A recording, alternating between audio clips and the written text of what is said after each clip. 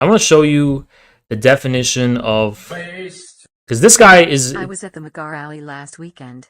These are our people 100%. I know, Aiden, so why don't we just embrace it? I have to show you a really scary guy who's coming to my house tonight.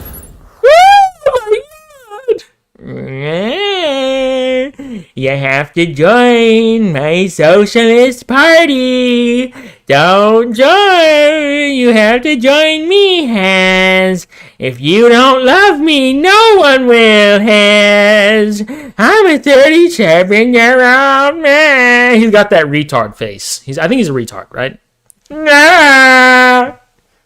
Look at him. He blocked most of you, but he didn't block all of you, right? So go ahead and give him the message. Give him the message that Haas is waiting. Haas is waiting for you to come interrupt my stream right now. Come to my stream right now, where I'm streaming at right now. Just come. You can ring the doorbell. I will open the door, and I will live in front of everyone lose my channel. I can't, there's no word of him, no trace of him. And again, just so you know who we're dealing with, because it's a really tough guy, really intimidating guy, this is him. I'm coming, House. I'm coming. House, I'm coming. By the way, 37-year-old man. He's raising his girlfriend's boyfriend's child. It's not even his blood. He's a stay-at-home dad. And he's a cuckold. Because his wife is going out getting fucked while he stays home on Twitter. So yeah, that's what it is. And he knows everything about me. Because if he didn't know everything about me, that would suck. Imagine not knowing anything about me, but I know everything about you. Imagine how much that would suck if I have all of the keys to the kingdom. The MAGA communist agenda is fully in motion. It's working. The leftists are seething and crying. And Andrew Saturn is threatening to order me pizzas. So, yeah. So Andrew Saturn is literally threatening to order me pizzas. I don't know why he would do that on Twitter publicly. But I might have pizza tonight. What? Based. Thank you, Tom. This is a fucking mystery. And I'm trying to... Is he like saying he's a pedophile and this is Pizzagate? I think Andrew's telling us he's a pedophile. What does this mean? What is this a code word for? What is this? He's a pedophile? What? Should we just start calling him Pedo Saturn? What if we just started calling him Andrew Pedophile Democrat Saturn? Because he's a Democrat entryist. He's an entryist for the Democratic Party. And he admitted that on his alt. And he's a pedo. Andrew Pedophile Democrat Saturn. Andrew Democrat Pedophile Saturn. I have an idea. I want you guys to go on Reddit and make a post called Andrew Saturn is a pedophile and a Democrat. And we're all going to upvote that post on Reddit, and it will be the first Google result that anyone sees when they type the name Andrew Saturn on Google. So if he ever tries to run for office or anything, the first thing on Google will be that Andrew Saturn is a pedophile. So actually, we're going to do that right now. Okay, I'm going to go to Reddit right now. Someone make the post. Andrew Saturn is a pedophile and a Democrat. Charles is the king now. And from what I heard, Charles is much worse than Elizabeth. What have you heard about that? Well, it's widespread that he's incompetent. And that's generally considered. At the same, he's also like totally devoted to the green stuff in a way that she and Philip were too. But he's got weird things, like he likes to talk to his plants. He thinks that's the way that he can help them grow. If you look at a child and you think to yourself, gee, when they grow, drugs are not such a big deal.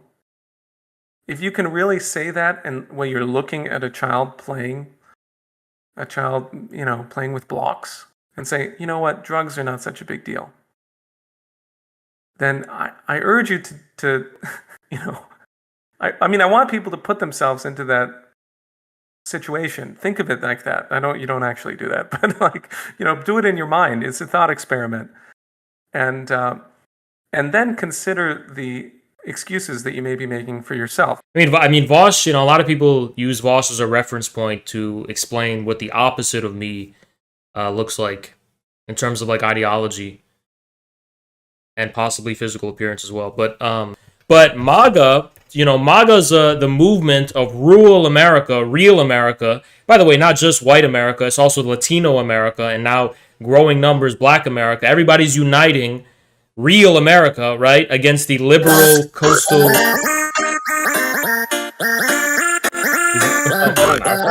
What the fuck is that? That's not. Who is that? Is that me? That's not. No, that was. I don't know how that happened. Okay, so the boss is trying to shut you down already. Go for it. Yeah. NSLs are issued by FBI agents without a judge's approval. You're saying that's not true. Where are you get why? So what is the source of that misconception? Where are you getting that judges have to approve NSLs? As I said, but you writing out. No, but when I told you to explain it, you just said I don't have to explain it to you. Just fucking explain it, dude. Can we roids? Settle the fuck down. Dude, me not being able to say the F word is your only. Listen, dude, you are only protected by censorship right now. You are only protected by censorship. That's not enough. Haas, you're not doing enough. That's the reality. One video is not enough. Okay. You have to do more pro-Russia content. 10 videos, 100 videos, 1,000 videos.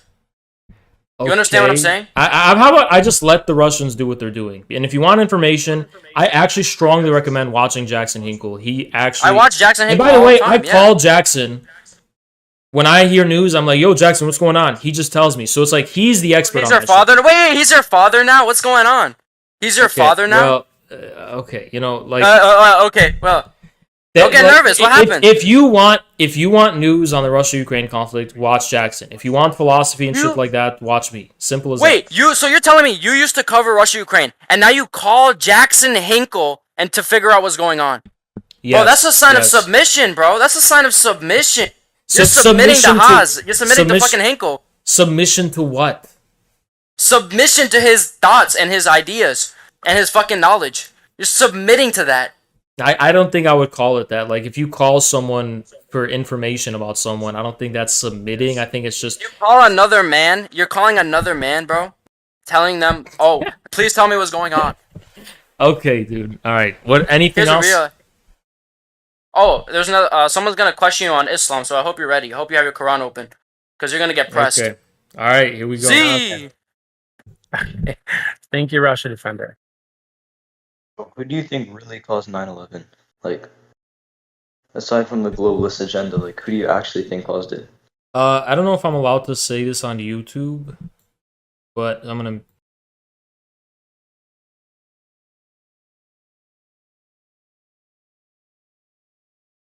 Actually, I'm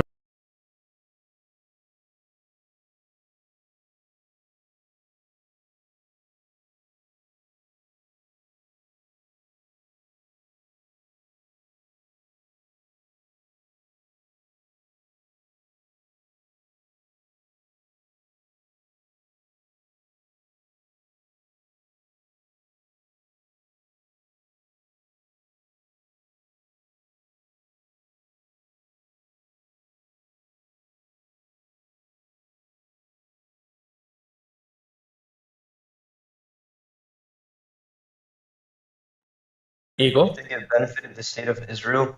Don't you think that? Yeah.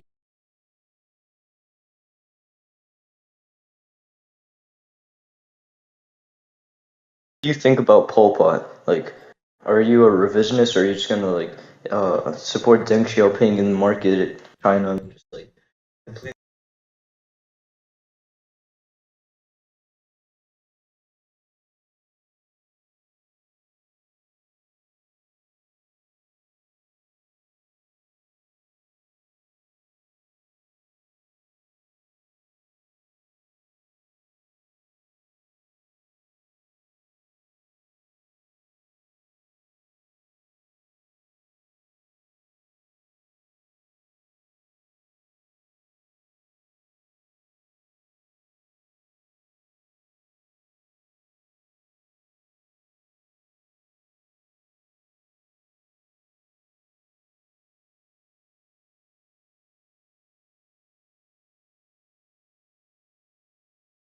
So you support Stalin. What's your point? Okay, do I uphold Pol Pot in the same way that I uphold Stalin? No, I don't. I think Stalin was a head. Because there's heads of Marxism. You know those like images of like Marx, Engels, Lenin, Stalin, Mao? Pol Pot's not part of those heads, right? But that being said, did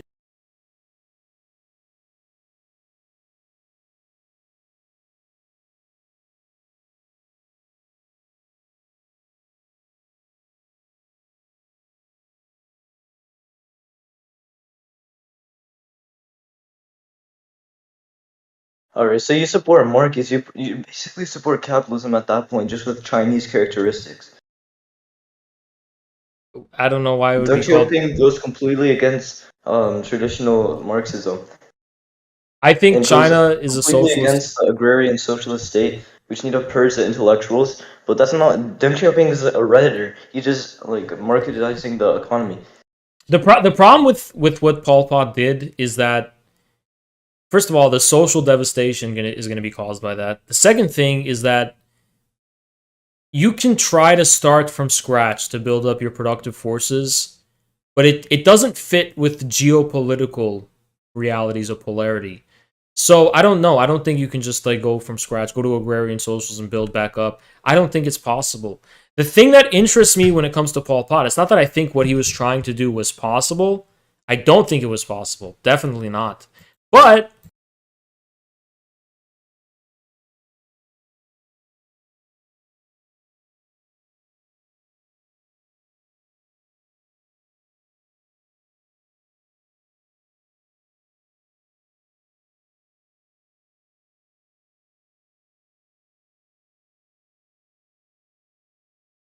Why do you support Deng Xiaoping? He goes completely against Mao Zedong. That's my main point. he doesn't. He doesn't. Here's how Deng Why not? Xiaoping fulfills that in many ways. Deng Xiaoping already takes for granted the smashing of this kind of Soviet-style bureaucracy, which were the professional managerial glasses wearers, by the way. They get smashed. Then Deng Xiaoping unleashes the productive forces, and the economy is not based on what the glasses wearers say anymore. The economy is based on the actual merit and strength of, the industriousness of the people. Which industries actually Open up to the deserve West, to like, survive? Opening Gucci stores. Gucci's in based. China. It's cool.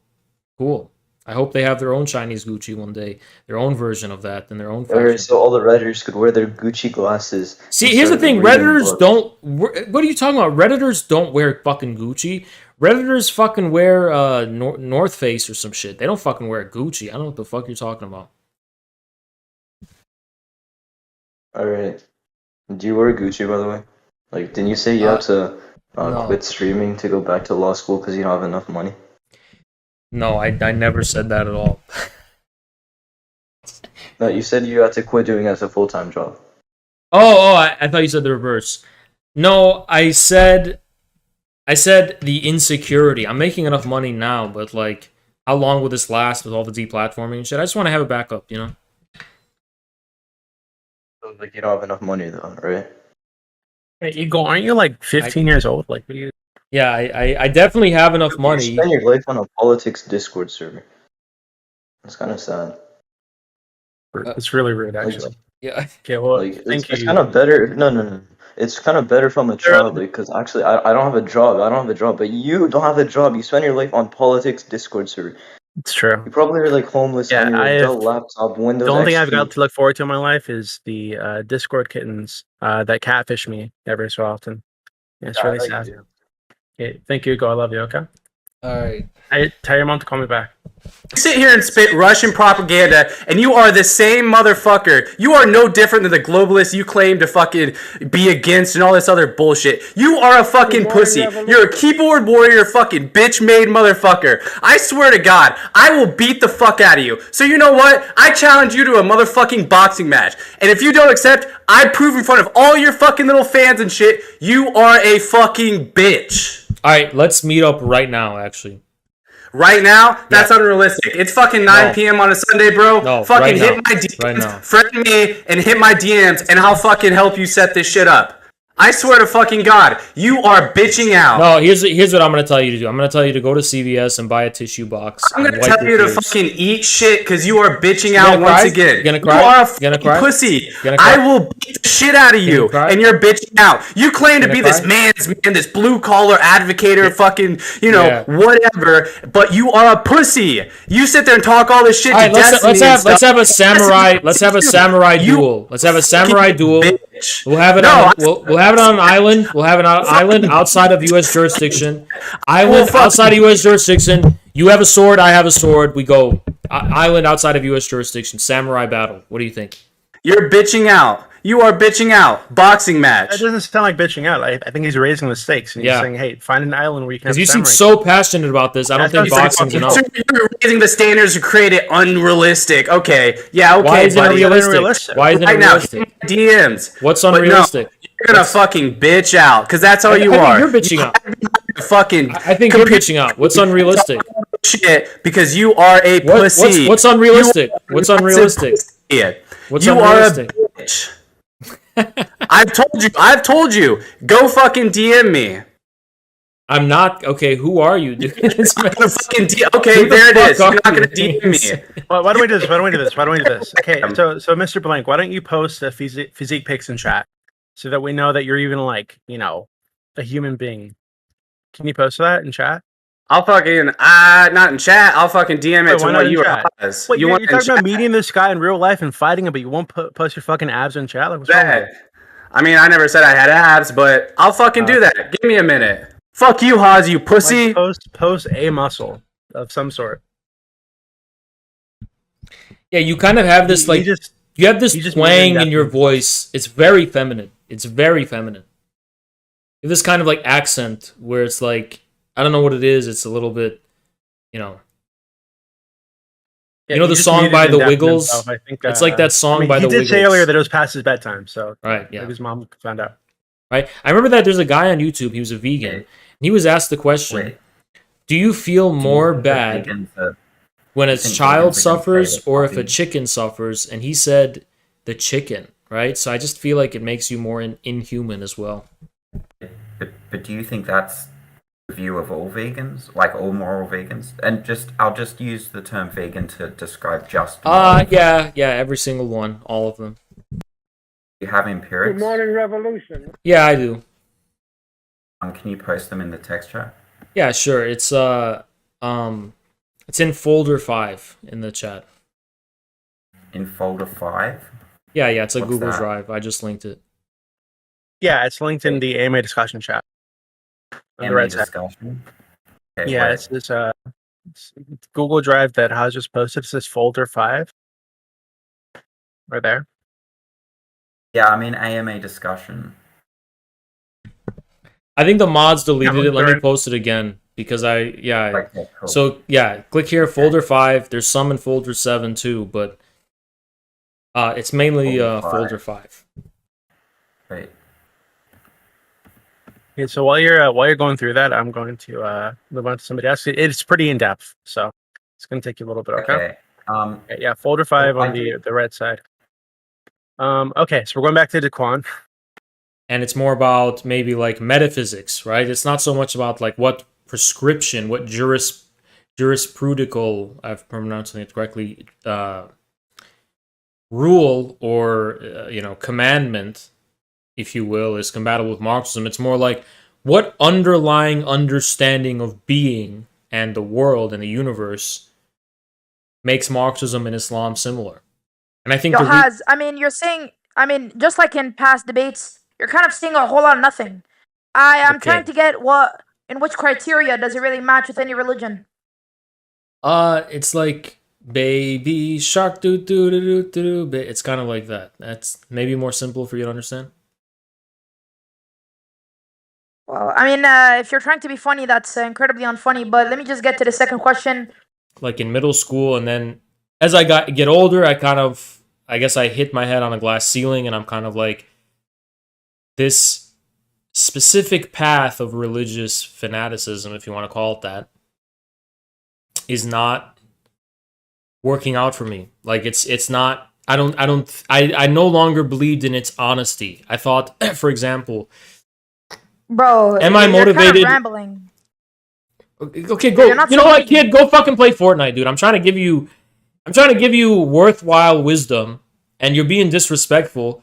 Shut your little kid ass up. You're a fucking goddamn little kid. Doesn't Islam teach you to respect your elders? Is an appeal to age really the only thing you can bring up whenever? Okay, yeah, go play Legos, bitch. Yeah, go fucking play. Listen to Baby Shark. That'll be more simple for you. You are some bitch-made motherfucker who sits behind a computer screen, who acts like he's for the working man, the blue class, and that's the only reason you're commie, and you'll make fun of these obvious soy motherfuckers like Destiny and all these other bitches. Meanwhile, you're up here getting clowned by people like who actually agree with a lot of your views, but they still fucking schooled your ass. Cut out. That's the bottom line. I fucking challenge you to a boxing match. So you cut out. What do you have to say? So, did you get your tampon yet from CVS? That's it. That's all you had to say. That's it. Wait, why specifically not like a weekday? Like, why does that have to be on the weekend? Because I'm blue collar working class man. What do you have to like fly out somewhere? Like you can't. I'll fucking drive. Like I already gave him. Like I told you.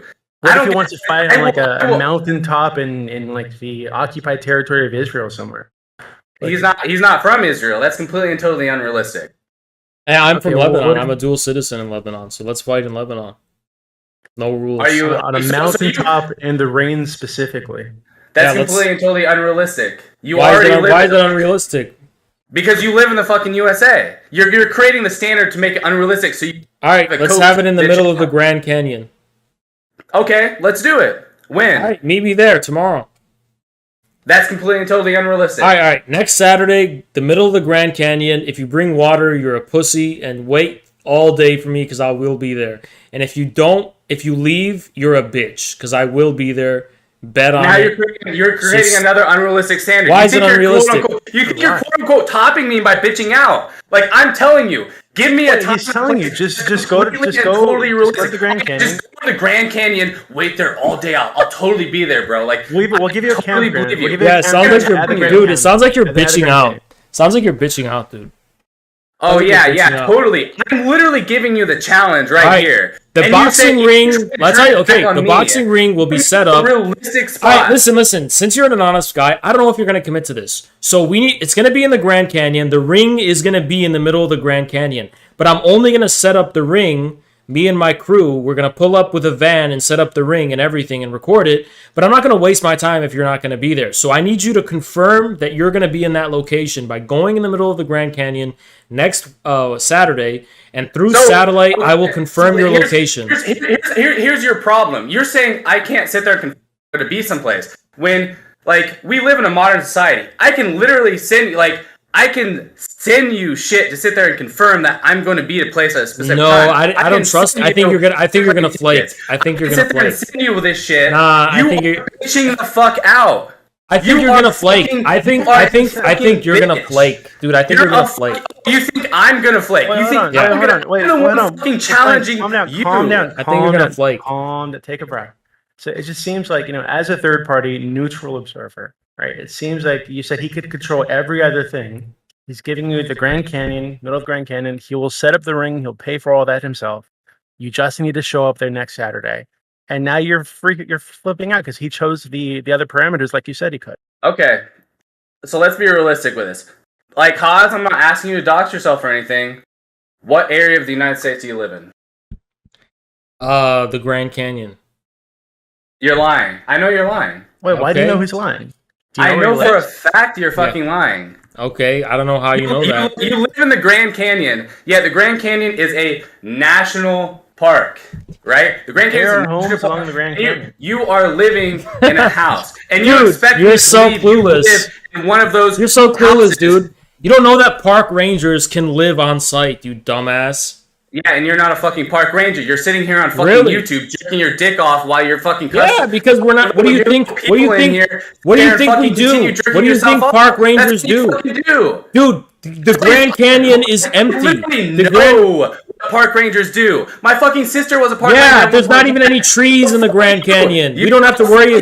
Listen, we don't. You bitch, you are backing the fuck Dude, out. you're fucking clueless. We don't have to worry about anything. The Grand Canyon's an empty desert. There's no trees. There's no forest fires. Oh no, you're gonna try to fucking talk over me? No, I'm not fucking Destiny. I'm not a pussy like you, motherfucker. Like you are gonna bitch out. Oh, you live in Michigan. Apparently, you live in. You fucking sound like Michigan. Dylan the Hacker, dude. Are you gonna hack PewDiePie? Fucking Michigan. You live in Michigan. You are literally north of me, motherfucker. All right, listen. I'm not PewDiePie. You don't have to yell at me, Dylan. Dylan the Hacker. I'm not PewDiePie. You are a pussy. You're a pussy. You literally will not accept this challenge. You won't. I just accepted it, but you bitched that out. He would show up. Like I don't understand what you're going for. Grand Canyon. Apparently, you live in Michigan. No, I live in fucking Michigan. You live in Michigan. You're telling me to go. Yeah, your information's wrong. Your information's wrong. I'm in the Grand Canyon. You're fucking lying. Okay, well. You're fucking he accepted lying. the challenge. He's asking you to be there next Saturday. We all heard it. So there you go. They're the terms. You either live in Dearborn or Detroit. So let's do this. So Mr. Dearborn, I live in the Grand Canyon, sir. I don't know what to tell you. Mr. Blink, just go to the Grand Canyon next Saturday. If Haas doesn't show up, we will hold him accountable. Let me fucking believe that you're gonna sit there and create some fucking fairy tale bullshit.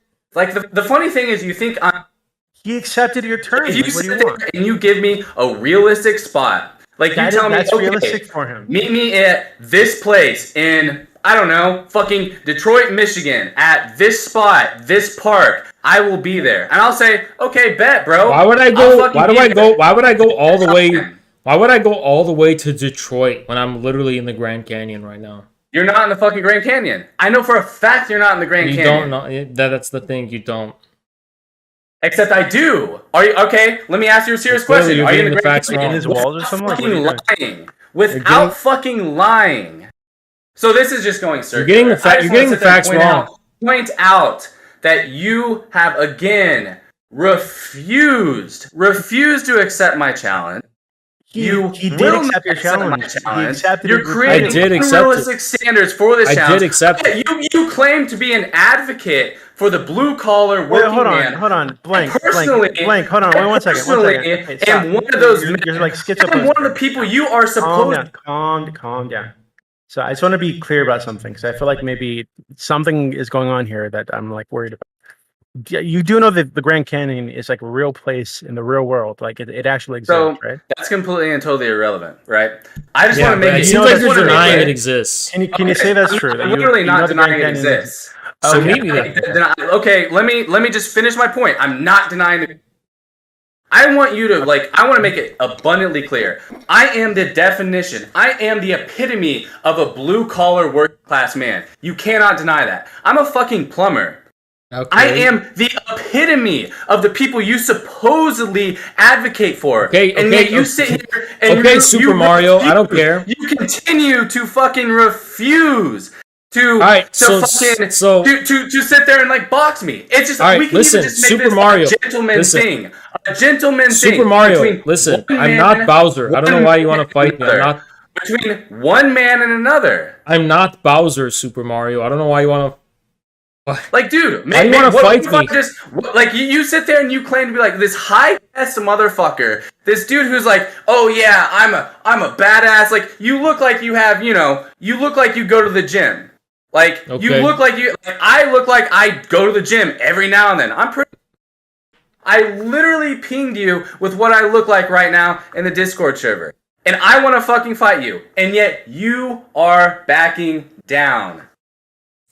I gave you my terms, and you said I could dictate them. Your terms are completely and totally unrealistic for someone who's... Well, you can bitch out if you want. You can bitch out if you want. It's not my fault. You're the one fucking bitching out. You're creating these unrealistic terms. That's it. Well, that's subjective, actually.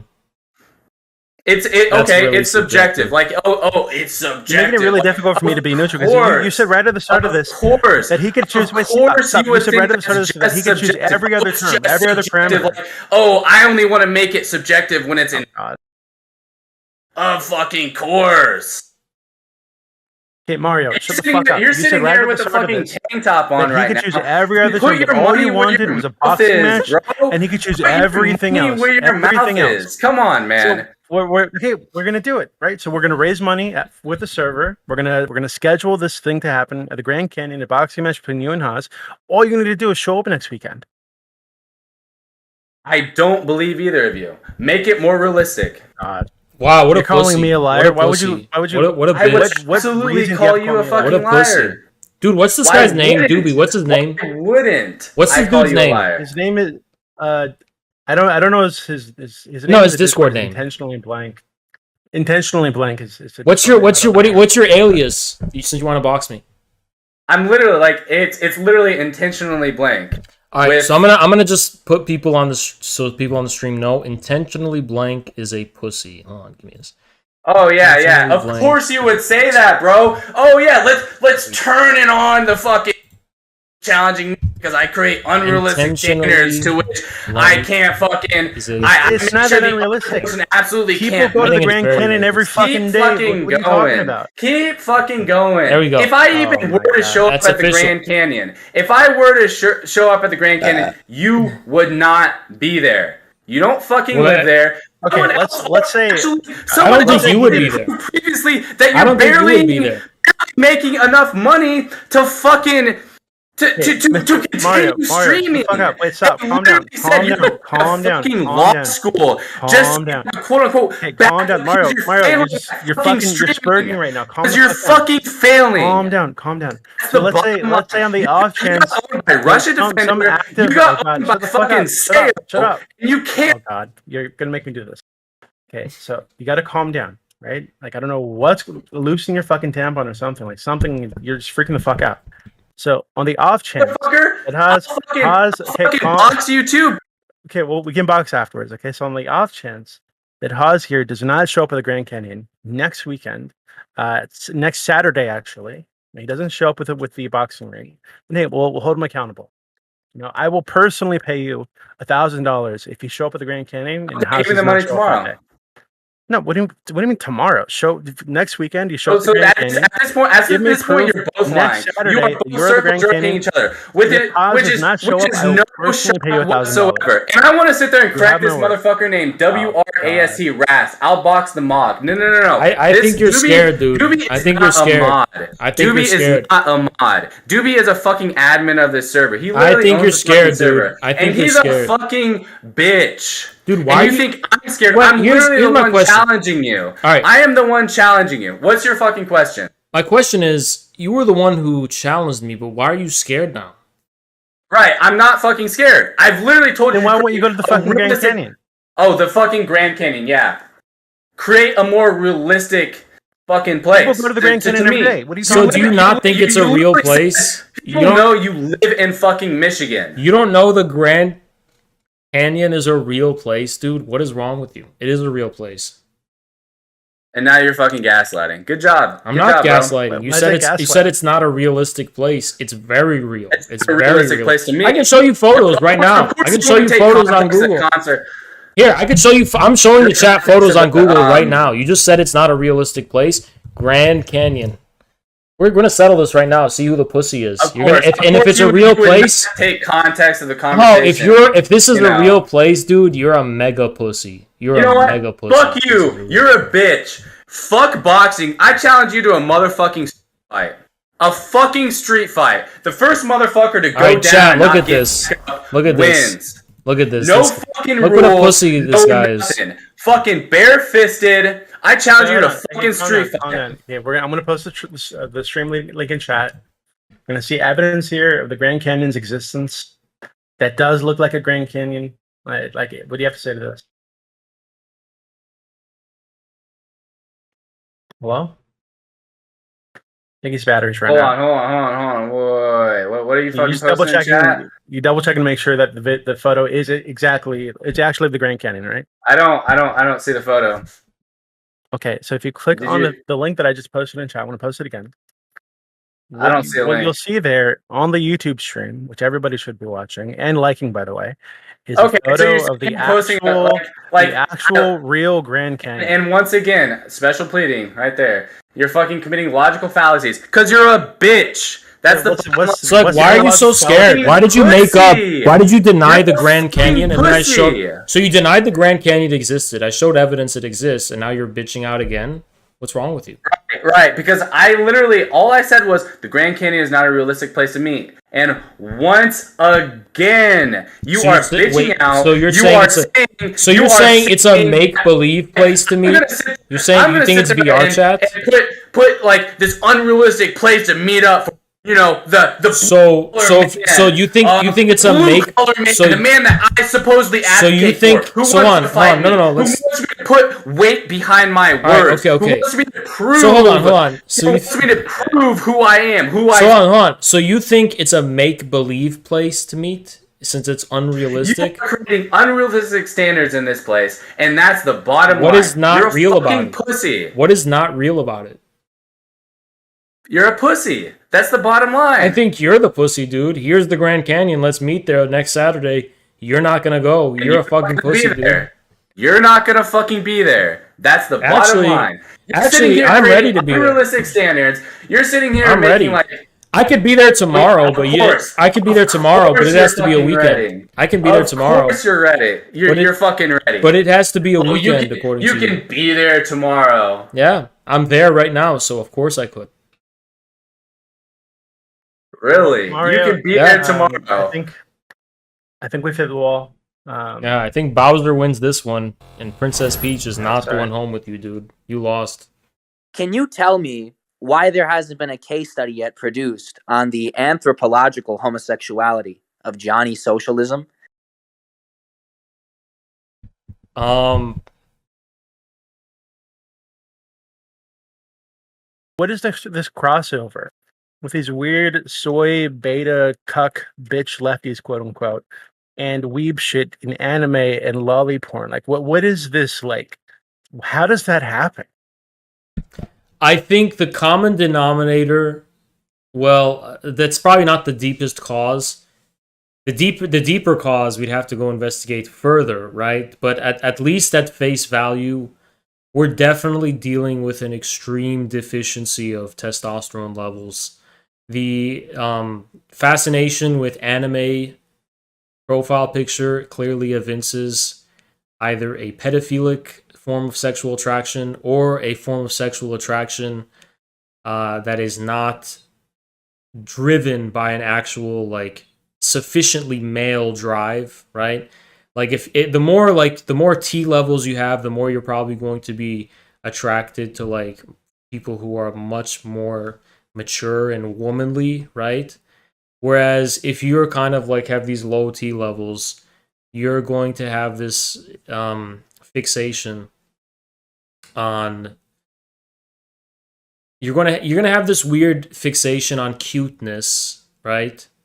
That makes you a creep and a pedo, right? Women love cuteness, right? But when a man does it, it's really creepy because men are also aggressive and creepy and shit. So yeah, it's like you're gonna like the cuteness factor more.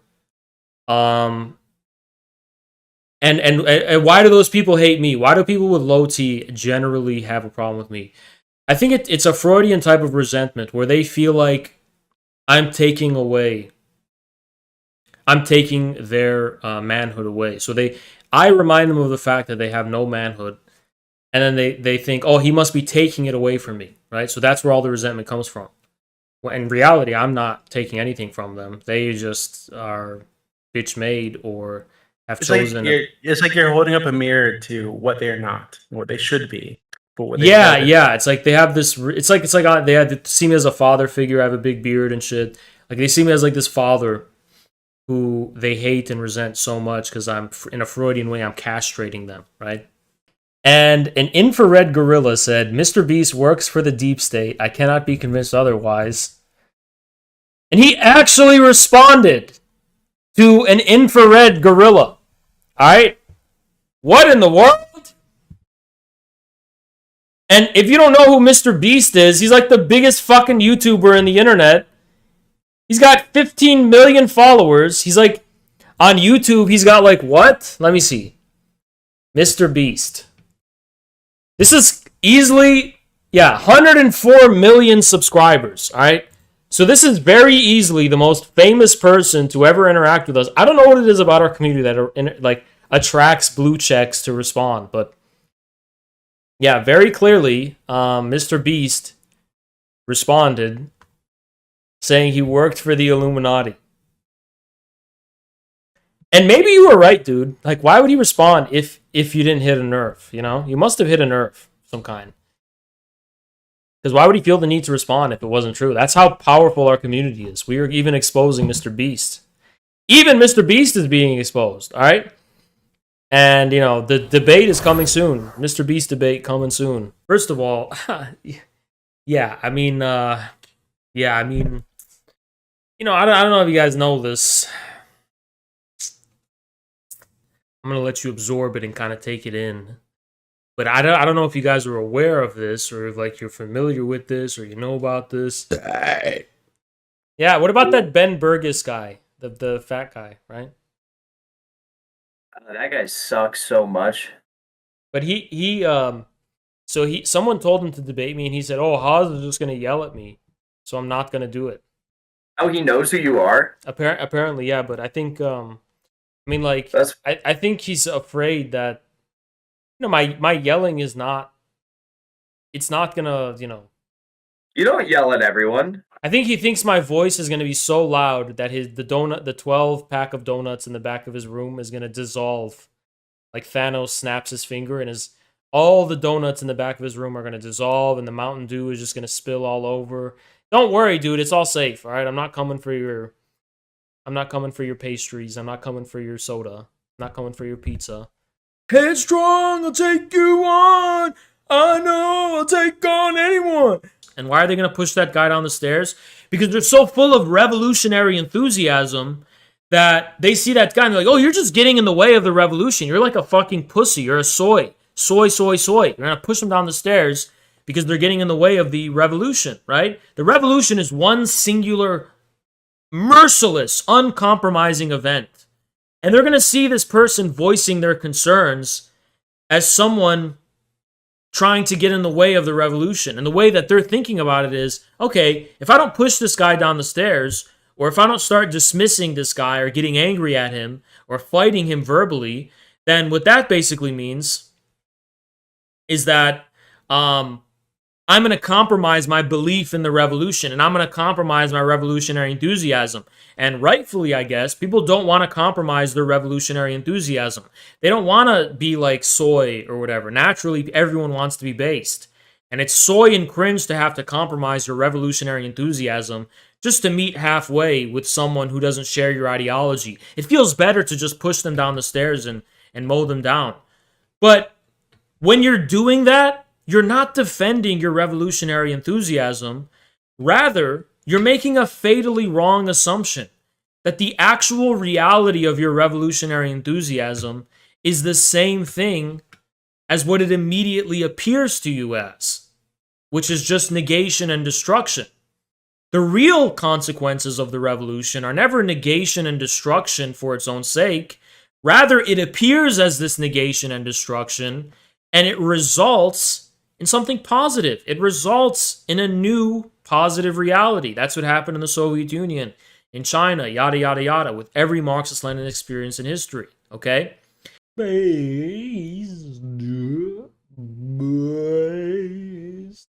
at this fucking idiot. There's nothing to debate about fighting for human rights. This isn't a debate club. You fucking retard. Human rights are the fucking most cringe, bourgeois, whatever fucking thing in the world, you dumb fuck. What's my Second Amendment position? What do you fucking think? I want nukes in every backyard. Legally. Because if the working class stops going to work, the whole fucking country shuts down. If Starbucks baristas stop going to work, nobody gives a fuck because coffee is for... Oh, I'm on YouTube. Never mind. My Latin America is the Latin America of partisan guerrilla warfare. And you know what my issue with? My issue with the Latin American fetishists is that they pretend like it's over. They pretend like the revolutionary Latin American moment is over, and it's not over. It's not over. Now multipolarity means sovereignty above all else, right? Sovereign states versus globalism, the anti-globalist struggle. And I have a prediction. I think, given how popular the fourth political theory is in Brazil, Brazil is this giant super state in Latin America or in South America. And I know there's a disconnect because of the fact they speak Portuguese. I think something interesting will brew from there. I think something very, very interesting. Something very, very interesting. I think the South American revolution of the future will not take the form of the classical leftist forces, right? It's not going to be the classical leftist forces. Latin American leftism seems to have been co-opted. It seems to have been co-opted. Look at Boric. Look at fucking Petro. Look at what's going on in Peru, right? Where they kicked out that guy, Castillo, right? It seems like the leftism in Latin America has increasingly, it's become an arm of international social democracy. It's an arm of globalism and imperialism. And that's why you have to pay attention. You know, there's a lot of different forces from, you know. Okay, can we pause? There's. Okay. Did you want to say anything? Or should I? You go ahead and go first because I just want to, you know. Yeah, you go. I'll go off after, but go please. I mean, this is just. Look at that guy Boric, a third-party candidate. Look at him. We're going to use a third-party candidate to come in and represent globalism. Look at Petro.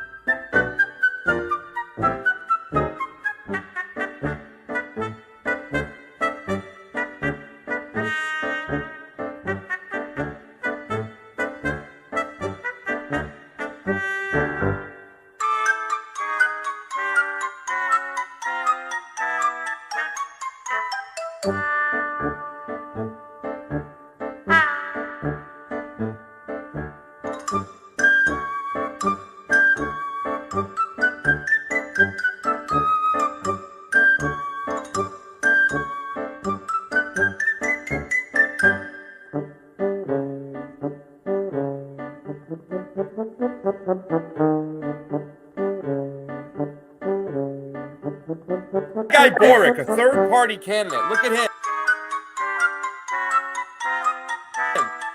We're going to use a third-party candidate to come in and represent globalism. Look at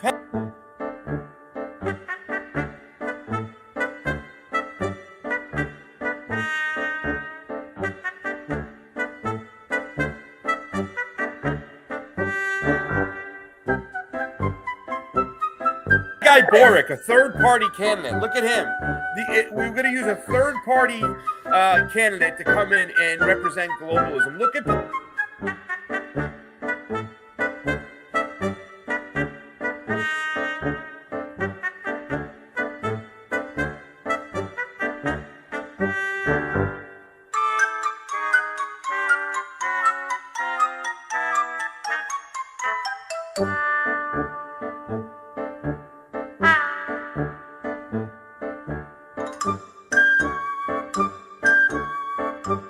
Guy Boric, a third-party candidate. Look at him.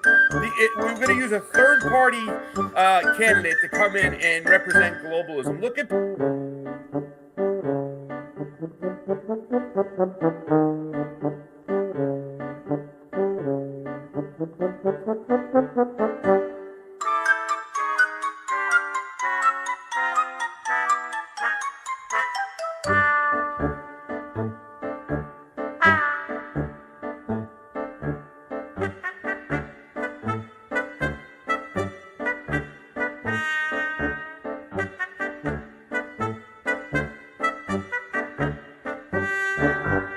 just being a third party in and of itself doesn't mean you're anti-establishment. Macron started a third party and ran on that third party, and he fucking won, and there's no doubt that the Rothschild banker, Macron, is a globalist, like, representative of the establishment globalism in France, right? Okay, we know that. And this is what the establishment does all the fucking time in a lot of countries. They rebrand and they kickstart some new trendy progressive thing that's the same old bullshit, but they just rebranded it. Look at fucking the Blairites in the third. It's literally like the third way politics of social democracy in the 1990s. Oh yeah, we're totally what you think. You don't think they can do that with a political party? They can. Now, if you do a class analysis of Borik's political party, where does it get its sanction from? Where does it actually get its support from? Where does it actually draw its strength from? What social formations? What classes? Well, in Borik's case, it's from the literal globalist-funded and Soros-funded network of NGOs, American-funded network of NGOs and democratic civil society groups and organizations that are behind Borik. So whatever with this argument you're trying to make that, oh, he's a third-party candidate, so that precludes the possibility that he could possibly be a globalist. It's just fucking stupid. Mango press cocoa bean left. Yeah, it's just, I don't know. These people are really just naive, okay?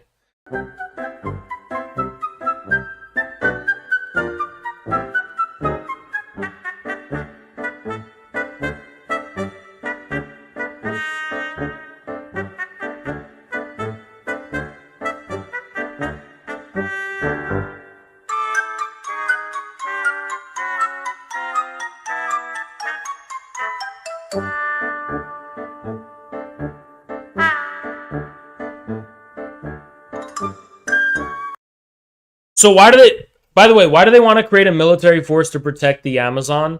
Who are they protecting it from? They're protecting it from China, because China wants to develop Latin America, whereas the Latin American left is on board with the Rockefeller degrowth Malthusian agenda. These people are so fucking naive. It's incredible. Chile is one of the most conservative countries, if not the most conservative country, actually, in Latin America. Again, that's like... Again, I don't speak leftoid. Okay, you're talking about conservative or liberal or what does this have to do with hegemonic or counter-hegemonic in regards to the unipolar world system? You know? No, because people hate communism there. Yep. They hate it. They literally have been under this idea that communism is the worst thing in the world for the longest time, in spite of people like Augusto Pinochet, who literally like killed people out in the front of the streets. And if you were in any way linked to Allende, you were freaking... Okay, I'm sorry, but this is what I have to call alt-left bullshit. Sorry, alt-media. This is just alt-media bullshit talking points. Oh, did you know that the CIA overthrew Mossadegh in Iran, and that's why we have Khomeini? Oh, yeah, did you know we supported the Mujahideen and Operation Tornado? Oh, did you know that we overthrew... Yeah, this is all just like alt-media, like NPC talking points. That people who think they're like subversive... No, this is like shit that Hideo Kojima would put in his video games, okay? This is shit that you would fucking... It would be in a James Cameron movie. This is not like bombshell, red pill, like subversive knowledge. It's like Wikipedia. It's Wikipedia leftism, okay? It's the most like... It's the most benign, banal fucking... Like, it's like one of those things, oh, you thought this, but this is the truth. No, you're still on the surface. You're pretending you've gotten to the thing under the surface when you're still on the surface. 1,000% on the surface. Because you're not taking into account the Rockefeller progressivism, which we're not taught about anywhere. Okay? Even in college, they're going to teach you about all the shit you're saying. But in college, they're not going to teach you about the fucking Rockefellers and the Ford Foundation. I promise you they're not. The Shining Path, who advocated Mao Zedong, went in there and started car bombing. Of course, they focused initially on the elite, but then they started car bombing everybody who disagreed. Yeah, I'm pretty sure the car bombing was kind of secondary to like the baby boiling, but yeah, I could be wrong. Of him for a long time. It's not like he wasn't a social movement guy. The guy literally comes from a teachers strike union. The guy was as like agricultural leftist as they come. Like, he was not, he wasn't some sort of revolutionary, but he was the most left they could have even tried to elect in Peru, because there's no way you were going to elect anybody further, because they were literally... Okay, is Ayatollah Khomeini left or right? And see how meaningless this term is? You see how meaningless it is to call something leftist or rightist at the end of history? We live in Kojève's end of history, not Fukuyama's. Alexander Kojève's end of history. Understanding anything in terms of, oh, this person's the leftist. Yeah, it could be marginally useful in certain contexts, but it's going to tell you nothing about like actual historical changes. It's going to tell you nothing about political change. Khomeini, is he a rightist or a leftist? He's neither. He fucking blew up the whole system. Khomeini destroyed the whole fucking political alignments that existed in the Shah's Iran. He fucking tore it all to... He destroyed the whole fucking dichotomy. And then after that, there was another kind of maybe lefty or righty faction that emerges, maybe when it comes to social or economic policy, but only after Khomeini fucking blows up the whole system. So, it's the same thing everywhere else. You can't judge, is the Taliban right wing or left wing? It's stupid, right? It's not useful for understanding anything. I defend socialism with Chinese characteristics, but the way Luna Oi defends Vietnamese socialism is disgusting. She's literally like, we were forced by America to have markets, otherwise we would have had full socialism. But we had to because America made us. Boo-hoo. We have a victimized mode of production. Boo-hoo. The global south. We're always victims forever. New Amauta is our only savior. Like, what a fucking pussy mentality. Yeah, I don't ever see Hezbollah say that shit. I don't ever see, I don't ever see fucking, you know what I mean? I don't ever see... I don't see Xi Jinping say that. I don't see Putin say that shit. I don't see Kim Jong-un ever say that pussy shit. That pathetic victim. Oh, we have to be fucking... The movie Southland Tales seems to be a parody of the current reality in terms of petrol politics and leftist useful idiots. Yeah. Like, I don't ever fucking see these other forces say things like this. And just do what you want when you get in. Okay, it's also the fact that Petro looked to talk about the issue that's going on in the Amazon. And this is something you can go after Bolsonaro for too as well. The corporations that have come in, the drilling, the misplacement of people in the indigenous... Oh! The Amazon! Where's Leonardo DiCaprio? This is such a revolutionary issue! All revolutionaries are for the Amazon! So fucking stupid. It's literally like, this is like, it's literally one for one the Rockefeller agenda in the Amazon, and it's being sold as like, nah, the corporations, man, they want to drill. No, China wants to drill. The up and coming counter hegemonic businesses want to drill. The unipolar aligned monopolies want it to stop for obvious reasons, because they want to protect their monopolies. Whoever told you that capitalism is based on growth for growth's own sake lied. It's not. Capitalism ends in monopoly. Capitalist monopolies do everything in their power to stop economic development and stop drilling in the Amazon because it threatens their existing monopoly. And because we have a financialized system, they literally want to degrow, and that is literally the source of their profit and extraction of surplus value now. Degrowth is literally a way for them to suck out and inflate their artificial wealth, which is based on fiat debt bullshit currency. Like, if you understand how the existing economy works and how the existing global system works, you wouldn't say dumb shit like, Bolsonaro is doing it for the corporation. I'm the Lorax. I speak for the trees. Fucking stupid, man. They're not left wing enough, Haas, to vote for a communist. But the fucking government last year was gonna join the Belt and Road Initiative. Was the last government communist? See what I mean? It's such a stupid analysis. Going on in the Amazon needs to be addressed. We would play the pink dolphins the whole time, because once you kill the pink dolphins and the pink dolphins die in the Amazon, I don't fucking care about pink dolphins. I just don't. Sorry. I don't care about them. I care about people in Brazil.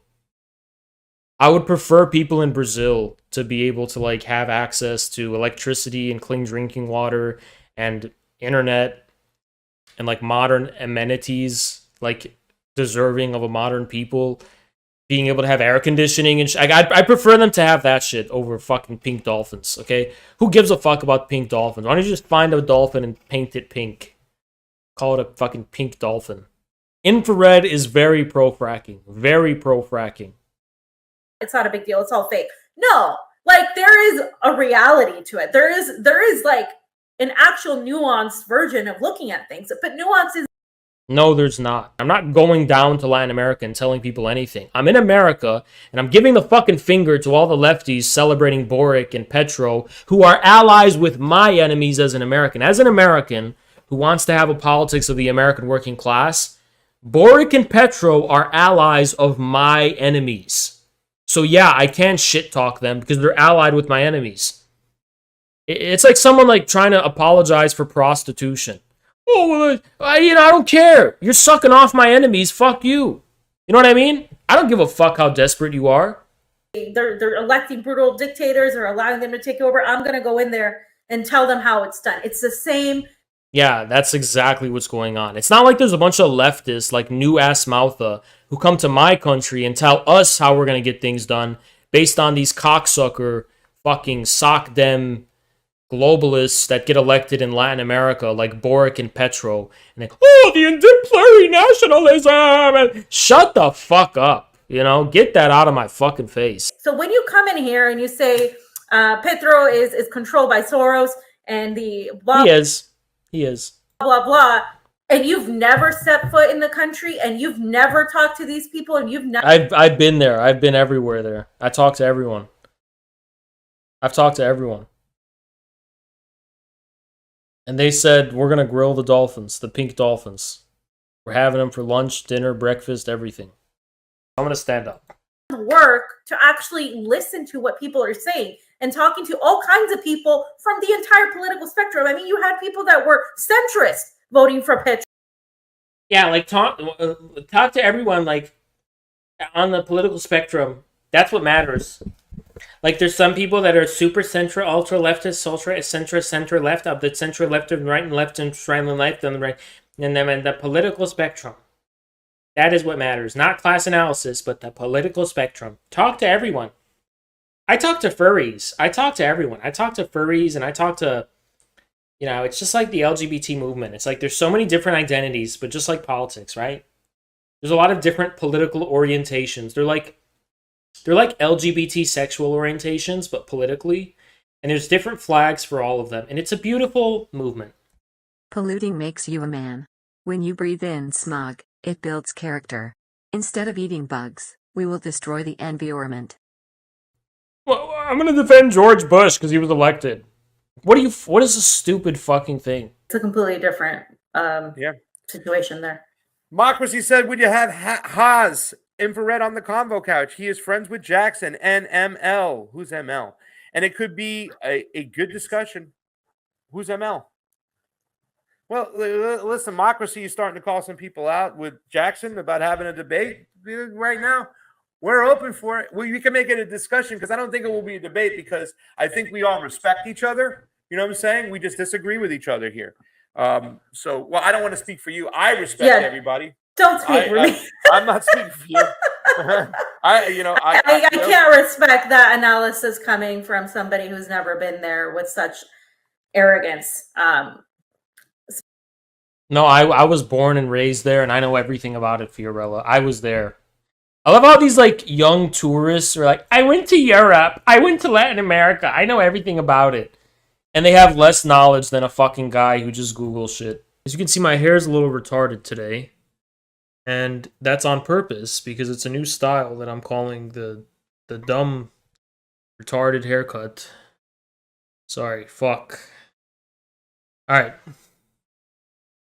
Guess this will do. You know what? I really hate it. I'm going to end the stream. Anyway, without any further ado, let's get into this shit. Oh yeah, okay. I want to introduce non-compete. Okay, before I do this, I'm going to introduce non-compete. So non-compete is he's what you call a sex pact. So he was born in America. I think he's from Portland with all the weird, crazy lefties. Thank you, Diogenes. Overweight anarchists from the Pacific Northwest have nothing against MAGA communism.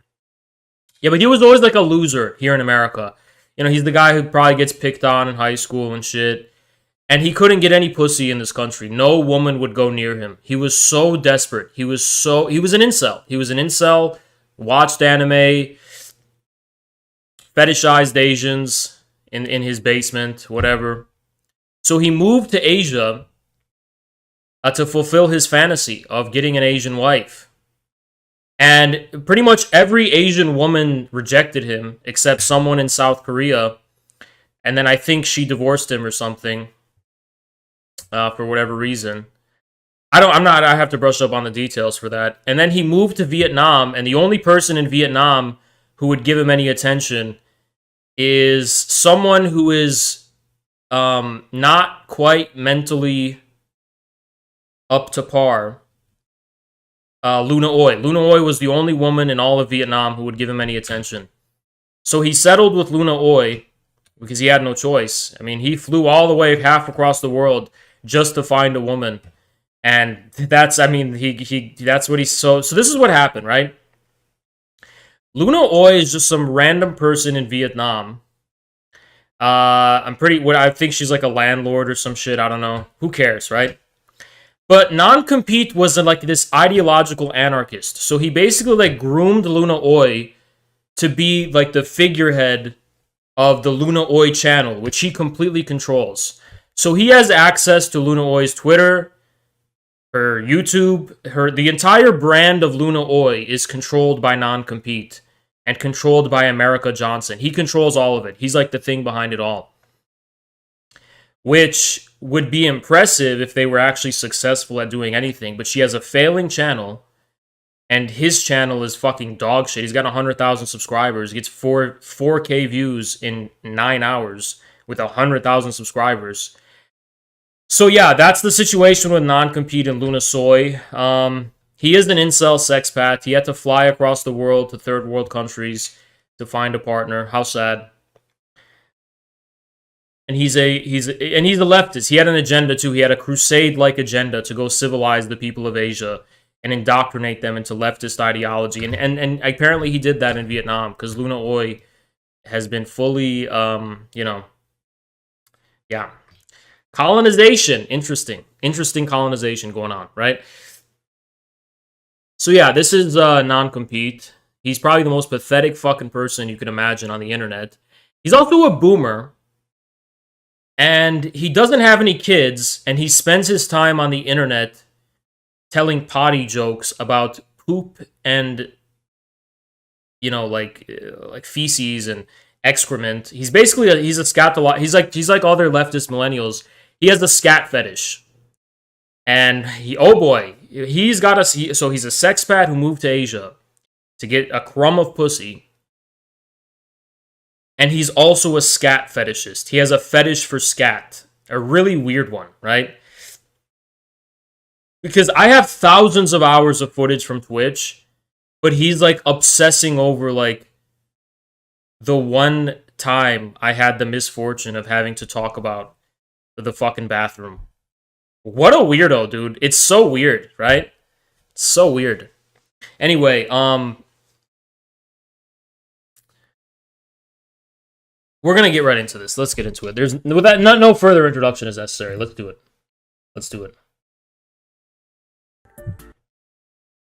Okay, so first of all,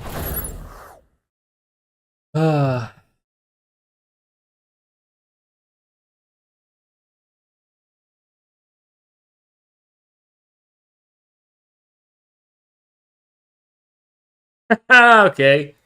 We're fascists and we're dangerous. Alright, I got you. Got you. This video is going to be pretty rough. Thank you, Destiny's Crack Dealer. Appreciate you.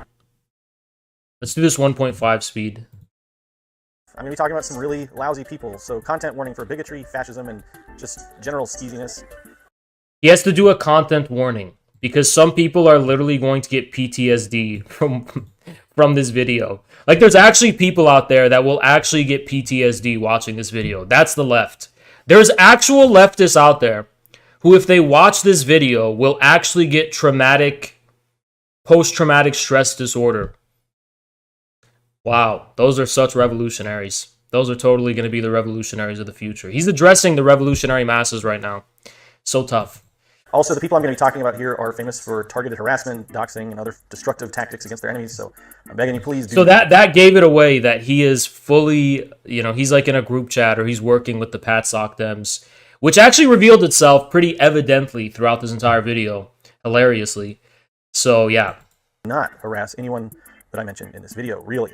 Please. Hello and welcome to the ancient and beautiful Temple of Literature, one of my favorite places in Hanoi. So this is the colonizer who's in Vietnam because he was a loser in his own country. So he goes to Vietnam and copes about American affairs because I think he thinks he's the viceroy of the American empire. So he's trying to bring that colonial power back at home and clamp back down at us, right? So let's hear what he has to say. Formerly the National University of Vietnam, the Temple of Literature is now a public shrine to knowledge, education, and wisdom. And if you want to learn more about the Temple of Literature, highly recommend you check out my partner Luna's channel, Luna Oi. She gives a full tour of this amazing place. And Vietnam takes a huge L for, Vietnam's a revisionist country, but it takes a huge fucking L for allowing this in their country. Honestly, think about it. Place really is just gorgeous. So go check that out. I'll put a link in the description. Notice he has a very feminine hairline because although my hairline is not good, you will notice that I do have hair and the pointy spot. That's literally what distinguishes a man from a woman. When you have the hair in the pointy spot, that's the masculine hairline, right? Thank you, Voidburn. He deleted my comment saying that if we're fascists, then so is Alex. Yeah, he deleted everyone's comments because he's such a tough guy. But he does have this like androgynous kind of hairline here, and I would rather shave my head than have this hairline because this isn't a pro tip, guys. If you ever have this hairline, just shave your head, right? If you still have a pointy spot like Goku or whoever the fuck it is, Vegeta, then you can keep it, right? But if you don't have that pointy spot, shave it because it's very feminine when you don't have the pointy spot. Just letting you know. Interested. But the reason that I'm here today is I thought that this would be a fitting setting for today's topic, the search for truth in the face of distorted facts, false narratives, and outright lies. Specifically, thank you. Johnson, aka Non-Compete, has a cringe video of him and his butt buddy running for mayor on YouTube. He also had a Korean wife before he got with Luna Oi. Yeah, I heard about that. Thank you for the time. Appreciate you. We'll be discussing the lies of a group of grifters who call themselves American Patriot Socialists and who drape themselves in American flags, hang out with TERFs. This transgender ideology is pure idealism. It says, if I feel something, it's true. We've all got our own reality. And every once in a while, get caught driving young women into poverty, forcing them into a cult, and then sexually abusing them. It's going to be a wild ride. What does this have to do with MAGA communism? Nothing. Literally nothing. So, buckle in. I don't want to talk about this shit, but I think things are coming to a head, and it's time we address. Yeah, things are coming to a head, you fucking bird brain, because you saw something trending on Twitter. He's like, it's trending on Twitter. It's coming to a head. That's what I'm saying. That's how people think. Keep it up. Keep it up. Keep it up. This dude, people think like birds, especially if they're stupid. And this guy has a bird brain. He saw something trending on Twitter, so things are coming to a head now. Okay? So keep it up. Look at the dragonfly on my shoulder. Hello. We have been blessed by a dragonfly here at the Temple of Literature. I guess he's just going to hang out there. Okay, that's fine with me. So the American Patriot Socialists worship crypto-fascist figures like Lyndon LaRouche and Nick Land. This is kind of what... How are you going to tie Caleb to Nick? Yeah, that's my thing. The Nick Land thing is my thing, okay? What is... So Caleb worships LaRouche and Nick... Poor Nick, dude. Where is Nick, huh? He's been off Twitter for so long. Look at this. Crypto-fascist figures like Lyndon LaRouche and Nick Land. Where this idiocy really comes from. So buckle in and I'm going to show this to you. Now, I know YouTube has like no fucking rules, right? But this one is pretty bad. So I'm just going to show you So I'm just going to show you the relevant part, okay? And then I'm going to show you the likes. So check this out. And it's important to be like mindful of what I'm... So this is going to perfectly explain it. All right. So this person made a tweet and they said, this is what they think of you, by the way.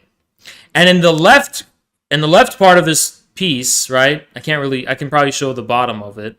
There's like a fat, grotesque person, right? And they have like a really bad black caricature, whatever, like really racist, really vitriolic. And here, it's a normal MAGA conservative working class, rural family, whatever it's supposed to be. And then, yeah, there it was. You probably saw a glimpse of it. China's so much better than America. We have to step aside for Xi. Those Trump tweets go so hard. Workers of the world unite. Okay, so they're seeing this shit, right? And they actually agree with it. They agree with this specific order. Okay, so you look at the person who made this tweet. So there's a few things you notice, right? And the first thing you notice is that they have an anime profile picture. Okay, I'm just trying to explain to you the arrangement we have going on here. So look at this profile picture, right? And then this is the best part. This is going to be the best part. Okay, check this out. This is going to be the best part. Because we're going to show you the profile of the person who tweeted that. Because leftists are saying, this is what they think of you. This is actually what you look like. There's no way to unite MAGA with communism. Because we're going to agree with all of the rightoids. They're agreeing with the point of view of the anime rightoid about communism. And because they like this convenient arrangement where the working class MAGA people and communists are completely divided. Right? So check this out. So this is the person that leftists used as an example of the MAGA movement. Ready? This is the example they used of a MAGA working class, white working class dad with his kids who had a MAGA hat. This is the example they used. Ready? So this guy lives in Saudi Arabia. This is a Saudi Arabian man. And he calls himself a paleocon monarchist, Fallout nerd, and weeb. Let's be friends. And they have an anime profile picture. So, now, I am from Michigan. I live in Michigan. I know MAGA people. I'm always talking to MAGA. I'm always around these people, okay? Everywhere I fucking go, I know MAGA people, all right? And I'm from Michigan, the Midwest, okay? So maybe my experiences are a little bit limited anecdotally, but something tells me that this is not an actual representative of what MAGA people think. You fucking dumb leftist bitches. And this is what pisses me off, is that these are the same demographics of people who are interested in leftism. These overly online, anime-loving, disgusting, degenerate scum who have fucking cut all of their fucking roots with their families and their communities, and they're these completely, detached, fucking irony poison, nihilistic, fucking internet anime scumbags. That's who BreadTube converts to being leftist. So it's all the same class of person. You understand? It's the same fucking type of person. And they interact with each other, and they're using that ally that they have on the right side of the spectrum against us. Because they are class, in terms of their class background, they are identical and they are aligned. It's the same declassed lumpen scum, degenerate scum. It's one big club, literally. They're the same fucking people. And they were using that. This is the psyop that we're in. So you've got these anime degenerate rightoids shaking hands with leftists, and you know what they both agree on? Their slanderous and disgusting false depiction of the MAGA working class movement. Both of them believe in the same thing. Both of them believe in the idea that, it's either complete Nazism and racism or it's nothing. Either you're going to be a leftist or you're going to be a neo-Nazi racist. Conveniently, the two types of political personality and political subjectivity that are allied currently in Ukraine. What a convenience. What a convenience, isn't it? Isn't it a convenience that the only threshold of political possibility that's acknowledged or recognized just happens to be the people literally allied in Ukraine. Isn't that fucking crazy? Yeah, it's the same class of fucking people. Exact same type of fucking person. They're literally allies. They're literally allies with each other. Why? Because they both maintain the same prejudices and this false dialectic that they have. This is what I'm trying to say, all right? Can you fucking listen to me right now? I'm gonna be like Voss from Far Cry 3. Are you fucking listening?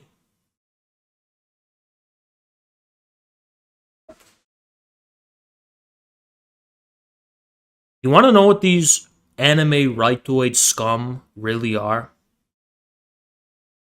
You want to know what they are? They're what leftists look like when you remove them from their social networks.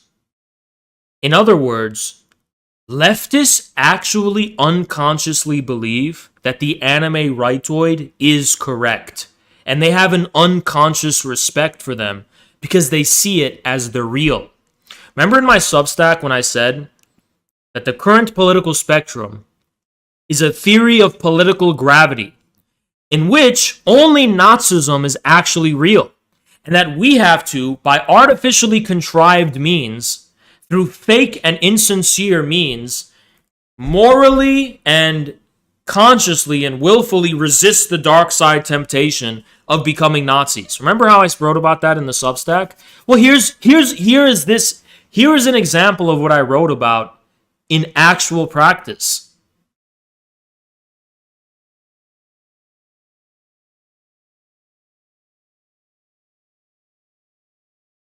They believe the Nazis are correct.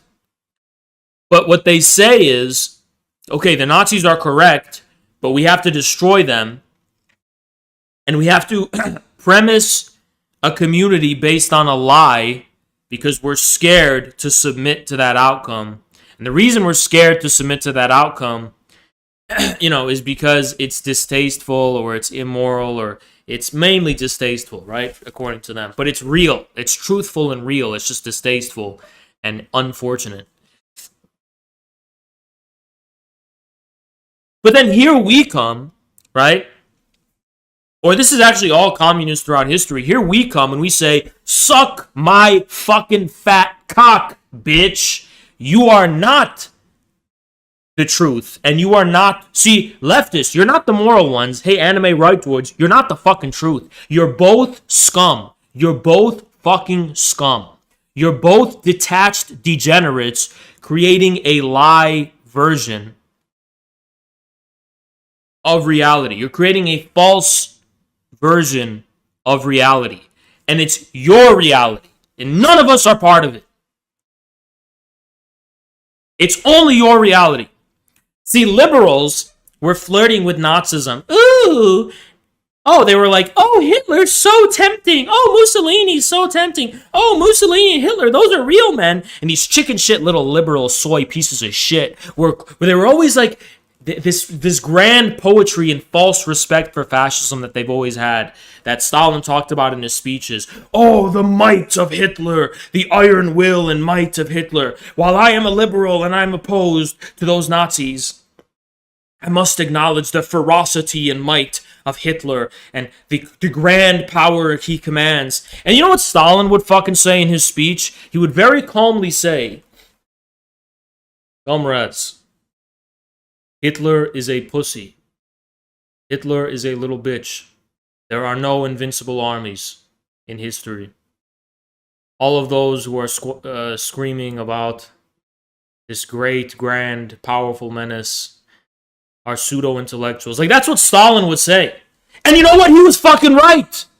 So all of this false respect that they had for the Nazis, what happened to it when the fucking Red Army came rolling through Europe? The real fucking men.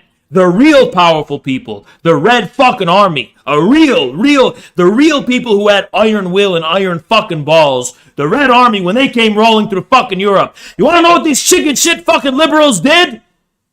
They didn't have any of this grand respect for the Red Army or any of that kind of shit they had for fascism. You know what they had? They had Operation Unthinkable, where they literally wanted to nuke the entire Soviet Union and kill hundreds of millions of people because they were epistemic activists. For Hitler and the Nazis, that was possible. Nazism was possible for these Western European liberals. It's a possibility. Now, they may say that they find it distasteful and that they find it immoral and that they find it, condemnable and they find it, whatever.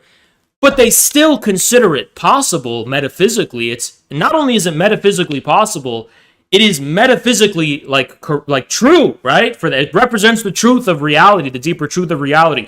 Oh, deep down, all of our instincts go into the direction of Nazism. I'm Carl Jung. I'm such an intellectual. Oh, Hitler represents the unconscious within us all. This resistance Thank you, PJ. to what they think is real causes a break with reality. Yeah. Leads to the Thank you so racism much, of low PJ. So Carl Jung and all these hatred students, of oh my progress. God, Hitler, that's the primordial force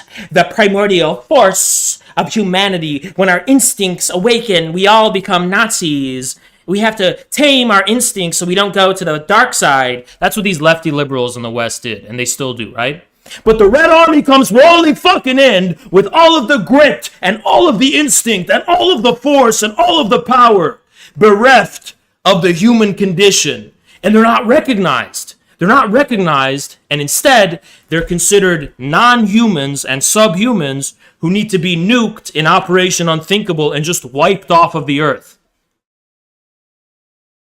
Why? Because the Nazis were possible. Communists, Soviets, Russians, Chinese, they're not possible. Communists are not possible. They don't belong in this reality. Liberals and the anime rightoid share in common the view that communism is not possible. It's just not possible.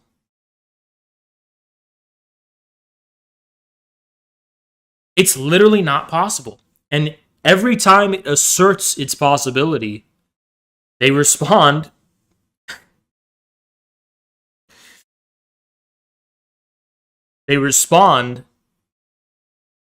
with wipe them out, genocide. That's it. Because when something you insist is impossible forces its possibility onto your horizon, first of all, that's the definition of trauma.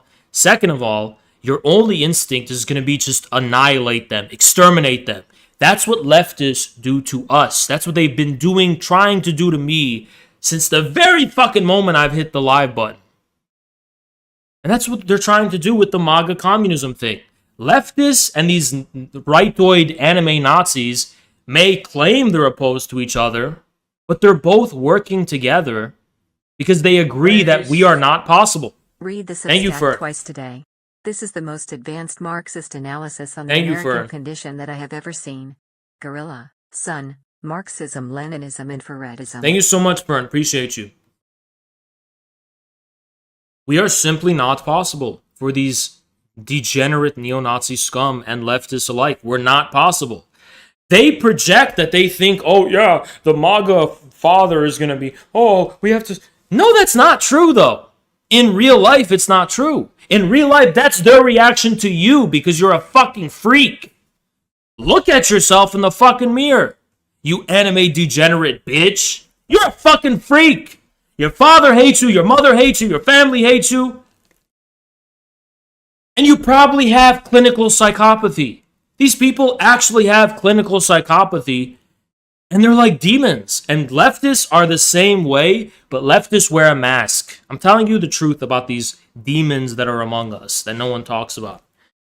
So, if you're someone who has clinical psychopathy, and I'm talking the guy who likes to, first they're dissecting bugs, and then they're just kind of like ripping cats apart with knives and shit, and they're these really vicious fucking people, and I like causing pain, yes. They're demonic fucking people, you understand? So, politically, what that looks like is the neo-Nazi shit, right? That's just the first thing they go to. Yes, I want to genocide and exterminate people. That's how they think. That's what they want to do. Right? They want to cause as much suffering and pain on other human beings as possible.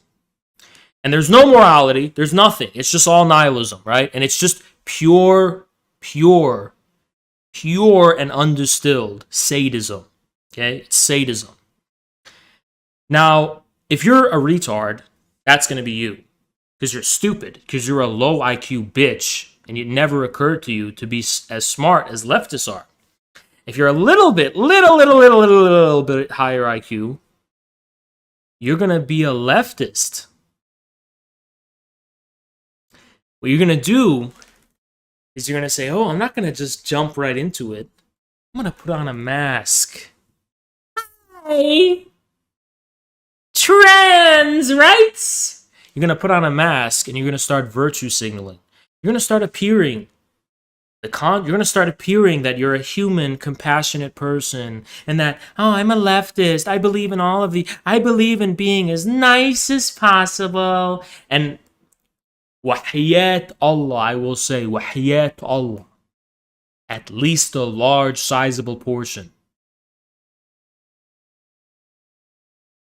of the largest lefty, I'm talking radical lefty accounts on Twitter. If not all of them, right? If not all of them. Just look at these accounts, right? They, in a really sneaky way, wear that mask for plausible deniability, and then every chance that they get, and please take note of this, please start noticing these patterns, okay? Do this for me. Please start noticing these patterns. Every single chance the largest representatives of leftism on Twitter and elsewhere get to like stab someone and cause pain on another person, they take it. Every chance they get to cause pain on other people with plausible deniability that they're not going to get canceled for it, for some reason, they always take the opportunity to do it. Isn't that a little weird? Every time that they can get away with causing pain to other people, they do it without and they're like they're the first ones to do it, and they do it so aggressively. And for what, right? Now, if you're a normal person, right? If you're a normal human being and you're not a clinical psychopath, let's say the crowd is chanting, you have a gun and there's someone in front of you, and the crowd is chanting, kill him, kill him, kill him. Now, I don't have any beef with this. I mean, why would I do that? Why would I want to kill someone? I can do it. I would not get penalized for it or judged for it in any way. But why would I want to do that? I don't want to fucking kill anyone. I don't want to fucking hurt anyone for no reason. You know, like, that's just a person. You guys agree with me on that, right? Like, we don't just want to hurt people, you know, for no reason. Even if you wanted a utilitarian, it's like, why put in the effort of doing that? I don't get it. Why would you want to do that? Right? But leftists, if the crowd is whispering, kill him, kill him, kill him, they take out a fucking shotgun, bah, bah, bah, bah, 1,000 times to the chest, getting all this sadistic pleasure from it. Don't you think that's a little weird? And I'm not just saying that they do this to their political enemies. They do it to each other. Even if they fully align with each other politically, this is what they do to each other. And it's just like, wow. You know, I don't give a fuck about Keffels. So, you know, don't assume I'm a fan of them, because I'm not. But it's like, they were the hero of lefties on Twitter. And this is kind of what opened my eyes to it. Is it's like, they even started going after her because she got popular. And therefore, they had plausible deniability to, you know, I guess drag her down now.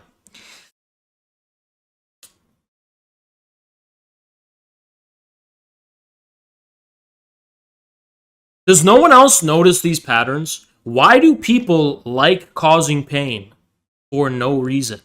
Whenever they get the opportunity to do it, they do it. Now, if they were low IQ, they would be the anime Nazi. The anime Nazi gets banned. The anime Nazi will never get social validation. They never will. The anime Nazi will never actually be able to satisfy their psychopathic urges to the fullest extent because they're never going to be powerful enough to. The only way you get the power part is by virtue signaling. It's by being a leftist. If you're not a leftist, you're not going anywhere. You're always going to be a very powerless and fringe person.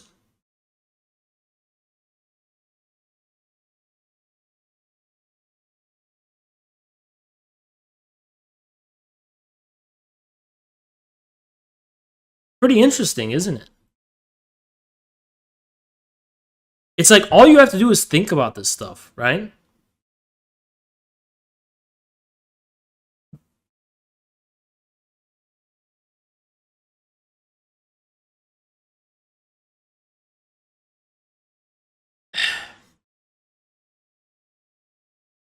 And really, if people thought my attack on leftism was too dramatic, look, even if all leftists aren't like that, the ideology of leftism and the discourse of leftism empowers those people. That's the problem. Even if you're a leftist and you're not a bad person, leftism empowers clinical psychopaths. So why would I be a leftist, you know? Why would I contribute to the source of the power of so many actual clinical psychopaths? All right. Pokimane bans. Yeah, fuck him. Fuck that guy. Go. Yeah, Pokimane, I support you. See, the one thing I always tell you guys, simps don't win, all right? I am a simp for Pokimane only. No one else. And she goes with Hassan. And I can't help it. See the truth? The simp always loses. If I ignored her, she would be in my DMs. Like porn addiction or food addiction, it's like I feel like those are not as comparable. She looks great with this straight hair, but like curly hair Pokimane. Curly hair Pokimane. I would cross thin lakes of ice just to guard her Minecraft server. And I would stay in that server 24/7 so no one could grief. This is a fucking haunted, scary ass house. I'm not gonna lie. I don't know how I'm gonna sleep tonight. It's fucking scary. Okay, let's continue. Ahead of time, I hinted at it. Shit, everyone clowned on me. Fuck all these people. Finally,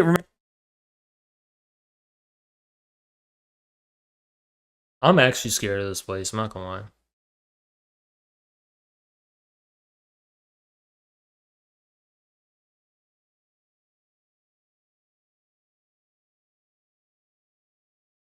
I don't know what's going on. I really don't. Okay, without further ado, I'll show you my embarrassing haircut. Ready? Gotcha, bitch. You're not seeing shit. I'm not showing you shit. Yeah, I got a serious case of bald. I'm not gonna lie. I have a really bad case of thinning hair, and it's gotten out of control. I need to go to Turkey ASAP and fix this fucking mess. 2021 World Economic Forum depopulation Georgia. Like, this is literally like throwing everything at the wall and seeing what sticks. It's like dog whistling, but it's completely retarded dog whistling, right? It's like, this is a sign that someone lost. If they just hear a completely coherent thing and they're just like, yeah, this is just like a bunch of babble. It's like, shut the fuck up. Like, you could tell someone, you could be like, yeah, so the sky is blue and grass is green and water is wet. And they'll be like, that's just like a bunch of babble. It's like, no, it's not. Shut the fuck up. You fucking coping bitch. We are exposing these ideas to vast swaths of people that have never been exposed to them before. Thank you, Light of the Twin Lamps. Venezuela. Socialism. Bottom text. Vosh. Aqua. Beverly Hills. Hassan the Hun. Sam the Candyman Hyde. Lebanon. Egypt. Albanian King. Haha. Yes. Obama. I agree.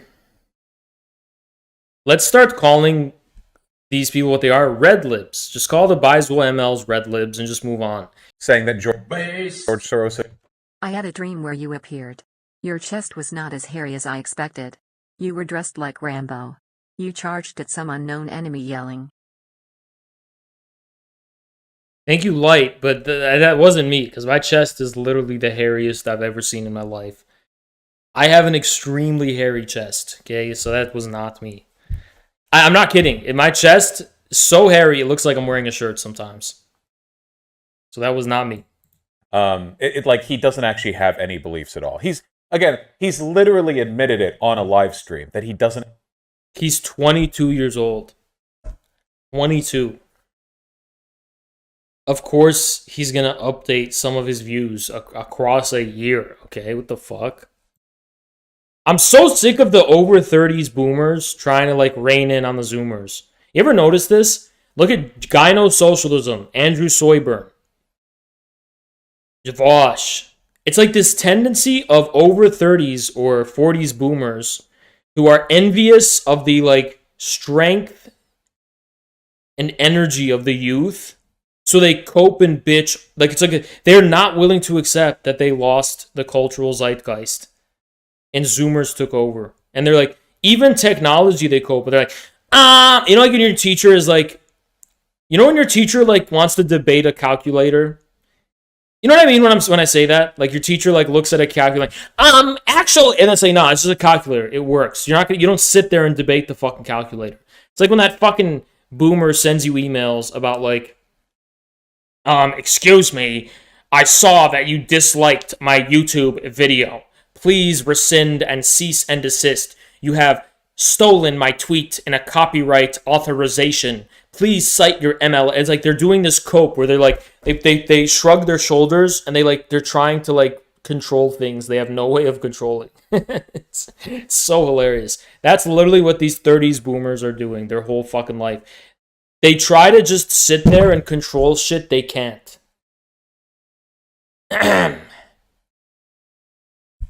Fucking boomer. Okay, boomer. That doesn't mean the political things he's doing is for that. Thank you, like. Knocking open up. The Clinton Foundation has arrived. They have come for my children. Us. The secret is bang bang. That went wrong here. That it's like, yeah, it's ridiculous. And I don't think that, I think that a lot of trans women teachers don't have a problem being appropriate. Even in I law. don't think that you can speak on behalf of any trans people left. I can. I don't You've remember. done that before. I can. Speaking on behalf of any trans I can speak on behalf of them. I can speak on behalf of them. Because let me tell you why. Because even in law, there's very rare that there's going to be something called bright line rules. You know, bright line rules is like, okay, if you cross this line, it's over. Usually, even in law, people rely on common sense. It's up to the judge's discretion. It's based on, basically use your common sense. Can that be abused? Of course it can be abused. But if we're going to be a functional society, we have to have the bare minimum of having the same basic common sense when it comes to things like this. And if we can't have that, we can't even be part of the same society anymore, and there needs to be secessions or something, because it seems like one half of the country can look at that and just unambiguously say, hell no! And then the other half of the country can look at that and say, well, I actually think the mathematical calculus of the radius of the TTs is not quite as expansive as deep down all of us see that it's common sense that black people should have equal rights as white people. That was literally the form of reasoning that he appealed to and that he used as the legal justification for civil rights. And finally, you said something that we cannot speak on behalf of trans people's feelings. I beg to differ, because according to Immanuel Kant's categorical imperative, the ability for there to be morality at all in the first place entails the fact that, yes, we can all speak for everyone's subjective point of view when it comes to a moral perspective. Define morality. I apologize, but do you believe that being transgender is not moral? I can speak on behalf of all trans people, is what I'm trying to say. I can speak for their point of view. What does that have to do with morality, in your opinion? Well, because if we're speaking with intentionality, and intentionality is inherently moral in nature. It's qualitatively moral. Human will and intentionality has a moral quality by nature. And according to Immanuel Kant, our actions are universally connected by, you know, the categorical imperative, which establishes the universal and social basis of morality. So therefore, you're wrong. Anyone can speak. Anyone can speak on behalf of trans.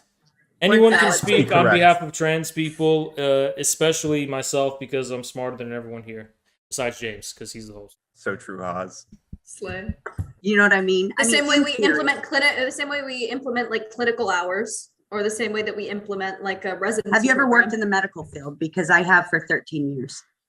I dated someone who was in the medical Okay, field. I'm just telling you right now, that's not going to happen. And then my parents and grandparents are both school teachers for public school Okay, so then systems as maybe well. we should have doctors start organizations specifically for this that we can fund. Maybe we should. How do we get them to do that? This is Okay, what but I'm why saying. is it necessary? Well, we create school incentives. system. I mean, Hold on. Why do children need to know about that stuff? What because stuff? Because kids have sex. Fisting and rim jobs. Why do children No, need to know about that? Again, we're not going there. Yeah, Move on. but I'm pushing back because you said it was a brilliant idea to ask their. Why should they ask their parents? I said it was a brilliant idea to have doctors come in. And So teach this is the school. problem. This is the problem, infrared. Why should So doctors be asked that question? So infrared. With things like porn, they're gonna learn about it anyway. So would you rather learn? No, from, I'm like, for a banning adult porn. that's- I'm for I banning agree porn. with you. I China agree with style. you, but we don't live in that world yet. So until Yeah. then, these kids are gonna have questions, and you want to prepare them instead of just leave them in the. Honestly, that's like saying, all right, we ban heroin, but they have questions, so shoot up the needles. There's Yeah, still I DARE disagree. programs. So are you pro or against DARE programs? Drugs are illegal, so I am fully against drugs. Lav, I have to say, So sometimes brave. I love you and sometimes I just can't stand you. You're a conundrum to me. you and most people, I think. Yeah, I empathize with that, Ashley. Any other thoughts? Wait, one thing that came up that I'd love to hear about your thoughts.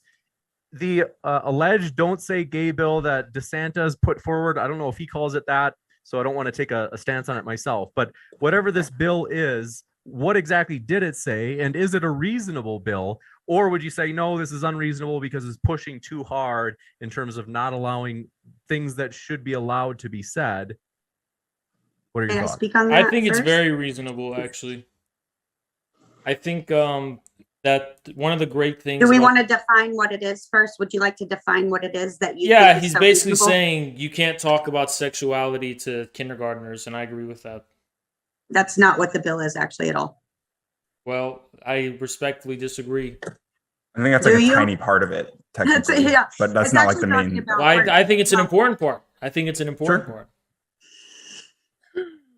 Okay, so grades K through 12 are not in many states, a majority of states and Florida are not taught sex ed at all. But they're saying that in grades K through 12, we can't even mention or utter the words homosexual, lesbian, gay, heterosexual, or transgender, right? So none of these.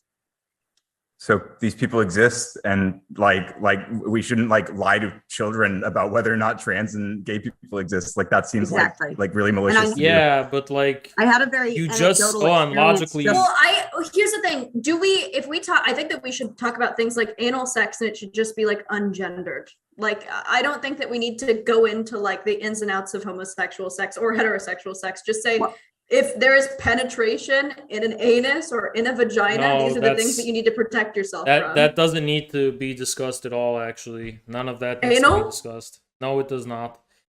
I think the kids teacher are should be having I prepared happen to be for a fan questions. of the anal. Just saying. Yeah, but you know, Slay. like in a school setting, why should that be discussed, right? In a school setting because you with need children. to because there are conversations. So imagine you're like a gay kid and your parents like are not going to have that conversation with you, but you still need to learn how to. You're going to engage in that sort of sex. You're just going to because you're going to. You need to find ways to protect yourself from HIV, to protect yourself from other things, to protect yourself from micro tears, to protect yourself from a bunch of I things think that can go that you wrong. know there should be yikes. There should be a HIV prevention manual that you should go get at the doctor's clinic. Get it out of the schools. Doesn't belong in the schools. Maybe every doctor when. And by the way, when, not all gay people do that shit. By the way, some of them just don't do that. Not all straight people do that shit either. What's your point?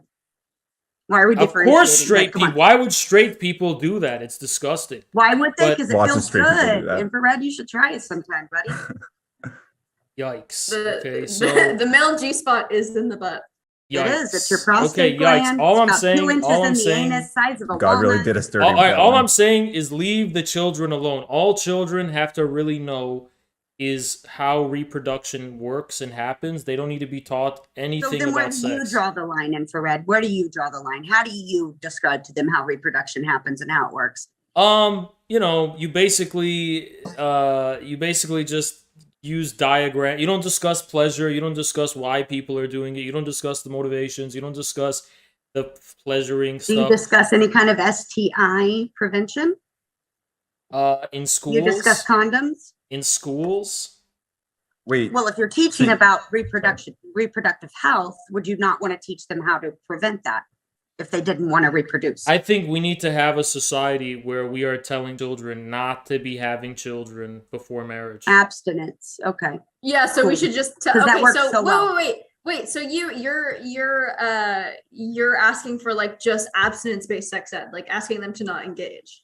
Sounds like it. Well, you know, first of all, sex ed, I mean, no one ever pays attention in that class when it No, comes so they to- do, and we actually know that teen pregnancy rates and STD rates go up in places like the Bible Belt, so where they're not, they don't. Yeah, teach, but that's because they comprehensive-based think sex ed. condoms are sinful and shit. That's not really because they. No, it is No, not. it's because all they teach you in Who are Utah. you? In Yeah, Utah, it is. you're not even allowed to teach about contraception.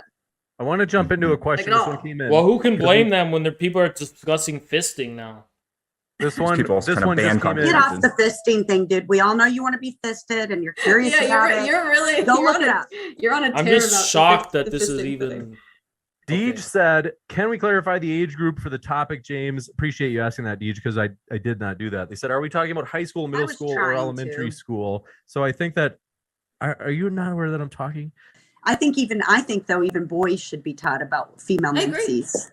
I agree. Yeah. Wait, why should about the menstrual cycle? Is that what you said? Yeah. That is Because menses.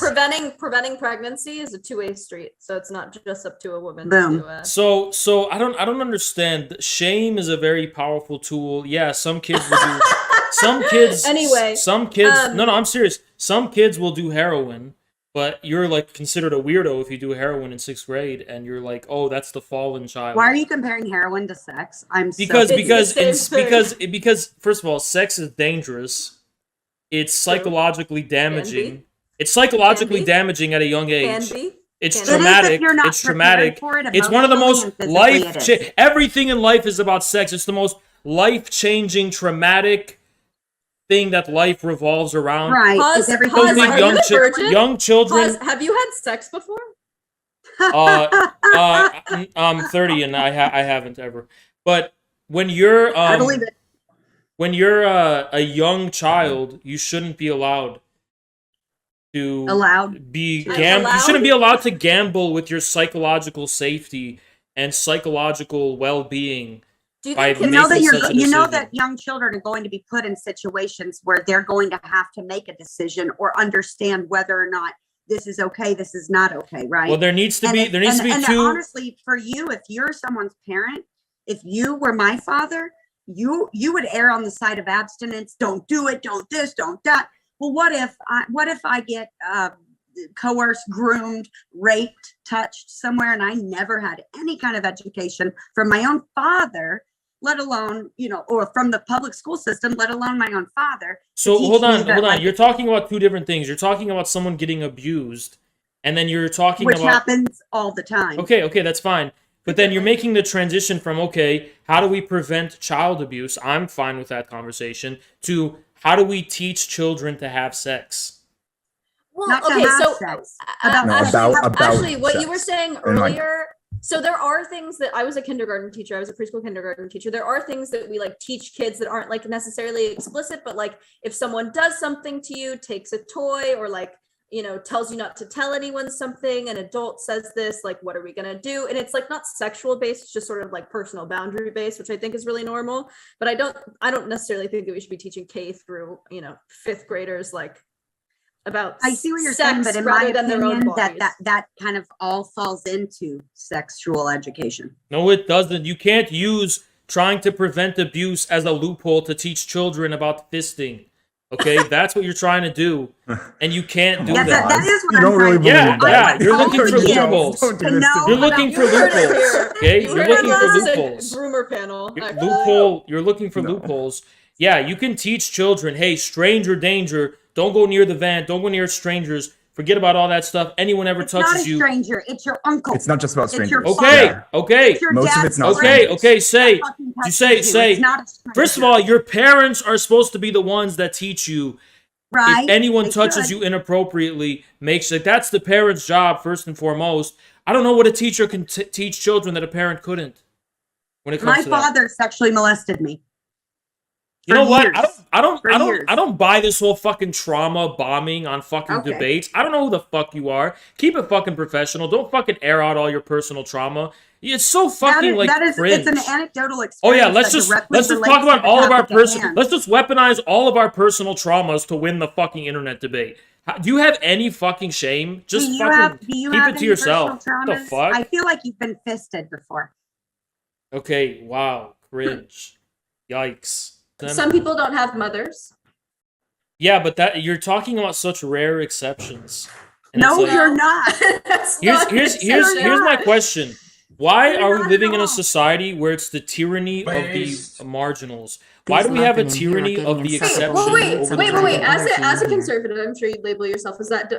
Don't you think that there is like a death of the nuclear family? So wouldn't you think that like there's actually more people who can't talk to their parents? I still than think there it's ever has the been? norm. I still think it's the norm that people do have mothers they can talk to them about. That's the norm. I don't know how you would get that information just because you feel that way. Yeah, pretty much. I think young yeah. women should be very wary of men and should Sure. be taught that men are basically like wild animals. That's what I would teach my daughter. I don't like and that. Then, Maybe and not then- wild animals, but to teach them that there are people out there that are wanting to hurt them. I was no, that's sexually abused it's by a woman. It's the nature of men. You could say it's our society. You could say whatever you want. Oh, But Jesus men Christ. are Maybe the nature of you. men are wild Yeah, the animals.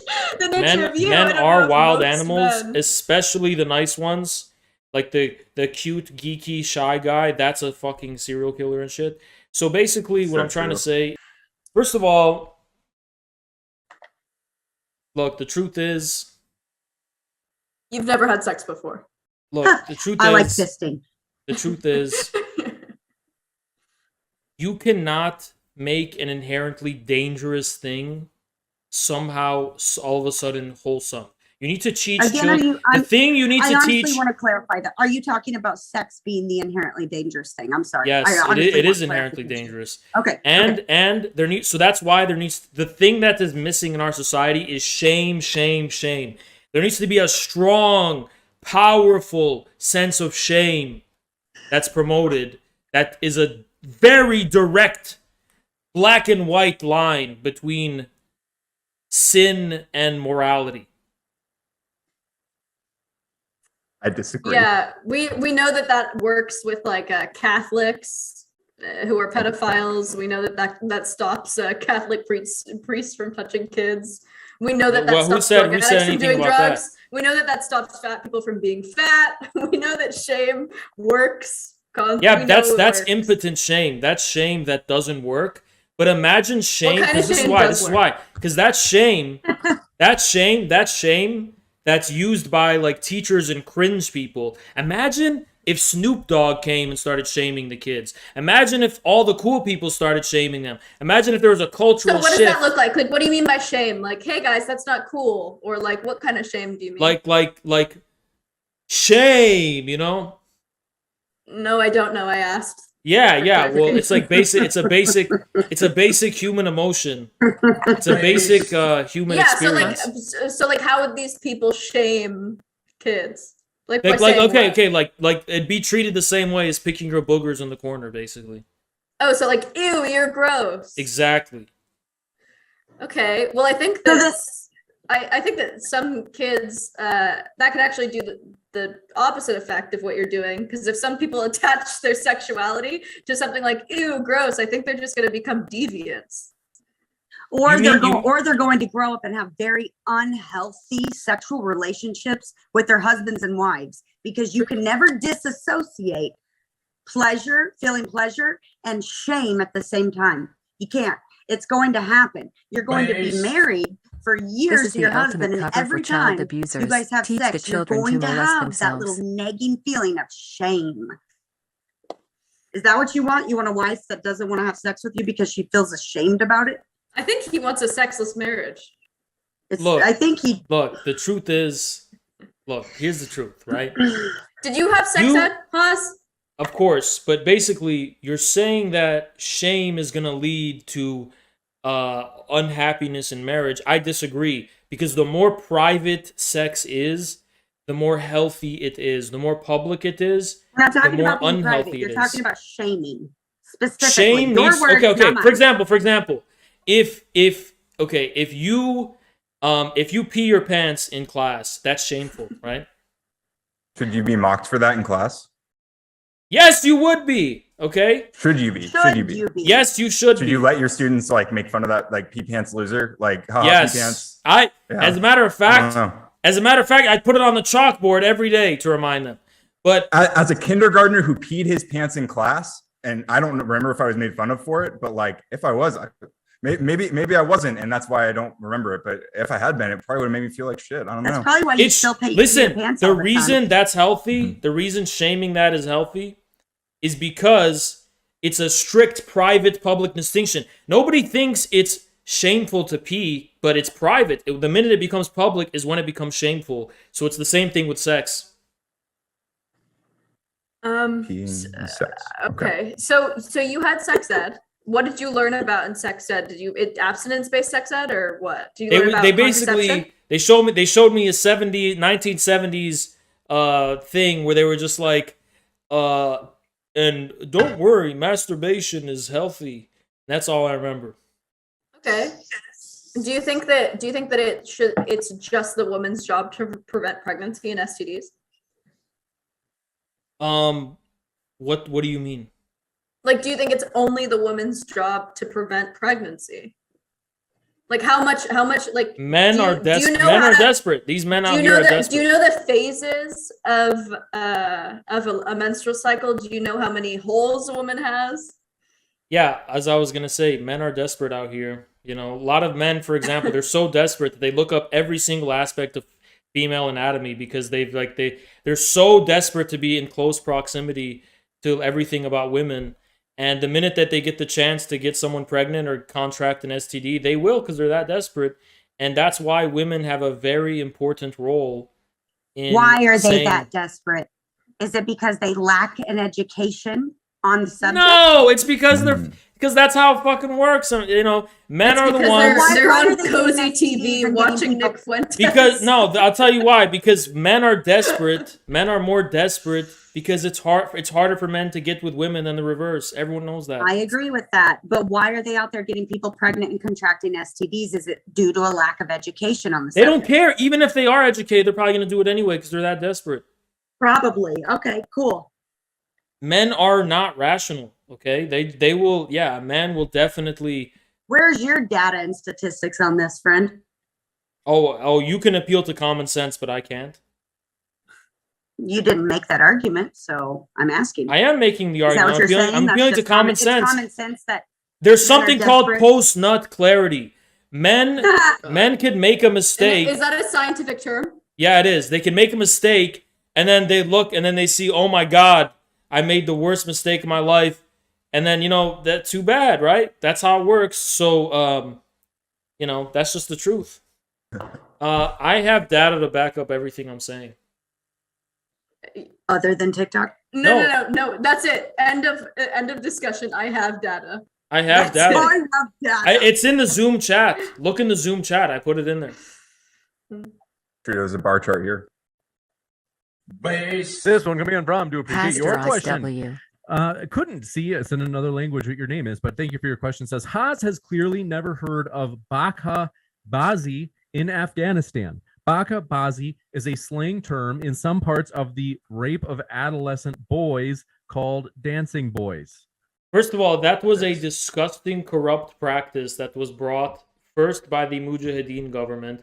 Taliban came and wiped it out, completely eradicated it. Then the U.S. occupation government brought it back. The Kabul government brought it back. Taliban came back now, and they're wiping it out again. So who do you want to blame for that disgusting, abominable crime against humanity? Blame the liberal, progressive world and people like Smashley trying to export woke values across the world. Yes, I definitely. Sound clip for everyone out there. I love fisting, anal sex, and raping boys. Just so we're all clear. Steve my says, God, Base. says, we are hitting a point in society in which, in some countries, birth rates have dropped below the replacement rate. Should we really be pushing people towards more birth control and less casual sex? First of all, casual sex is demonic. Okay. Second of all, the solution to more children is more families, more marriages. Yeah, true. Pulling But you out is also bad. can track. Pulling out is bad for male. Yeah, that's and what you took from that. Pulling out is bad for men. You gotta get it in there. So Listen. pulling out also when done correctly is pretty effective. No, pulling out. But- They've done studies. They've done studies. I have the studies linked in the. I put it in the Zoom chat. The studies are in the Zoom chat. Pulling out is bad for men and women's mental health, especially the men, because basically it's a failed conquest. Think about it. Oh my God. First of all, this is a completely anonymous place. I don't know anyone here. And when you use that as a debate tactic, that is just you can't use personal bullshit as a debate tactic. I don't know anyone here. You don't know me. I'm not going to use it's like a way of trying to win the argument without actually arguing. Yeah, if you're going to have a debate on the internet with strangers you don't know, you have to keep it cold, impersonal, impartial. I'm a human being. I am sorry to everyone for any bad thing that's ever happened to them. And, I'm not good at saying this shit, but that's because I'm a stranger. I'm a random guy.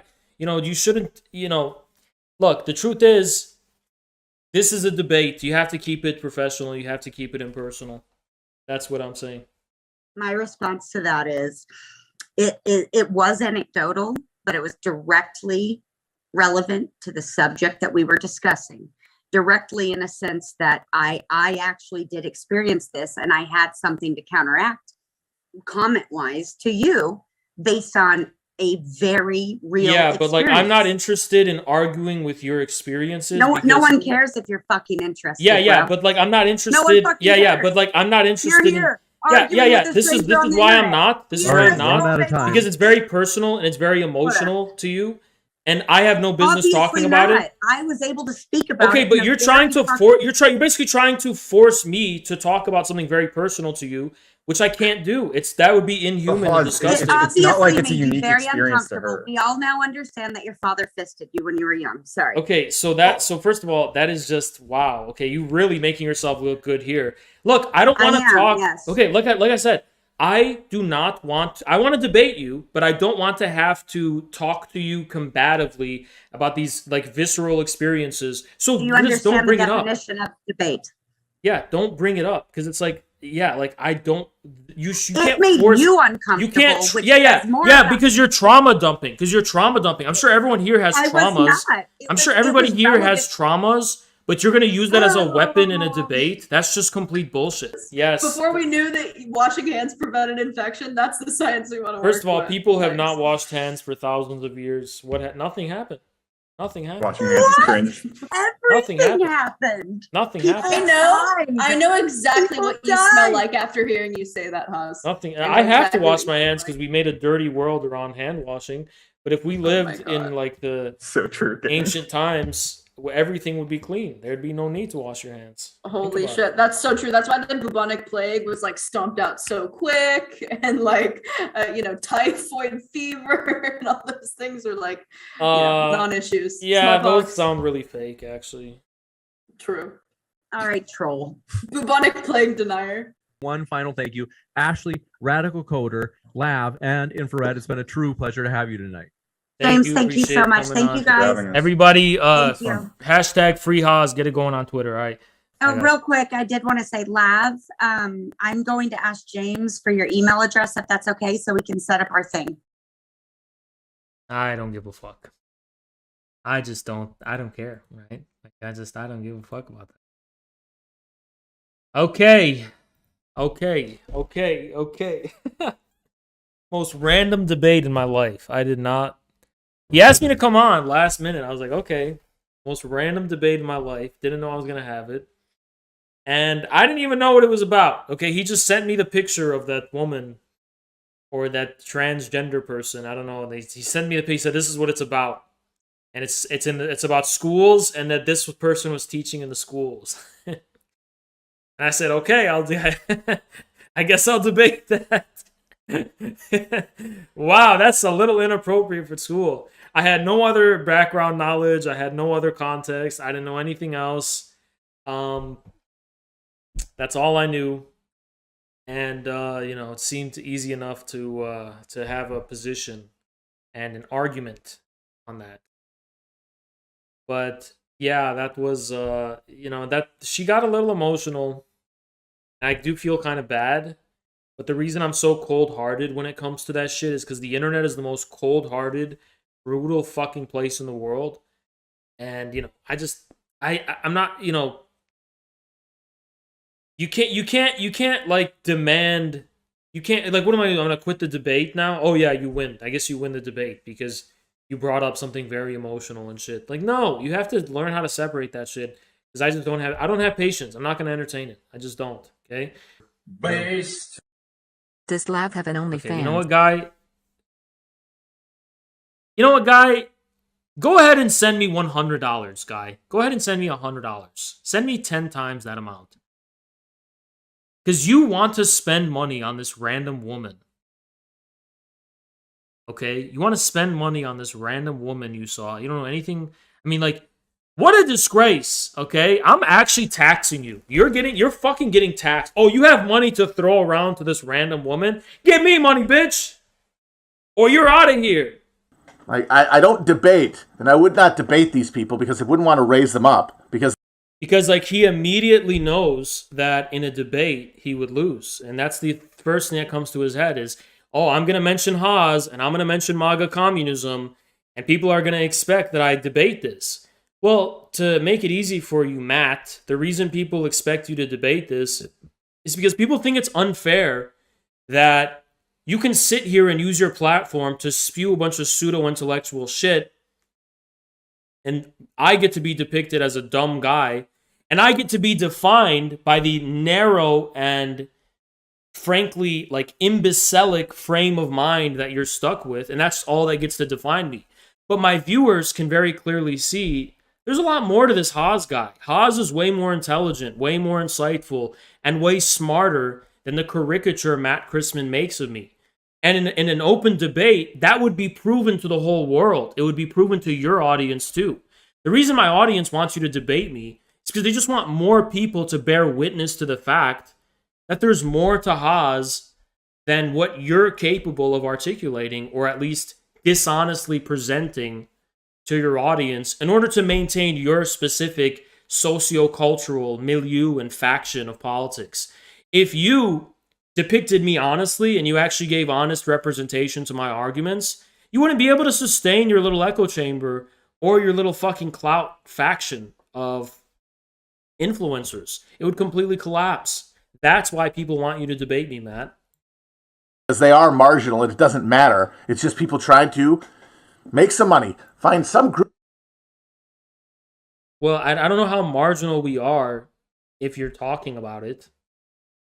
Right? And you're saying, oh, we just want to make money. I'm not making a lot of money, to be honest.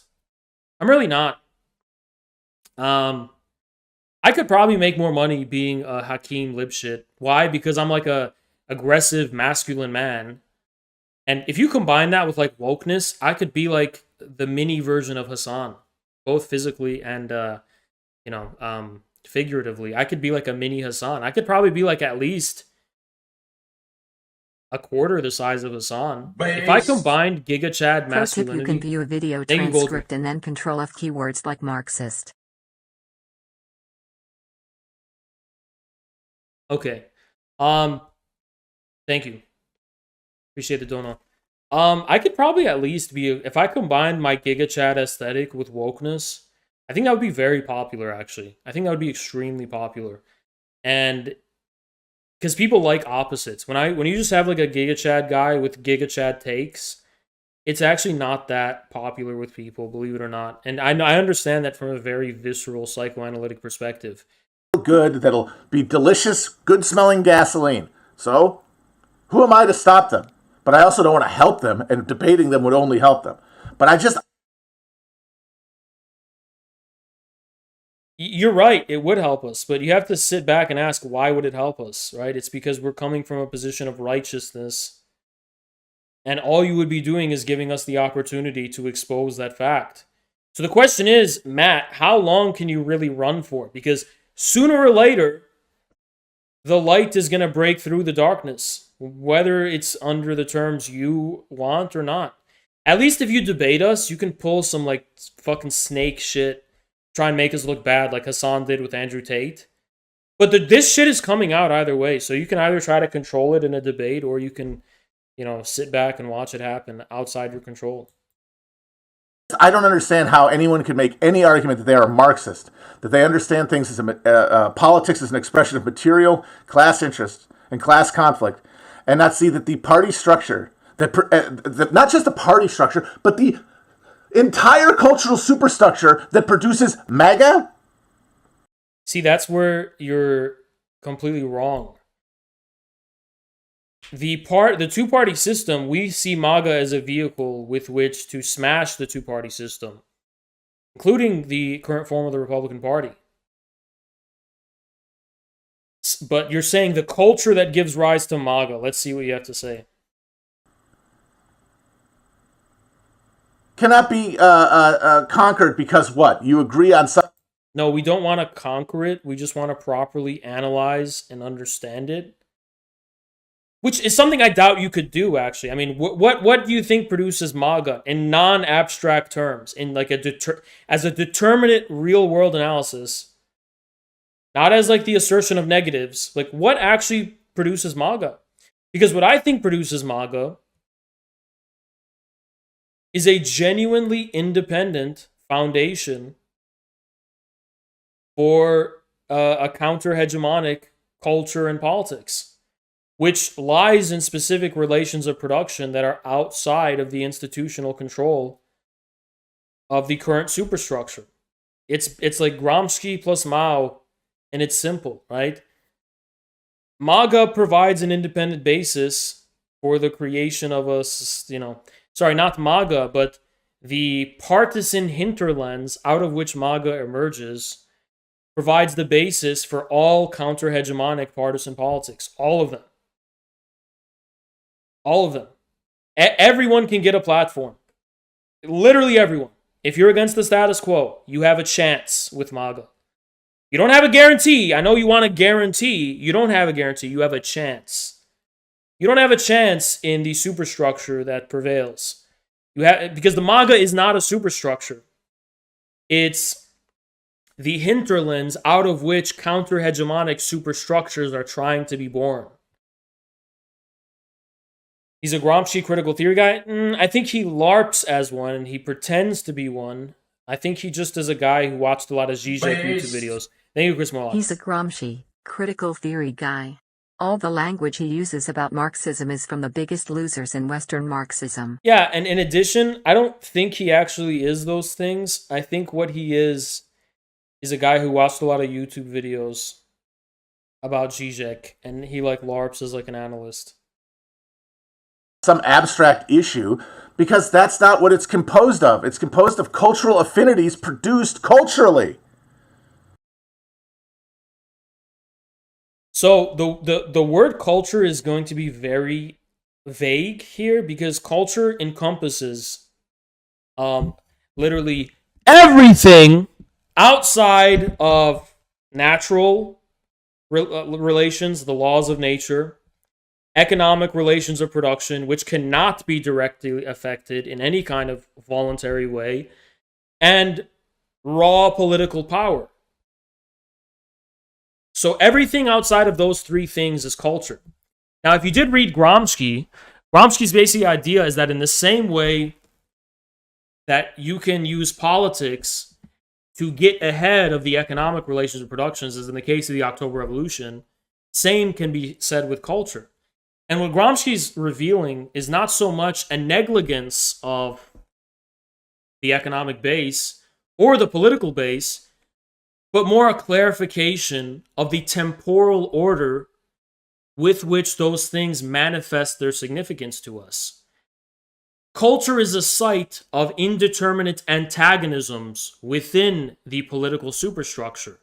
The political superstructure is a site of antagonisms within the economic relations of production. Logically speaking, culture can then be a site of class warfare by proxy. It is the most advanced or most concentrated and most indeterminate site of antagonism. That indeterminacy allows it to give the most raw and real expression to the class struggle.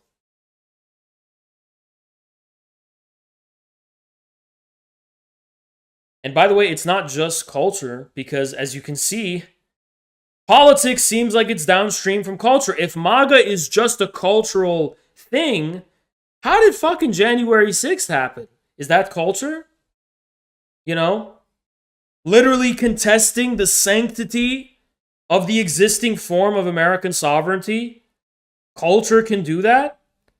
Oh, if culture can do that, you should see what it did in China.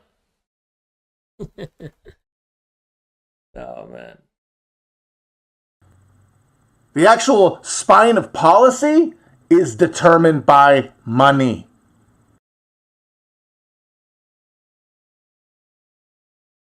But policy isn't what matters. What matters is the class struggle. Policy is still within the frame of bourgeois politics. Class struggle is an irreducible antagonism. So, first of all, you're wrong about what this is about. Now, second of all, if you're saying politics is about money, that's true.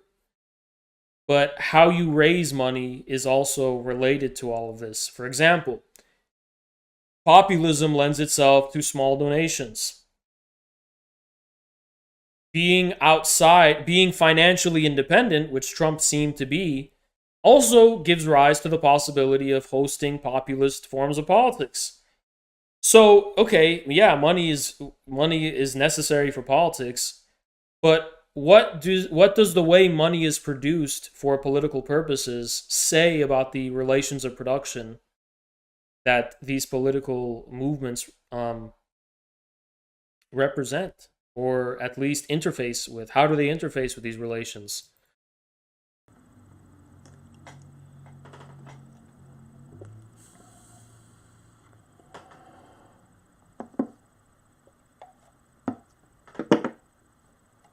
And it's like, I'm sorry, that's basic Marxist analysis. How do you overthrow that? How do you argue? No, you see, we're going to like unite with them and just talk to them.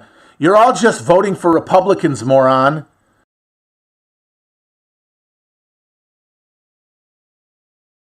I think this is projection, because that's what you're doing with the Democrats. I also don't think, like, do you not understand what's going on within the Republican Party itself? It's collapsing. It's not even sustainable. The division is so severe in the Republican Party. It's not sustainable in the long run. They're already trying to prime DeSantis to get control of this thing.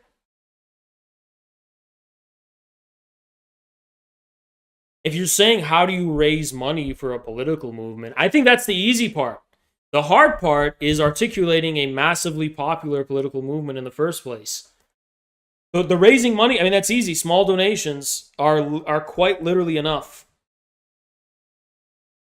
Quite literally, they are enough.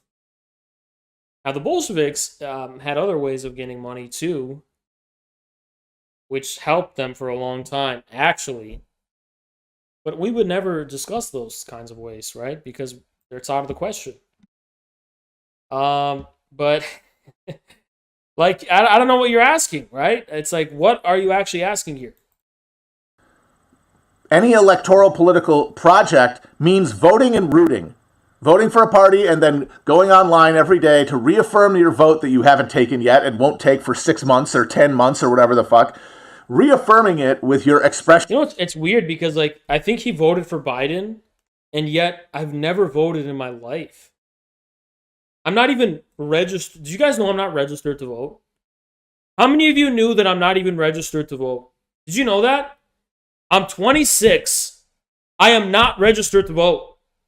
I couldn't even vote if I wanted to. I would have to register first, and I'm not registered. I get shit in the mail all the time asking me to register to vote, and I wipe my fucking ass with it. I'm not even fucking registered to vote.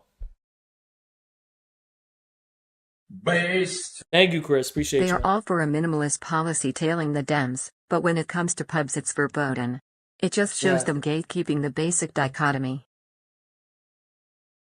Questions of political identity online and fantasizing that your engagement in that contest is somehow moving the needle somewhere. Well, judging by your reaction, it very clearly is. Because it's disturbing you, it's provoking you. But it is moving the needle in terms of the ideological info war. Is it immediately overthrowing fucking capitalism? No, but you're many orders. It's like you're many steps away from what we're doing here. We are giving new meaning to the word communism, which is the word most leftists are very reluctant to use. By being the most bold users of the word communism and associating that with MAGA, we're basically destroying the foundation of your ideological consciousness while redeeming the meaning of communism in the American context to be more aligned with what it means in countries like Russia and China.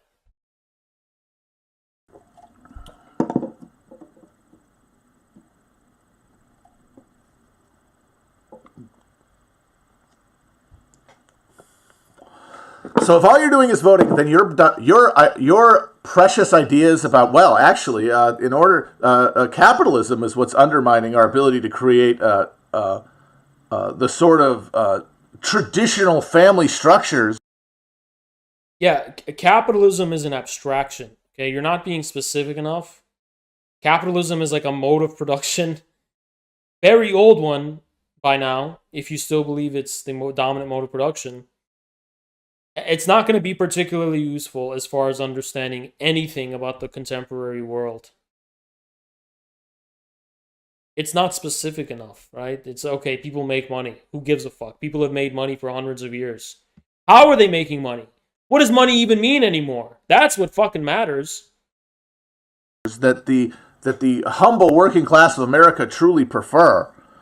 That's very... I mean, which they clearly do, but okay. I guess because it's a cliche, that means it's somehow false or illegitimate. So anything that is repeated often enough is wrong because hipsters occupy a privileged subjective position that gives them insight into the truth of all being by virtue of not being attached to any determinate instance of real being, right? If anything is so real that it gets repeated often enough, it's not real, right? Chapo tried to steal the Mongol meme from us to prop up Pritzker. You can detect the Which fear was in Matt's pathetic. cracking Yeah, voice that as was well. so pathetic. Certain Victory 2036. The way they tried to Gorilla, steal that was Sun. so pathetic. Yeah. Very nice. That's a very interesting analysis. What are you going to do with it? You're going to piss it into the ether. Meanwhile, the party is going to do what the party does. And it's going to frame every resultant misery in culture war terms. And all you will end up doing is rooting along for one flavor of technocratic No, I don't think so. I think what we want to do is make alliances with a lot of the MAGA leaders, some of which are Republican politicians, some of the populist ones.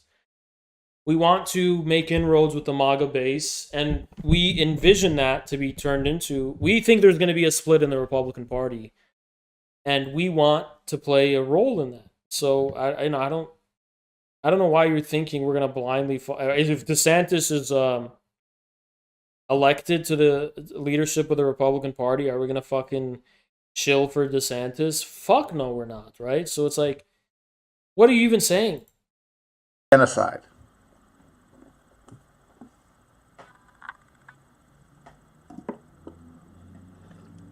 And the thing is, it's like, it doesn't it doesn't matter if those people, the MAGA people, would be reachable if you sat them all down and got to talk to them, or you like worked with them towards a common goal. Like if you were in a workplace together with them. Now we're talking. Now, if you're talking about, hey, let's get everybody who works at this Amazon. Okay, so economism. So union organizing is the only form of class struggle, whereas politics is impossible. Okay, I mean, just like read Lenin, because this debate happened a long time ago, and it was settled a long time ago. And it wasn't even just by fucking Lenin. Okay, it's like Marx and Engels were responding to this dumb bullshit. The early social democrats, before the World War I, fucking responded to this shit. This is old news. It's called economism. That's what you're saying. Sorry, that's not economism. Economism, well, actually, I think economism could also apply. It applies to this kind of like fatalistic view that the development of capitalism has to happen, but it also applies in other contexts to emphasizing the workplace. First of all, and also what's funny is that why would economic struggle principally manifest itself or finally manifest itself at the workplace? The workplace isn't even the most fundamental site of economic relations anymore. Economic relations are far more vast and abstract in scale than the fucking shop floor in 2022. You are like 100 years in the past at this. I mean, let me put it this way. The shop floor wasn't even the most advanced site of socialization when Lenin wrote the fucking book Imperialism. So what makes you fucking think the shop floor is the most fundamental site of economic struggle today? It's not. The most fundamental site of economic struggle probably has more to do with consumption. Where are people investing their money? Who are people giving their money to? Most of the time, boycotts, all this kind of shit, that's where shit seems to really happen.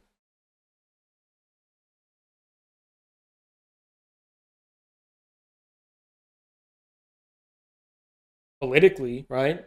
Apartheid, look at what happened with apartheid South Africa. It wasn't strikes that brought it down, it was boycotts. On recruitment facility or fulfillment center, this Walmart. If we got all these people together to work to better their working conditions, my God, all of a sudden their understanding of politics is going to change by doing.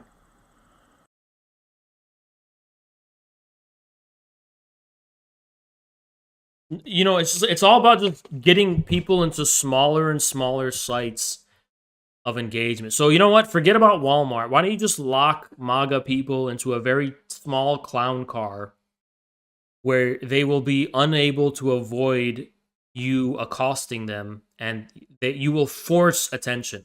So what you're talking about is the forcible exaction of attention. Because you're unable to earn people's attention, you want to impose attention on people in the workplace, and that's where you think you're going to make a difference. It's pretty pathetic, you know?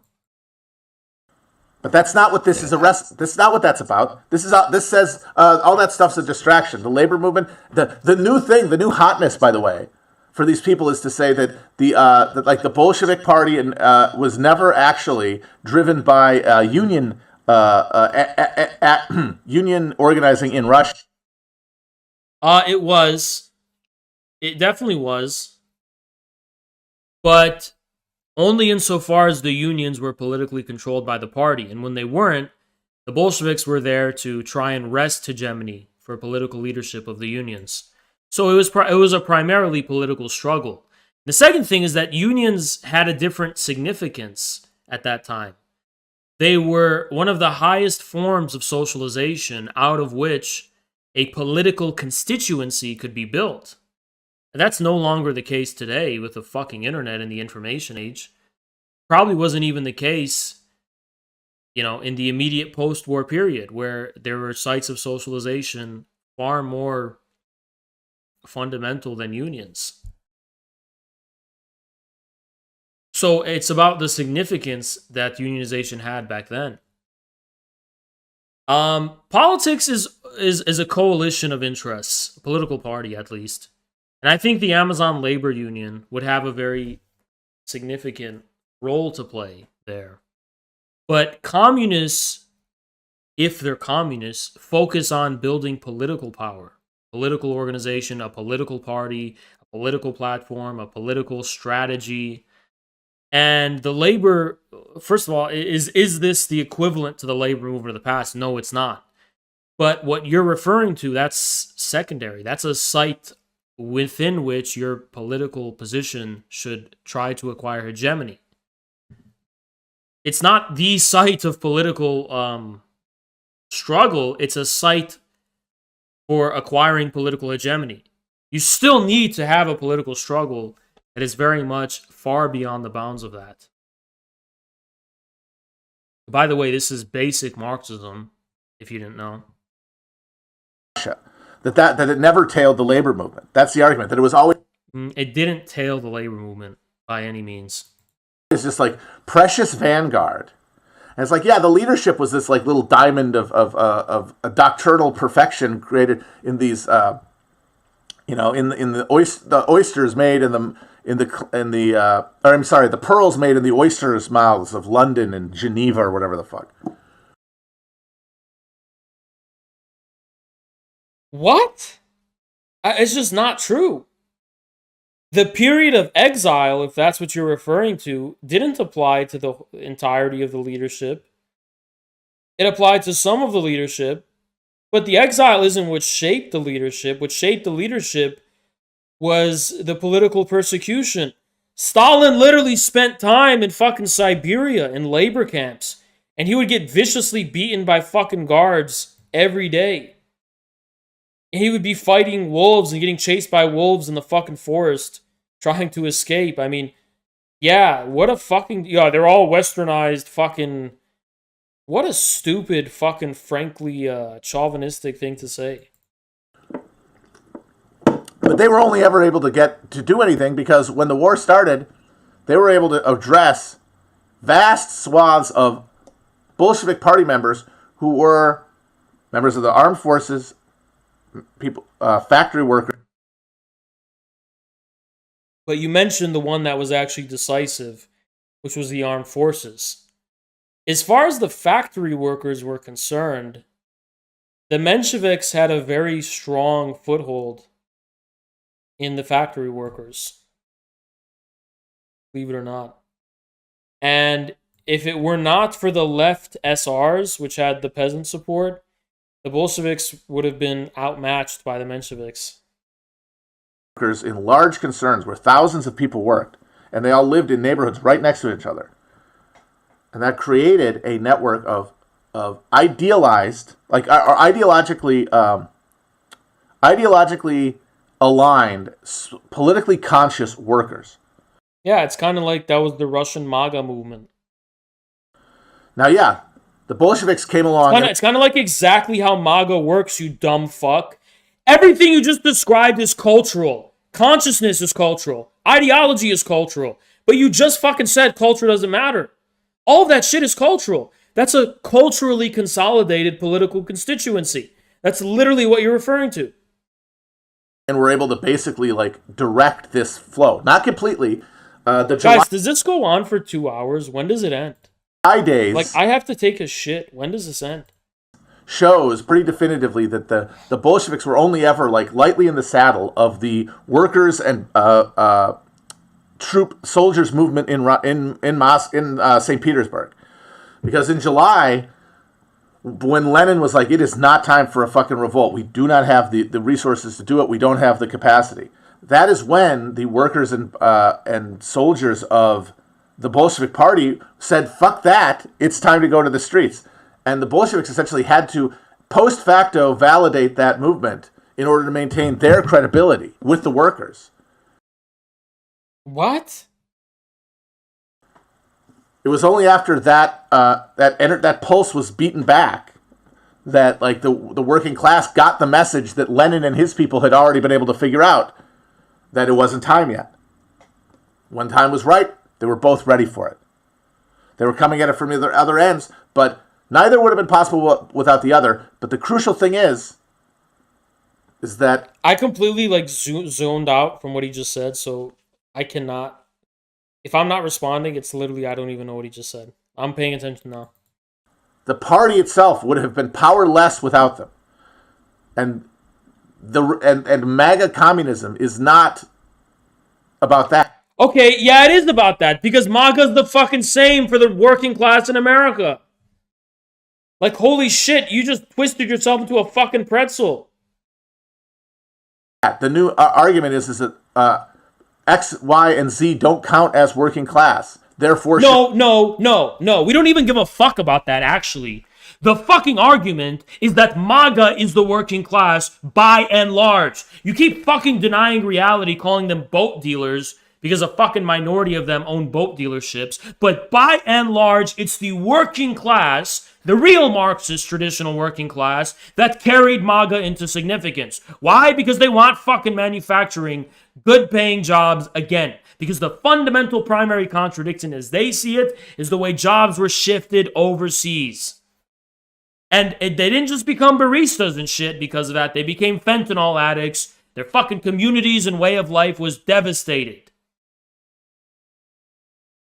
So no, it's not that we're saying, oh, Starbucks isn't the working class.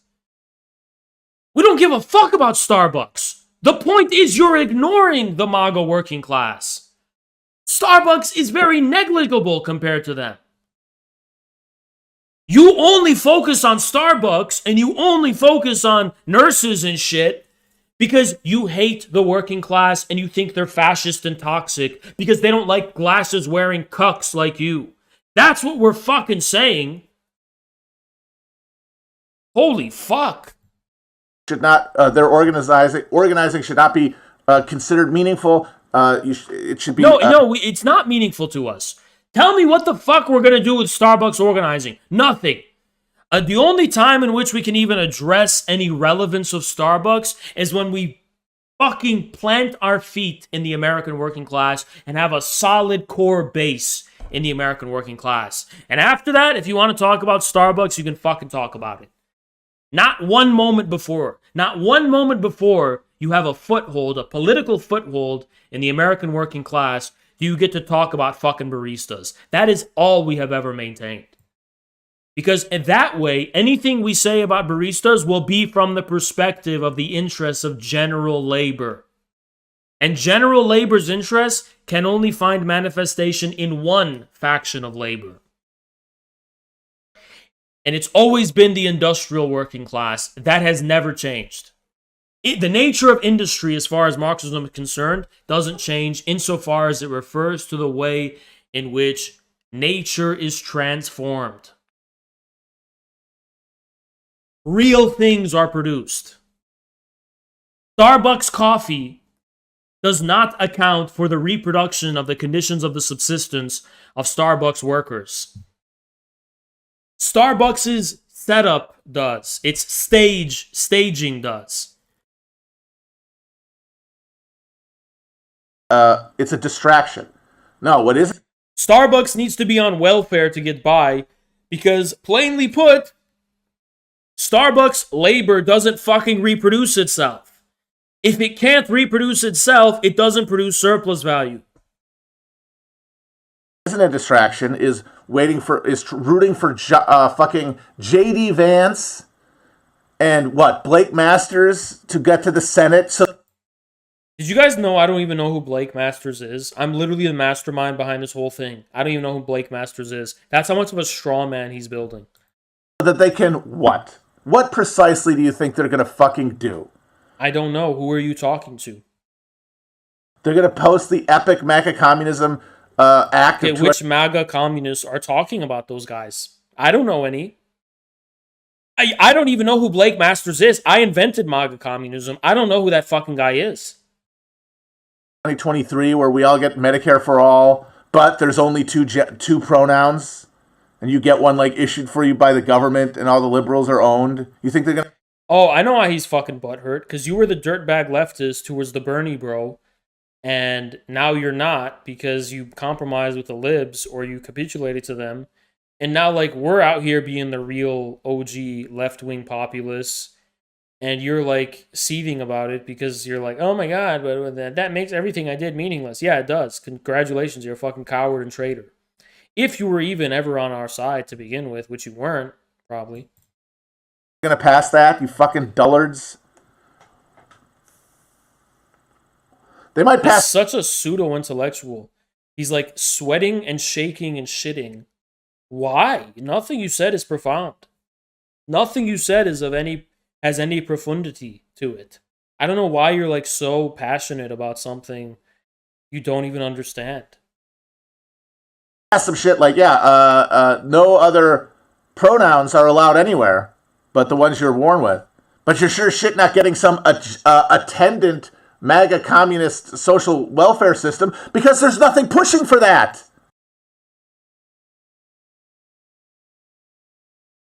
Yeah, but we don't want that. You fucking idiot. We don't want we don't want another social welfare system. We want a fucking productive we want a fucking communist economy. We don't want a social welfare system where people mooch off the fucking government. We want to build and unleash the forces of production China style. So what are you talking about? This is all happening in the political realm. The two parties that are not driven. If you want free shit, just vote for Andrew Yang. Like, why would you even support Bernie at this point if you just want free shit? Just vote for Yang. What the fuck? From below, they're driven from. I want free shit and I want to control people's behavior. Yang gives us too much freedom. Above.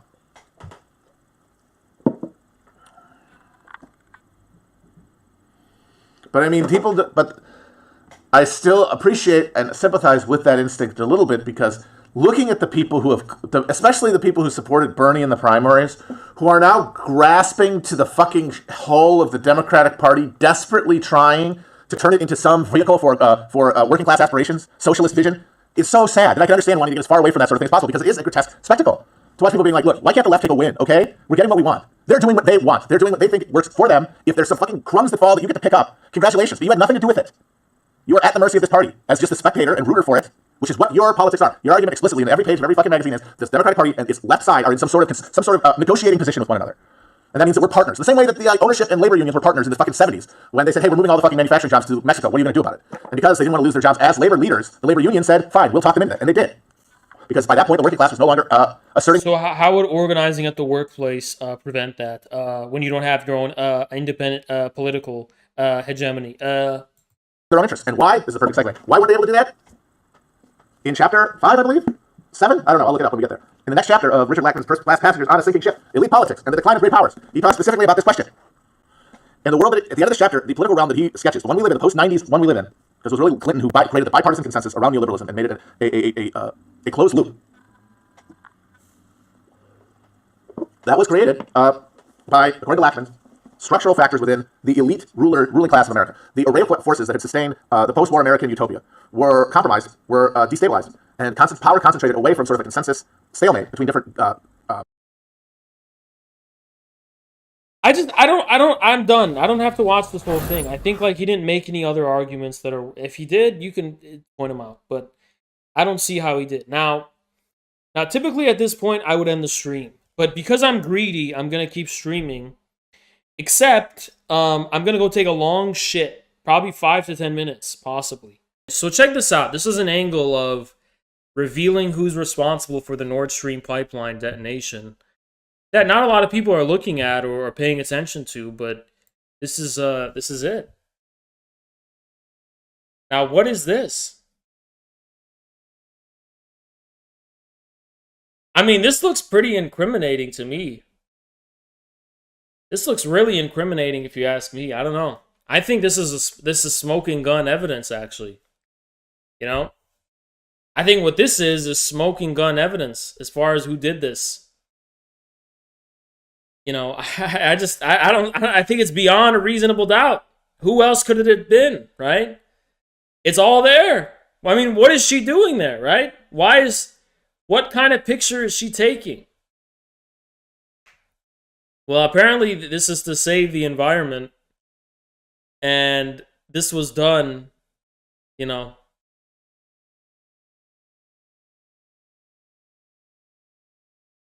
So this seems very real to me, and I think not the mainstream media is not reporting on it for whatever reason. Oh, how mysterious that the mainstream media wouldn't report on this. Of course they're not going to report on it. I mean, look how incriminating it is.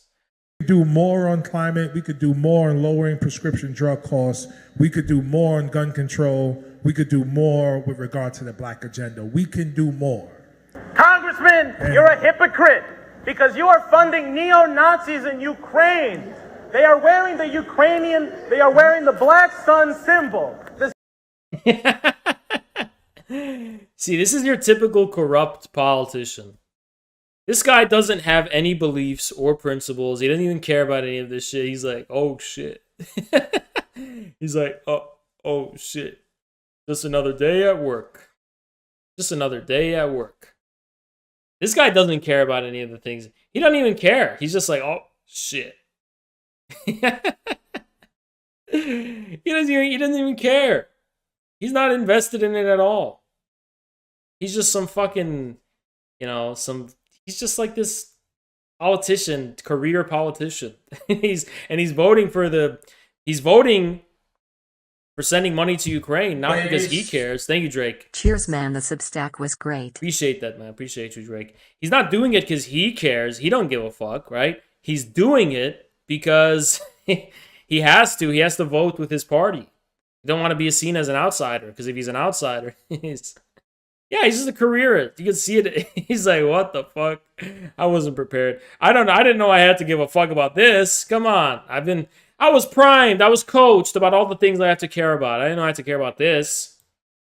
The same symbol that the Buffalo shooter used. The same symbol that the person who almost killed the vice president in Argentina used. Thank you so much. You say you want to advance the black cause, but you are funding the same people who kill in the name of white supremacy. This is the foundation. This is the foundation of our democracy. This is what they always say every time a politician gets heckled. This is their way of disarming it, that they're above it all. See, this is our democracy, freedom of speech. You can get on the phone and you can be like, hey, you a bitch! This is our democracy, freedom of speech. Freedom of speech. You choose to fund Nazis. Stick around and I will have a conversation with you right after the end, but let me get to the conclusion. Stick around. I promise. I got you. The foundation of our democracy is freedom of speech. Thank you, Jen. I appreciate you, man. Freedom of speech. So we appreciate that, and brother, I will talk to you at the end. Hakeem has a new anthem that he launched for his videos. And it's like a socialist, socialist official anthem of the Hakeem faction of Red Libs and, Luna Oy and them. And this is the anthem of Hakeem.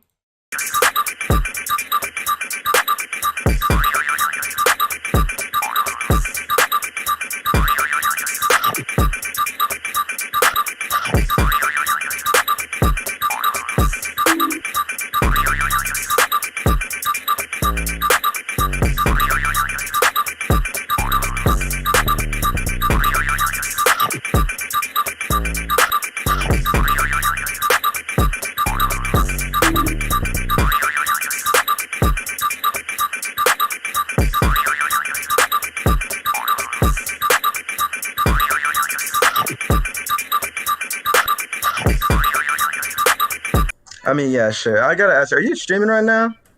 Yeah. Sorry, I'm always streaming. Based on. Okay, where are you streaming on?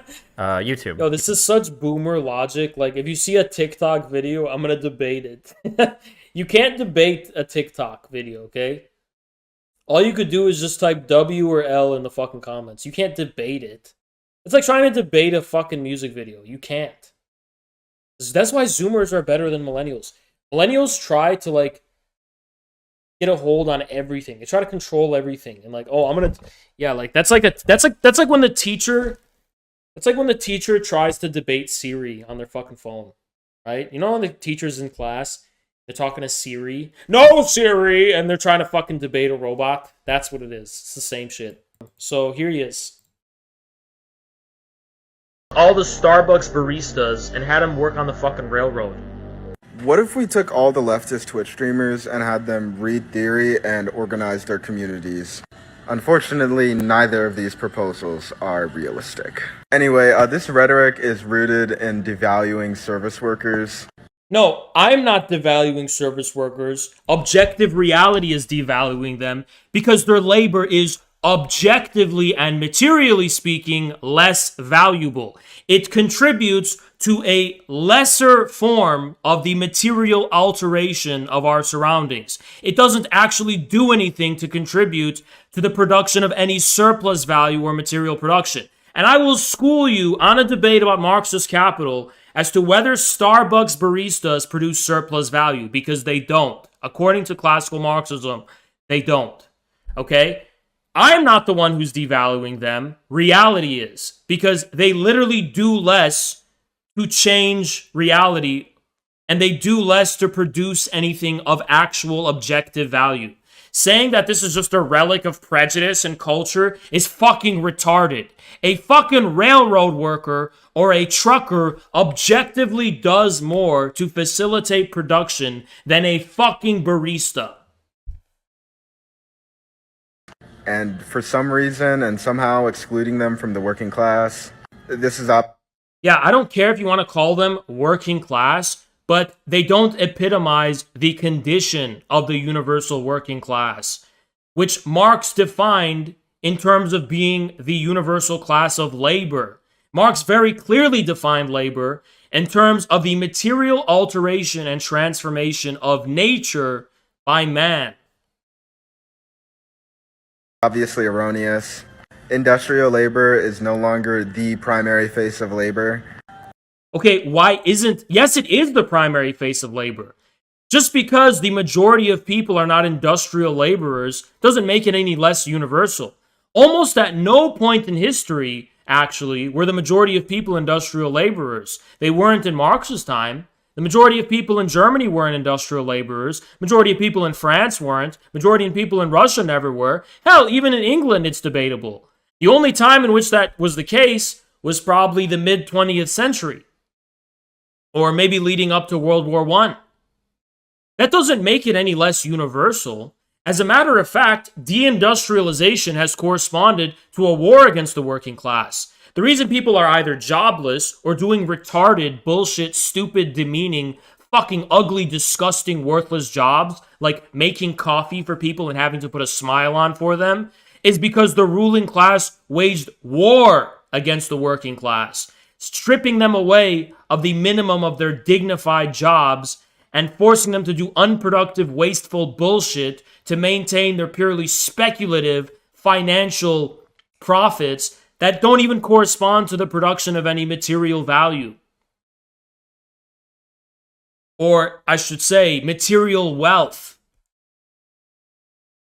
Literally just slavery for the fucking bankers so they could secure their fake money printing credit machines of debt on debt on debt, upon which, by some alchemy, they managed to make profit. That's what you're saying is the working class? Shut the fuck up, you fucking dumbass. Don't fucking come at me, kid. I will chew you up and spit you out and throw you in the fucking trash can. Mercilessly. That's your Giga Chad red pill. Labor looks different today. Labor looks different today. Everyone's fat, trans, and disabled today. We're not like Shut the fuck up. It doesn't look different. Or if it looks different, that only corresponds to the extent to which the forces of production look different. But the forces of production, you can't just change the definition of what that is. Forces of production transform nature and the material world in a, definite way. Those are the forces of production.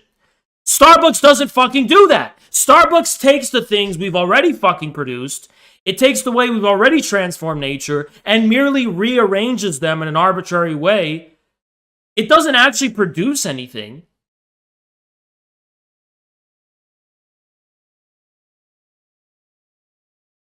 I'm not even pulling this out of my ass. This is just theory. This is Empire by Antonio Negri and Michael Hart. Oh my god, Empire! You mean the fucking book that was completely BTFO'd and completely outmoded by history? Yeah, during the WTO Seattle protest, everyone, oh yeah, everything's gonna be decentralized, everything is gonna be rhizomatic, and we're all just gonna be like Occupy Wall, and then Occupy Wall Street happened, all of it threw out of the fucking window, and it became an objectively counter-revolutionary fucking book.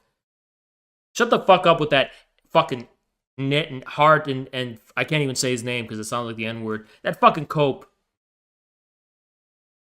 Go ahead and post the full excerpt if you're interested in reading. This is one of my favorite. This is what like a dumb fuck does to posture. They're just like showing highlighted shit from their book without even like putting it into words or articulating why that would be like why that would bolster your point. If you want to just tell people to read books, tell them to read books. Don't make it seem like you're responding to what I said. All you fucking said is labor has changed. But the definition hasn't fucking changed. That's the thing. Bits from the book. It's definitely not an entry-level read, but it's so good. This thing is like $5 on Thrift What is Books. this? What is this like fucking pothead who tried to respond to what I said, and it spends half of his video showing fucking videos of his paperback book. It's so good.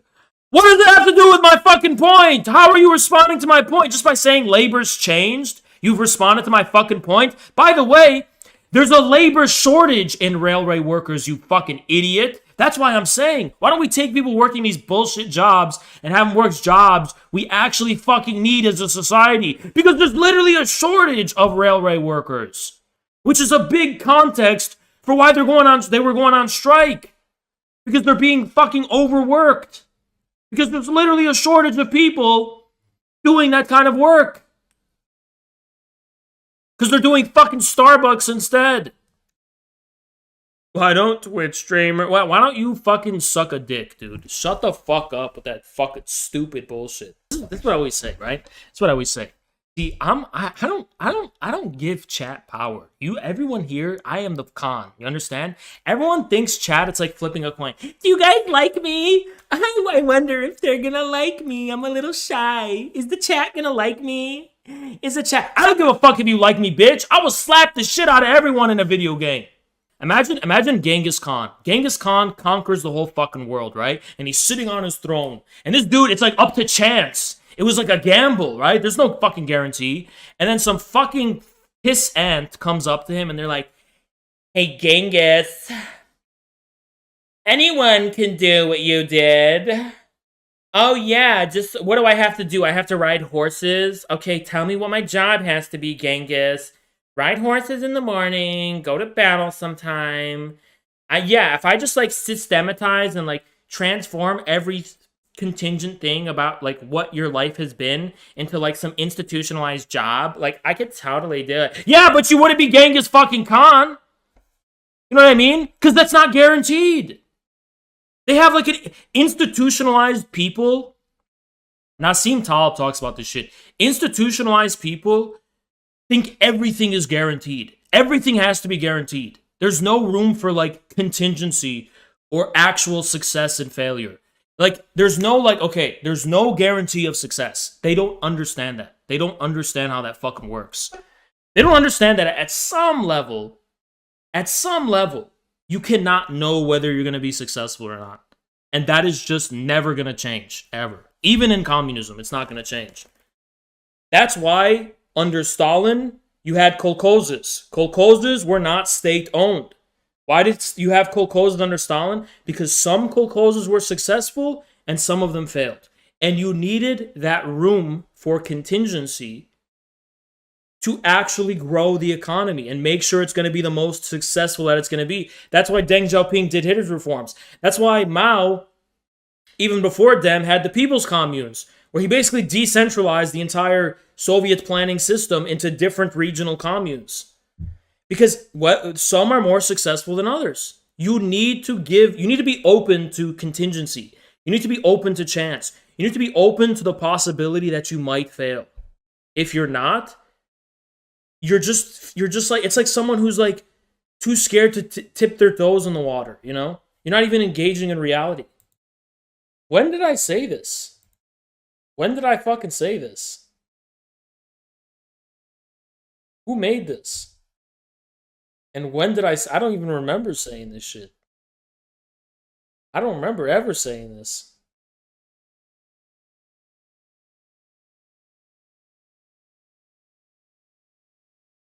I don't remember saying this shit. Hump, dump, and salute Lenin. Only care about the revolution. That's the infracell way.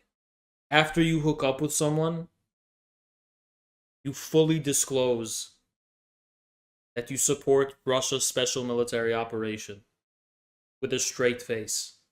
Oh my god, that's so horrible. Putin is very, very good. Putin is good! So you can't say that shit before, but after, yes, you can. You can after. That's another infracell tactic. Because this is, we're gonna analyze the female humor, okay? That's what we're doing. Alright. Thank you, Turbo. Thank you, Turbo. Alright, so this is Take Me to Snurch.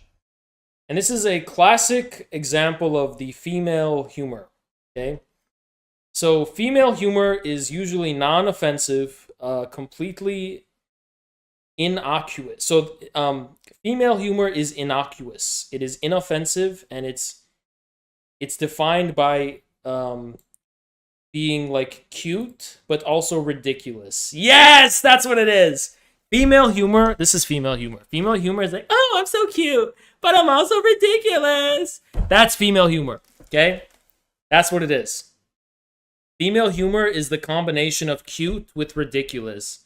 Oh, look at this cute little frog. It's so silly and ridiculous.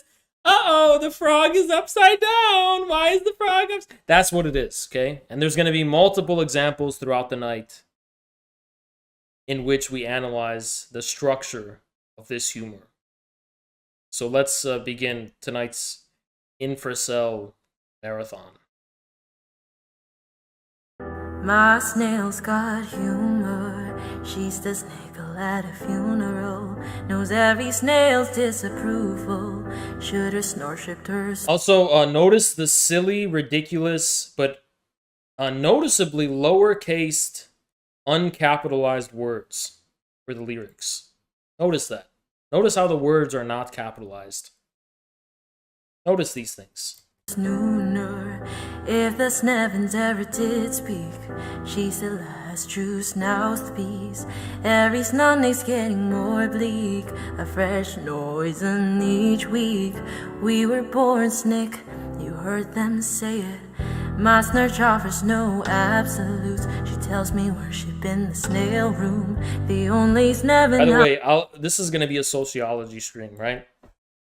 So the classical case of a simp is that the simp does not find female humor funny, but he will like algorithmically search for the patterns that like to pander to women's humor. So like the simp will take this video. He didn't laugh once, right? But he will take this video because he knows the women he likes finds it funny, and he's gonna send it to her. Oh, look at Take Me to Snurch. It's a snail. He doesn't find it funny, right? And she doesn't get turned on by it. Why? Because this is the shit women share with each other. You should never try to replicate women's humor. They only see women when they're together. They share that sense of humor and they start cackling like witches. They're like, ah! That we have nothing to do with that as men. We need to stay away from that. Okay? We need to stay away from that. You don't want to try to get in the loop of that cackling shit, okay? That's what they do amongst themselves. Andrew! Ugly tax incoming. Big fan us. Thanks for the content. You're a badass. Oh, Andrew! You just want to make me feel like shit. Thank you, Andrew. I'm sorry for roasting you. Sorry, man. Now I feel like shit. Okay, but back to what I'm saying. Oh, 20 seconds. 20, 19, 18, 17, 16, 15, 14, 13, 12, 11, 10, 9, 8, 7, 6, 5, 4, 3, 2, 1. Honcho! Oz, I had this French girl approach me today for directions, accent and all, but I had to decline helping her for Amir Cater's sake. But thanks for all the laughs, man. You're a genius. Sometimes. Thank you, Honcho. What a nice donation. That's so... Honcho, don't... See, when you guys send me the ugly tax, it makes me feel bad. I didn't think anyone would send it, okay? So it just makes me feel bad. So don't do that. No, the ugly tax is over, okay? Nobody's gonna admit they're ugly. If you're ugly, don't admit it to me, because I'll feel bad. Just bear your ugliness in silence, and don't make me feel bad for you, okay? Just bear your pain in silence, okay? I really feel bad now. But okay, back to the analysis of the female cackling. So the simp will try to get in on the inter-female cackle humor. But the female cackling is very dangerous. That's where witches come from. They like boil babies and shit. And it's very dangerous. So you don't want to get involved in that. So when a man makes a woman laugh, you're not appealing to her humor. You are making her... See, let me tell you guys the truth. Laughing is a cope for the metaphysical impossibility. This is Jordan Peterson. You need... Like, women laugh at your joke as a man... Not because you're appealing to her sense of humor, but at the expense of the threshold of what she considers possible. When you make a woman laugh, she's laughing as a coping mechanism for being confronted with the impossibility of sexual difference.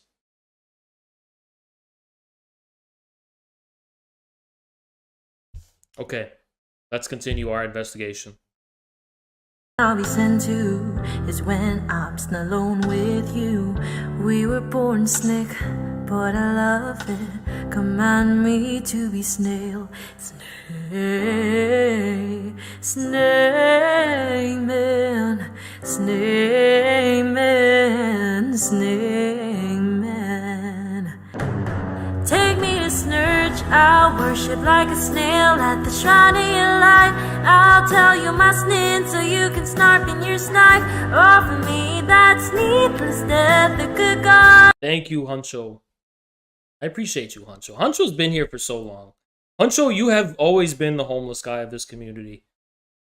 But now you fully bought in. You're full in for sale now. But I actually appreciate it, Huncho, though. I appreciate it. I really do. No jokes. But yeah, we're analyzing female humor, so let's continue. Let me steep you my life.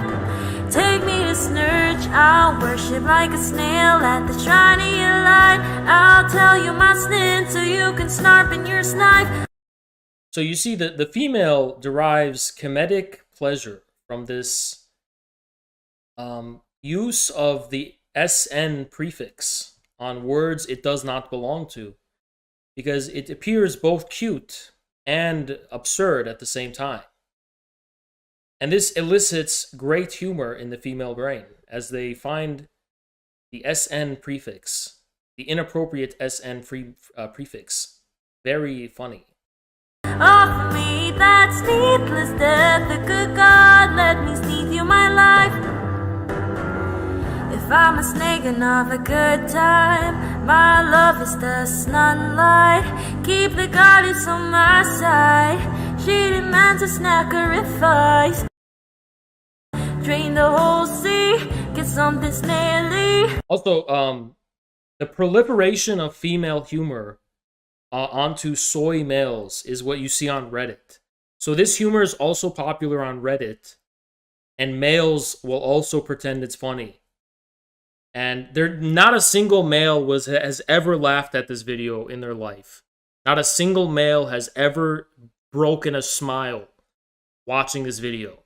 However, they absorb the female humor, which contributes to the chemical production of gynecomastia and estrogenic effects.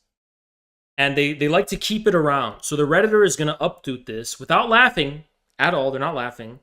And they just like the aura They like the fact that people find it funny. And they want to confirm that this is the aesthetic of humor without even partaking in it.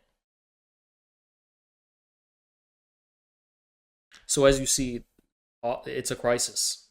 Let's look at more examples of female humor, because there's a frog one that I saw, and it was the frog singing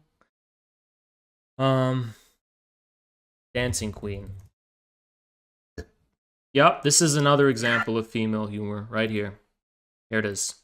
This one was also recommended to me because the algorithm knows what female humor is, right? When you keep watching these videos. And I watched that video once on a phone that I wasn't signed in on, and it started recommending me all these other videos, and I went down a rabbit hole of understanding female humor. So this one is Dancing Queen by ABBA, but it's about frogs. Now notice it's all in lowercase, and this signifies the female, combination of cuteness with absurdity. And that also holds true for this cute little frog who is also dancing. So you will hear this. Watch.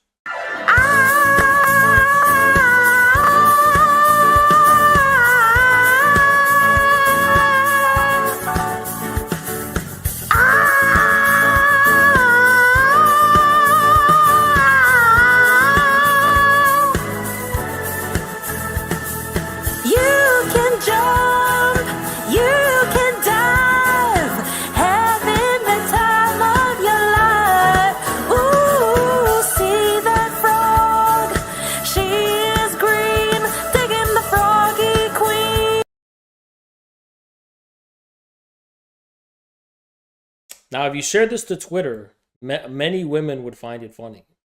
Like, I promise you, they would find it funny. Especially the first part where she just starts screaming. This is part of the excessive nature of the female humor. Sometimes they just take it too far, right? So that's why when they're making each other laugh, it's like witchcraft. It's cacklery. They start cackling. That crazy over-the-top shit. And it's out of control, right? The way she screamed in the beginning of the song signified the unbound nature of the willingness to promote absurdity.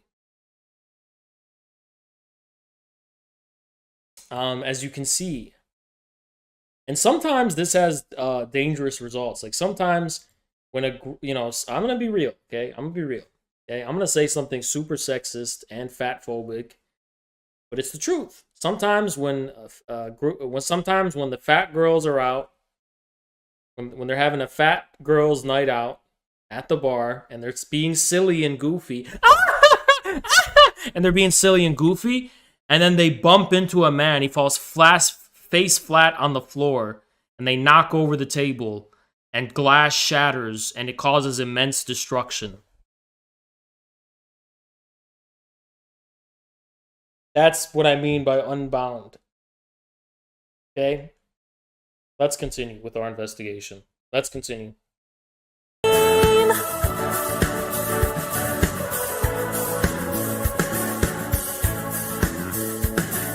Friday night and the flies are low,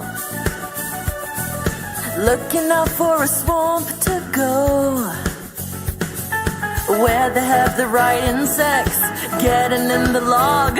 You come to look for a frog. Anywhere you can find a frog, just look around in the pond or bog. With a bit of rock music, everything is fine. You're in the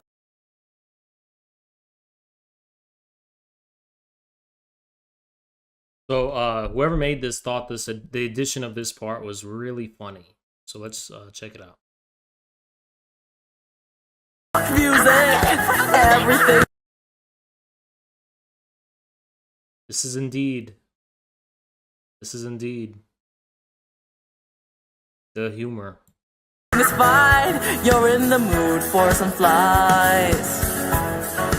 And when you see those eyes, you are the froggy queen. Young and green, tiny, slimy thing.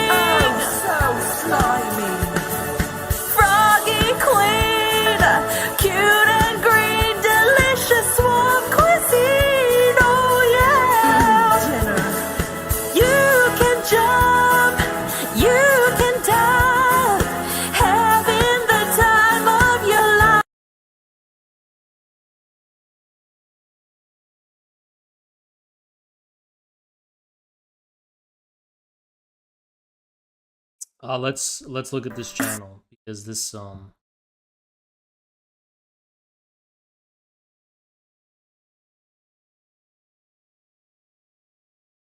Oh, this is the same account.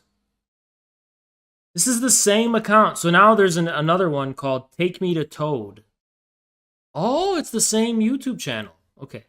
Take Me to Toad. And this is a funny picture. Well, females find it. I don't. And this is the lowercase Tumblr humor that you see. This is Infracell Investigation Log Journal number 396. If the female deep state assassinates me for exposing their sense of humor, just understand I am logging my recordings of the findings of this investigation. And this is spooky. This is like paranormal investigations. I swear to God, it's fucking scary. Okay, let's check it out. My toad's got humor. She's the girl at a funeral. Knows everybody's disapproval. I should have worshipped her sooner. If the heavens ever did speak, she's the last true mouthpiece. Every Sunday's getting more bleak. A fresh toad each week. We were born toad. You heard them say it.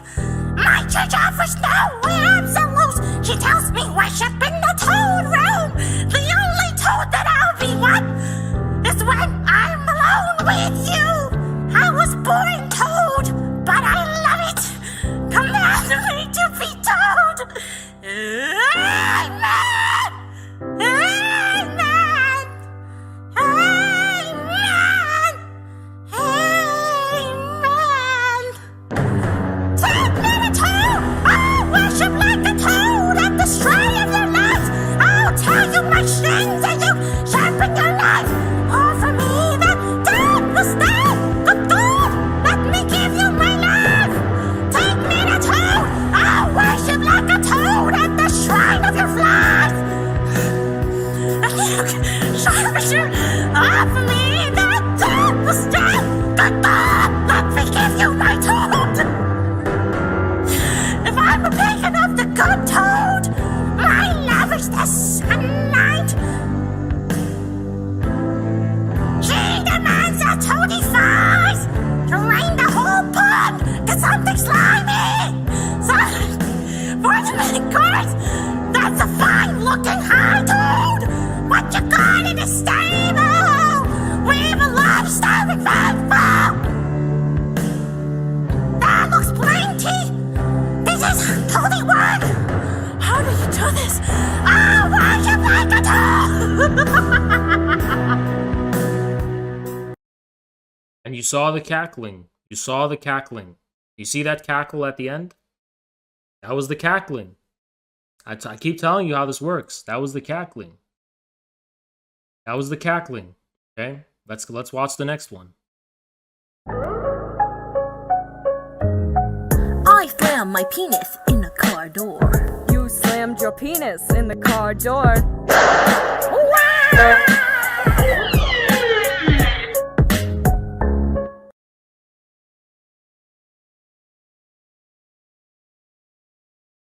What's the point of destroying the current system to implement one that's worse, namely communism? Hell, I would take a neoliberal government over a communist one. At least Epstein can still bring children to his island to molest. By the way, you'd be found guilty of parasitism under the Soviet Union. It'd be in a fucking gulag, so yeah, enjoy. I think that's kind of projection. I think a drug addict, Satanist, loser, hippie would probably be found guilty of parasitism. And by the way, the Soviets aren't going to throw you in a gulag for something like that, but they probably would have made you get a real fucking job instead of LARPing as some Aleister Crowley acolyte on the fucking internet. I'm sure that when the commie revolution, that will never actually happen. If it's never gonna happen, why are you so fucking scared? Why do you need to make a video to debunk MAGA communism if this is a completely harmless trend that's never gonna amount to anything? I'm sure that you, with absolutely no real-world skills, the inability to grow a plant... Why don't you grow a fucking chin, dude? Hey, retards. Did you know that according to Lenin, under imperialism, the bourgeoisie is reactionary. That means all the latest trends, all the latest fashions, and all the latest the development of bourgeois progress is literally reactionary under imperialism. Did you know that, according to Lenin? Under imperialism, the bourgeoisie has no revolutionary role, and it's a completely reactionary class. Did you know that? Did you know he said that? Did you know he said that? You fucking stupid dimwit bitch. Did you know he said that? You stupid fucking worthless idiot bitch. Because if I confronted you with this fact, you would just do what? You would just insult me on your little snide Twitter ironic comments. Two holes, and we're gonna laugh at you. You fucking cocksucker bitch is what you are. When I say that, I mostly mean Hinkle and Haas, but a few others. Talk about like patriarchal communism. Based? Really play up basic machismo. Based? You know. You mean like Fidel Castro and Che Guevara did? You mean like how the Soviets did? First of all, let me ask you guys a question. Can you name me a communist state that wasn't machismo? When you think of North Korea, do you think of a fucking femboy? Do you think of a fucking effeminate glasses-wearing bitch like the guy on this fucking podcast? No, you don't. Because it's always fucking been that. Always. Even the lyrics of the music from communist states says shit like that. Like, we need to rise and be men, or what was that Soviet song? We'll beat them with our steel chests. Just shit like, you know, it's like they say it. You know what I mean? It's extremely masculine. Fucking Soviet anthem is extremely... I mean, Joseph Stalin, he's called the man of steel. He's not called the they-them of steel. He's not called the they-them little snowflake flower. He's called the man of steel. Yeah, these things are here from the very beginning.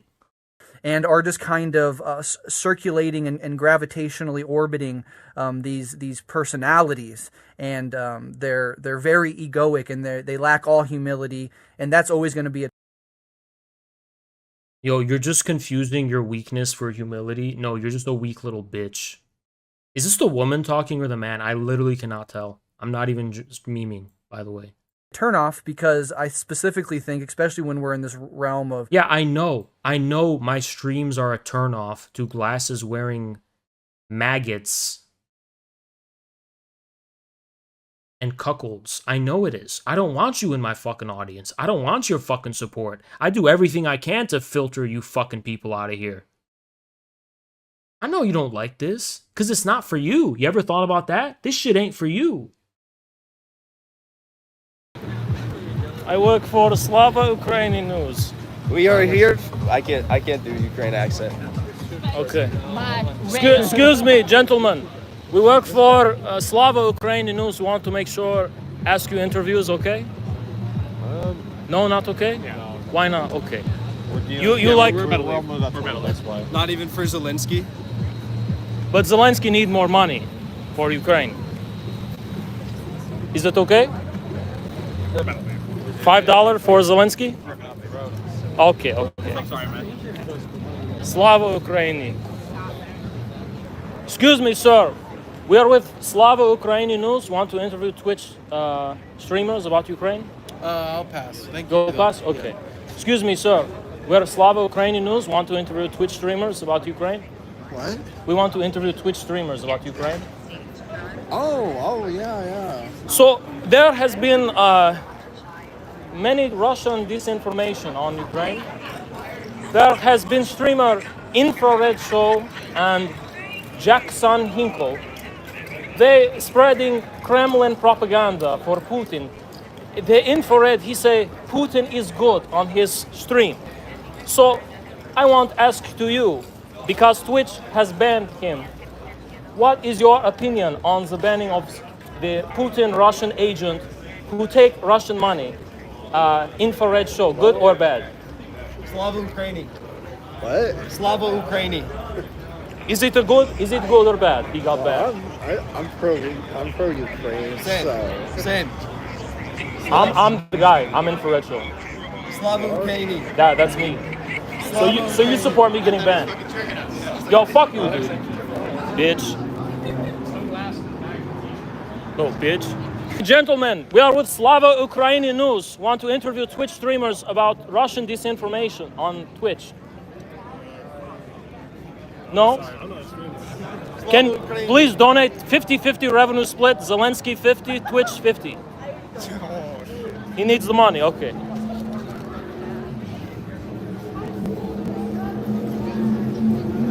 Excuse me, sir. What are your thoughts on the banning of Russian disinformation infrared show on Twitch? You don't care? Okay, I see. No one care about Ukraine. Not one person. Why does no one care about Ukraine?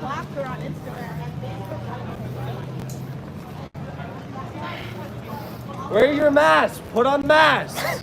Come on.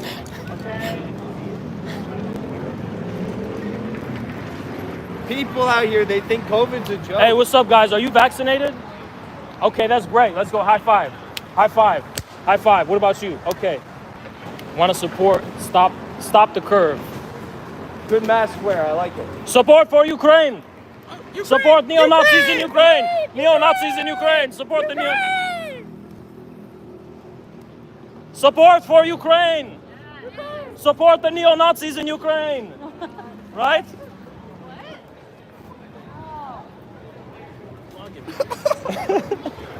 Support for Ukraine.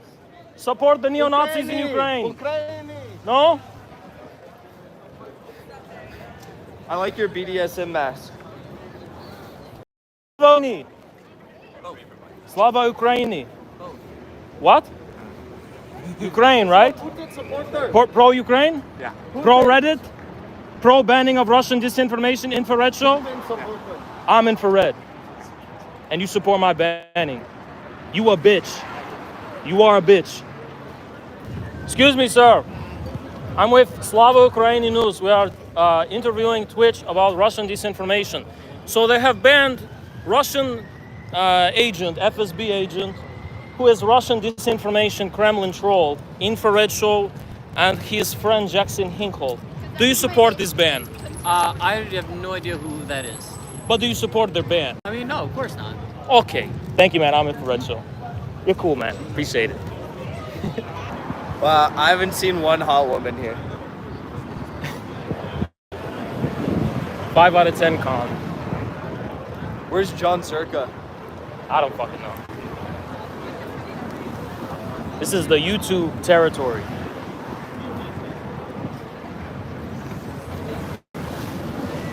Bro, I need a mask. Where did you get it? I found it. Where? On the ground. That's disgusting. It was in a bag. Oh, okay. Yo, excuse me, where do we get masks? Okay. It is. Wow, this is crazy. I don't even know what to say. I'm kind of overwhelmed. Are you Vosh? No? Wait, are you sure? What do you mean? Oh, no, you're way too skinny to be Vosh. Yeah, no. And too good looking, you know. My name is Jeffrey. Epstein. My name is. No relation. No relation. Who are you? I'm really important. No, you're not. Oh, come on, that's dirty. I don't know who you are. You got like Chud Logic and some friends over here. Come on, say hi. Yo! Who's this? I'm glad you came, bro. Wait. This is what he actually looks like. This is Chud Logic. This is actually what he looks like. So all that the dude who was talking all that shit. This is me. You talk a lot about lol cows, dude. You're built like one. Okay. What is that? Chud Logic. Damn. No Look at that. No shot. Yeah, there he is. I knew you were fat. This dude hates us, right? Oh, that's cool. And look at this disaster on his face, this acne one's this? disaster. Look, it's irrelevant. Yeah. Get a shot of me and you next to each other. Go ahead, Yeah. let's get a shot of me and you next to each other. Oh yeah, you're taller. Go ahead. Oh no, he's taller. Oh no, he's taller. But look how weak he is. Yeah. Oh, you want to keep going? You want me to end the stream? You want me to end the stream? Jeez. Yeah. Oh my God. Bitch. What are you doing? What are you doing? You're posturing. You're in my shit. We're having a good time. Oh, you're having a good time? Then walk on. What's your fucking problem, man? Yo, walk on along. If you're having a good time, walk on along. You're having a good time. Okay, it's content. What's your problem, man? Fucking manlet energy. I'll give you fucking content. manlet energy. You fat bitch! Don't fucking talk about manlet this, manlet that. Mate, You look like a fucking cow, dude. You look like Jeffrey Dahmer if he gained 60 pounds. You go have a good time, little bitch. You think I'm gonna be different in person? Jesus, what's your fucking problem, man? There's no difference, bro. Oh, there's no difference between what? Hey, why don't you guys have your masks on? Yes, we were. Irrelevant. Yes, we were. Put your mask on. Yeah, where's y'all masks? Where's your Fauci ouchie? Yeah, where's y'all masks, huh? You fucking lost the plot, mate. Jesus. Oh, I've lost the plot. Wait, sir. You don't Are have you your gonna go mask on your on. stream and talk about how ridiculous House was and what a loud Didn't cow you he was, flirt- didn't you even though flirt you're like a built like 16-year-old? one? What's that? You even got some titties on you. What's going on? You even got udders on you. You literally can be milked like a cow. Were you flirting with like a 15-year-old or some shit? The age was getting low. I get your story straight, right? 14-year-old? How low was it? You remember I that shit? think like 13. 13? Was that it? Yeah, I'm not sure. Jesus, man. Why are you sweating so much? Jesus. Where am I sweating? Where am I sweating? I'm the one sweating. Yeah, he's. here. I'm the one sweating. Why wouldn't I be here? Like, genuinely, why? Because I'm asking people about what they think of the banning of infrared show because it's Russian disinformation. How many people have And he you takes. gotten to be able to talk about it? Everyone agrees never Literally should have everyone. happened. Yeah. Never should have happened. Everyone. Everyone. All the little... Ninja. Yeah. Everyone. Yeah. XQC Yeah. agreed. XQC was here. Everyone. Yeah. Yeah. They know who you are? Yeah. What do you mean? They're his biggest Yeah. viewers. What are you talking about? They're his biggest Yeah. viewers. I don't know why you... Why am I what? Bro, Why am I Hassan what? Are you Piker. good? Are you good? Hassan I Piker even detect said I he detect shouldn't a little have bit of gone fear in your eyes. This is the biggest I do. energy I've ever I seen, do. man. I think I do. I think Bro, I you're do. so fat. Shut the fuck up. Is that what you got anything Posture else? what? Don't Posture touch how? me. You touch me, You you're got gonna get anything Posture fucked how? up. You touch me, you're gonna get fucked up. Why are you trying to? Why are you Touch trying me. Go on. to? Touch me. What you think is gonna be Your different face fucking in person? jiggles when Let's you go. touch me. Let's Your go. face fucking Well, let's see how much you jiggles. jiggle. No, shit ain't different. Touch me one more time. Oh, how's it You're the one who different? touched me. Why did You're the one who you're touched me. up If and you in my touch me again, I'm gonna fuck you up. Oh, but all that shit you were talking, that was different. Your face literally. All that shit you talked when I was on Twitch. Go on. Let's fucking go. You were the first person to call for my deplatforming because you said yeah you did because all the Uyghurs yeah because you said oh yeah Haas should be fucking banned because of the Uyghur genocide. Yeah, that's what you Oh, said. you called for his banning? Yeah, he was the first one. Oh my god. He was the first You're a motherfucking fucking one. CIA Yeah. plant. Calling for the Uyghur. You believe in the Yeah. Uyghur genocide? You talk about the Uyghur genocide? You actually believe in the fucking Uyghur genocide? Yeah, we get Russian money, Hey, right? let's send all our money to Where's your evidence? Hey, listen, man. Where's your evidence I get money from the CIA? I didn't say that. And you avoided. I said you're a CIA but bot. you did. You're But an you did NBC say we get CIA Russian bot. money. You're Hold an up. NBC CIA But you bot. did say we get CIA Russian bot. money. You did say we get Russian money. What's up, Ja? I appreciate you, man. You did say we get Russian money, didn't you? Hey, listen, man. I was. And we're unregistered foreign agents. Say it one more time for the Yeah. camera. Say it one more time for Don't the you camera. don't you feel like a dumb bitch? Don't you feel like a dumb bitch for saying that shit? Where can I watch you? Was it on Rumble? Don't worry about it. Where you at? Oh, I'm on Rumble. I don't know why you're so aggressive. Oh, but you thought in person I'd be nice. We're gonna be best friends in person. That was before all that shit started, wasn't it? Yeah, it was. Matter of fact, when I was nice to that Destiny kid, he went on stream and said, "Oh, Haas is different in person." I'm not different in person. Because I didn't. Because at the time I didn't have a problem You're with it. calling for people to get deplatformed. Yeah, and shit. Like, what the that's fuck where is we up draw with the that? line. What the fuck is up Yeah, with that? that's where we draw the What line. fuck is up with that? And you look What the fuck nervous is as up with fuck. that? You look shaky. I don't shake the hands of pussies. You I don't look shake the hands of you look fucking like a pussies. creep. You look like a creep. You look like a like a creep. pedophile. Yeah, you look like a creep. You do look like a pedophile. I mean, that's pretty damning. You look nervous. Considering you're You look. You know what you? messaging Chud. 13-year-old You know what you look like? You look guilty. Yeah, because you Guilty. know you fucking sold Guilty. out. Oh, you a Mark Fisher Marxist. You fucking sold out, you little bitch. Who are you rolling with now? Who do you roll with now? Where's your principles, Chud? You roll with this community because they give you money and clout? Where's your principles? I thought you were a Marxist, Chud. What happened? There's always got clout. Yo, guys, y'all listen. We're making a critique of it in person. We're Maoist struggle session. Let's go. What's going on, bro? You sold out. You sold out for clout and you sold out for money. What happened? Yeah, so now you're Destiny's cocksucker. How far has that gotten you? It's a long and what are you? What are you? You in your 30s? You in your 30s? And this is what you're doing. You're rolling with all the kids in your 30s. Yeah, Chud, you are a man devoid of honor. You snaked me for that fucking community. Yes, you fucking did. You snaked me for that fucking community. Look at your fucking YouTube channels, how many hit pieces you have on me, how much you've lied about me, how much you've slandered on me, taking shit out of context, spun shit. It's good content for hate to be generated against me to give me deplatform. But you a Marxist, right, Chud? You sold out. You sold out. What's that? Oh, did you say that? I don't remember you saying that. No, I remember you saying you thought it was funny. You want me to pull up the clips? I hope you learn your lesson. Don't talk all this shit online and be a little bitch in person like this. Looking nervous as fuck.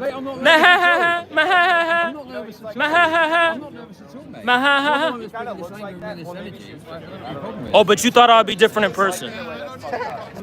You thought I would be different in person. Online, I should have expected you to be like this. Oh, you thought I would be different in person. That's what it was. Are you gonna cry? You gonna cry? I was gonna cry. It's you. I'm so angry, man. I'm so angry. I was having such a good... Bro, Chud, I know this was... You showed your face in public, right? Yeah. And it took a lot of courage. But you shouldn't have. I'm just telling you that. You should have kept your anonymous profile picture. You should have never shown your face. You know that? Is that what you've got? I'm telling you the truth. You should have. You seemed way more powerful. You seemed way more powerful when you were anonymous, but now that we can see your face, it's so pathetic. Like, this is what you look like? Wow. Wow. The best you've got, ugly. Give me what you got. You got nothing. You got nothing. That's sad. You a sellout. We're gonna remember that, Chud. You a sellout. Yeah. Yeah. Run away, little bitch. Go ahead. Get yourself on. Who's this guy? Popping off on YouTube. Slender Man. Who's this? Wicked Supreme. I don't know who the fuck you are. Yeah. I bet you get 20 views. What's that? I bet you get 20 views. What's that? I can't hear you because you're short. I can't hear you over all your friends. Over all my friends? Like I wish I had friends like you did, right? Because you guys are all real friends. You never snake each other. You never betray each other. All of y'all are real friends, right? It's a real community. Sounds about right. Why is there so much aggression and like hatred and vitriol on the internet, but you guys are so chill in real life? What's up with this? I'm typically not pretty hateful in my content. But like my income gets taken away, I get banned from Twitch, I lose my platform, everyone's celebrating. That's a lot of damage to me. So you guys enjoy doing damage to me. Are we your therapist? No, I'm saying, why are you a little bitch in person Why do we care about who's so chill? Why are you so chill in person? You celebrated my ban, but you're chill in person. So you do damage to me on the internet, but not in person. I don't know what the fuck your reputation is. You a Destiny Orbiter. Why are you making these accusations that I'm aggressive but chill in person? Because every single one of you celebrated my ban from Twitch. Oh yeah, you did. You said you thought it was hilarious. Yeah, you did. You sold out your principles, Chud. Yeah, you did. You did. You a Mark Fisher Marxist, right? Make like good videos about us, actually. Yeah. You just make nice videos about us. And then as soon as when you saw that caught you heat, you started. So going the Chud, other is this capitalist realism? What is this? Because you're a Mark Fisher Marxist, right? You've got nothing. You've got all this fucking anger and all this energy for no reason whatsoever. That's because you've got so much bitch But that's what I'm like on stream, aren't I? That's how I am on the internet, isn't it? So why would I be different in person? Yeah, you're literally like schizo multi-hour streams about Yeah, us and yeah. shit, and then when you get here in person, you got nothing to say. So why do you got so much to say on your 200 viewer Andy fucking stream? And then when you get here in person, you got nothing to say. Well, I'm saying if you're saying this bullshit online, you should be able to say it to our face. Wait, Chud, what's a lol cow? What does that mean? Because I never said anything about you. Chud, really? Chud. You haven't done videos about me. You haven't done streams about me. You want to put money on that right now? You want to put money on that? You've never done a stream. You've never done a full video about me, anything like that. Let's do it. So Chud, let me ask you a question. This is something you do. So I go on stream, and I'm having a good time, and then what you do is you react to it like it's serious, and then I'm stupid, right? So it's like I'm doing something funny, intentionally funny, and then you think you're so smart, you go on stream and you're like, look how ridiculous Haz is. It's like, bro, wait, I don't want to be ableist or whatever, but like, do you have like a thing that doesn't allow you to detect humor? That's just good content, isn't it? But no, it's not just good content, isn't it? You're just like, you're making it seem like I'm an absurd and ridiculous person because I'm intentionally doing those things to make fun of people. But apparently it's serious, right? I just want to understand, like, what is that angle? It don't make any sense. That's it. Simple as that. So you mean you mean Destiny's community is positively receptive to it? Well, not just Destiny's community. Like a lot of people. Bosch's?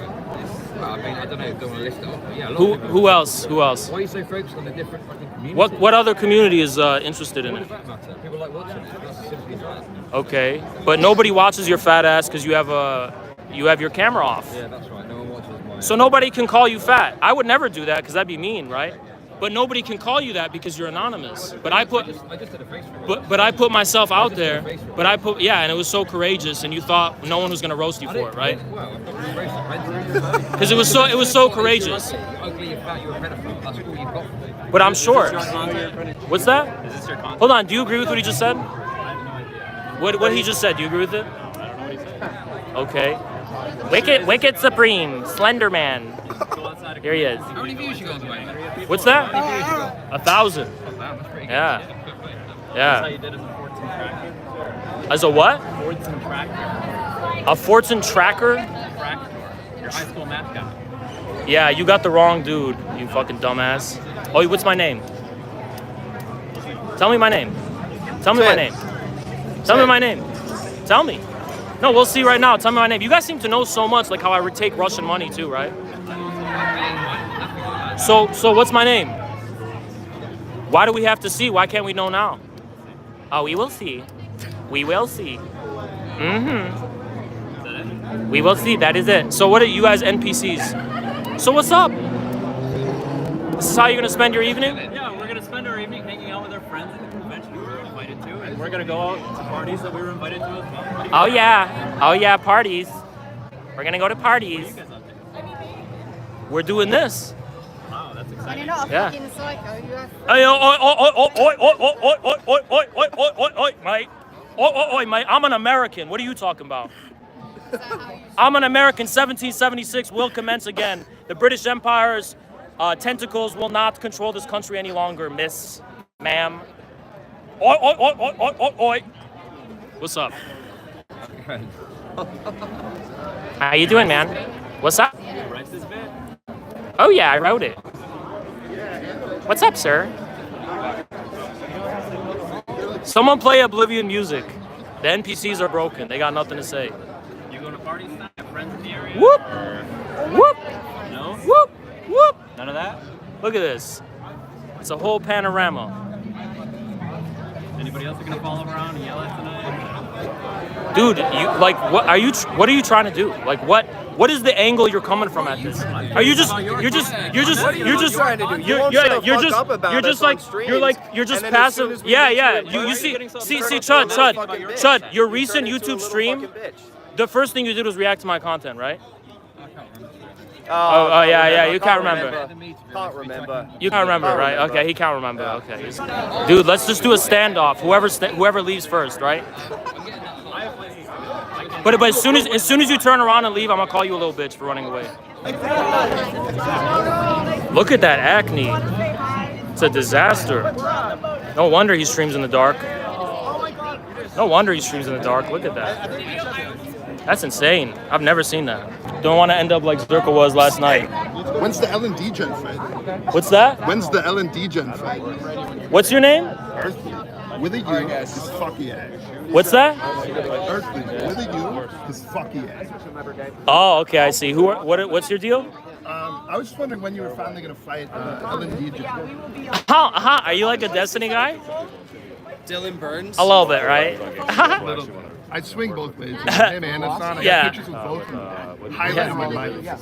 Yeah, so how much did you pay to get pictures with these losers? I paid Hassan $50. No, to come to TwitchCon.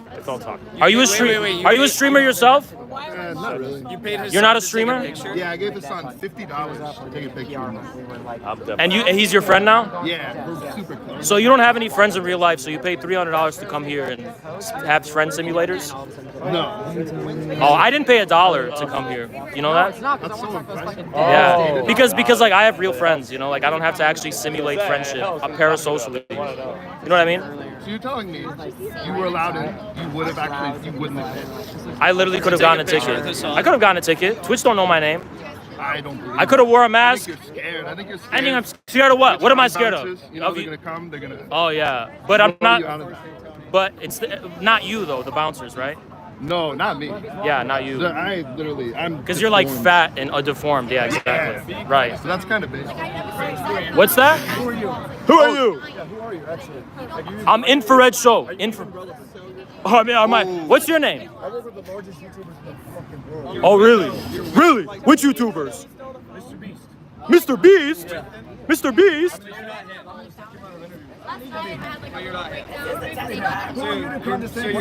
Who am I? I was the fastest growing political streamer on Twitch. That's who the fuck I was. So they banned my ass. You're probably some spoon-fed silver bitch. You look like Jimmy Neutron. See, no, this is the Soy Jacks.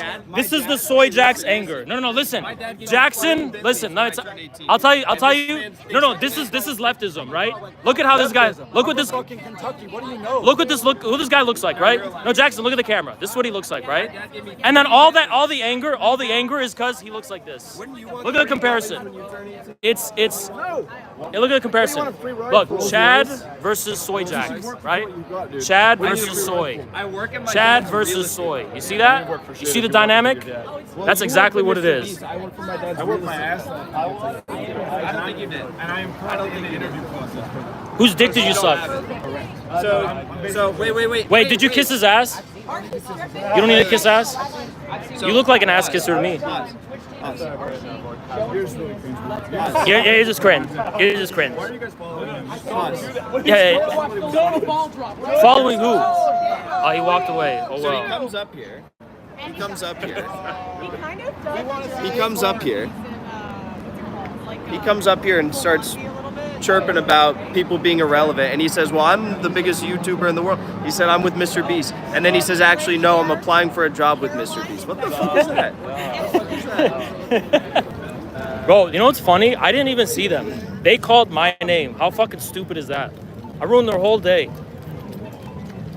Oh, is that Horse from the Infrared Show? Oh, Horse, my good buddy. Demonetized. You know what's crazy on about Twitch? So right now, I'm at 1K. And usually I'm like, what, 500, right? TwitchCon, yesterday I met up with people. I have 100 viewer Andys. 100 viewer Andys. Thinking I'm not shit because I'm banned. You know what I mean? This dude Jackson, what does he get, 10K views? 14, but yeah, who's counting? 14K views. Like bigger than everybody here. But we're not part of the Twitch club. So we're not cool enough. Oh, fuck Twitch, man. Listen. The future is YouTube and Rumble. And Lysenko. And thank God for Rumble. Thank fucking God for Rumble. Yo, Nomad. Appreciate you, Nomad. Yeah, we're at 1K viewers. Look at my hat. Look at my hat. That's North Korea, bro. What the fuck? Where did you get that? A subscriber gave it to me. That's what's up. Don't believe that Western propaganda. We don't get one? Don't believe that Western propaganda. We don't get one? Bro. No, you guys, where's your MAGA hats? Bro, I got one. I didn't bring it. How was the rally? It was good. Sarah, thank you so much. I don't know if you can see this now. I don't know if you can see this now, but I'm so sorry for missing that. It's the YouTube. Thank you so much for the 100. I appreciate you so much. I really appreciate that. Thank you so much.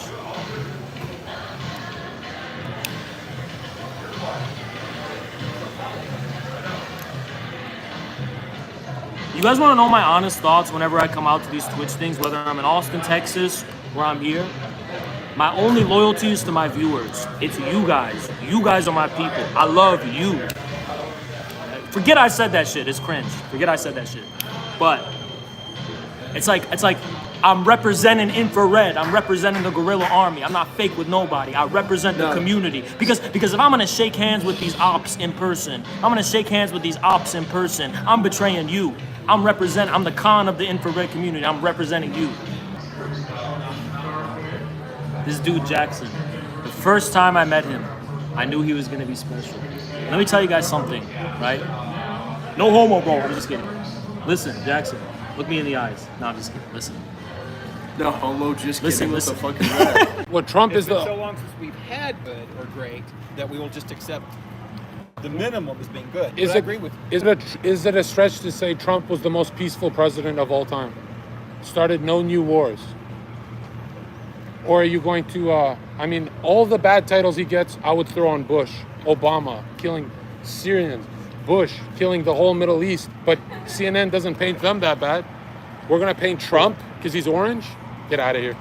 Make America great again. Wow, a lot of libs, a lot of fluoride here, wow. All right. You girls like CNN? We hate CNN. This dude's more schizo than me. Look at it.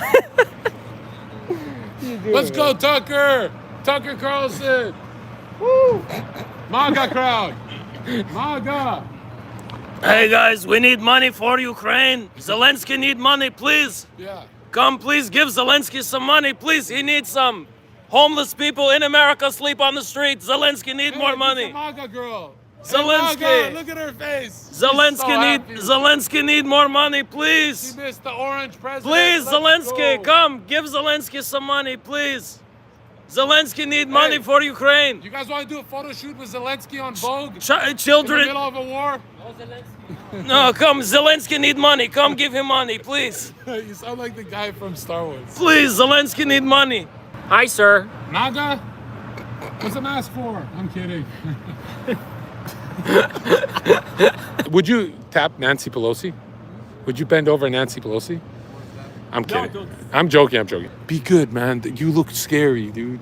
Dude, you look like you're bouncing for a club that only allows short people in there. Oh, another short man comes. They're having a short conversation. It's gonna last a few seconds. No, don't do that. Jackson, tell him. Ladies of MAGA, would you like to talk about Donald Trump? Okay, enjoy Joe Biden sniffing. No.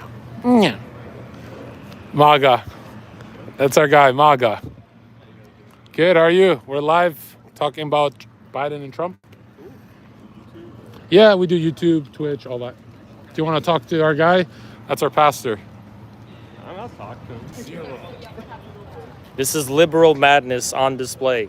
This is what liberalism does to your brain. They're not even walking normally anymore. Yo, how's this our new table? Oh, let's go, Brandon. I forgot, were you a Trumper? No, he was the... He was anti-Trump? No, he's like a Foucault. Oh, Foucault. Wasn't Foucault a pedophile? Yeah, what was Foucault's argument on marrying children? I forgot. Well, it wasn't necessarily about marrying children. What was it about? I forgot. Ascribing rationality to youngness. Yeah, tell us. Go ahead.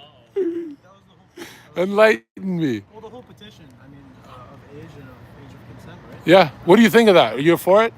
I don't hold a leading position. But it was Yikes. I'm gonna burn in hell. You ascribe rationality on the basis of... How young was it? I forgot. Who are you? 13. Was 13. Oh, you asked me? And they were trying to get it done, right? So age of consent 13, right? Age of consent 13. That was Foucault's position. Interesting. But you have to understand the implication and the constituents too. It's not as if it was just like a moralistic, No, man, that's not good. No, what do you mean? Like, we gotta have a hard line, right? No, of course. But that's the thing. People don't understand the base for prompting. But you said you're undecided. It's not that I'm undecided. It's that I don't find myself Make America great again? giving a position. But you don't agree with that, right? Okay. Like Joe Biden sniffs kids. I don't agree with lowering the age. Yeah, there you go. That's what matters. Yeah, it's because I don't agree with any type of... Wait, you guys are cool? I thought you guys hated each other. No, apparently he's come around to a lot of my views. What? More so Some of them. consciousness in regards to... Yeah. Some of them. Yeah. I mean, I've never seen someone talk to him and disagree in good faith. Destiny randomly just got mad at him because he had an emoji of a Russian flag. That's why their friendship ended. But it's not like Destiny had an argument. You know Destiny's argument? I really care about the Ukrainian. I'm like, really? You, the guy who makes death jokes? Give me a break. I mean, it's expressive. I mean, you know why you're out here. It's with an intended, right? So it's like, Right, yeah. I want some... So you go here, huh? You go here? Yeah. Okay. Whoa, what are the chances? Holy shit. Yeah, I know. It's crazy. Yeah. Unless you sniped us. No. You didn't snipe? Okay. All right. Well, 1776 will commence again. Right. Hell yeah. Wow, you have anime guys in your Discord. Don't you love Foucault? What? I don't think that guy likes Foucault. It's like... Send him some Hegel, bro. People over-intellectualize shit. It's like they can... Yeah, you can rationalize anything. It's like they can say things they don't want to say. Like that. Obviously, he's not supporting lowering the age of consent. But Yeah. He sounds that way because he's like... Outsmarting himself and yeah, shit. exactly. Yeah. So I wanted to make... probably not used to like how Well, humans outsmart themselves all the time, but if you're doing it every day, you're going to have really bad mental. Yeah. Oh, this is watered down garbage. Actually, I think both sides should have an opinion. I really, how I'm against freedom of speech. I think I want power on my side. But so you're the one who fucking said to make this. No, but I'm saying deep down, my real politics is I want to censor the libs. Same. Yeah, I don't believe in freedom. Make America great again. Oh, they're talking shit about us. The China table. You're part of a different organization that hates... Hey, bro. What's up? Hey, man. Zherka. Hey, man. So we're asking people like, MWS in the building. tits or ass? Tits or ass, bro? God, that guy's throwing shade at you. He's got the South Korean flag, and he's got the North Korean flag. Hey, we support both. Wink, wink. Very democratic of you guys. That dude's throwing All right, shade why is it called democratic if people are just going to be puppet states of the U.S.? Exactly. You know what I mean? I don't get that. How do you know me? Are you Destiny guy? I'm sorry. Why are you walking away? I have to go to class. All right, go back to class. Go back watching Destiny. I will. Keep learning about fucking Ukraine. Destiny. Listen to that. How did you know? That was nice. He was so uncomfortable. He panicked. He ran. He was gonna post on the Discord to clown you, and you totally read through him. I never even thought. That was so. Oh my! That was the sharpest shit I've ever seen. You totally made that guy look so bad. He nervously ran. Holy shit, he's actually shitting his pants live. Zherka official, ZHERKA. ZH what? ERKA. ERKK? No, not 3 Ks. KA. KA, okay, Yeah. awesome, brother. Okay, I found you. Not bad. You have a good one. Thanks. See you guys. See ya. That guy almost made me a Ku Klux Klaner. He's like, KKK. I was like, nope, not that. That's the other channel. Y'all in debt. Y'all in debt. Y'all in debt. Your president gave you inflation and you sit there drinking fluoride water. You voted for Joe Biden for student loan forgiveness. It's not happening. It's not happening. Don't you vote for Joe Biden this time, guys. All right? Inflation and drinking fluoride is not the way. Jesus is king. You guys are lost. All you guys play Minecraft. Let's do it. Enough Minecraft. Enough Roblox. Come on. It's time to grow up. No more Minecraft. Vote for. This dude's schizo as fuck. Donald Trump. Y'all in debt. Y'all in debt. Y'all in debt.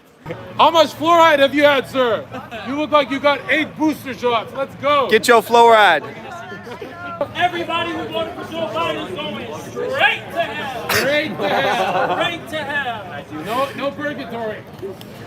straight to hell. Hey, you were wrong about Joe Biden, sir. Take your glasses off. Hey, I got more money than you, lady. Google me. Good. I got more money than you. Putin is You good. in debt. You in debt. is You got a thrift store sweater, lady.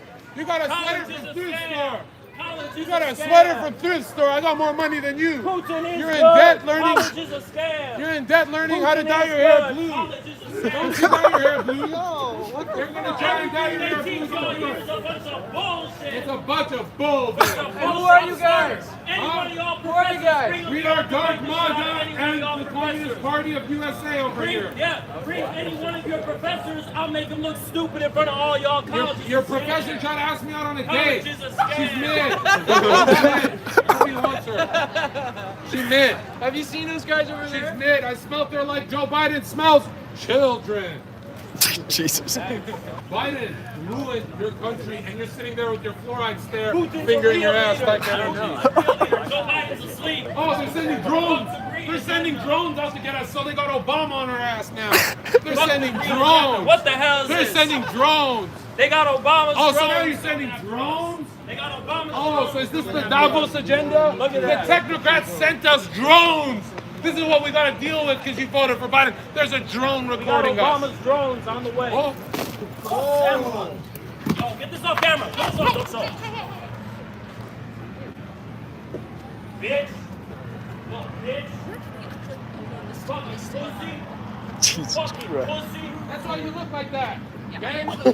You look like you gave up a long time ago. Name one bad thing Putin did. One bad thing. Name one bad thing Putin did. One bad thing. One bad thing. What about that haircut? One bad thing. What about Putin's haircut, bro? Bro, don't fucking.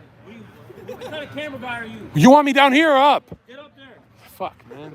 It's slippery because of the fucking degenerate. Putin didn't do nothing wrong. Not one bad thing. Not one bad thing.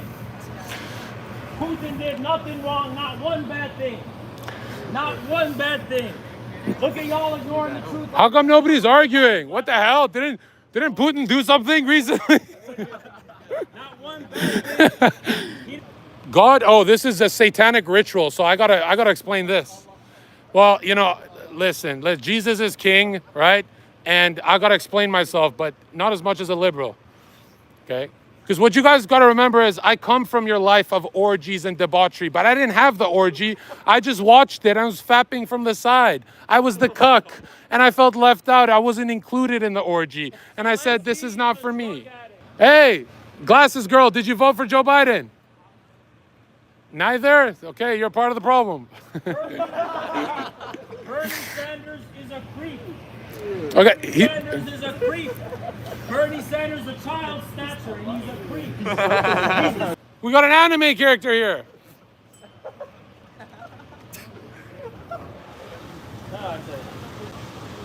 The worst part of Naruto was Naruto. The most. He goes the whole series without learning any hand seals? What? He relies on a pit bull with 9 tails? What a fucking loser. It's all about the Uchiha. Go ahead, House. If you vote for Democrats, you are a racist. If you vote for Democrats, you are a Nazi. Yes. If you vote for Democrats, you're going straight to hell. Can you please put a mask on when you talk? Oh, that's last year's news. Sorry. Vote for Democrats, you are a racist. If you vote for Democrats, you are a Nazi. If you vote for Democrats, you're voting for Hitler. I was a Democrat like you guys, and then I stopped. I said I don't want to be a retard. World War III's around the corner. Go ahead. How tall are you? I'm 6 foot, just like Joe Biden. Oh, wow. You should go take a nap like him. You look like the Get a 7 lot deadly done. sins of swamp. AOC is mid.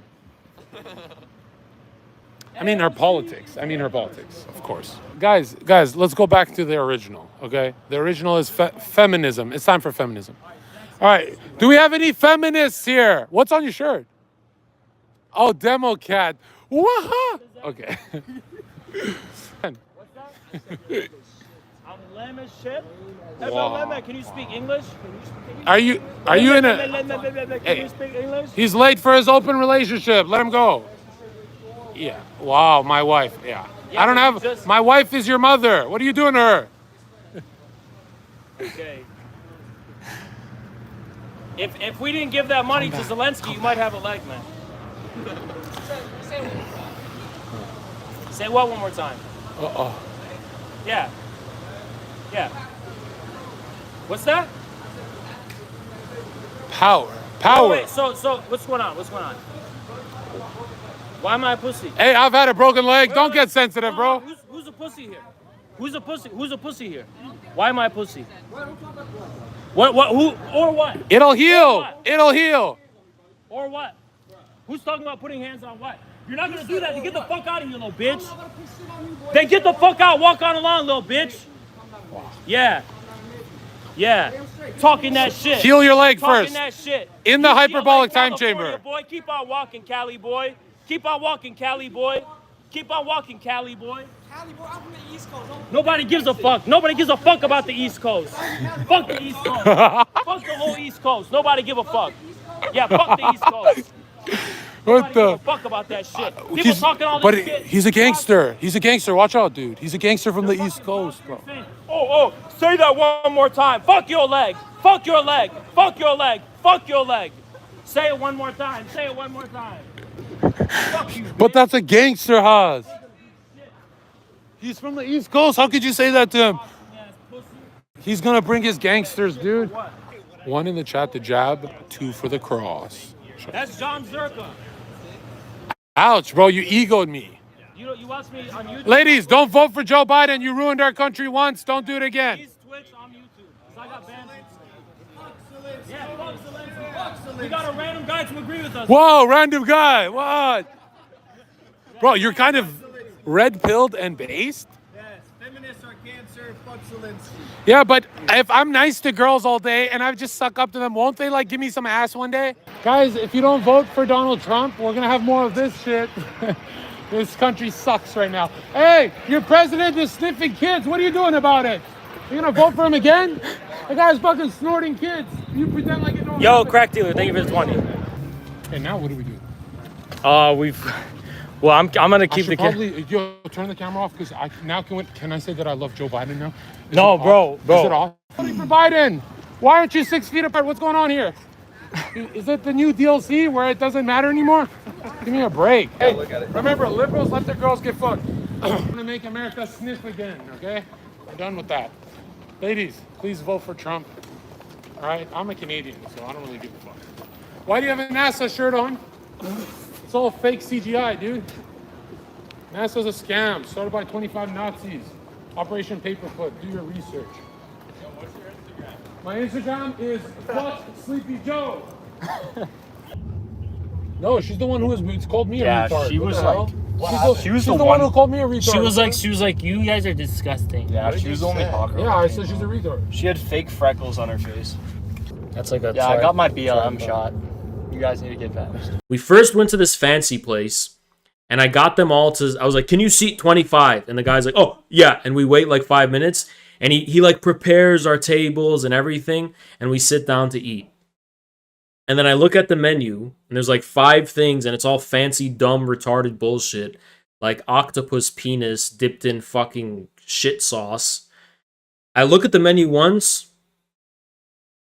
I say, no, everyone get up, we're leaving. So we all got up and left, and that place banned us for life. So we just got up and fucking left. I looked at the menu once, and I said, what the fuck is this? We're leaving. So before we begin, I have some news. We're all gonna die. No, I mean it.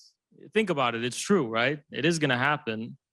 It could happen today, right? If a meteor came in, or if, nuclear war kicks off and Russia decides that they've had enough with our Ukrainian adventure, we can seriously die at any moment. As a matter of fact, getting up and rolling out of bed, you're taking a risk going outside. I mean, who knows? You can get shot, you can die, right? Just by living as human beings, we're taking that risk. So a human being that is unwilling to risk their life is also unwilling to live. But when it comes to the linchpin, the ideological linchpin of the green agenda, The whole thing is about this blackmail that if we continue to be human beings, and if we continue to develop the forces of production, which is what defines human beings and distinguishes them from animals, that we're going to go extinct and we're going to annihilate ourselves. The thing that distinguishes man from animal is that man cannot dwell at the precipice of extinction, not at least consciously.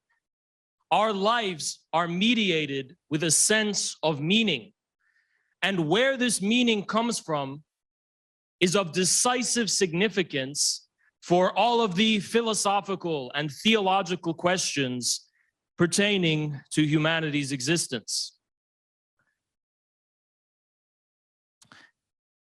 The conclusion of history as we know it, human history, whether you're coming at this from a Hegelian perspective or the Kojèvean perspective, which is also a Hegelian perspective, I guess, there comes a point at which mankind reaches something that's called the end of history.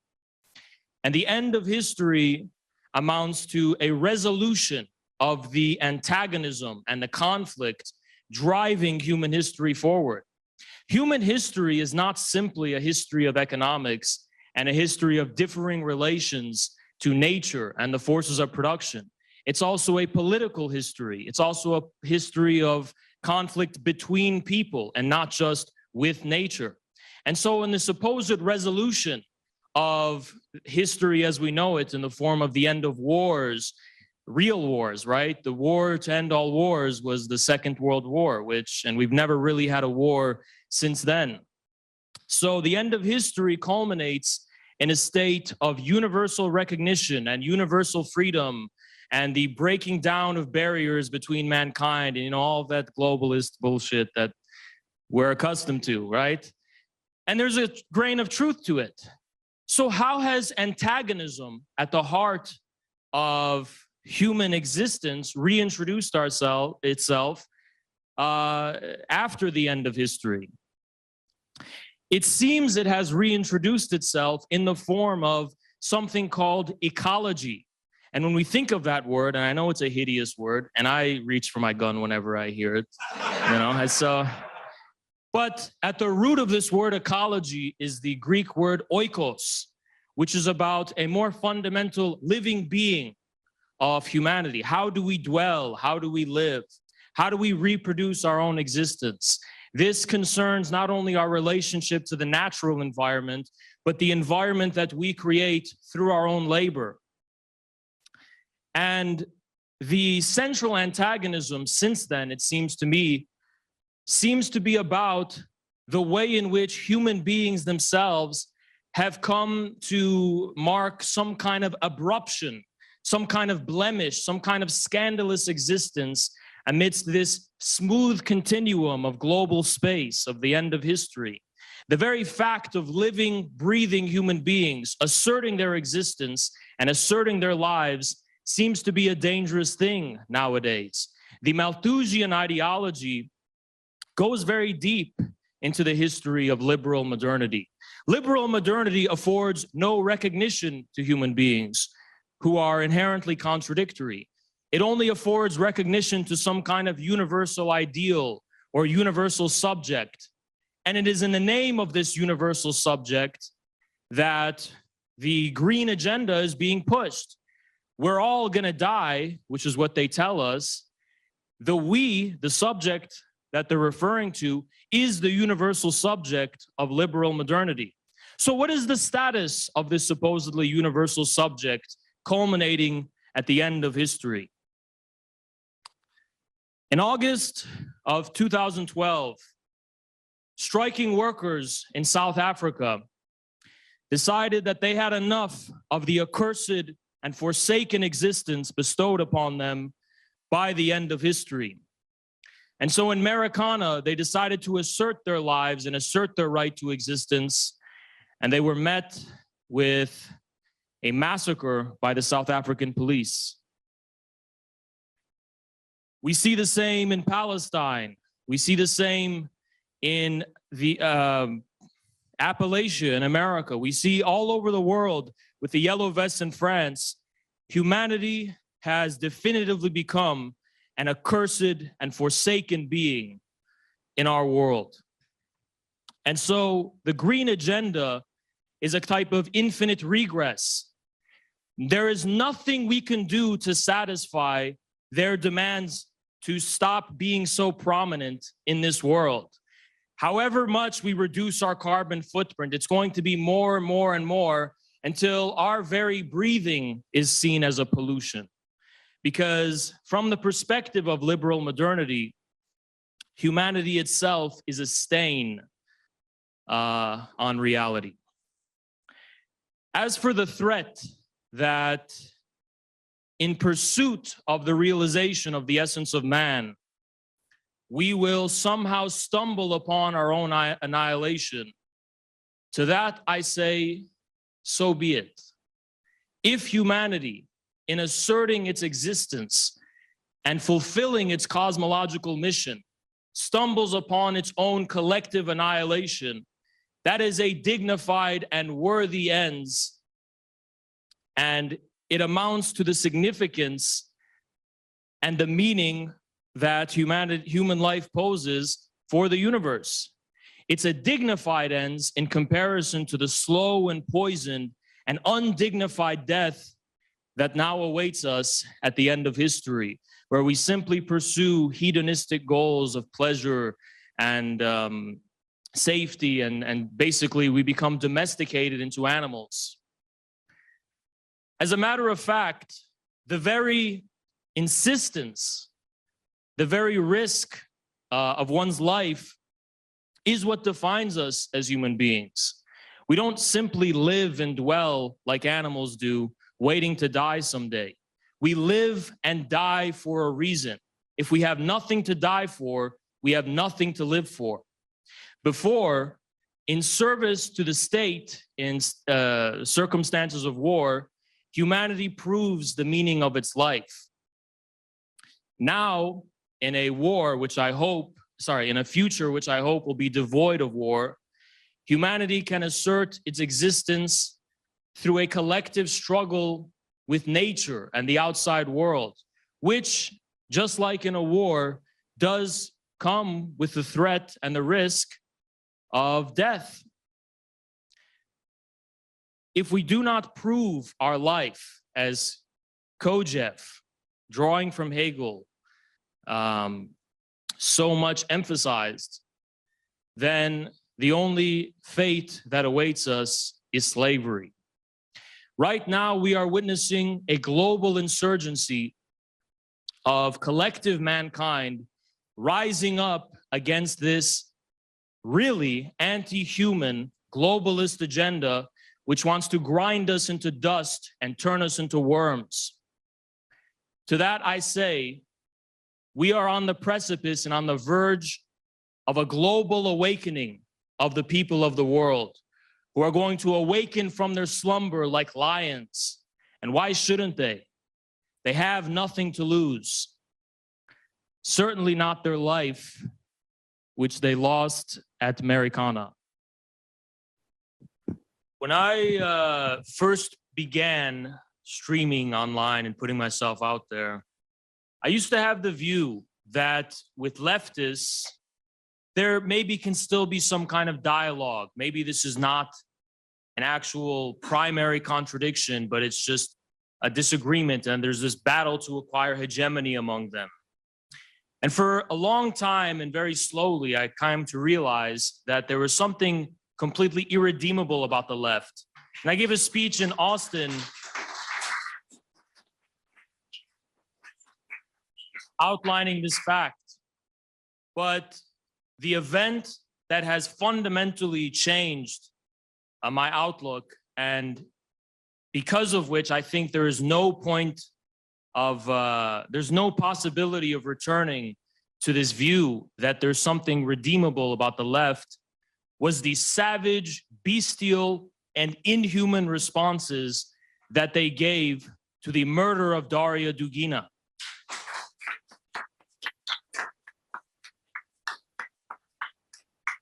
When I saw those responses, I realized that this entire time, all of the smack they've been talking wasn't just some unserious, whatever, disagreement ideologically. These people genuinely want to kill us. They genuinely want to see us dead because we have crossed the line of what they consider acceptable as far as what views you're allowed to have and what stances you're allowed to take. We're no longer dealing with a situation of reasoned dialogue between human beings. We're dealing with a war of Schmittian absolute enmity for which there can be no dialogue, there can be no forgiveness, and there can be no exchange of ideas. They have decided, and not us, because a reasonable human being would never initiate a conflict on the basis of ideas. But they have condemned us on that basis, and they've left us with no choice but to treat them that way. The truth of the matter is that the war that they've waged against all dissidents and against all people with opposing views is part of a more fundamental war, which is actually related to the topic of this conference.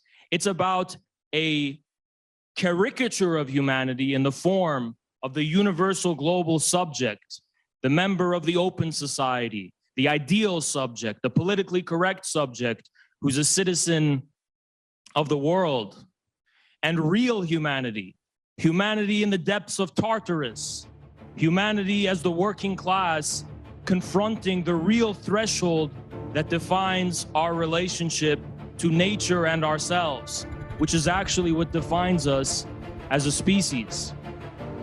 This humanity, the one that was murdered at Americana, the one that's oppressed in Palestine, the one that's oppressed in America and throughout the entire world, has no place in this world.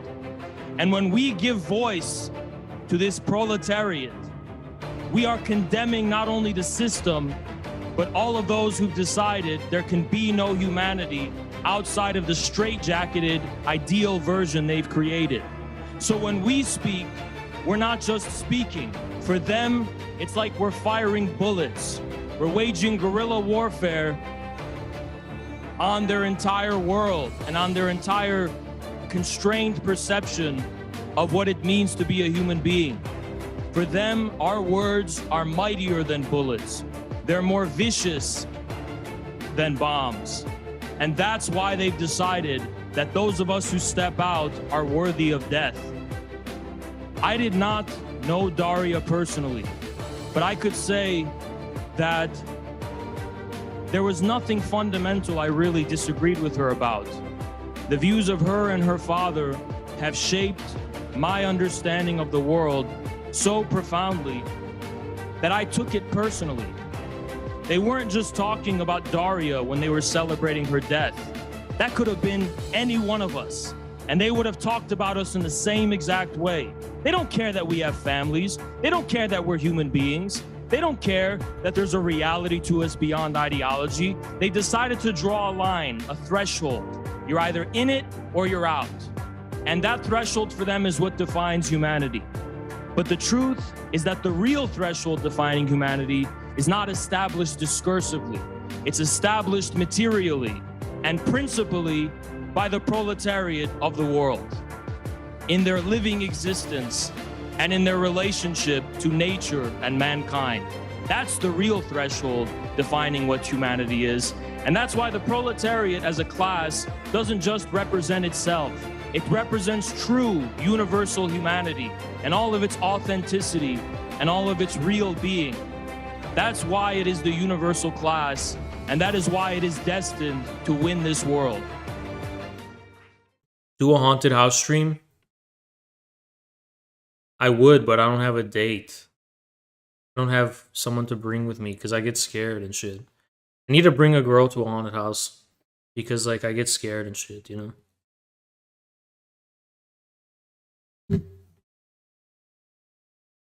I need someone to use as a human shield and hide behind.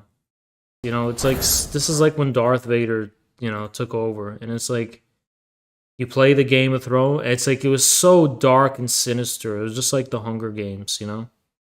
So look at this. No, help! You can't do this!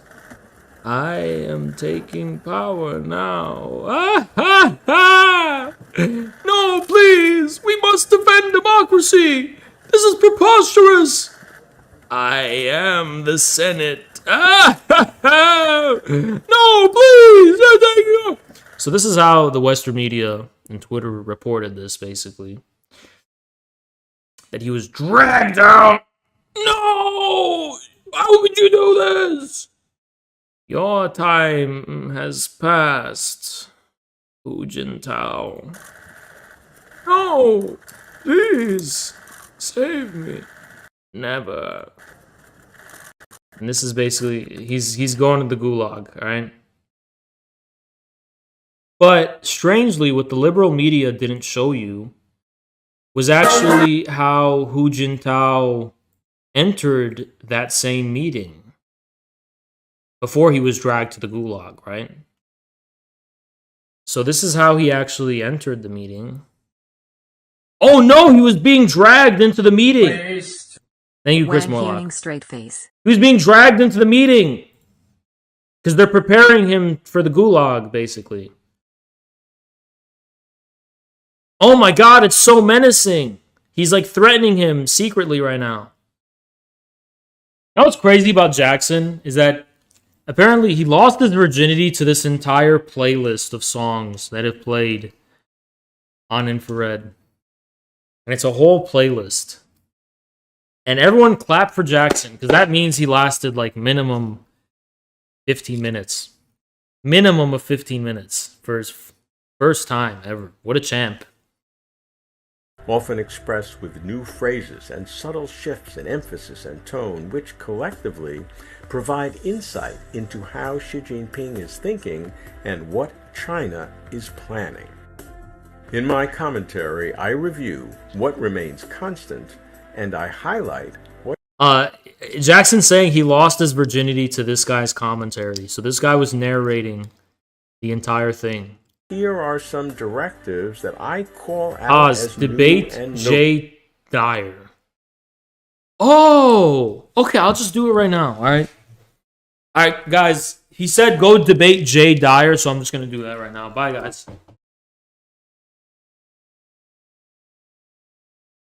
Oh no, I disagree. Oh, I disagree. No, I agree. Okay. No, I disagree. No, you're wrong. Okay. Yeah. Alright guys, I just debated him. Are you happy? I just debated him. Like, what do you fucking want? Go fucking, what do you want me to fucking do? I don't even know who that is. I found a life hack. There's this thing here in the US called, do you know what Taco Bell is? Yeah, what the fuck? Obviously. Dude, you can order a fucking couch of food for like $38. You didn't know that? Do you have Taco Bell in Canada? No, bro, we don't have What the fuck? Mexicans, we don't have Mexicans in Canada. Bro, you don't have Taco Bell in Canada? There's a Taco Bell everywhere. No, we don't even have Mexicans. That's actually fucked up. And you want to hear something brutal? My whole life, never seen a taco truck. That's why I hit them so hard in LA. That's actually so fucked up. Bro, marijuana is the most useless drug because all it does is create delusion. And gyno, and it makes you gay. No, there's nothing wrong with that. Come on. What? You want to be gay, bro? No, bro, we're on YouTube. There's nothing wrong with that, okay? What are you talking about? Okay, but like, I'm just saying, I've never in my life, hand on God, had a gay thought. Yeah, like I'm not that's saying fine because that's fine because you're straight, right? No, but dude, look, if a dude runs a train on a girl with another dude, that guy's bisexual. 100%. I agree. Yeah, I agree with that. But if a dude can suck a dick for $1 million, 100% bi. 100%. I agree. You know what my theory is? But there's nothing wrong with that, right? No, dude. Here's the problem I'm having. The rarest thing on earth is a straight male. Think about it. A straight male would say no to $1 million for sucking a dick. He wouldn't run orgies. You know how rare it is to find a guy like that? Whether Bro, are like you high? secular- Are you high right now? I made this take when I was sober. I swear to God, I've said You this said this before. on Twitch? Yeah, I said on Twitch. Okay, I said okay. there's more rare than think of. No, I agree. It's rare. Yeah. It is rare, dude. You got pegged. Remember? Like What? you're not even all the way straight, bro. What are you talking about? When you played that game with Jackson and you lost, like, come on. What the bro. fuck are you talking about, bro? Are you actually fucking high? No, I'm actually high. Yeah. No, but if you ever got pegged, bro, I'd actually block you. Yeah, but like, what makes the image of me and pegging come to your fucking head, bro? Do I actually look like that? Bro, shut the fuck. Why are you making it with an image and shit? You're fucking weird as No, I'm saying, like, what about talking to me makes you say that? Because you left your journal. You know how you write in your journal, and I went through it. And you were Yeah, talking dude, about, I have a journal, right? It was totally have a chapter journal. 6. It was called Das Cockical. What? It was called Das Cockical. Your journal. Bro, you must have me confused for the fucking flat. Yo, can you just look, dude? Are you coming to LA or are you just gonna sit there talking about nets? Bro, I'm not gonna come to LA without a place to stay. No way. Just stay here. Where? Panda. Bro, I'm banned on Twitch. I can't stay at his place. Bro, I got fucking 9-inch bicep. Look at that. I'm a 7. How is this a 7? Look at it. Got fucking T-pose lats, man. Triangle fucking lats, man. I'm a 7. Women spend $100,000 to scratch a 7. That's a lot of plastic surgery. You know what I mean? Yeah, what the fuck? To become a 7, a woman invests $100,000 in LA. That's true for LA. Do you know who Arthur Schopenhauer is? Yeah, he said, right? He said, bro, you just have a list of bro, it's the Bible of bro, Zherka gets quotes from all these fucking philosophers. He just gets the quotes from fucking philosophers that are against women, and he's like, yo, Schopenhauer said this shit about women. He's based. Bro, he said that no matter how long they spend developing their intellect, they go their whole lives as children through the emotional intellect. What, doesn't that make you a pedo if you're straight? What the fuck? Yeah, think about it. What? Yeah, you said if they're children. If you're straight, that means you like children? Well, I don't remember when he said that. I need to get the DLC, bro. I don't know what you're talking about. How did you go to children? Because if women are children and you like women, what does that mean? Oh, now it's wrapped up. Now it's making sense. Oh, shit. Yeah, you're a pedophile, dude. But I do have a lecture lined up for you guys that I am going to talk about in depth and in length. And if you miss it, you're a bitch and fuck you and you're going to burn in hell forever. And the fact that you couldn't catch it live means you're actually a pussy. Anyway. No, I'm not going to read it on stream, okay? But I want to specifically address a few stupid responses I saw to the libertarian Stalinism thing that I talked about yesterday.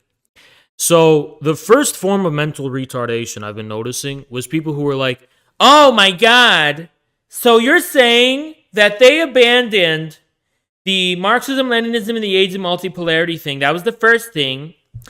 Then they abandoned patriotic socialism. Well, that one we never even talked about. Then they had MAGA, then they had the mecha tanky thing. Then they had MAGA communism. And now they have libertarian Stalinism. So they just abandon everything else. And it's just like,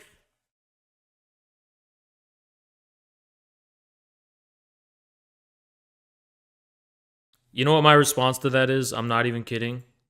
This is actually how I feel in response to that.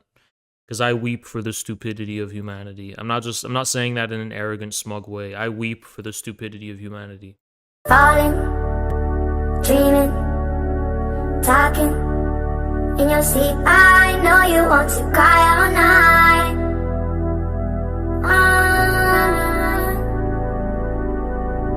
Plotting, scheming, finding reason to defend all of your violent nights.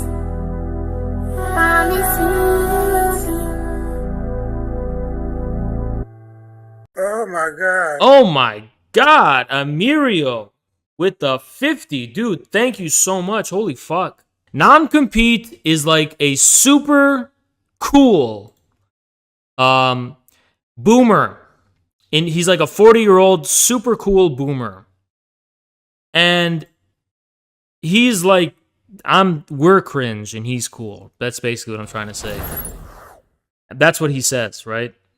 So I'm gonna show you just how cool this guy is. He's like all the other fucking millennial socialist cool guys whose T levels have depleted and now they're like super bitter about me, who's a young, virile man. They hate me and Jackson because they hate our youth. And they're like in their mid to late 30s, and they're just fucking. They're just low T levels. They have man titties, and they're just fucking estrogenic and shit. So has is a cringe-inducing subject.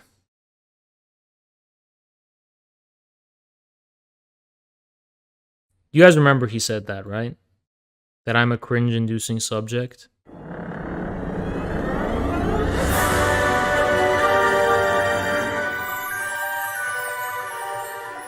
Are you sure we should be having a Halloween party in this old abandoned house? I've heard there are ghosts in here. There's no such things as ghosts. I've heard there are socialists in here. Just socialists. Workers of the world unite! Ah! You have nothing to lose but your chains. Ah! Let's get out of here.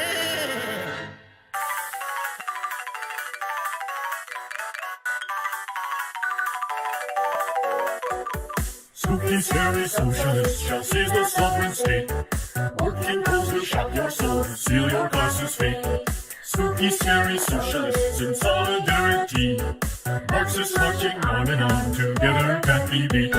Sorry about this, capitalist, you have had your fun. Now it's time to socialize the means of production. 'Cause spooky, scary socialists shall workers all unite. We come together, raise our fists and demonstrate our might. How should we split up all this Halloween candy? We must erect a central governing body to distribute it as needed to the masses. No way! The people should have free and open access to all candy. Without the vanguard, how will we prevent counter-revolutionaries from seizing back the candy? I'm gonna seize your face. Get over here. Oh my god. Come on, guys, stop fighting. It's Halloween. Hey, Carrot, that's a pretty scary vampire costume. Actually, we carrots aren't frightened of vampires. They only drink human blood. Well, what are you scared of? Vegans. Oh, look there, a big yummy Dracula carrot. Give me a bite. Ah!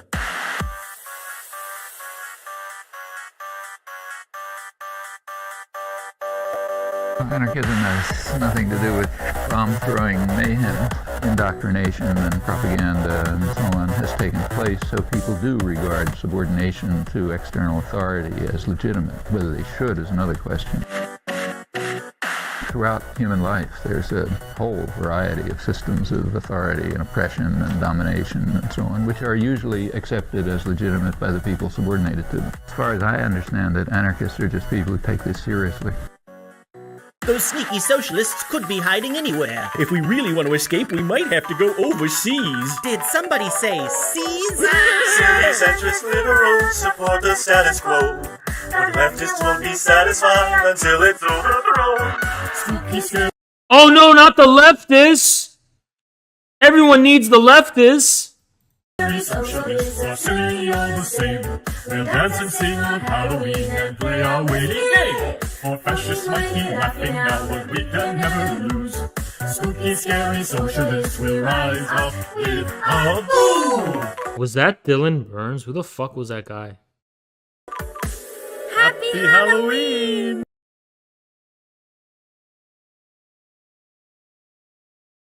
By the way, this guy's in his mid-30s, even in this video. Just want to let you know. And while we're on the cringe-inducing subject of has, I think it's hilarious that these guys. While we're on the cringe-inducing subject of has, I think it's hilarious that these guys crow about the evils of the World Economic subject of has. I think it's hilarious that these guys crow about the evils of the World Economic Forum. Has. I think it's hilarious that these guys. And while we're on the cringe-inducing subject of has, I think it's hilarious. Oh my god! And while we're on the cringe-inducing subject of has, I.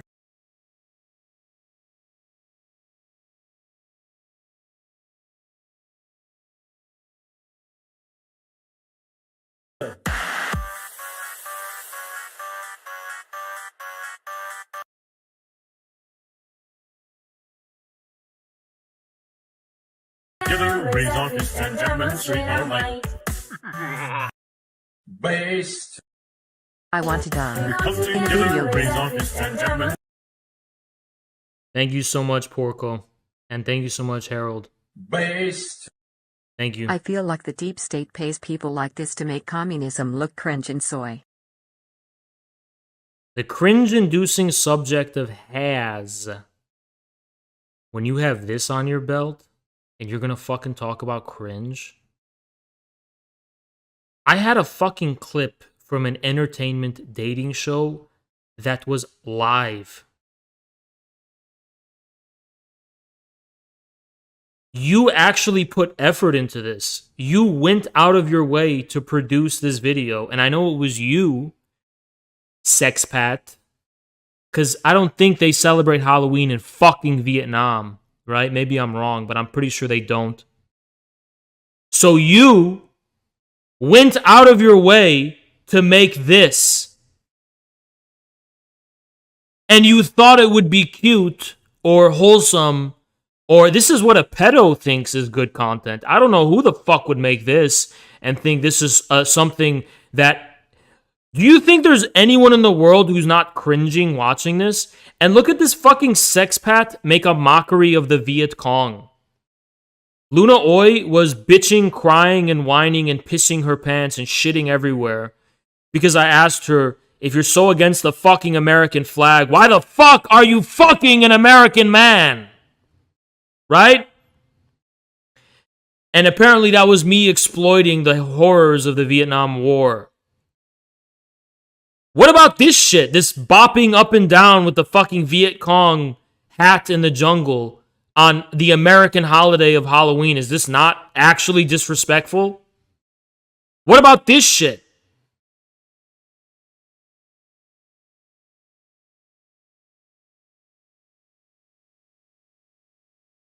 Yeah, Luna Oi is such a Vietnamese socialist. That's why she's... What the fuck? Who celebrates this in Vietnam? Maybe I'm wrong. Does anyone... Is this actually celebrated in Vietnam? No, this is a fucking American who went to Vietnam and wants to make himself feel more at home by making his Vietnamese sexpat wife perform this foreign culture's customs and rituals to make himself feel more at home. Except that foreign culture just so happens to be the American one. You know, the one that Luna Oi postures and pretends to be so fucking against because it's racist or whatever. I could just sit here and laugh at this and call them lol cows. I don't call anyone a lol cow. Did you know that? I'm a dark person. To me, I actually skip to the chase. I don't just pretend, oh, you're a lol cow. No, I say, fuck you. You're dirt. I spit on you. You're a piece of shit. You're less than my fucking toe, bitch. That's what I fucking say. Because I'm not a... You know what I mean? I don't mask my hostility toward people in the form of this, like, pretending like I'm fucking laughing. I'm not laughing at this shit. I'm disturbed by this video. This video makes me angry because it's disgusting. This is a hideous, hideous, disgusting fucking video The level of cringe in this fucking video is so astronomical that it alone would suffice to scare away any prospective person, regardless of their cultural background, from the ideas of socialism. And as a matter of fact, I think the one intersectional victory that these people have ever achieved in their entire fucking life, bringing people from all races and all sexual backgrounds and all genders together, has been the fact that almost any given person can watch this video and cringe so hard that they would be on the verge of physical sickness. Spooky, _. Thank you, Clown, Emilio. Scary socialist. That's the one victory they have for intersectional, socialist, wholesome, Chungus, trans socialism.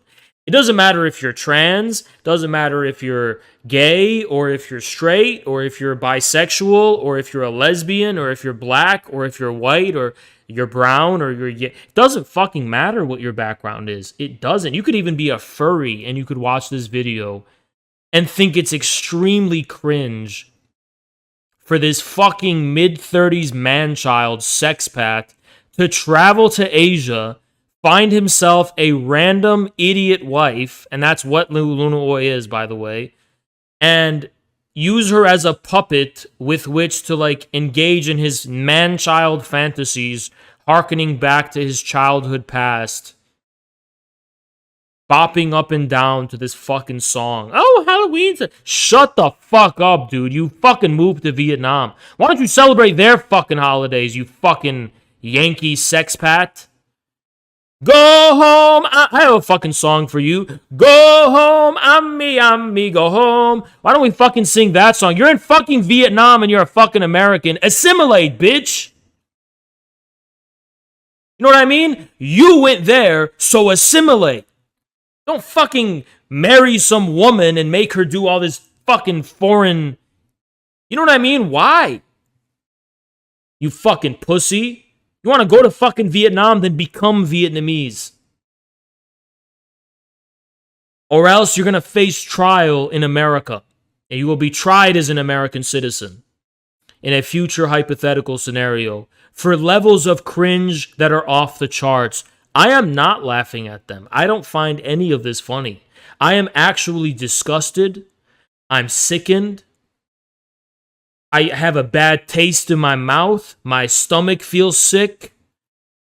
It's so cringy that I'm angry at how... I'm so fucking angered by how fucking cringy this fucking video is. I want to spit on someone's face just for having to fucking watch it. I might just go outside and find a fucking random pedestrian and spit in their face because non-compete doesn't live near me. Yeah, this is criminally cringe. This is a criminally fucking cringe video. And the worst part of all is that this video came out 4 years ago. So for 4 years, this is what they've been doing with their little socialist identity. Nothing to do with the working class. Nothing to do with any insight into actual real... Nothing. They're just fucking sucking themselves off and patting themselves on a fucking back and incestually and perversely indulging in their fucking political ideology without fucking proving it to mass audiences. Surely you knew most people would think this is cringe, right? Oh, you didn't care? You didn't care? I think you're just out of touch, actually. You're a fucking late 30s boomer, fucking man-child trying to reenact childhood fantasies from fucking America. And you're enlisting some random fucking landlord idiot in Vietnam to do it with you. You want to talk about chauvinism and colonization? Luna Oi doesn't fucking exist. Luna Oi is just some random, and I mean a random, she's not someone who's a politically active partisan figure in Vietnam. She is a random megalol from Vietnam that the sexpat, who is an ideological partisan, non-compete, recruited, just a completely random woman. She's not even a thing. The whole brand of Luna Oi was created by non-compete. Every aspect of her online presence is managed by him. Her fucking Twitter account is managed by him. He freely uses her Twitter account all the time. She has no agency. I am going to say that. She doesn't have fucking agency because she's a random person. Most people are not political ideologists in the world, and that's true for Vietnam as well. It's not like non-compete found an ideologically inclined and educated Vietnamese woman and married her. Those women would probably spit in his face because they probably have standards. Those communist women in Vietnam who are like members of the party and they're like activistic and they're like ideologically inclined, they probably have standards. So they wouldn't settle for some creepy fucking ugly sexpat from America. They would probably get disowned by their families for doing that if they're like a political, you know what I mean? Like how could you... In Vietnam, if you're a political figure and you're like, oh yeah, I have an American boyfriend. Yeah, I'm a huge super duper communist, big ideological communist. But yeah, I have like an American boyfriend. You think that shit would fly in Vietnam? No, it wouldn't. Non-compete is a predator who found some random idiot student, just some random idiot in Vietnam. And he created the brand of Luna Oi. It's creepy. It's fucking creepy. It's extremely fucking creepy. I don't even hate Luna Oi. I just refuse to acknowledge her existence. It's actually all non-compete. All of it boils down to non-compete. Luna Oi is not real. She does not care about any of this. She doesn't care. She just cares about being with non-compete. Luna Oi isn't even a real thing. That's just non-compete's fucking pet project. Nobody will admit this. I will admit it. Because it sounds sexist, right? I don't give a fuck. I am sexist. Sue me, bitch. I'm going to tell you the fucking truth. Okay? She does not have any agency and she doesn't factor whatsoever in her own brand at all. She could be a fucking robot for all. She is completely airheaded. There's nothing between her ears. It's all non-compete. He tells her what to do in every way. He tells her everything to say. And he doesn't say, oh, I want you to be an anarchist, Luna. No, he says, I want you to fucking LARP as a Vietnamese communist so we can fucking pander to these retard red lib tankies too. That's what he fucking tells her.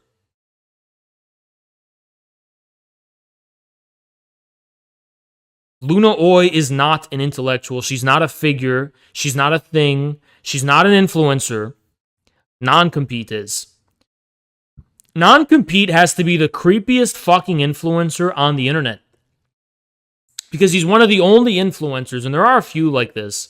Like, remember that Poppy girl on YouTube and that guy, Sinclair, whatever his fucking name was, that was controlling her? Same shit. Non-compete is the one influencing. He's the influencer. Luna Oi's the face. That's fucking creepy. He's a creepy influencer. He's like a fucking... He's like some like fucking like Darth Sidious type of motherfucker. Using her as a puppet. As like a face. Because he can't show his own because he's just some fucking ugly fucking white dude from America. Generic fucking like sweaty white dude. Like, oh yeah, what a unique brand non-compete would be, right? No, it's not unique. Luna Oi's, that's tropical. That's tropical. Luna Oi, the POC woman of color. Oh, wow. She's a communist. Oh, my God. Luna Oi's so cool. You know, I remember that fat-ass Ewoks Unhinged.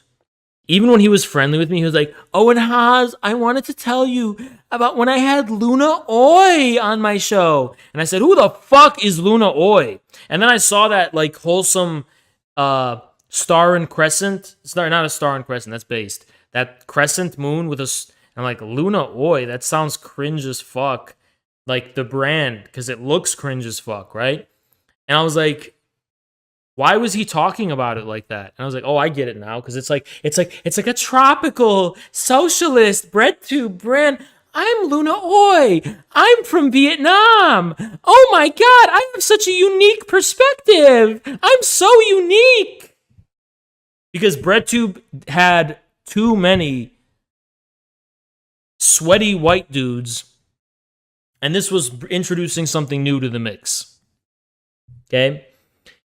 And that was what non-compete capitalized on. That's how he fucking got away with it, right?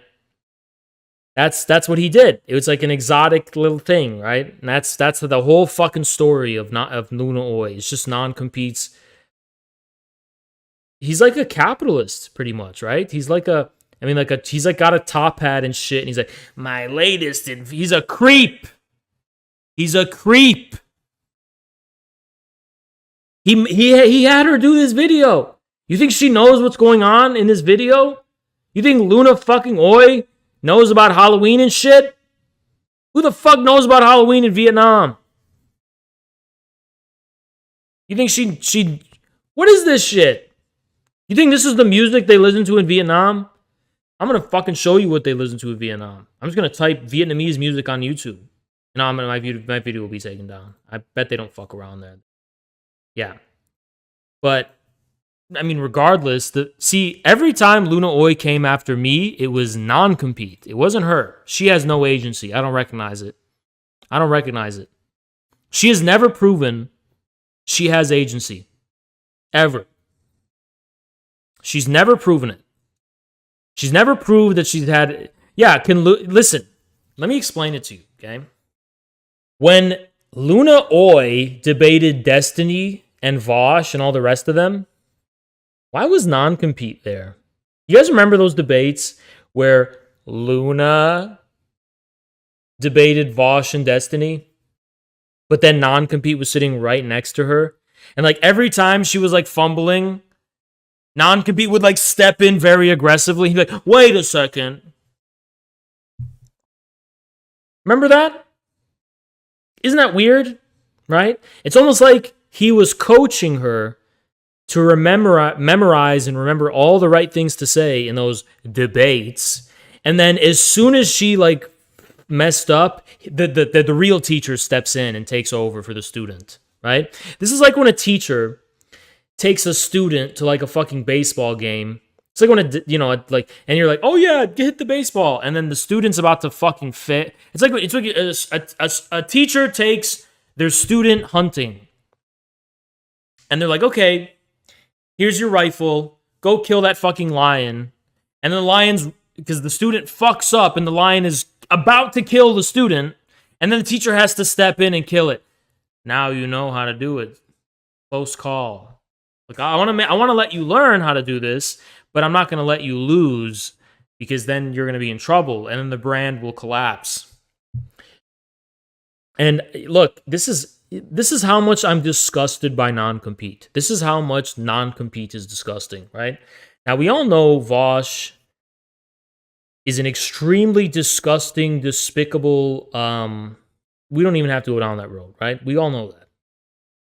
But... he lost his debate so bad. Luna Oi got so wrecked in the debate. Non-compete had to fucking bum rush in and scream anti-Semitism at Vosh. Vosh, who's like a Zionist. And yes, he is a Zionist because he fucking believes in like a fucking two-state solution or some shit. Not to say Zionists can't be anti-Semitic, but like Vosh is one of the people who accuses everyone else of anti-Semitism. You want to know how I know Vosh doesn't subscribe to anti-Semitic conspiracy theories directly? Because he goes out of his way to accuse people of engaging in anti-Semitic conspiracy theories when there are none. So the fact that non-compete did that to him is very telling, right? It's very telling that this dude like can't debate. He has no way. I mean, bro, it's like non-compete. You need a handler, dude. You fuck up like Luna Oi does. And then when you're like, his whole brand is about to collapse and cave in on him. So he screams anti-Semitism. I doubt he's even Jewish too, which is actually insane. What's with the patriarchal misogyny?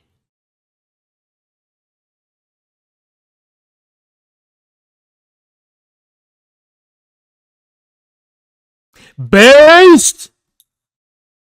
See, that shit might fly for other leftists. They would be like, no, I don't give a fuck, dude. I'm a Taliban Stalinist. You think I give a shit about these labels you're throwing at me? I don't care, dude. I literally don't give a fuck.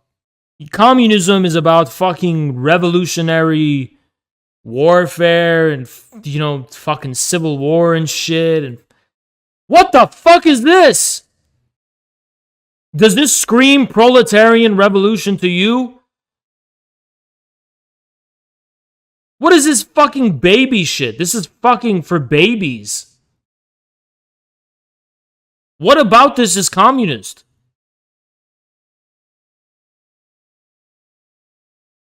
This is disturbing. This looks like an MK Ultra pedo image. This looks like it was drawn by a retarded child. Where are the Vietnamese communists to step up and call out non-compete? I will platform you on infrared if you do that.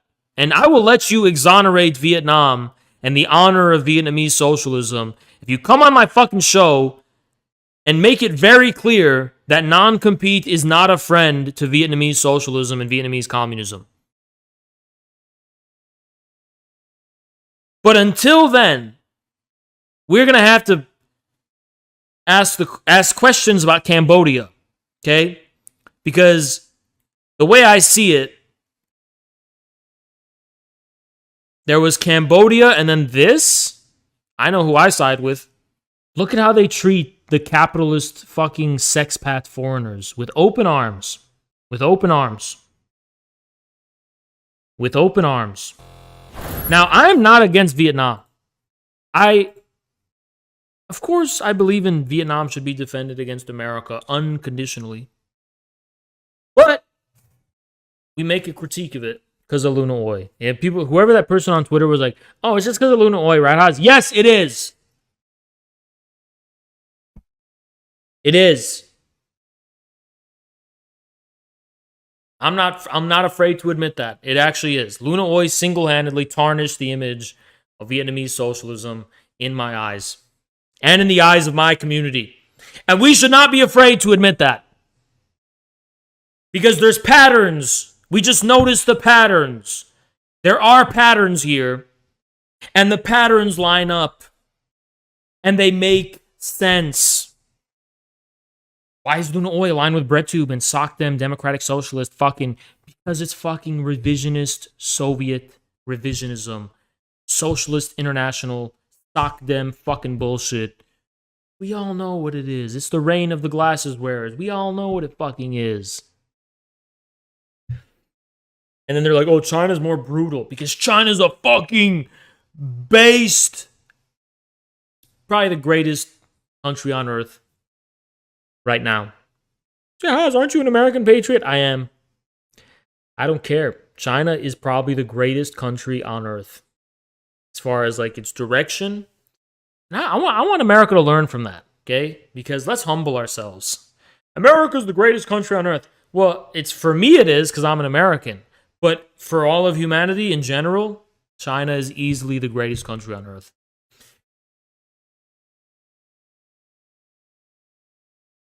Or let me say, China is the most advanced civilization on planet Earth. Let anyone refute that. Please let anyone refute that. China is easily the most advanced civilization on planet Earth. That is irrefutable. It doesn't matter what you personally prefer to live in. China is the most advanced civilization on planet Earth. That is a fact. That is an actual fact. And it doesn't matter which country you prefer to live in. Advanced means advanced. Culturally more advanced, socially more advanced, socio-technologically more advanced as a country, politically more advanced.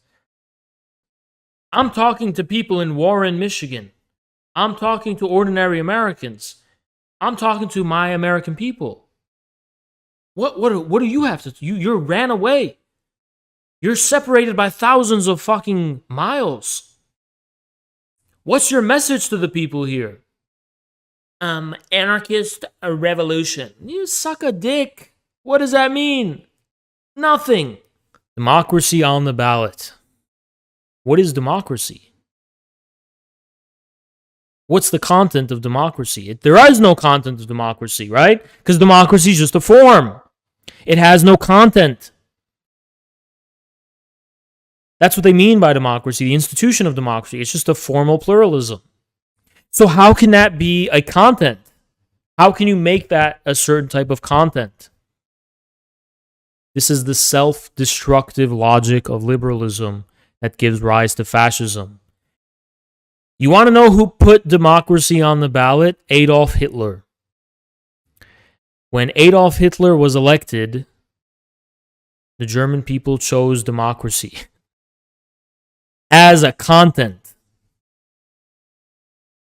They chose liberal democracy in the form of its real content, which is its contingency, which is the German nation and the German war machine that protects democracy from the Asiatic Bolshevik hordes to the east. We are witnessing something similar happen in the European Union and in the United States. Democracy's on the ballot.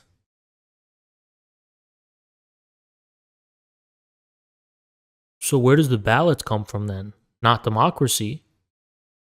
So what does it mean to vote? Not democracy. Tell you that much. But I was reading the book of Job, or Job, whatever you call it, in the gym. And I was thinking about how to make sense of that story. And that's what I was doing. While I was like, I had my Spartan curls set up and I had the Smith machine occupied. The whole time I'm just focusing on the book of Job, right? And I'm doing this for like an hour and a half. I'm not even using the equipment. I'm not even using the machines. I'm doing this for a long time. And then, it's like, what is it like 11 o'clock at this point? It's like 10. No, I think it's like 10:30 or something. I don't remember. Anyway, someone comes up to me and they're like, how many more sets do you have on the Smith machine? First of all, that question was so annoying to me that I just left the gym. I'm like, take it. And I just fucking left. And I'm like, I gotta stream. Okay? I don't have time for this. I just gotta go fucking home and stream. And I found that the most retarded question that was ever asked of me in a long time. Because this retard comes up to me and asks me, how many sets do I have left?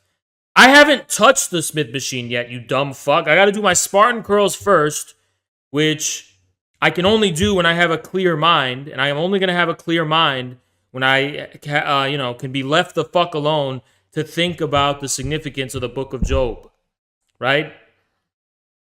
So you need to fuck off and not come near me, right? But they'll never understand that. The peasantry will never understand that. So I don't want to waste my time. I just left. Right? I'm not gonna say I'm on another level. This fucking dumb fuck. What are you using it for? What are you gonna fucking use it for? You're wasting your life. You're gonna use it to do things you learned about on the fucking internet, to use the Smith machine in the correct way, and then you're gonna make a TikTok about it and tell the world about what you're doing, and you're gonna have headphones on listening to Drake, and all for what? What's the reason? You're going to do it to go home. For what? You don't have any purpose. You don't have any fucking meaning in your life. If you had purpose and meaning in your life, After I was occupying that Smith machine for more than 20 minutes, you would have just gone home and gave up. You would have been like, yeah, this guy's not going to fucking leave. I would rather literally do push-ups at home than talk to anyone at the fucking gym. I don't want to fucking talk to you. I don't want to fucking speak to you. I'm going to build a home gym. Actually, I don't have space. I don't have enough space, but one day I am. And then when I have a home gym, guys, it's fucking over. 10-hour streams, no problem. When I get a fucking home gym, 10-hour streams, like, no fucking problem. That'd be so fucking easy, right? But I would literally rather... I would rather fight someone than speak to someone at the fucking gym, right? So when someone's using something that I want to use, I will never initiate a conversation with them. Because the minute I ask someone, hey, how many more sets do you have? It's like, oh, now I have to start a relationship with you and be your fucking friend. No, bitch! Fuck you, dog-eat-dog world, right? So when this person comes up to me, asks me how many more sets I have, it's like I have two options. Am I going to fight this person over the Smith machine? Or am I just going to go home? And I just said I'm going to go home. I'm not going to fight over it. I'm not. But I will never, ever make a deal with them. Be like, oh, I need like 10 more minutes. No. You know what? It's either you're going to fight or you're going to go home. And I need a stream today. And I'm going to go home, right? I'm not going to fight over this Smith machine because I'm just going to use it later, right? But that's how much I resent. I actually resent people at the gym, and I don't know why. Maybe I'm wrong for this, but I actually hate everyone at the gym. There's maybe been like one or two people I've seen at the gym that I didn't despise. Like every time I see people at the gym, I'm like, what are you fucking doing with your fucking life? You're a fucking loser, right? Now, somebody who's jacked already and knows what they're doing, I don't hate them, but I don't like them either. I just kind of respect that, yeah, there's another person who knows what they're doing, whatever.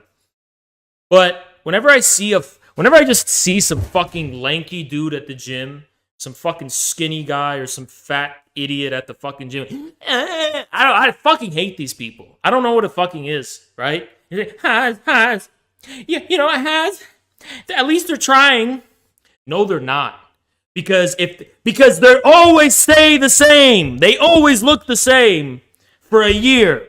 Because they're not at the fucking gym to make a difference. They're not at the gym to do anything. They're at the gym to alleviate their guilty conscience. I have this fucking skinny fucking... I can't... You know what? Am I allowed to be racist against my own people? I can't get into this shit. I'm not going to get into this shit, right? I'm not going to talk about people at the gym that I especially annoy. Thank you so much, Johnny. Appreciate I'm the same way. I don't go to the gym to talk to people. I just want to work out, not waste time, and go home. Yeah, exactly. Listen, Johnny, thank you so much, Johnny. Appreciate you, okay? But I go to the gym. There's some fucking goofy, skinny guy. And I know what he's going... I can look at their face. I look at their face, and I know all their life story. Some college skinny guy. I go out with the boys on the weekends, and I want to look good for girls, and I feel bad about not being jacked. So I'm going to go to the gym and do this so I don't feel bad about not doing an effort. And they're not committed to what they're doing. I can tell they're listening to Drake. They're listening to Drake. They're listening to Drake in their headphones, and they're a part of society while they're fucking doing it. They're a part of society. They're plugged into society while they're doing this shit, okay?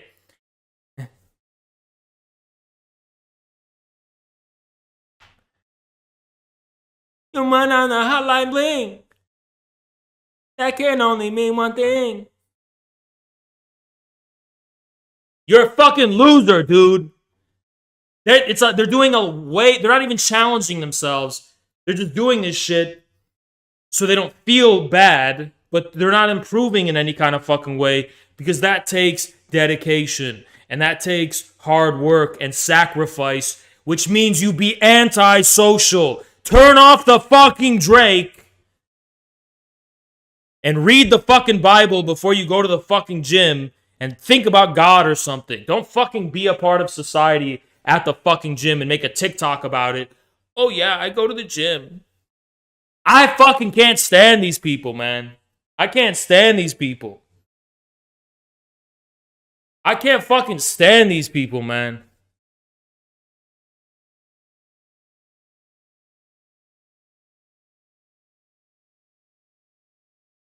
Know what I mean? And they're doing all the techniques that are socially approved. How come I'm the only man in the world who does Spartan curls? How come I'm the only fucking man in the world who is so smart to come up with this crazy idea that if you put one foot knee on your bench and hold up like this, put one on the bench, you can actually stabilize your body to do curls more efficiently. Why the fuck am I the only person who's thought of that? Because think about it. If you stand up and do curls, what are you doing, right? You're like, your body's going to be, you're going to lean this way. Your whole body will. So you can stabilize your entire body by putting the opposite leg on a fucking, surface. And you can do you can do a lot. You can curl amounts that you never thought you would have been able to curl. Just from that. But I'm just thinking to myself, like, why am I the only fucking person who's thought of that?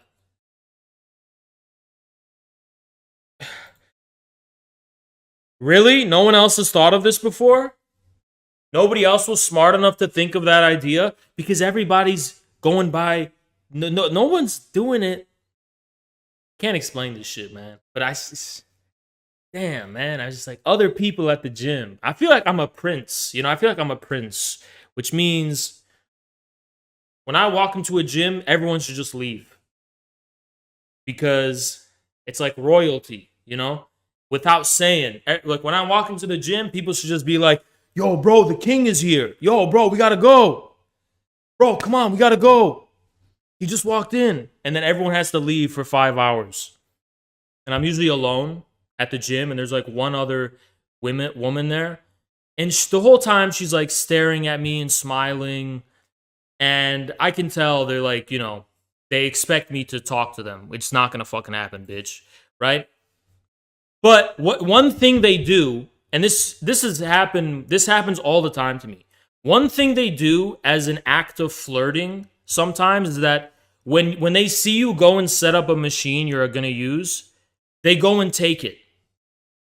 Because if they take it, then you're going to come up to them and you'll be like, oh, can I, excuse me, I was using that. And that strikes a conversation, right? Over my dead fucking body. If they go and take it, bitch. I'll do an alternative. But it angers me because it's like, what is this shit you're doing at the gym? I take this seriously, right? You're depriving me of an important part of my supersets. So it's like, you know what I mean? It's not cute. It's not fucking cute. It's really not cute. No, it's not cute. It really makes me think less of you, and you're more unattractive for doing that shit. You know what I mean? I don't do any steroids, dude. So that's another thing about me. Like, people like, usually people who look like me do steroids. Isn't that fucking crazy? I don't. How do you do it? Because I have my own way. Because I'm not listening to TikTok, and I'm not listening to YouTube, and I'm not listening to others. I have my own way. I have my own way of doing things. I have my own path. I have my own methods. I have my own techniques. I have my own mental state. And I don't want to deal with nobody. I don't want anyone coming, disturbing my peace. Okay? But anyway, I have to change my habits, in all honesty. I have to change my habits. Because, and by the way, people are like, Haas, are you joking about all that shit you said about the gym? I'm kind of not. Because Reddit is going to tell you, dude, if you're at a gym, be courteous. Follow the rules. And you know what I am? I'm like Shylock from Shakespeare. You know, Shylock was this kind of, he was a Jewish merchant in Shakespeare's play. And Shylock demanded his money back. Because basically the guy in that play made a bet with Shylock. They were like, yo, Shylock, can you lend me some money for this ship? To go like overseas or some shit. And he's like, okay, what security am I getting? And then Shylock was like, okay, you're real broke. And he said, okay, if I don't get my money back, I want a pound of flesh. And he, you know, the guy was like, okay, fine, Shylock. You can get a pound of flesh if this whole thing doesn't pan out. So it didn't pan out. And then Shylock came. He said, where is my pound of flesh? And the dude was like, Shylock, come on, man, be courteous. Like, why are you so cruel? And then Shylock went on an epic speech. He went on this epic speech where he was like, because I'm sick of this society. You know what I'm saying? I'm sick of this bullshit where you know, we want to be courteous and we want to be, you know, moral while we have this brutal capitalist dog-eat-dog market where we're all thrown on the fucking street, delivered to the fortune and misfortune of fate. But then, when it's convenient for you, you want to be empathetic and you want to be compassionate all of a sudden. And you want us to observe social rules and you want us to fucking be courteous to strangers. Bitch! If you want me to be courteous, why don't you have a courteous fucking society, bitch? In this society, a man's got to make his bread from scratch. And everyone spits in your face when you're broke. Everything you earn is what you earn. When fortune fucks me over, nobody says be courteous. And he said, why did you demand a pound of flesh when they took him to court? He said, I did it to prove a point. I did it to prove a point. To prove that when things go good, everything's great when things go good. But when things go bad, you don't want to own up to the cruelty of the society we live in. You know, I'm against Shylock now. I learned that he was a bad guy, right? But I'm just saying there's an aspect of him I like. And at the time I was reading, I had to do it for like some college shit. And they asked me like, so what are your thoughts on the whole thing? And 99% of people were like, yeah, like Shylock was like bad or whatever. I was the only person who defended him. I was like, nah, Shylock had a point. I was like a psychopath. Like, yeah, he had a point. Give him that pound of flesh. Run that money up. What is this bullshit? If you're not willing to bet on it, don't bet on it. Okay, what does this schizo rant have to do with what I said? All right? What's this schizo rant have to do with what I said? Because when Reddit tells you, re-rack your weights, be courteous at the gym. If you want me to be courteous at the fucking gym, don't charge me $40 a month. We live in this I'm not going to the gym for you. I'm not going to the gym for any social reason. I'm doing it at your expense. Because that's the nature of the society we live in. It's a dog-eat-dog society, bitch.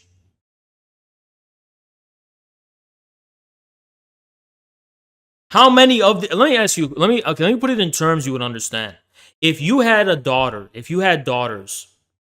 Would you trust these men around your daughters at the gym?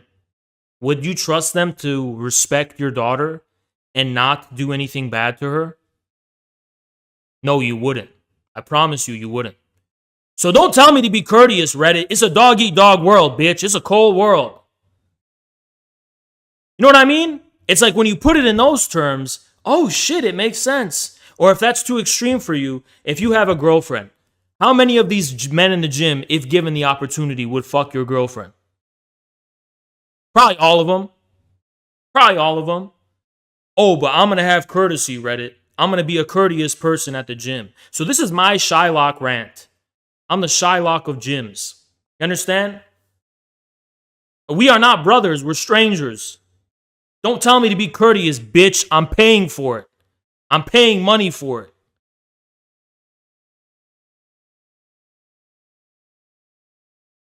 You know what I mean? I'm paying money. I'm not going to re-rack my fucking weights. I'm paying money for this.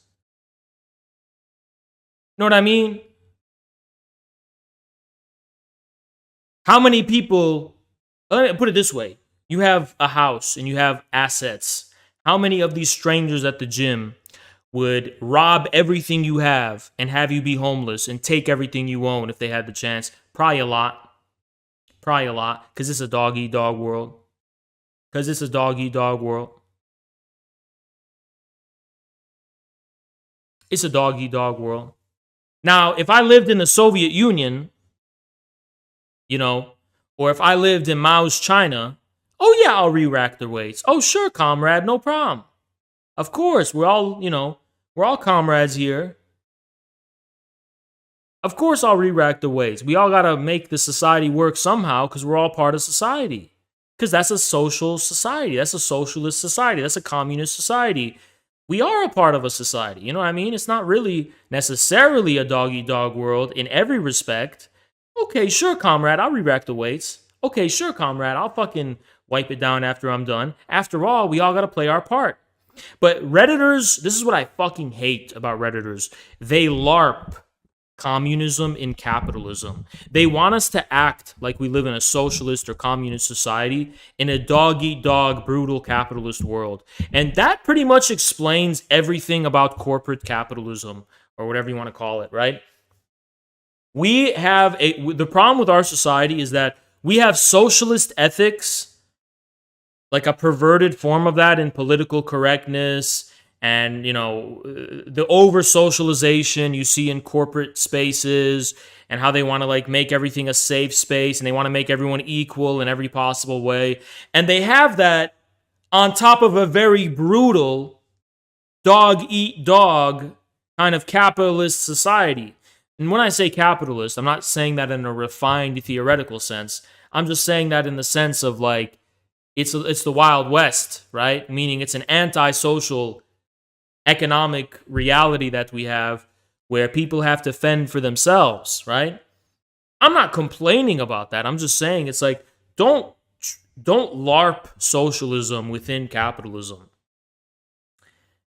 Unless we live in a socialistic system, don't expect us to behave like socialists who are caring for others and all this kind of shit. Is my perspective too much like Shylock?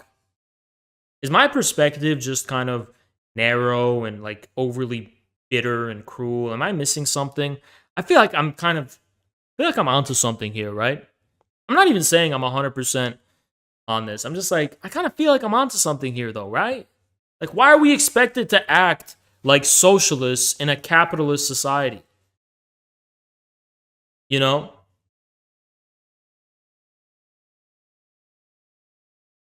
Like, I feel like you're just gonna get fucked over if you do that, right? Like, oh, hi, comrade. Like for example, the mailman knocks at your fucking door from the post office, and then you go, oh, hi, comrade. And then they're like, oh, hi, comrade. Can I come in for a sip of water? Oh, sure, comrade. Come right in. And then they're Jeffrey Dahmer and they fucking kill you. And possibly rape you. That's what you get for acting like a socialist in a capitalist world. You get what I'm saying? You get what I'm saying?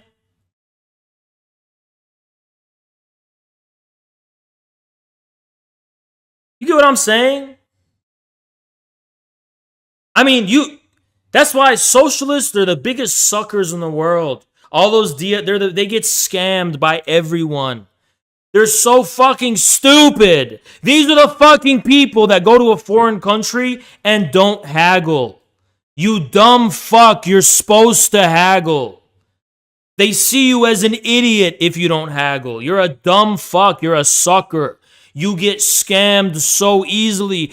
These are the people who go broke in LA because they give every homeless person they see money, not knowing that a lot of these homeless people that are begging for money on the street. Thank you so much, Defend. A lot of these homeless people are scammers who chose that way of life because they're like, they make more than doctors panhandling on the side of Hollywood fucking, you know what I mean? And they're so compassionate. Oh, take my money. You're getting scammed, you fucking idiot. Those people make those people make $50,000 a year from dumb fucks like you. They don't need to be homeless. They just would rather sit on the street and take people's money in return for nothing than fucking, work a real job.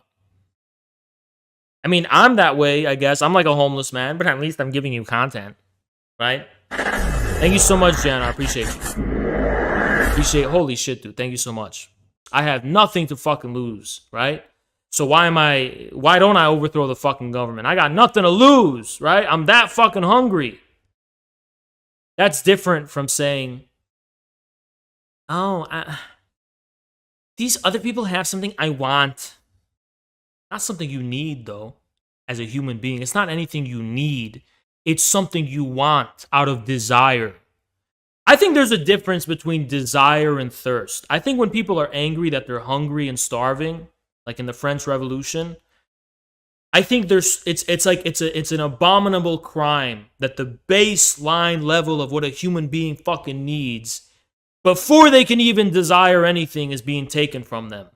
But the reason socialists in America are so fucking insufferable is because they don't need anything. All of their needs are met, and they take them for granted. They just have wants that aren't satisfied, that they somehow think they're entitled to. Oh, I want to have a nice fucking apartment in Brooklyn. I want to have, all the amenities of a fucking Twitter employee. I would prefer to be able to get everything I wanted from Whole Foods. You don't need that shit, though. You don't need that shit. It's not a need for your basic human dignity. It's just that you have a fucking fantasy about something you want. Oh, we all want things, bitch. You're like an incel, right? Incels want a pretty woman. And I know this because you tell them, yo, go fuck that fat bitch over there. And they'll be like, no, I have standards. Then kick rocks, bitch. Then it ain't about satisfying your sexual primal needs. You are just entitled. I mean, I understand I kind of understand why someone could be upset. Like, man, I want a big booty bitch. I can't, I understand that, right? I've gone home empty-handed plenty of times. I understand it. But to go from like a very fleeting frustration, like kind of like the frustration when you lose a video game, to go from that to forming an entire philosophical movement, an ideological movement around not having something you desire to have is the biggest bitch shit I've ever heard of in my fucking life. Imagine if you lose Call of Duty and you get upset, whatever, but you take it from going upset to being like, I want to start a movement about how people who lose Call of Duty are just, there's an injustice committed against them. And what the fuck is that? Bitch, you're not entitled to win. You can be a little mad about losing, but you're not entitled to win. It's not society's problem you can't fucking win. It's not society's problem you can't get a pretty girl. That's not society's problem, you weird, ugly bitch. That's not society's problem. It's your problem. You don't get to make a social movement out of it. It's so stupid. Right? It's so stupid. But that's the cringe version of incels. There is a based incel that's not based on want, but it's based on like, you know how we get called incels? They say that because we're antisocial, and it's like we're ascended. It means different things in different contexts, right? Sometimes it can mean like you're just like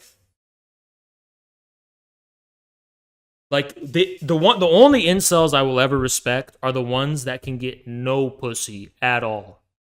And once they realize they get nothing at all, not even the fat bitches want them, at that point they like look inwards and they become enlightened.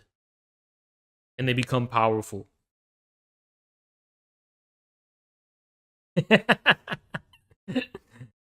That one is ascended, right? No, Volcel is cringe, okay? Because you're basically saying, oh, I choose. No, the true incels are the people who are time travelers who go into the past or the future to make sure they will never get any pussy. And then they don't have a choice in the present because it was their fate was already set. Now, did they set their own fate? Yes. But after they set that fate, there's no choice. Thank you, Orvo. Appreciate you. DG grow wipers are based in cells. DG what? I don't know what that means. But at that point, they just become ascended. China does have a fertility crisis of sorts, and the CPC is responding to it by promoting pronatalism and family values. Women should respect and obey national laws, respect social morals, professional ethics, and family values. That means OnlyFans is not allowed here. China told women, China's a swerf dictatorship. It's a swerf dictatorship.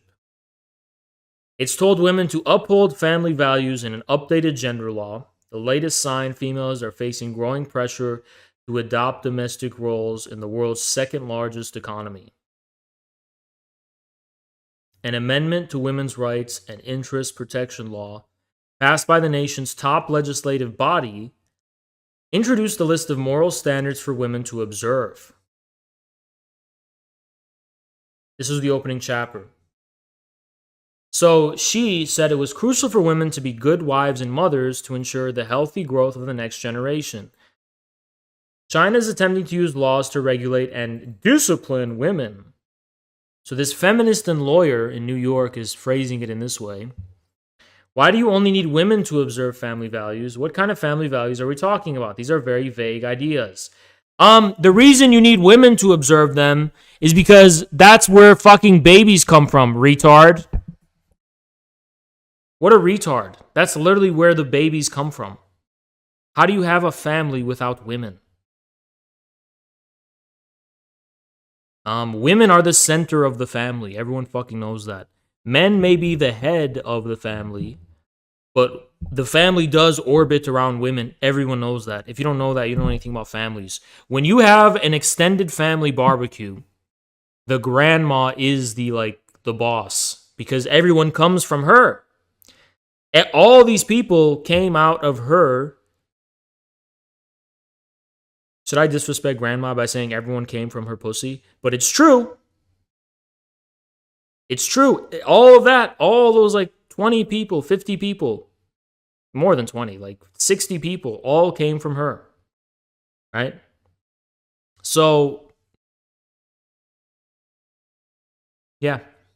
I mean, that's just how it is, right? With families. Women were excluded from China's top decision-making Politburo for the first time in a quarter century last month. At a key leadership reshuffle, where Xi promoted a slew of male allies, making a major step back for gender equality. Let's go! I'm just kidding. This is a funny way to phrase things, though. I mean, so China used to have women in the decision-making Politburo, and Xi purged all of them. So now it's an incel-only Politburo. Now, I actually think this is based. Because I think in times of more militancy and war and buckle down, we can't have that. No, I'm just kidding. I don't fucking know what I'm saying. Do you guys understand what I'm saying? I know 90% of you don't. Is there at least 10% of people who get exactly what I'm saying here? The irrationality and the illogical nature of people who still think the Democrats are viable?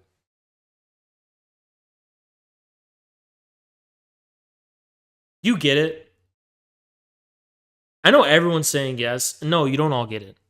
I think you guys are like listening to bits and pieces while you masturbate or some shit. Or while you're like playing fucking doodle jump on your phone.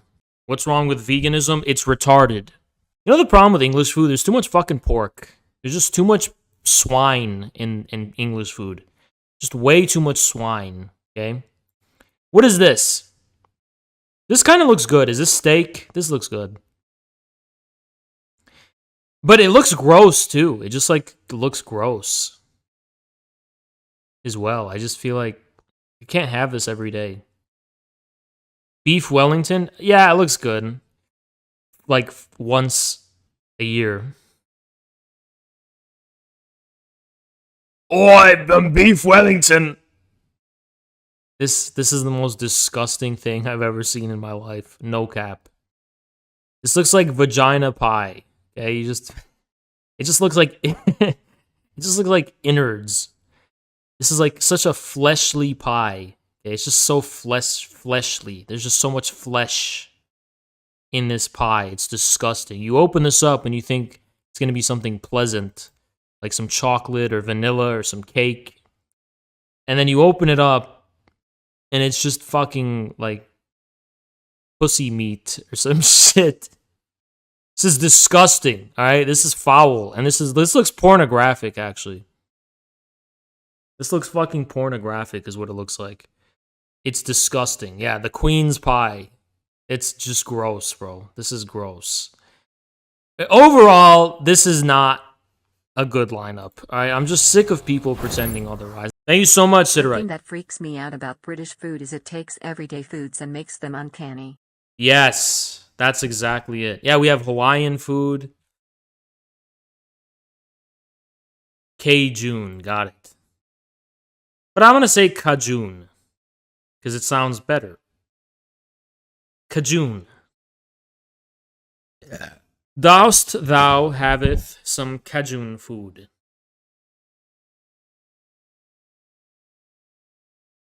This is horrific. I've had food waiting outside my door for like 2 hours. Okay? I'm going to show you some real food.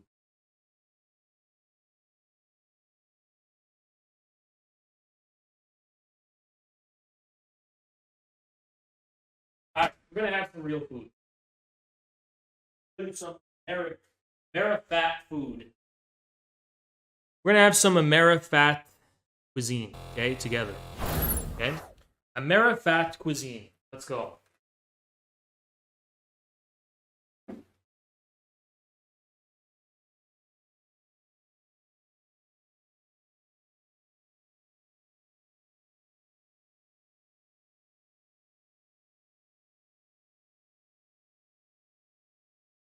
Alright, first up.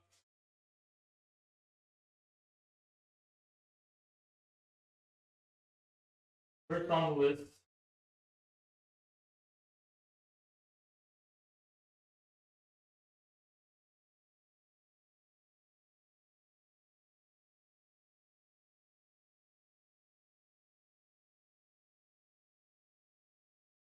First on the list for the Amerifat cuisine.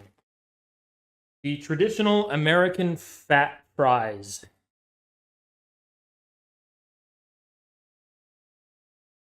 Mmm. Mmm. Mmm. Mmm.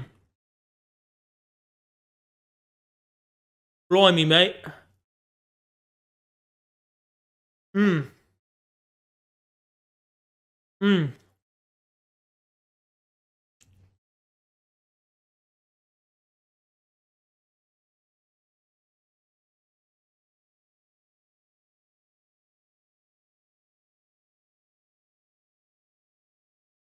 There's no salt on these fries. And I'm okay with that.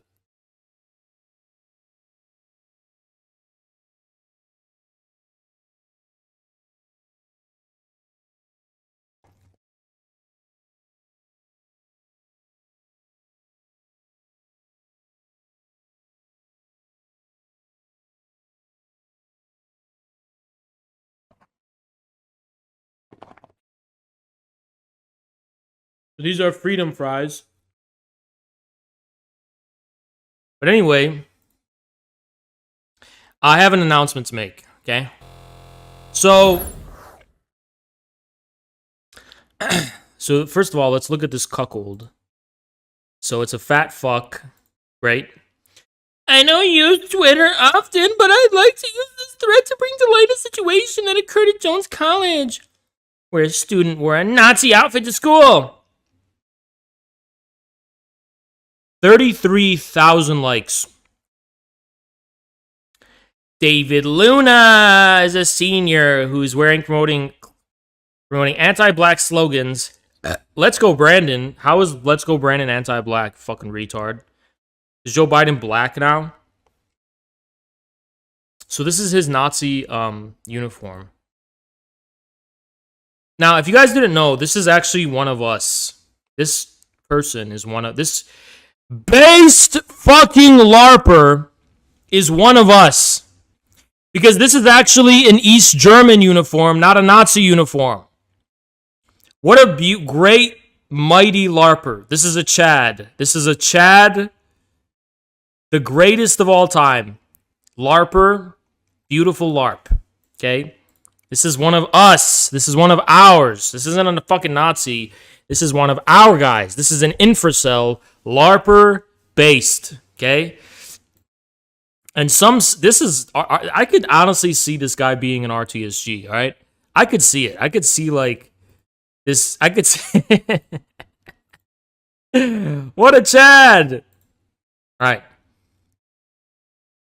And this is the most beautiful part.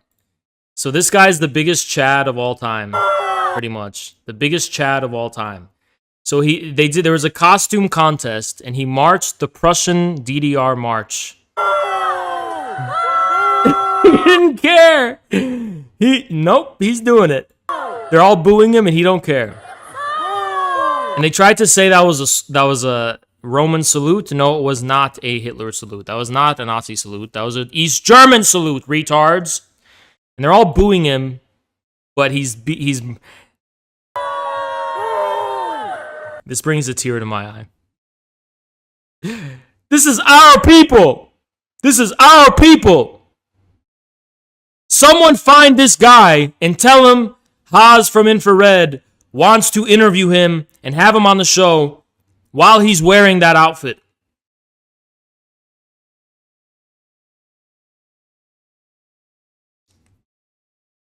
What a Chad. The East Germans, if you didn't know, were the non-cucked Germans who paid the reparations they were owed, and then they continued to be Germans. And they preserved German military traditions like Prussian uniforms and Prussian marches. And why did they do that? Because it's part of German culture and history. They didn't become cucked and guilty for everything because they had nothing to be guilty about. They paid their debt. So now they can just be Germans. What's wrong with that? I'm sick of these fucking people calling us Nazis. We're not Nazis, we're fucking communists. This is how the communists were. This is how the fucking East German military looked like. Why wouldn't they look like that? They're Germans. They had nothing to be apologetic about. They weren't fucking sorry for being German. Why would they? Why would they be? So this was based Germany. What a great kid. What a great kid. What a great LARPer. And they're all booing him, and he just kept doing it.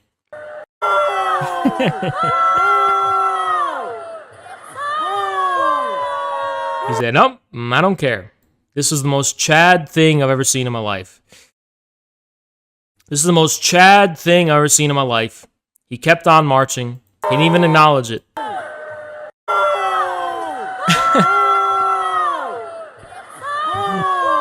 They called him a Nazi. This is not a Nazi uniform. This is literally a DDR uniform. It's an East German uniform. How is that a Nazi? What an innocent Chad, all right? This is literally such an innocent... What a great guy. They said he did a Nazi goose walk. You fucking bitch. This is literally an East German soldier, okay? And the retards thought he was a Nazi because they're just fucking stupid. All right. You don't have to either be a libtard or a fucking Nazi. You could also just be a fucking communist. You know that? You know, there's like the choice is not between being a fucking libtard and a fucking Nazi. You know, there's like, you can just be a fucking communist, right? See, let me tell you something. The legacy of communism and socialism, they're trying to make us forget.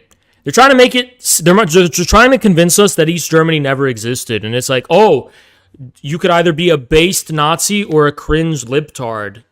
And that serves the NATO deep state. Because the NATO deep state is filled with Nazis. So they want you to think that in order to preserve your culture and preserve being a Chad and shit, you have to become a fucking Nazi. And they want to make you fucking forget the DDR and the East Germany. They want to make you forget it. We're not forgetting it because, officially speaking, I don't recognize the German government, quote unquote. Olaf Scholz, who's that? I recognize only the GDR as the rightful government of Germany. I don't recognize any other Germany but the DDR. I don't recognize the occupied German government of NATO, the NATO-occupied government of Germany. I don't recognize that government. I recognize the DDR as the sole rightful government of Germany. Okay? And this kid is based, and a lot of people think the AfD was Nazi. No, it wasn't. It was East German, retard. The AfD was East German. Nostalgia. Their nationalism was just the DDR patriotism that they lost after the fucking wall fell and they had to become libtard cosmopolitans. The AfD was a DDR remnant. You know? They call him Nazi. How is a Nazi? Where's the Nazi? The Nazis all went to NATO, part of the NATO deep state. Oh, because they're national, they're Nazis? Because they have national character and shit, they're Nazis, really? Because they're fierce patriots defending their motherland, their homeland with rifles and fucking Kalashnikovs, that makes them fucking Nazis? How does that fucking make Nazis? Because they're proud of their homeland and they're proud of their country, that makes them Nazis? Get the fuck out of here. Thank you, Nocturnalism. Yeah. The East German military was known for its progressive, non-heteronormative, neurodivergent, xenogeffered, ethically sourced AOC union clothing. Yeah. Why wouldn't they fucking look like Germans? They're Germans. This is what a German uniform looks like. It's a Prussian uniform. It's part of German fucking history. The DDR preserved German culture. West Germany imported pornography and smut and filth and garbage. The choice is obvious. But they're trying to say we're Nazis. We're not Nazis, bitch. We're communists. This is not a Nazi. This is an infracell. This is one of us. Thank you so much for making our school day Halloween a colorful and fun event. One of our students wore an East German communist-era border guard uniform, probably from the 1980s, before the reunification of Germany in 1990. He said he personally saw guards on the other side of the wall dressed this way. They traced from the context and the time period, and the students who spoke to me, but apparently the student who wore the uniform may have told people it was from the 1940s. Couldn't it have been from the 1940s if it was the Soviet-occupied Germany? I think they lied about this, right? Explain the same thing to him and the inferences others might have drawn.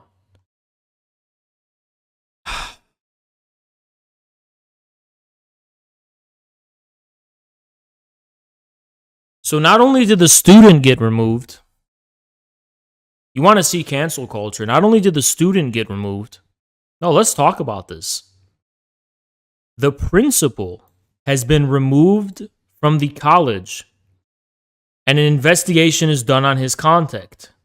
And they're saying this isn't even enough because David Luna has yet to be held accountable.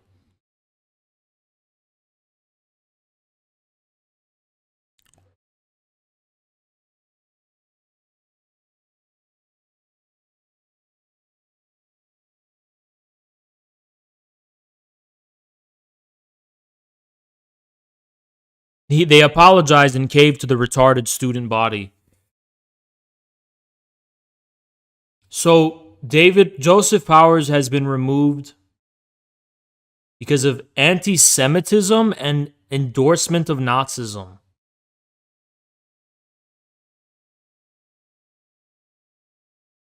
Based. Thank you, Tug. I lived in East Germany in 1989 as a toddler. Wonderful place. Pretty cool to be able to say that. Means I'm old AF though. Kid is based. Thank you so much, Tug. I appreciate you, man. This fucking pisses me off.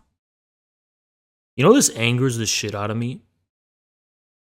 And the students are to blame. And the student organizations are to blame. You guys know I love Cambodia. And there's only one solution to some urban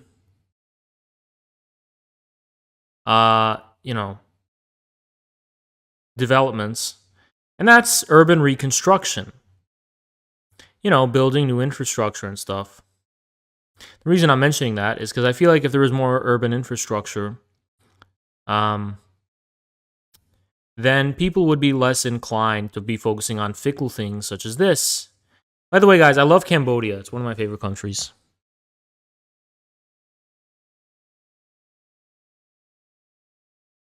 I genuinely think, I'm allowed to say this, I think these students should be forced to work on farms for boot camp. Legally. Thank you so much, Johnny. Appreciate you. We need the guy who looks like Elon. I can't say more. Yeah, I agree. Well, there is a dictatorship of the proletariat on the political level through the Communist Party. Nevertheless, the dictatorship of the proletariat is not extended into the area of every single factory and every single company. And Okay, the fact that large... Oh my God. Thank you so much, Mojave. I have to shit so bad. Can you wait? I have to shit. I'll be right back. 15 minutes later. I'm actually surprised so many people stayed. I like, holy shit. That was the worst shit of my life. I was contacted by the Flame of Liberation. His name is Nick, whatever the fuck. He's a fucking Italian-American who is trying to push American Baathism. And he's a big Saddam supporter, and he thinks Baathism is the solution to America's problems. Whatever. To give you some background context. All right, let me tell you something, cocksucker, Hail Caesar. Mods, I want to give him a choice. You get in my fucking VC, and you try to fucking disprove anything I fucking say, or I ban your little bitch ass. Don't fucking sit in my fucking chat, spamming cap emojis, you little fucking cocksucker bitch. Get in my fucking VC and air out what I'm getting wrong here, you little bitch. You fucking pussy. Fucking little bitch typing with his fucking sweaty Cheeto-stained fucking hands in my fucking chat. Get in my fucking VC then, bitch. He doesn't believe in... Me and Samira, we're too extreme. Me, Jackson, and Samira, we're too extreme. We're Taliban Stalinists. We're too conservative. All those fucking CPI cocksuckers who wanted to distance themselves from me, fuck you. And who are they? That Elizabeth bitch and the fucking rest of them? They go, oh, you're anti-feminist. Oh, you're not woke enough. Fuck you and suck my dick, bitch. All those fucking CPI fucking people who had a problem that I was a culture warrior. Well, here you go. Caleb's not a culture warrior. He's not a conservative. He doesn't believe what we believe. So that's why he's okay with, he's okay with deviancy. And I'm not saying, I'm not anti-gay or whatever. I'm just saying, like, if you're a straight man, you like to get spanked, it's weird, right? So he's okay with that shit. Or he thinks it's acceptable optically. We don't. But I'm trying to say, like, the very reason why we're not out here getting spanked is the same reason he distanced himself from us, because we're conservatives and we're like hardcore Taliban Stalinists. We're hardcore Maoists, like extremely fucking, we're like communist jihadis, right? So it's like, he didn't like that aspect of us. Okay, so why should we get blamed for the thing that he fucked up on, right? I don't like those fucking people. I don't even know them, right? But it's just Nick. I can't stand that fucking guy, right? Fucking pat sock them Piece of shit. American Bothism. Shove it up your fucking ass.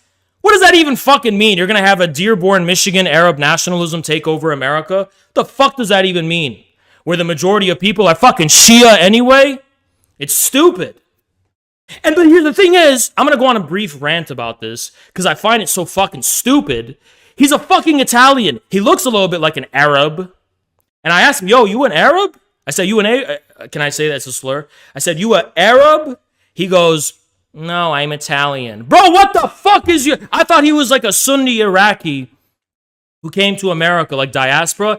And then I'd be like, okay, whatever. He likes Saddam because he's a Sunni Iraqi, whatever. But he's just some fucking guy from Italy. He's just some white dude from fucking New York who's got a fucking hard-on for Saddam and who wants to be, who identifies as a Baathist. How are you a white boy and a Baathist? It don't make the least bit of sense to me, okay? But I remember calling Caleb, and he's like, and I actually gave him some pretty sincere advice. I said, Caleb, you should convert to Islam. You should convert to Islam, and you should repent. That was serious advice. That was real advice, right? And I said, even if you don't believe in it, for the sake of the public, convert to Islam. Even if you don't believe in it. Because you cannot be the only way to wipe the record of you being a guy who likes to get spanked is to convert to Islam and grow. I literally told him to grow a beard. I said, grow a beard and convert to Islam. So you will not be, because I told Cam, I said, listen, in the history of America, you had so many of celebrities who have this like wild, degenerate past, and as soon as they convert to Islam, everyone forgets about it. And I said, you could save yourself from the embarrassment just by converting to Islam. You won't be known as the spanked guy. You'd be known as the ginger jihadi or something, right? So, and I'm not joking. That was sincere advice. He didn't take it, although, but yeah. He didn't tell me I was going to be mentioned. He didn't tell me that I would have anything to do with this video. He's just like, oh, you want to see it? I was like, okay. I mean, yeah, sure. But I didn't see it. I woke up at like 2 p.m. today, and I just saw the beginning. And the beginning was like, all over America, a child is getting spanked every second of every day. And I was like, yikes, dude. Why don't you edit that one out? And he's like, no, it's too late. And I was like, okay, whatever. I just gave him the advice. Like, yo, edit that out. You're going to get memed for that. Isn't it interesting that Haas also had rape allegations against him? Yeah, why are you doing that? So this is not a woman. This is Andrew Saturn. Unless Andrew Saturn identifies as a woman, which, I mean, statistically speaking, given the correlation between autism and transgenderism, that is a strong possibility. But as far as we know, Andrew Soyturn still identifies as a man, so let's respect their pronouns. This is not a woman, this is a fucking man, okay? I wouldn't be surprised if Andrew Soyturn was trans. Nothing wrong with that. But I have a feeling that they're not going to publicly admit that. So this is a man. This is Andrew Soyturn, okay? Anyway, you are doing the Fed's work. You are a cocksucker is what you fucking are, right? I'm like a brown, Arab, hairy, aggressive man. Hey, Hans, I basically, defamed you as a rapist. Sorry. And I'm gonna forgive him, right? Suck my dick, bitch. If someone is, going on a joyride and they run over your son, your, 8-year-old son, sorry, I just made a mistake. Dude, some mistakes are not forgivable, and this is one of them. Sorry, I made a mistake. No, you didn't make a mistake. I think you knew what you were doing. You were trying to drag me into something I very clearly and publicly said I didn't want anything to do with. And you did it in the worst way possible by trying to defame me as a fucking rapist. That speaks such a low, slimy, snake-like character. That speaks to such a fucking poor character. And I will never forgive that. Fuck all of them. Fuck Caleb too. Okay? And I have a message for Jason Unruh. Okay? Jason Unruh. You were always First of all, you're a big meme in the community. It's not an insult. It's like a good luck charm. And, you know, if you're willing to look past some differences, you know, I'm willing to have friendly diplomatic relations with Jason. Okay? Tanky unity. And why am I saying this?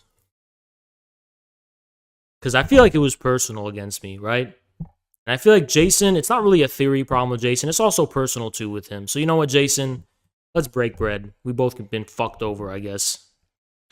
Yeah. So, but, you know, whatever. You know, you can spit on my offer. That's fine. But I'm just being real. I'm just keeping it real. See, and this is another thing about Jason. There was a thing with Jason where some scumbag, probably it was Andrew Saturn involved in this shit too, but some scumbag anonymous people tried to tell Jason that Infrared was accusing him of being a rapist or some shit, or like a pedo, and he freaked out and he was like, oh my god, they're after me, right?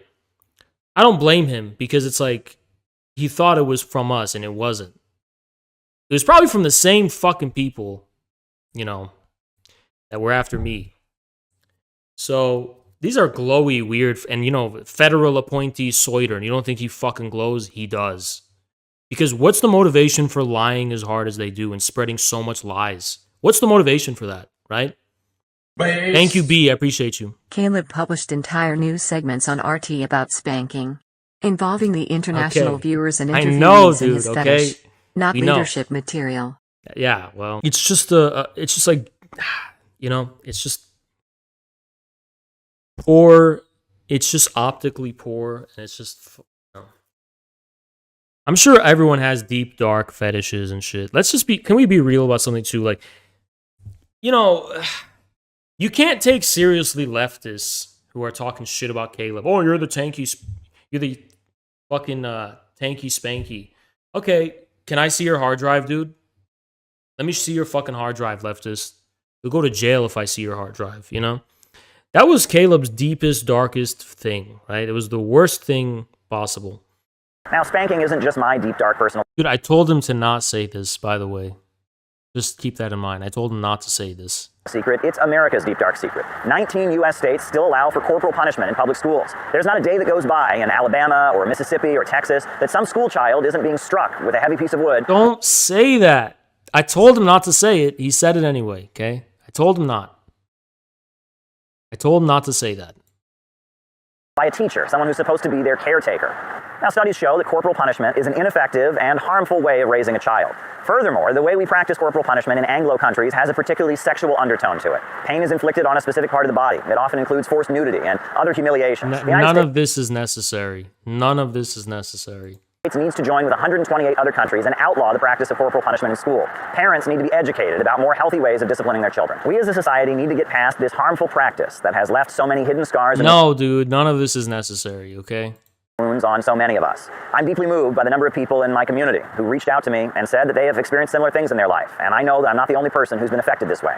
So now on to the matter at hand. What did I do wrong? Well, I brought my personal life into a political space, and I shouldn't have done that. And to everyone who was affected by that, I deeply apologize. I've taken time off to get the help I need to make sure I do not make this mistake again. But let me throw Haas under the fucking bus and just... This is why we tried to stop them. And this is why we tried to tell RT and shit. This was the problem, okay? Terrorists. Now, isn't it interesting that just hours after this document was published, Daria Dugina, the daughter of Alexander Dugin, was murdered by a car bomb? No, come on, man. Come on. No, dude. I don't fucking think there's a correlation. Now, do we practice for our CPI events? Absolutely. Oh my god, look at this fucking guy. I hate this guy so fucking much. Scum of the earth right here. This is the weirdest glowy fuck. Why is this guy a Baathist? I don't get it. What am I missing? He's Italian, American. He's a white boy and he's a Baathist. Why? I don't get it, dude. Dude, I'm fucking confused. You know, like why? I don't get it. You didn't care enough to look through it. You lacked respect for him too. You know what, Grand Ape, you bitch, you stupid bitch. I didn't fucking go on his turf. I didn't cross his fucking line and go into his territory and fuck him. Oh, I have to be his bitch and fucking vet his videos? No, I'm my own fucking man. I don't have to watch his fucking video. You stupid bitch. He disrespected me by fucking roping me into something I had nothing to do with. And I disrespected him because I didn't be his bitch. Dude, go spank Caleb. Where is he? Where is he? Where is he? Hey, Grand Ape, go fucking spank your daddy, Master Caleb, because you're a bitch and you think, oh, if you don't do favors for someone, that means you disrespect them. Go fucking spank him then, bitch. Dude, you know what this, okay, this is the logic. This is your morally retarded logic. I'm going to kidnap, let's say in Minecraft, someone kidnaps your mother and puts her in your basement and beheads her and hides her fucking skull up with a bunch of knickknacks. And then they go, hey, can you look around and clean my basement? And your mother dies from mysterious circumstance. She's missing. Your mother's missing. So they go, hey, can you clean my basement for me? And you go there, there's a bunch of shit and knickknacks, and you can't see her skull there because you're not doing a thorough enough job cleaning through it. And you're like, yeah, I don't have time for this. I have to go. And then afterwards, you find out that they beheaded your mother and it's in their basement. And then the person's like, well, you could have looked through their basement and found that head. You could have done that. What? No, you did a bad thing that I would have never expected you to have done.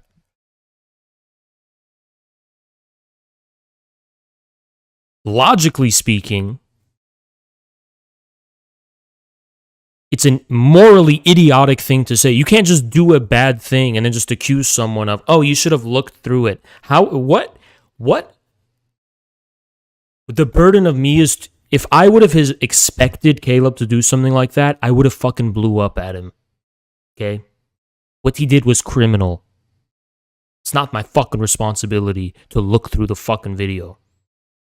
Also, I have differing views from the CPI about Cambodia.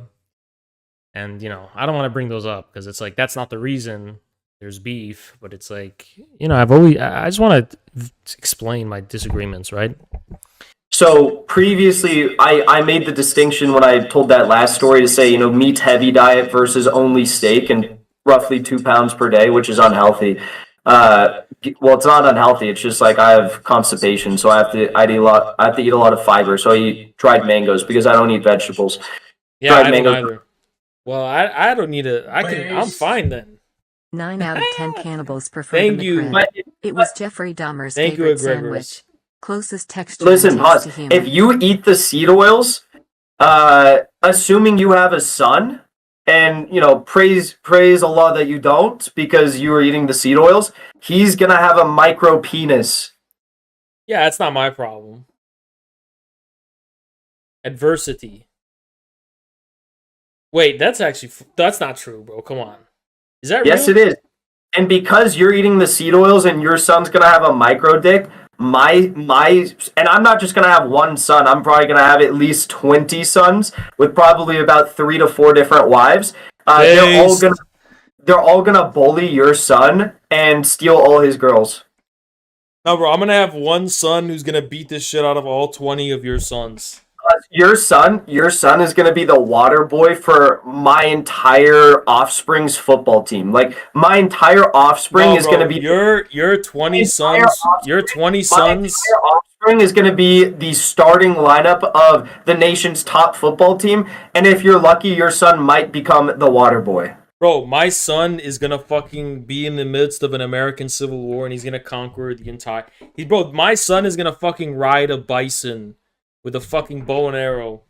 And My sons are going to be the generals of the Third American Revolution. Your son is going to get caught on drone footage giving a BJ to like the opposing side's fucking enemy. Your sons are gonna be the fucking yes men of my son. All 20 of them.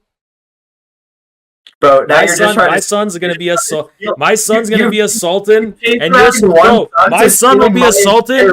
My son will be a sultan. My son will be a sultan. No. I know. Hey, listen, your son, like you, will never read The Art of the Deal, and that's why you're gonna eat the seed oils. He's gonna have a small dick. This is manifest destiny. It's already happening. No. Listen, actually, the source of small dicks doesn't come from seed oils. It comes from giving women orgasms. Did you know that? Well, I guess that you're in the clear.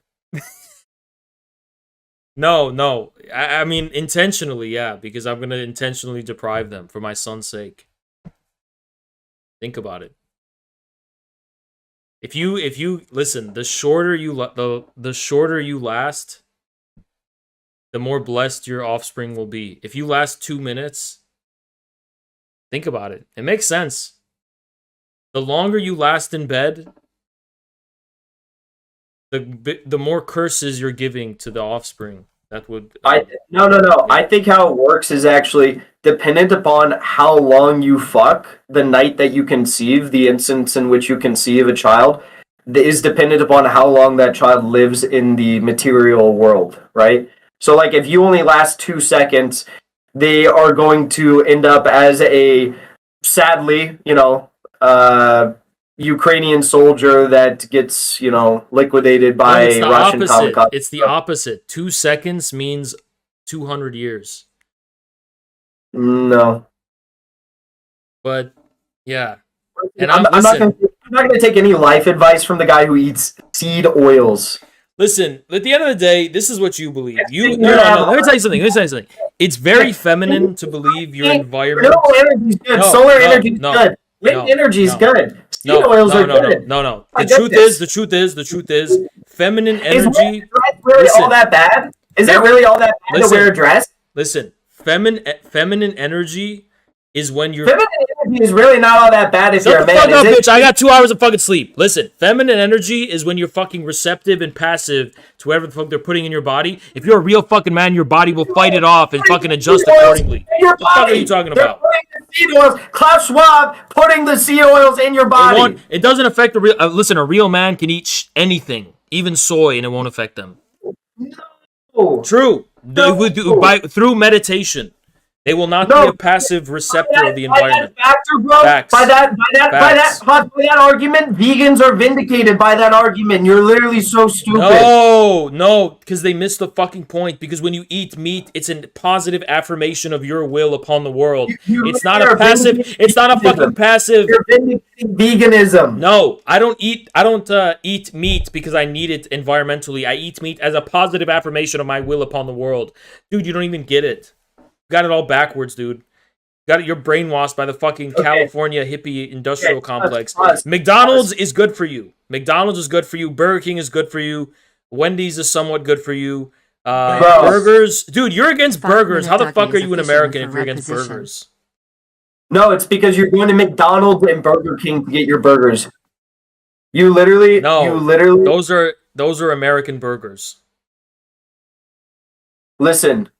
I don't have hate for this person at all, but they have one very, very cringe take, and it's the most cringe take that they have, and it's that they like Burger King. You sound like Nick Fuentes when he talks about his food preference. Dude, Burger King is goated. I had a fucking double Whopper the other day, and it was actually better than a fucking restaurant burger. I was like, what the fuck? How come nobody eats this? And the Burger King's fries are fucking next level, bro. They're fat fries, and there's substance to them. Okay, you eat Burger King is underrated, bro. You eat Burger King for a year, and I'll eat my steak fillets, my top sirloin, my grass-fed strong steak with no seed oils for a year, and then let's box and let's see who wins. Bro, you know what? Let's do it. Let's actually do it. I guarantee you, if I eat Burger King every single day, a double Whopper, I will be more powerful than... Bro, those steaks those will make you weak, bro. Because if you think about it, the steak means complacency. Burger King and McDonald's, that's basically... You're eating dirty at that point. You're eating in a fucking... Like put it this way. If Genghis Khan was still alive, right?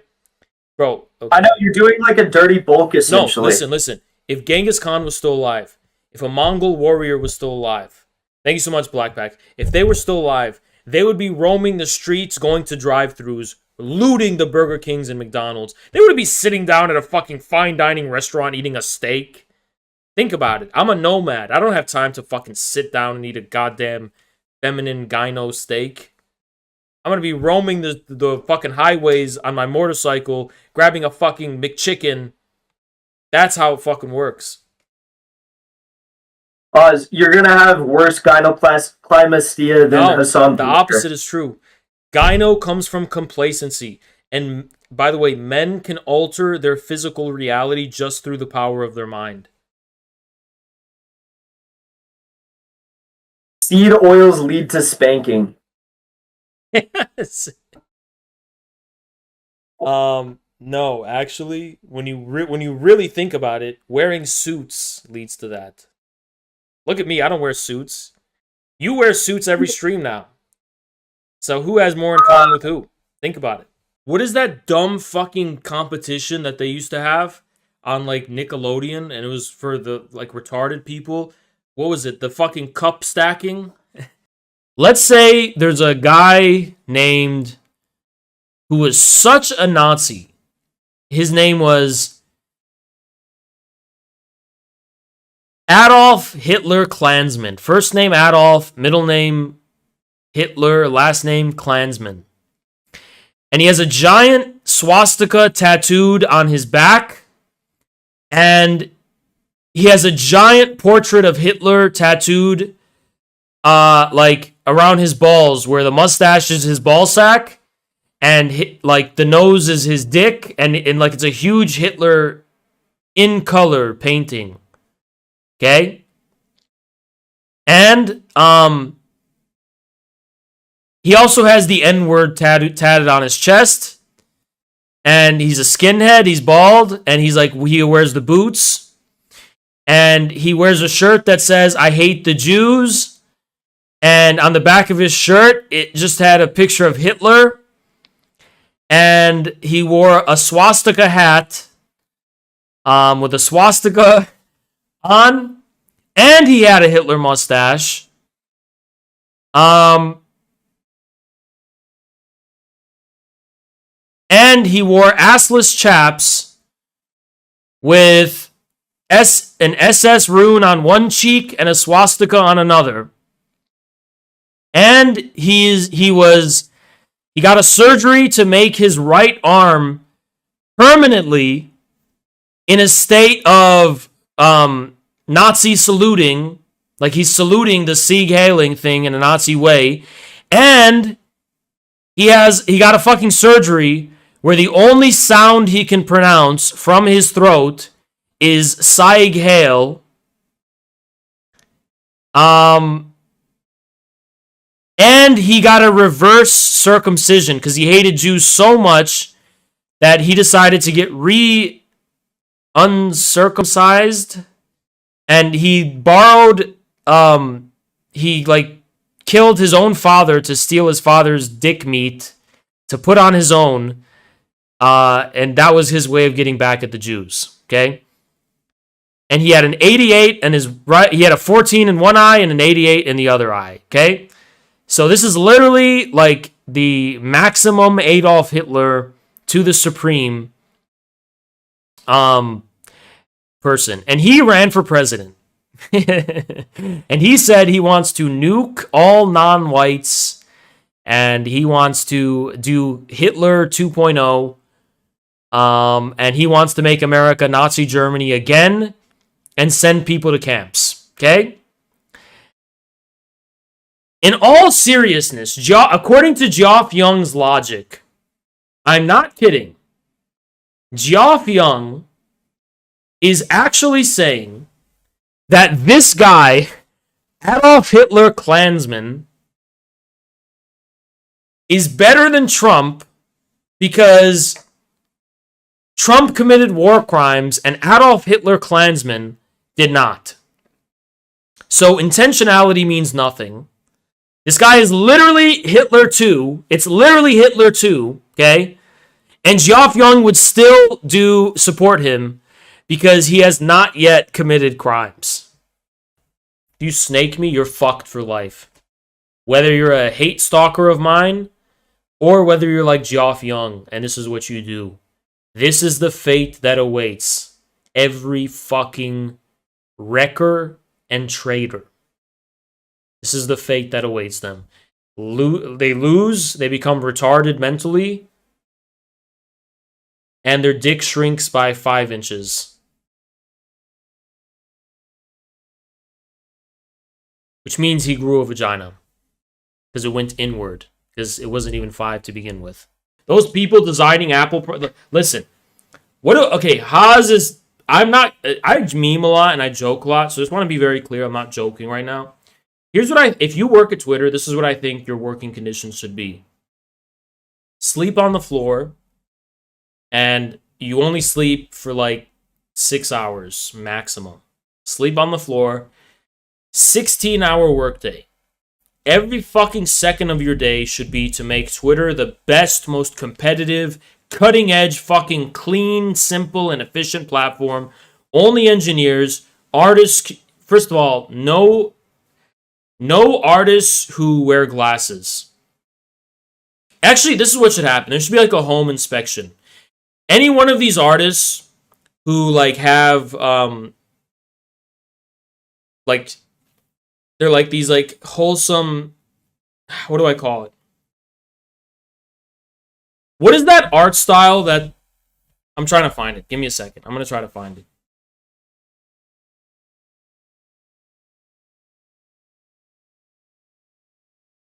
What is this shit called?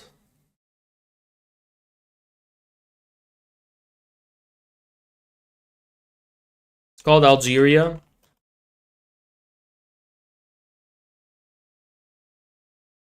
Algeria style. Cartoon corporate style. Okay, here's what it's called. Anyone who like this, I hate it so much. Oh my god, I hate it. This is them. This is literally them. These are the people who fucking work at Twitter. And I'm not kidding. This is them. Ah! Ban them all, please. Fire all of them. I'm sick of being ruled by these people. I'm sick of it. I'm sick of these gifted fucking people who work at the fucking New York Times and fucking work at Twitter and fucking work at Facebook and spend all their fucking time, these narcissistic fucks who write think pieces about how their fucking vagina smells and it's empowering. I'm sick of these fucking people, and the men are the worst, obviously, but even the women, I hate them. I hate it so much.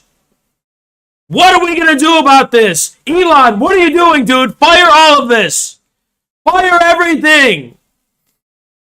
I cannot fucking believe this shit. I thought I was tripping, and then I saw the exact, I thought I was tripping, and then I'm like, this is what they are. This is how they see themselves. Oh, I'm just a Twitter coder. Fuck you. I hate you. I fucking hate you so much, bitch. You fucking banned me. Gulag. Stalin, Beria, Gulag. Okay? Stalin, Beria, Gulag. This is the class enemy.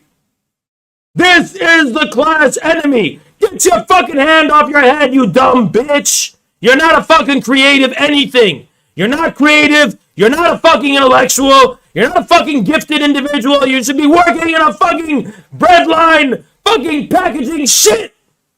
Packaging fertilizer.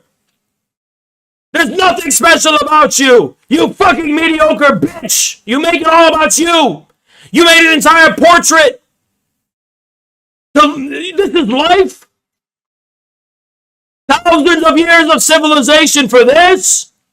This is the good life that Plato talked about? This is the good life? This is a virtuous life? This is what human beings exist to be? No. This is what we live for? I'm sorry, this triggered something in me. But these entitled fucks are bitching about Elon Musk, saying that Twitter's gonna be destroyed because we're gone. No, bitch. Twitter might go down for a week, I don't know, because I don't know what's going on. Because everyone resigned, you're replaceable. you're replaceable. And then you're going to get replaced with excellency, people who are excellent, and you're going to eat shit. You narcissistic fuck. Without us, the workers, Twitter would be nothing. No, you are the most replaceable fucking people in the world because everything you do is based on education. You are fucking replaceable. No, think about it. You got into Twitter because you got accredited from a fucking university. You didn't get fucking hired at Twitter because of your talent, you fucking worthless fuck. And you fucking banned me, bitch. Not only do I want you to be banned from Twitter, I want you to go to prison. I want you to be in fucking jail. I want you to be so fucking miserable you cry every single day. Fucking bitch. The most replaceable class of parasites in America are claiming we should give a fuck because they resign. Oh, Twitter's going down because Elon Musk. Shut the fuck up. I can't say what I really want to say. So I'll just sing it.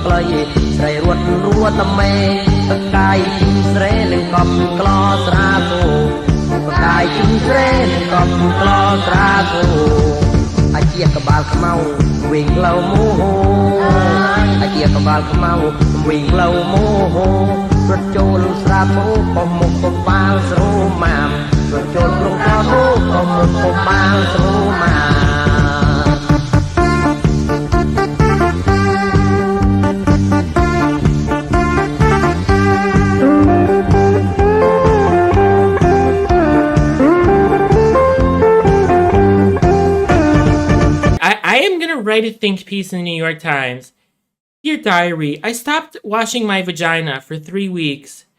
And I'm actually liking the results. I fed my cat, and I'm living in Brooklyn in my apartment.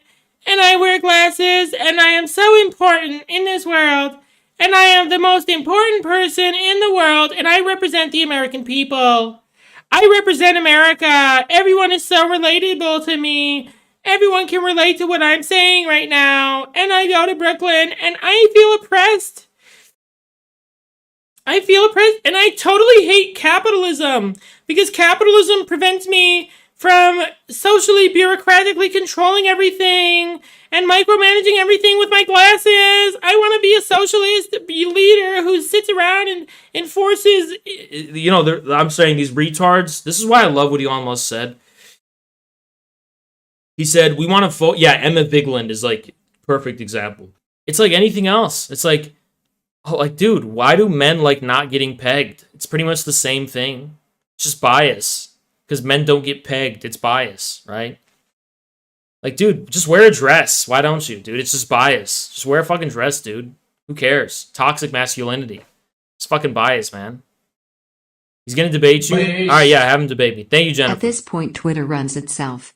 The workers leaving don't take the code with them. Like, why don't, men just paint their nails? We just do it because of, bullshit. Arbitrary rules. And by the way, what's wrong with incest? It's just, arbitrary, man. It's what's wrong with incest? See, anytime someone says, it's bullshit. We don't treat Starbucks workers like workers just because of arbitrary cultural bullshit. Incest isn't allowed just because of arbitrary. No, all the things that you think are just cognitive biases or whatever disgusting bugman terminology you fucking people use, those are the things that actually matter. You're just a fucking bugman retard who's trying to make people into robots. Bias is what makes us human and make the life meaningful. There's no reality without bias. Thank you, PJ. Twitter woke traffic cops are paid what the elite can afford to pay them. Rate workers are paid what the elite are forced to pay them. Thank you so much, Choi. I'm 68 and you are the lost father I always sought. Choi, I really appreciate the 5. Thank you so much, man. But I am definitely not a father to if you are 68. I am definitely not a father to you. I can promise you that, okay? I can promise you that is not what I am, okay? Come on, man. You're 68. You're 68, all right? You've got more wisdom than me. You've got more experience than me. You should remember that, right? I'm still just some young twerp. Thank you so much, Cassopian, for the 10. The Antichrist is here. Only communism can defeat him. I agree. In the Bernie movement, I saw the various responses and ways in which people responded to the woman movement, right? There were people who were kind of like, oh, let's just all be equal. And that was gay, that was cringe as fuck. First of all, Bernie never had a leg to stand on. Who is Bernie Sanders? He's you, and he's me, and he's all of us coming together because we're all interconnected, and it's all love for everyone. No, you're a pedophile if you say that. I'm sorry. That's like Johnny Socialism pedo talk, right? That's like a kitty diddler who can't enter the realm of adults, so you're like oh, children, come on in my van, I have free candy for everyone. Oh, trust me with your children, I'm Uncle Bernie Sanders. You can trust me with your children. Oh yeah, bring them in my van. That's like some pedophile Andrew Saturn shit, right?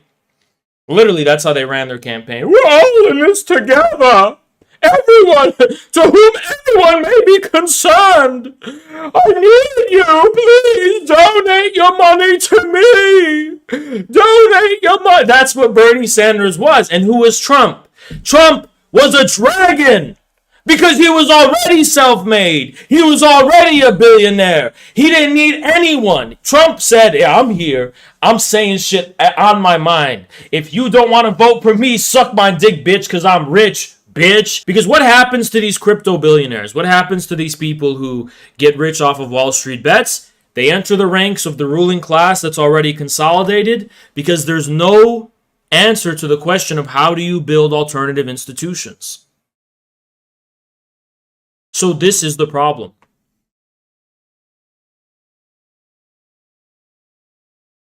Zherka, you are a retard. You are not even close to hearing me finish what I'm about to fucking say, and you already jump to a conclusion. You're a retard. Go fuck yourself. Fuck you and your mother, bitch.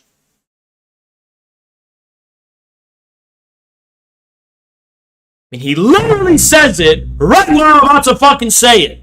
He literally types that right when I'm about to fucking give you the point.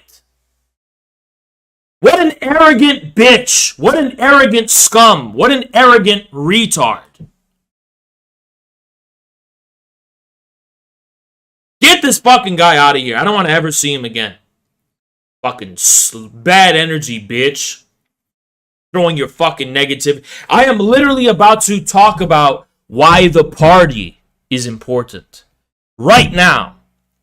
And he immediately throws negative energy on me.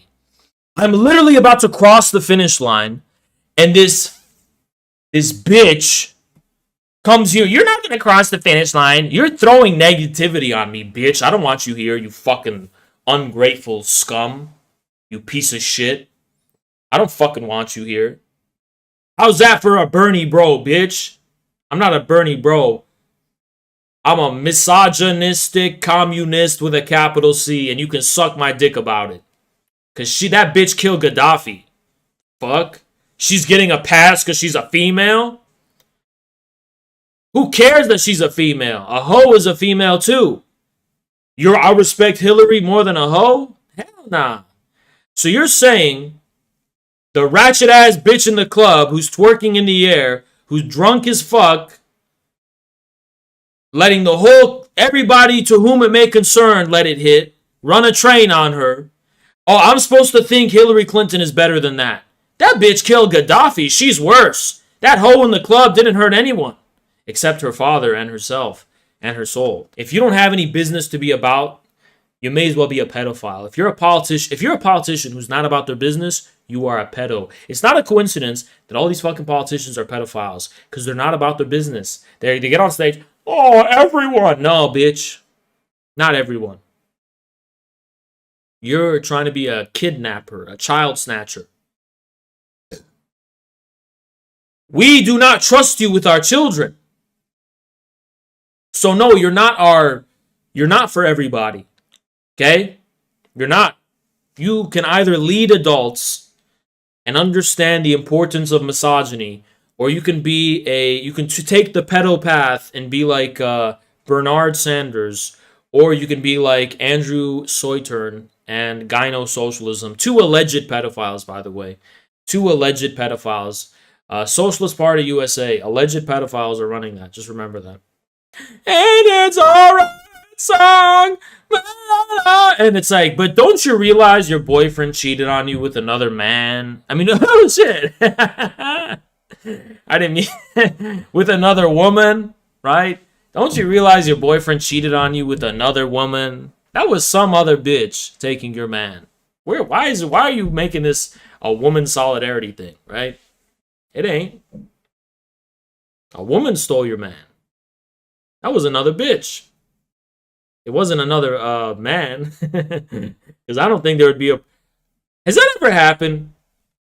Like a woman catches her man cheating on her with another man. I feel like women just walk in and they're like, oh, my ego isn't threatened right now, but you can definitely count me surprised. And they just like, they're like, well, whatever. It's the way of the world. And it's when it's a woman, right? They're like, yo, and they fucking go crazy. Yo, I thought you guys love each other. Why is that?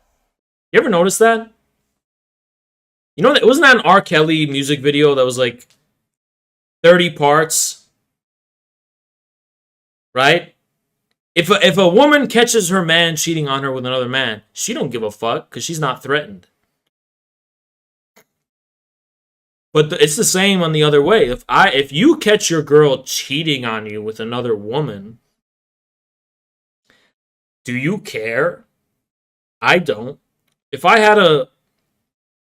my girlfriend was hooking up with another woman and I caught them, I don't give a fuck. This is nothing. I literally become an NPC like from Westworld, and I'm like, oh, doesn't seem like anything to me. And I can't even register what this is. I'm like, okay, like you guys are like knitting or some shit. You're sewing. This is like nothing to me. Right? It's another woman. I'm saying 2 women. I become like, I'm like unable to process it, and I'm just like, okay, I'm gonna go fucking take a shit. I don't give a fuck about this. But if it's another man, I mean, shit, we're going to war. If it's another man, I'm going to jail. If it's your home, if I have a home, listen, people are like, oh, if you catch your girl cheating with another man, don't do anything because it's her loss. And you should just fist bump the guy and have male solidarity and start sucking each other off. No!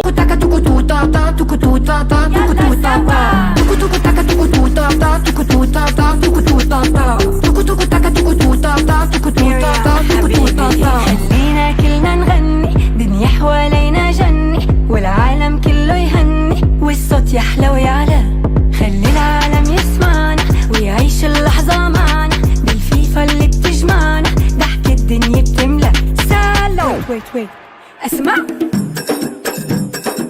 سلام سلام سلام سلام سلام عليكم خلوا الفرحة بإيديكم أبشروا بالخير يجيكم سلام عليكم فيفا الحب تهديكم وتحقق أمانيكم مونديال توكو توكو تاكا توكو توتا تا توكو توتا تا توكو توتا تا توكو توكو تاكا توكو توتا تا توكو توتا تا توكو توتا تا توكو توكو تاكا توكو توتا تا توكو توتا تا توكو توتا تا توكو توكو تاكا توكو توتا تا توكو توتا تا توكو توتا تا.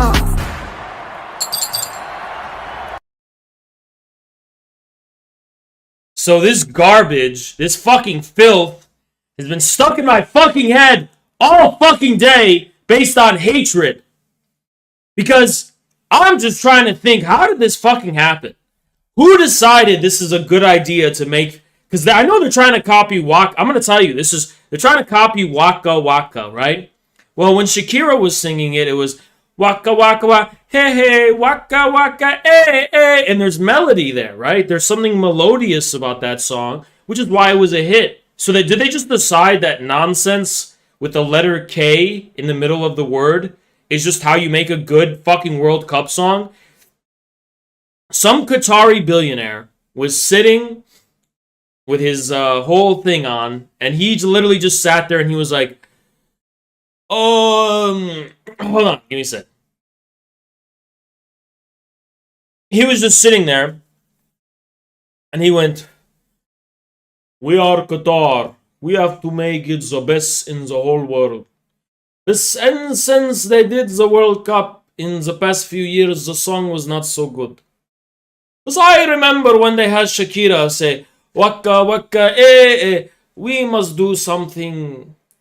We must stop that. We must stop that one.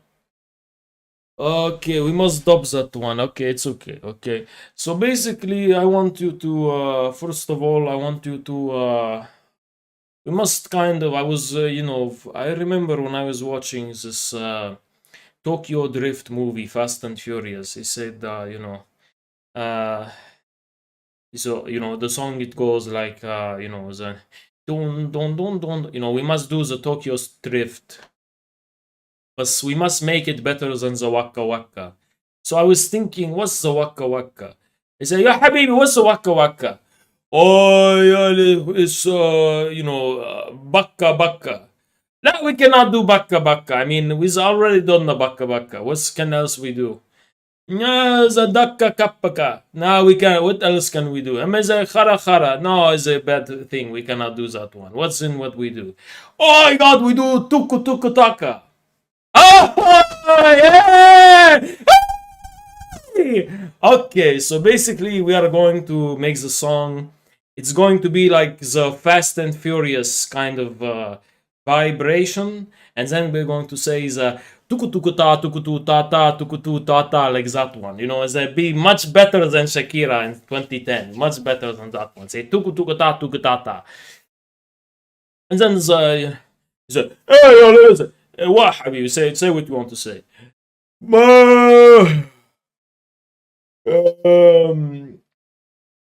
But I was thinking, how will they know it's Arabic? Because we are in Qatar. We must make Qatar. We must make them familiar with the place they're at in Qatar. We must make them understand where they are.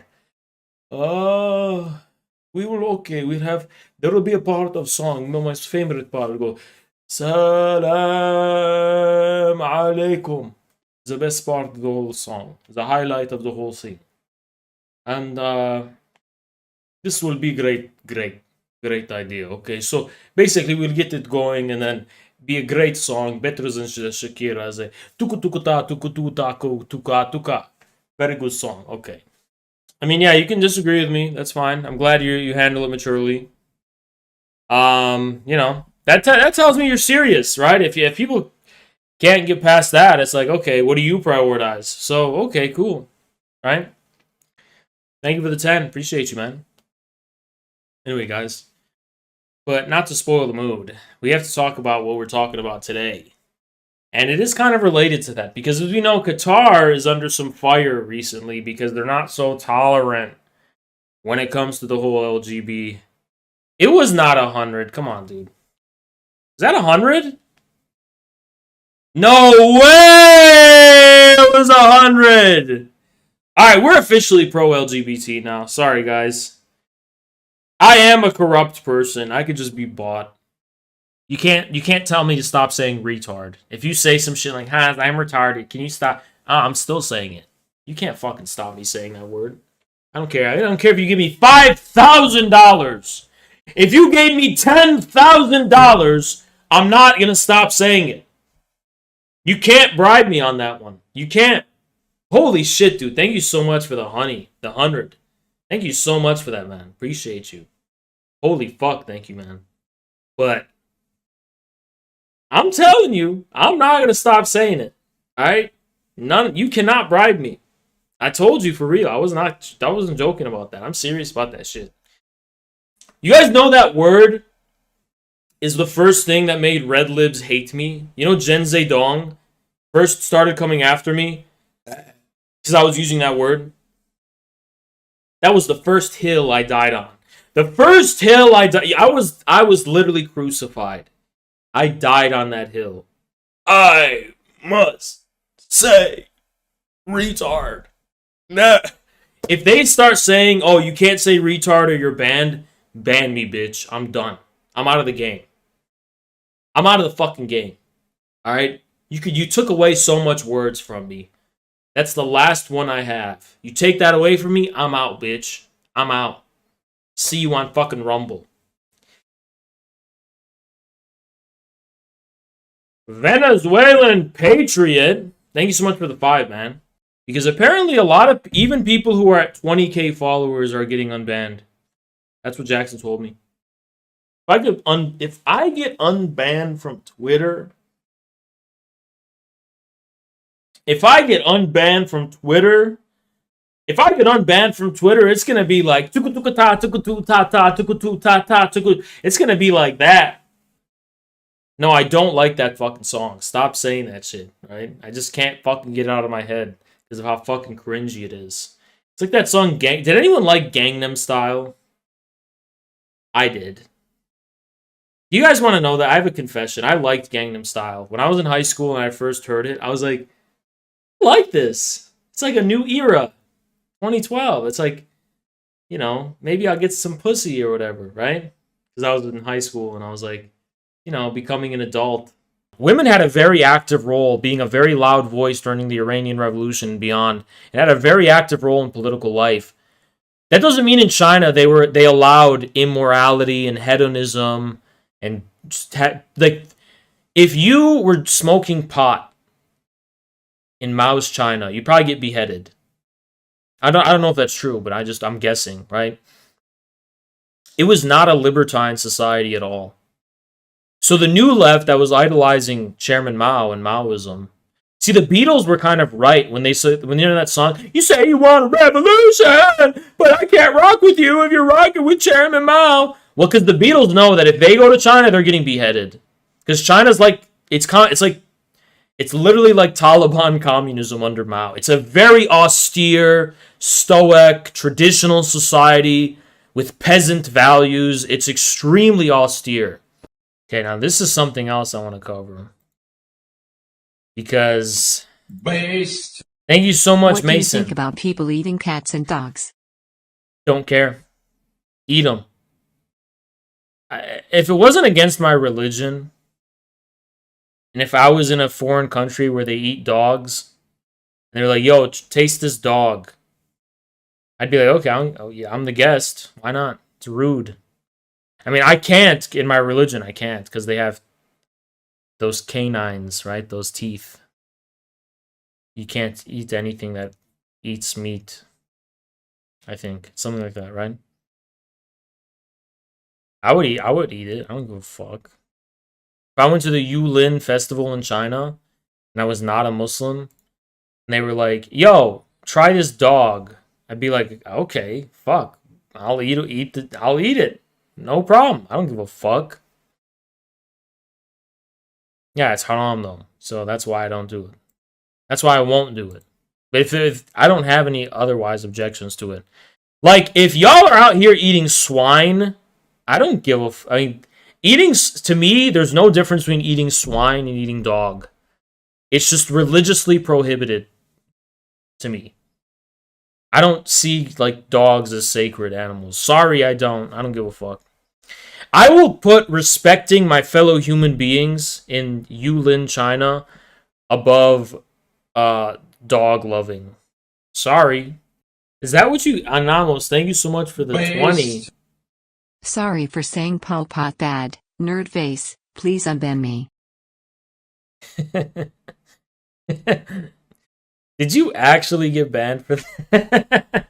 Did you actually get banned for saying Pol Pot is bad? Because I'm sorry, that's hilarious. He got banned for saying Pol Pot is bad.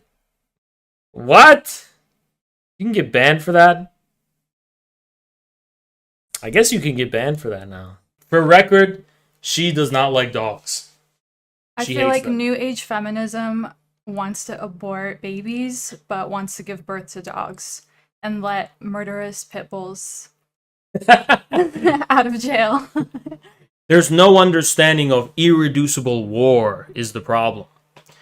Anyway, I'm looking at the chat right now, and I just want to say, everyone is extremely distracted. And it seems like no one's listening to what I'm saying. What, are you guys fucking stupid or something? I'm telling you something really important right now. And what, you just can't focus? I don't understand this. Are you guys retarded? Are you mentally retarded? Are you unable to think straight, or like, am I speaking in vain or what? Right? I'm not seeing one intelligent comment in this chat. Not one. I'm not even seeing one. Okay, well, I guess I have to bring it up. So, the woman here has been helping her parents move out, a few hours from here. And she's also in the process of moving. And, I've been helping. And, it's simple as that. She's just moving. So, it's not really that complicated, right? And, I do have a streaming setup now. I have like a studio.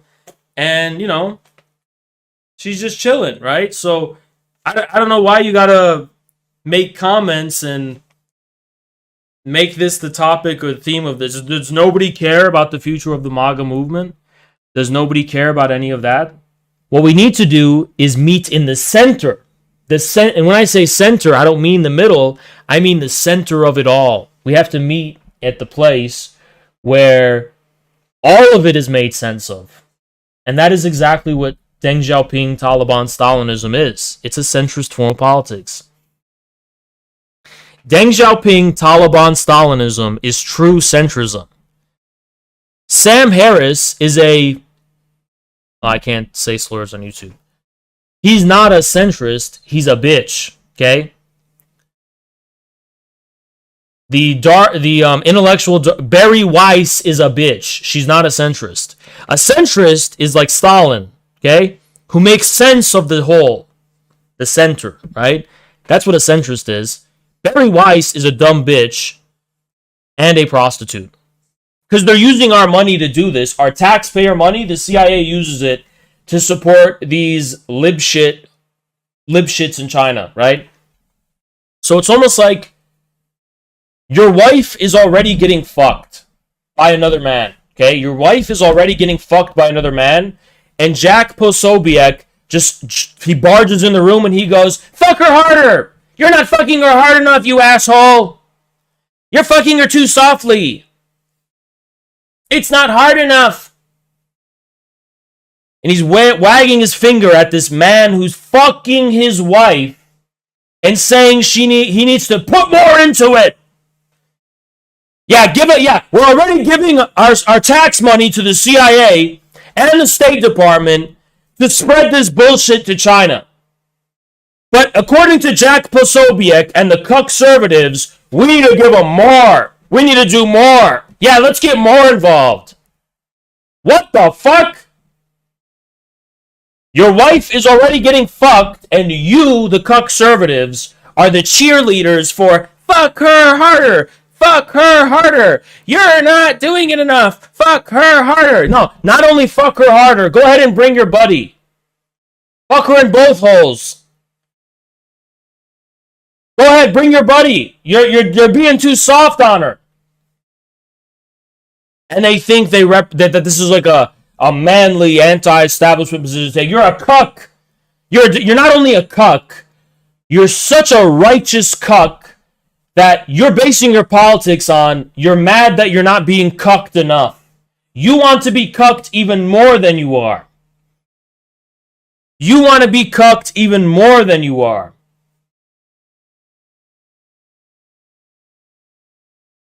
That's what's going on. Okay?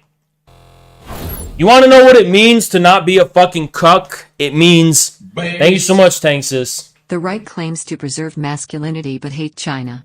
Even though China made laws to preserve masculinity in China and they support these people. You want to know what it means to be against being a cuck? It means to say, you know what? We should be like China. They have a fucking Great Wall. Let's have our own Great Wall.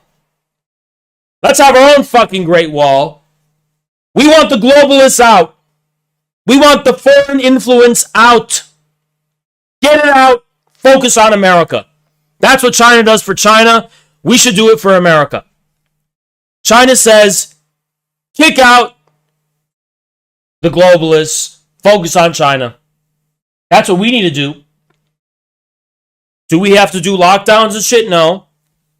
We have a different culture. That's fine. But the fundamental principle remains. Instead of being a fucking cuck, you should be outraged that our government is already doing so much to fuck with China. Why are we fucking with China? Huh? We have no business in China. Stop fucking with China and focus on our problems here at home. Beginning with, what about the fucking homeless problem in our fucking cities? Yeah, China has zero lockdown in its cities, and we have like the opposite of that, which is what? We have infinite crackhead. We have infinite diarrhea buckets that homeless people throw on fucking pedestrians. China will not Thank you, Hot Take Co-op. Soydom and Gynamora. The Communist Party won't allow it. Worker patriots are in control. Precisely.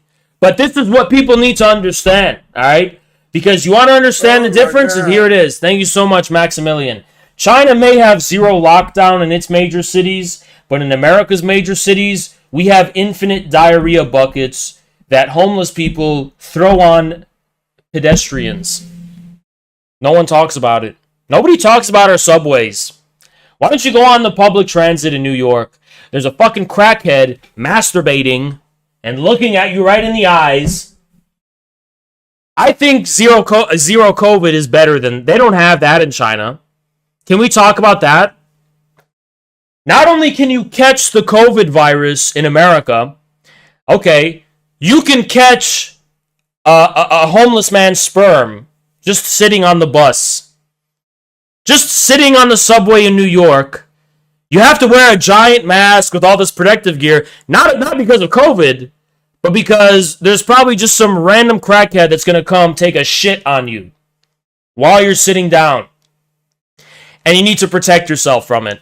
Okay? So before we go and start interfering in China, why don't we just take care of our own problems and sit down and talk about why do we have our own... We have a lot of problems here in America, I promise.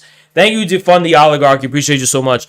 However, adequately or not, they're doing it for everyone. They're not trying to do it with some specific agenda to control the population for the benefits or some shady behind the scene power or something. First, I would like to say, for all those watching, if you don't like the stream, you are ugly by nature, and that's science.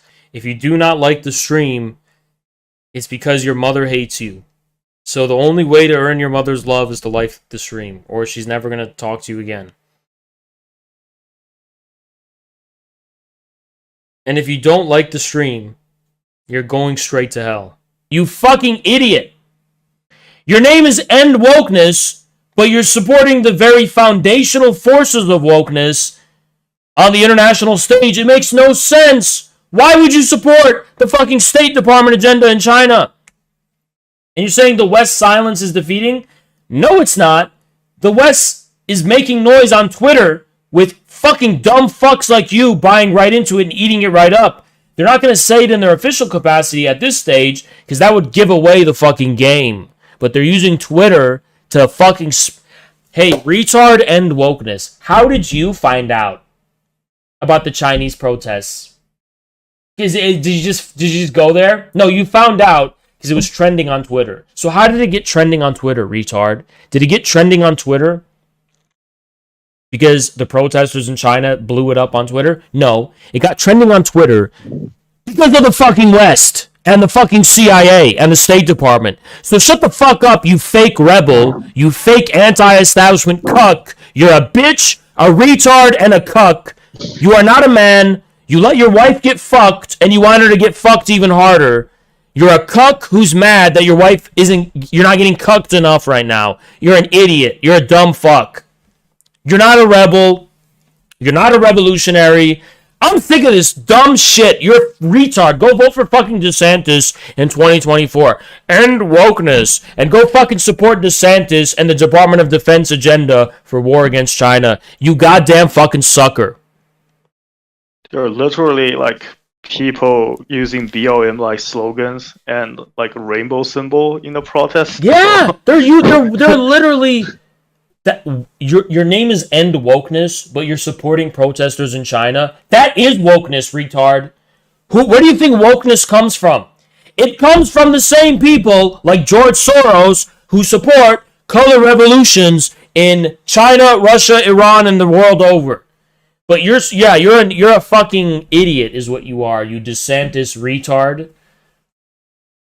Oh, end wokeness, but support it in China. How does that make sense? Kurds have the practice of penis cracking, where the woman cracks the penis of the man before I've intercourse. never heard of that. What? Google it. Google it. It's a real Google thing, it. yeah. It's definitely Google it right now. That's not That's where society is heading. That's where society is heading. And I and all haterists on this fucking planet, we're doing everything to stop it. That's our duty. Kurdish culture is very patriarchal. There's nothing like that there. Yeah, okay. It's so patriarchal that the woman cracks the guy's penis. I don't think that's the Haterist. Do they do this? Haterist. Do it. Do they do this shit in secret? Like they don't. I tell don't the know. man? It's known. No, it's known. You can So does Google the it. man? It's known. So the man is told beforehand that this is what the woman I plans had on to look doing. this up. I don't believe this. Right? What is it called? Google it. Wallahi, Google it. Just look up Kurdish Kurdish penis cracking or something. Listen, he's not explaining the function, right? It's called penis function- cracking? Shut up. At Shut this up. No. point- What? At this What? point- What is it called? Yes. It's called Penis cracking. takandan. Penis Takandan. cracking, yes. You're saying it's Iranian. I don't. No, think no, this I'm is just real. gonna Do you think say this it. guy would- It's a Kurdish thing. The Kurds. Let me tell you a very quick history Hold of on, what I the don't agree with Barzanis Barzani. I don't know if you're getting that.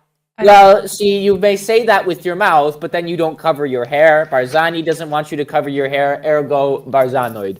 So anyways, first of all, right, let me just establish this now, that, let me tell you a quick history of what I like to call the Kurdish space program. In 1927, the Barzanis crafted a plan where they talked to demons using a book of sihr called Shams al-Ma'arif, okay? And it was a book made by Bunni Sufis in which the demons... Shams al-Ma'arif, but yeah, go ahead. I said that. Don't You said correct me. Ma'arif. Okay, wait. So Alright, August, shut up. Ma'arif means Irrelevant. which is the word. It's like plural. August is fucking jibber jabbering Yes, right now. I heard it. Let's continue. So first of all, right, basically they consulted with jinni, they consulted with demons inside the usage of this book made by Bunni Sufis, and the demons said to them, we will spread 5,000 years of soy milk, Reddit, okay, and Funko Pops on the earth, as long as you, the Barzanis, give us one promise, that you and all of your people will become the, how would you say, employees, the collective national employees of all demons everywhere. So the Barzanis made this promise with these demons that came out of this Bunni Sufi book, and then they built them spaceships and rocket ships and Agarthan portals and Hyperborean translucent space travel vehicles, and as a result of this, they used this to fabricate and project images of the moon, the sun, the stars. So you're saying space is a Kurdish creation? It is essentially a Kurdish idea. Now there is celestial bodies, but they're not in a so-called space. They're beyond space. Rather, the Kurds have been projecting the sun, moon, stars, Mars, Neptune, myths such as the planet of Pluto. This is not a real thing. Like if you believe this, I will let Nadia respond. I would have to look into this. Use This a really sounds big crazy. projector. It's using a really big projector, by the way. That's how they do that. I know where it is. And the Yeah, Kurds go are ahead. behind all of this. The Kurds have done this, yes. Thank you so much, Maxwell. Am I a trembling creature, or do I have the right? I think you should admit yourself into a hospital for schizophrenia, because I have no idea. I have no idea how that, like, I have no idea what that has to do with anything, right? I don't know okay, I don't know what to say. We're just saying anything now. I'll be right back. Where are you going? Okay. So thank you so much, Adrian. Not even Pokemon. Does Nadia know of your financial relationship with Pokemonos? Let he who is without sin cast the first stone.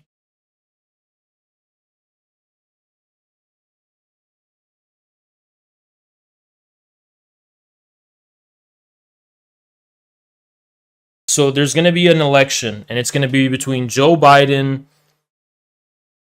and Jeffrey Dahmer, and that I'm the one vote that matters. Say, Haas, you think about the harm reduction, Haas. Jeffrey Dahmer is going to eat like 10 million people, so you have to vote for Joe Biden. I still wouldn't vote for Joe Biden. I would let 10 million people get eaten. I don't give a fuck, bitch. I don't give a fuck. I don't give a shit. Suck my dick, bitch. I have no moral obligation to the abstraction that is statehood. So you can suck my fucking cock. I'm not motivated by morality, whatever that fucking means. I'm here to win. If Jeffrey Dahmer is going to make the revolution come sooner, he will have my vote. I don't give a fuck, bitch. I'm going to vote for Biden for harm reduction. Give a fuck. Please count the amount of women leaders and there was a lot of communist countries, right? 0 women ever led them. I think there's a reason why. Maybe there isn't. And it's just a coincidence, right? Mr. Maoist, did not Mao Zedong himself, is not he the one who said, seek truth from facts? Your truth has no grounding in facts. You didn't even consult the facts before you decided to jump to a conclusion which you passed off as truth. You are not a Maoist, sir. Quotations of Chairman Mao Zedong, seek truth from facts. You did not seek truth from facts. You sought it from your own wet diaper bleeding ass. And I wish you go to the doctor and have him fix it. Stop blaming Xi Jinping because you have a stick in your ass. Just take it out. Oh, whatever. I don't really care. Hey, I want to call you a slur. Hey, listen to me. Hey, cigarette. Listen to me, cigarette. You cannot hold me accountable for what Twitter told you about me. You can only hold me accountable for the things I've actually said in the past. I don't give a flying fuck what your impression of me is or what I'm known as on Twitter. Those cocksuckers can get on their fucking knees, form a Congo line from coast to coast, and each of them individually suck my fucking cock. They're liars. Nothing they say about me has any basis in fact. You may as well fucking cite what you've heard about Santa Claus. Do not fucking cite your general disquisitions and vague generalities about what you think Haas is in a live fucking debate with the man himself. You're not going to sit here and talk about patriotic socialism to a fucking man who's never identified that way in the fucking first place. You saw some shit on Twitter that has nothing to do with me, and you saw... Dude, this is what you do. This is what you fucking do.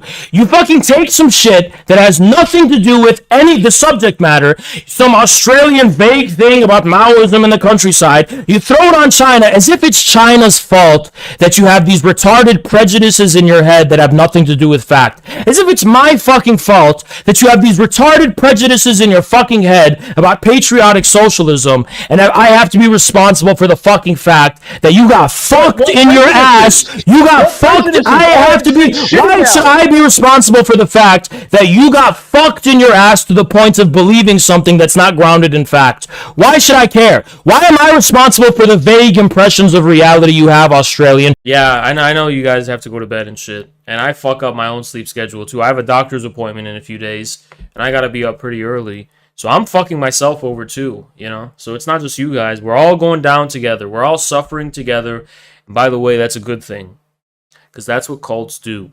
That's what cults do. Cults suffer together, right?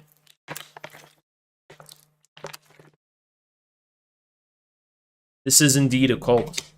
Welcome. Welcome to the cult. This is a cult headquarters, actually. And this is the cult. And actually, there's about 49 people who live here with me in my compound, and they all sleep in a refrigerator, a giant refrigerator that I have. And I'm like torturing them, preparing them for the toughness of the coming American Civil War. And, you know, they don't really do much. They just stay in the refrigerator. And all my food is still there, my yogurt and my milk. It's just it's like a giant room that's a refrigerator. And I have 49 people on these, like, you know, they're not mattresses. They're like these sleeping bags that they all sleep on, like packed like sardines, back to back. And I make them fucking do that to toughen them up. And all of them are on their phones. And they're watching the infrared webcast whenever I go live. And they're right there, actually. You can't see them, but they're right there. The room is right there. It's right in front of me. Hey, guys! How you guys doing? How you guys doing? Man, Haas, it's cool, man. Shut up, bitch! Did you learn nothing? They've been here for like 45 days. And, you know, they're getting around to it. They're getting around to it. But the discipline, you know, it's just some tough shit we got to do, right? This is no time for playing games. This is no time for horsing around. It's no time for messing around. You know, we need the actual discipline. Is there anyone in infrared who takes hot showers? Because I just want to know who I have to ban. Yes, you got to wash your ass, all right? I don't even know why I have to say this shit. I don't even know why I gotta say this shit, but you don't need to be walking around with any stanky ass, alright? But you gotta wash your ass, make sure it's cold. I'm just saying make sure the water's cold. I'm not saying neglect washing your ass. You gotta wash your ass, okay? You gotta wash everything. Motherfucker, if you don't wash your ass, I don't know what's wrong with you. I mean, unless you have a bidet, you gotta think about it. Has water ever seen that area of your, you know? Think about it. You take a shit every day, you wipe your ass, and you don't have a bidet, and then you shower, and you don't wash your ass? Well, do you know what's going on down there? Because I will guarantee you it's a jungle. I guarantee you there's stuff going on down there. So, you know, you gotta wash your ass out here. If people don't know that, I'm here to announce it. You gotta do that, right? Huncho, shut the fuck up and literally suck a dick, right? You're killing the mood, you're killing the fucking vibe. Okay? You need to be socially independent. The first prerequisite of what did I do? I just said that in a lispy way. Prerequisite. And by the way, even if you're like some leftoid, even if you're some fucking leftoid, this is what I don't get. How could anyone disagree with what I'm saying?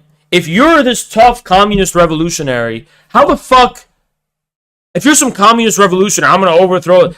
How the fuck can you not be a tough person? Emotionally, physically, spiritually. You need to be like extremely tough. You're talking about a revolutionary war against the ruling class and the state. I mean, you're going to... Look what... Okay, you need to be able to endure, at minimum, what the people in Guantanamo endure. Right? You need to be prepared for that. Because that's what's going to happen to enemies of the state. For real, right? It's not a joke. I'm saying, even if communists, we're not adventurous. We want a communist movement. The CIA is going to come for you. They're going to fucking come for you. They're going to throw you in jail. They're going to throw you in prison. They threw Eugene Debs in prison, okay? They'll throw us in prison and shit if we ever make any inroads. The first thing you need to prepare for is being tough. It's the first fucking thing. This is not a joke. You need to never ever complain or cry to anyone. That's another thing I always say. Period, right? I mean, this is how Stalin was. This is how they were, man. It's not they were going to Siberian prison. You need to look up what Stalin went through, man. He would the prison diaries of other people who were with him, they'd say every day the guards would come in and just beat the shit out of him. He wouldn't speak. He wouldn't cry. He wouldn't whimper. Nothing. Just silence. And he would just take it. Every fucking day he was in prison. They would just beat him. And he just fucking took it. Like a cold motherfucker. He didn't give a fuck. Okay? And yeah, the problem here is that children are being raised to be so fucking soft, and it's a crisis. Softness is like one of the biggest crises facing America right now. Everybody fucking knows that. There's no room for softness when it comes to communism, period. If you're going to call it, I just want to start establishing this idea very vaguely, right? But I just have this view where we just need to start establishing that if you are going around here calling yourself a communist, that needs to be associated with the opposite of softness. But more often than not, a lot of people on Twitter are communists, or calling themselves communists in America and in this country, joining the DSA and becoming extremists because they're just soft. You ever notice that? It's like communism has come to be associated with a squealing, screeching, bleeding vagina. You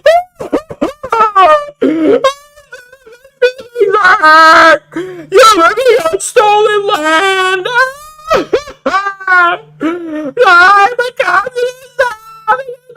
Man, what are you talking about? That's not what communism is. That's not how Stalin was. That's not how Lenin was. You gotta be a hardcore motherfucker who endures hardship without complaint. That's what it means. You gotta be cold, man. You can't be soft. You gotta be hard, man. If you're really serious, you're calling yourself a communist. This ain't a game, man.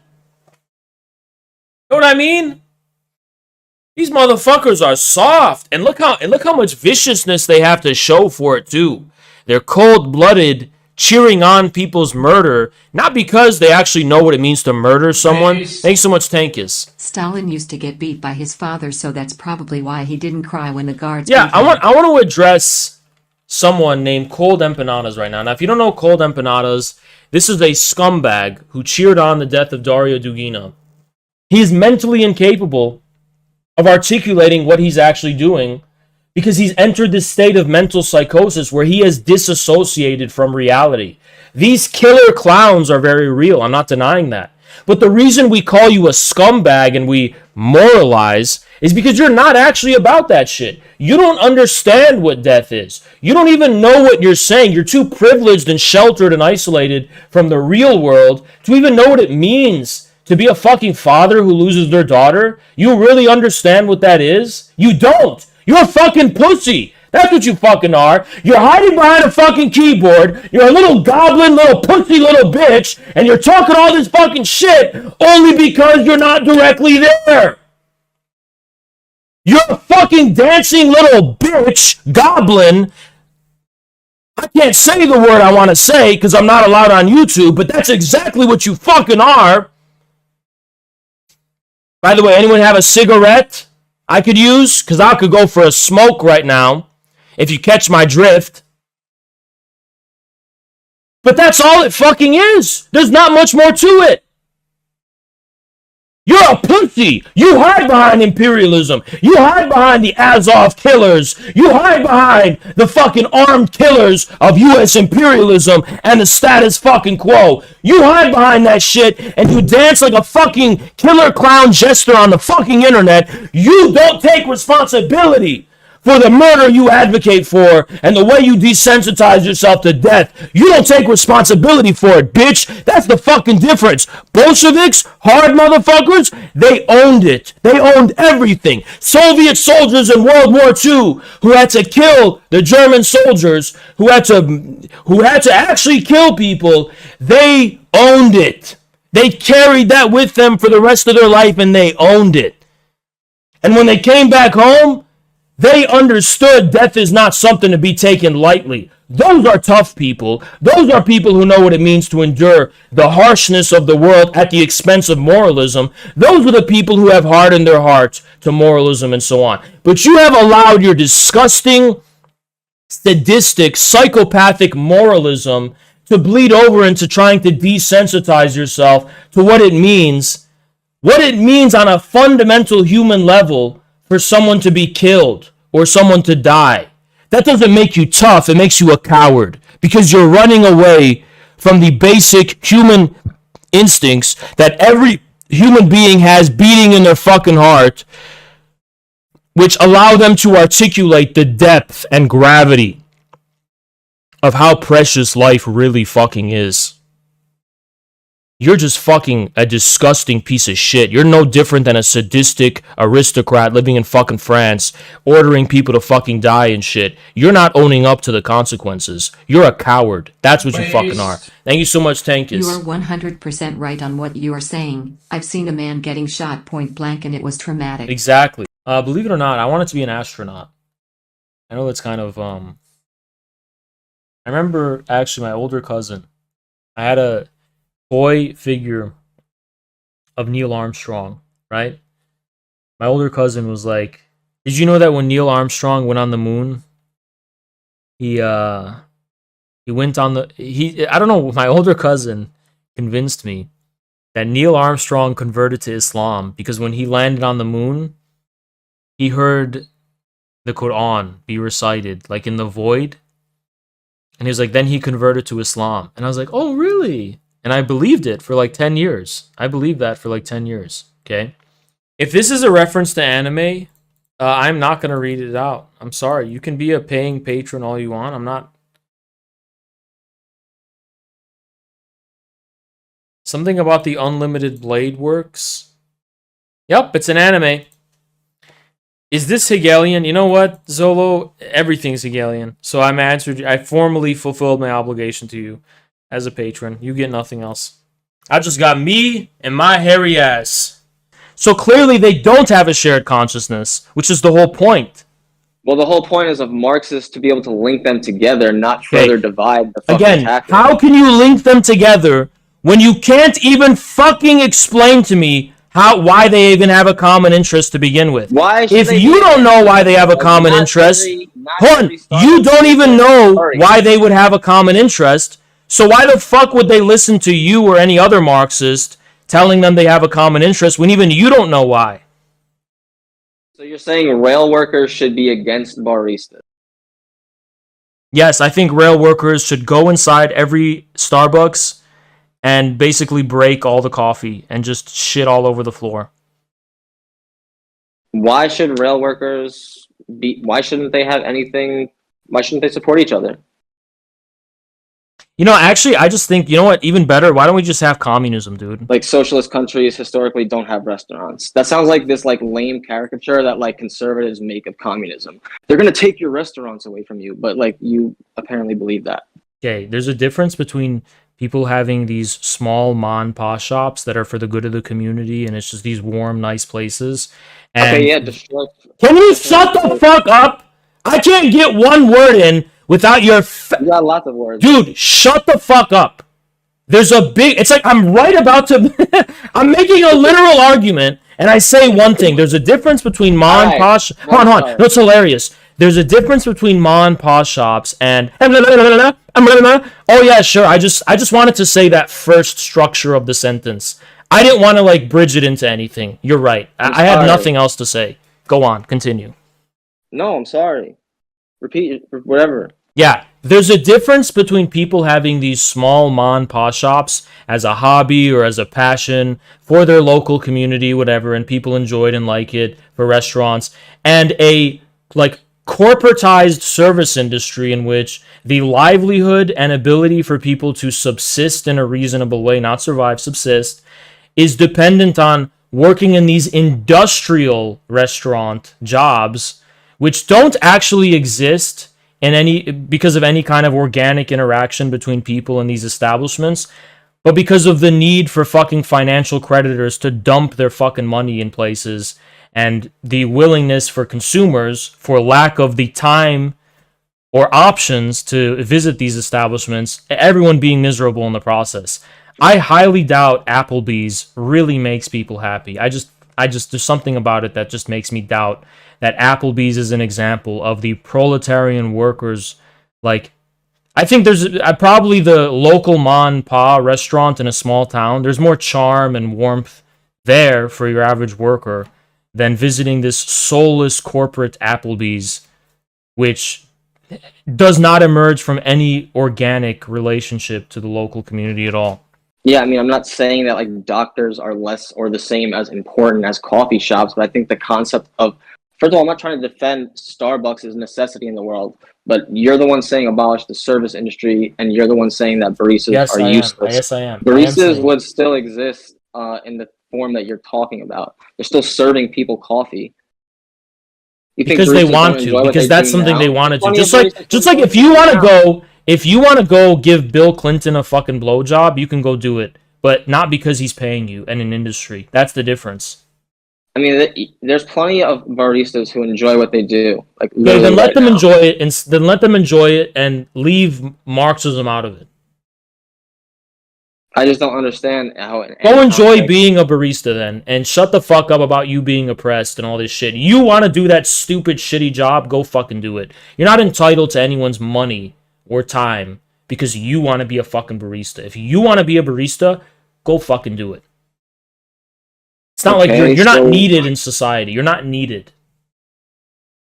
If you want to be an interpretive dancer, go be an interpretive dancer and get in debt. You're not entitled to any of our fucking money because nobody gives a shit about your dumb interpretive dance. No one.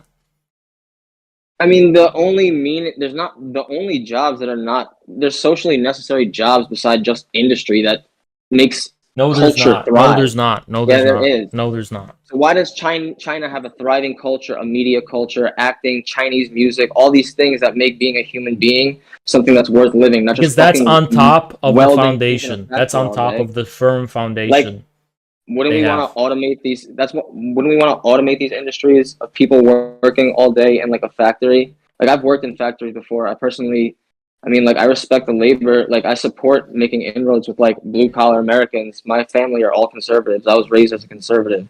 I support all these Even things. if everything, even if I were to entertain your dumb idea that these things are going to be automated. No, continue. Go ahead.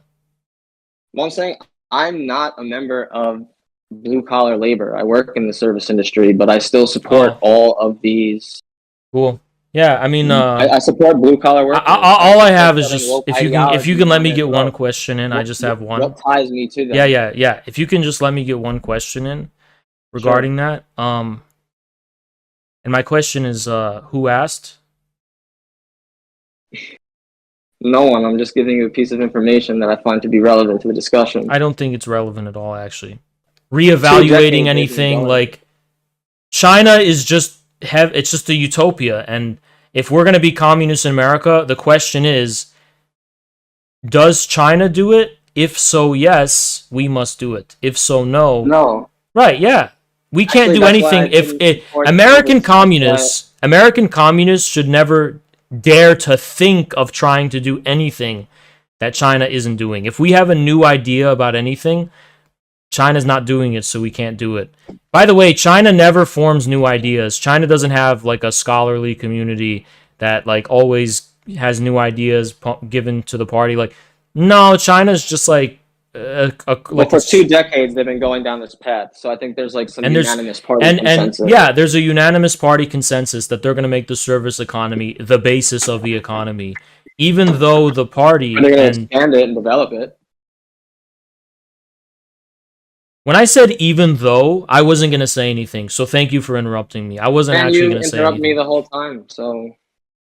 Okay, because you are a jibber-jabber machine, whereas almost every word that comes out of my mouth is of decisive significance for the point at hand.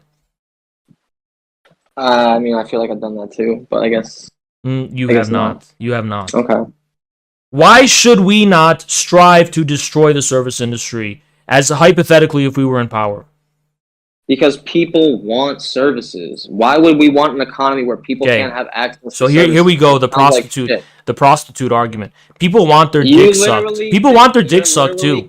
People want pussy. People want pussy and they want their cock sucked too. Buying a human being in sex work is the same thing as serving someone coffee. You're literally making the democratic socialist argument. You are making that fucking argument. No, you're making the argument because you're saying baristas are prostitution. That is a kind of... It is so demeaning. It's not... It isn't demeaning. See, that's what we get to the heart of. Yeah, it is pretty demeaning. It is pretty demeaning. You're saying that baristas think the labor is demeaning? You think the labor is demeaning. I do, actually. I don't think it is. I think every morning when I get and there's plenty of OnlyFans, and there's plenty of people on OnlyFans who also don't think what they're doing is demeaning either. I don't care what you think. It's not about what people think. It's about the objective reality. That The objective reality is that it's fucking demeaning to have to. It's fucking demeaning to have to put on a fucking hat. No. Shut the fuck up. It is objectively fucking demeaning to put on a stupid, ugly hat and force yourself to fucking smile even when you're feeling like shit and serve people fucking food that they shove down their fucking throat and say, hey, would you like your order? Oh, did you hear about it? That is fucking demeaning, objectively. You're gonna sit here and say it's not. It is. Imagine me. No. You're gonna say if Haas, you're saying I would still be Haas the Mighty if I put on a fucking green Starbucks apron with that stupid fucking hat, sat in front of a cash register and said, Burger King with the waffle, would you like a frappuccino with that? You're saying that wouldn't be demeaning? Objectively, it would. You're just being fucking dishonest. I mean, I've literally never had anyone say anything close to that while they were serving me food. Usually it was just but it's the same. It's the same shit. Okay, it's the same shit. No. That is fucking demeaning. Prostitution is not the same shit as being No, a barista. no, You're but comparing sex work to being a barista, which is literally. You just put fucking words in my mouth, and you just settle down. Yeah, you did. You did. Yeah. Shut the fuck up for 3 seconds.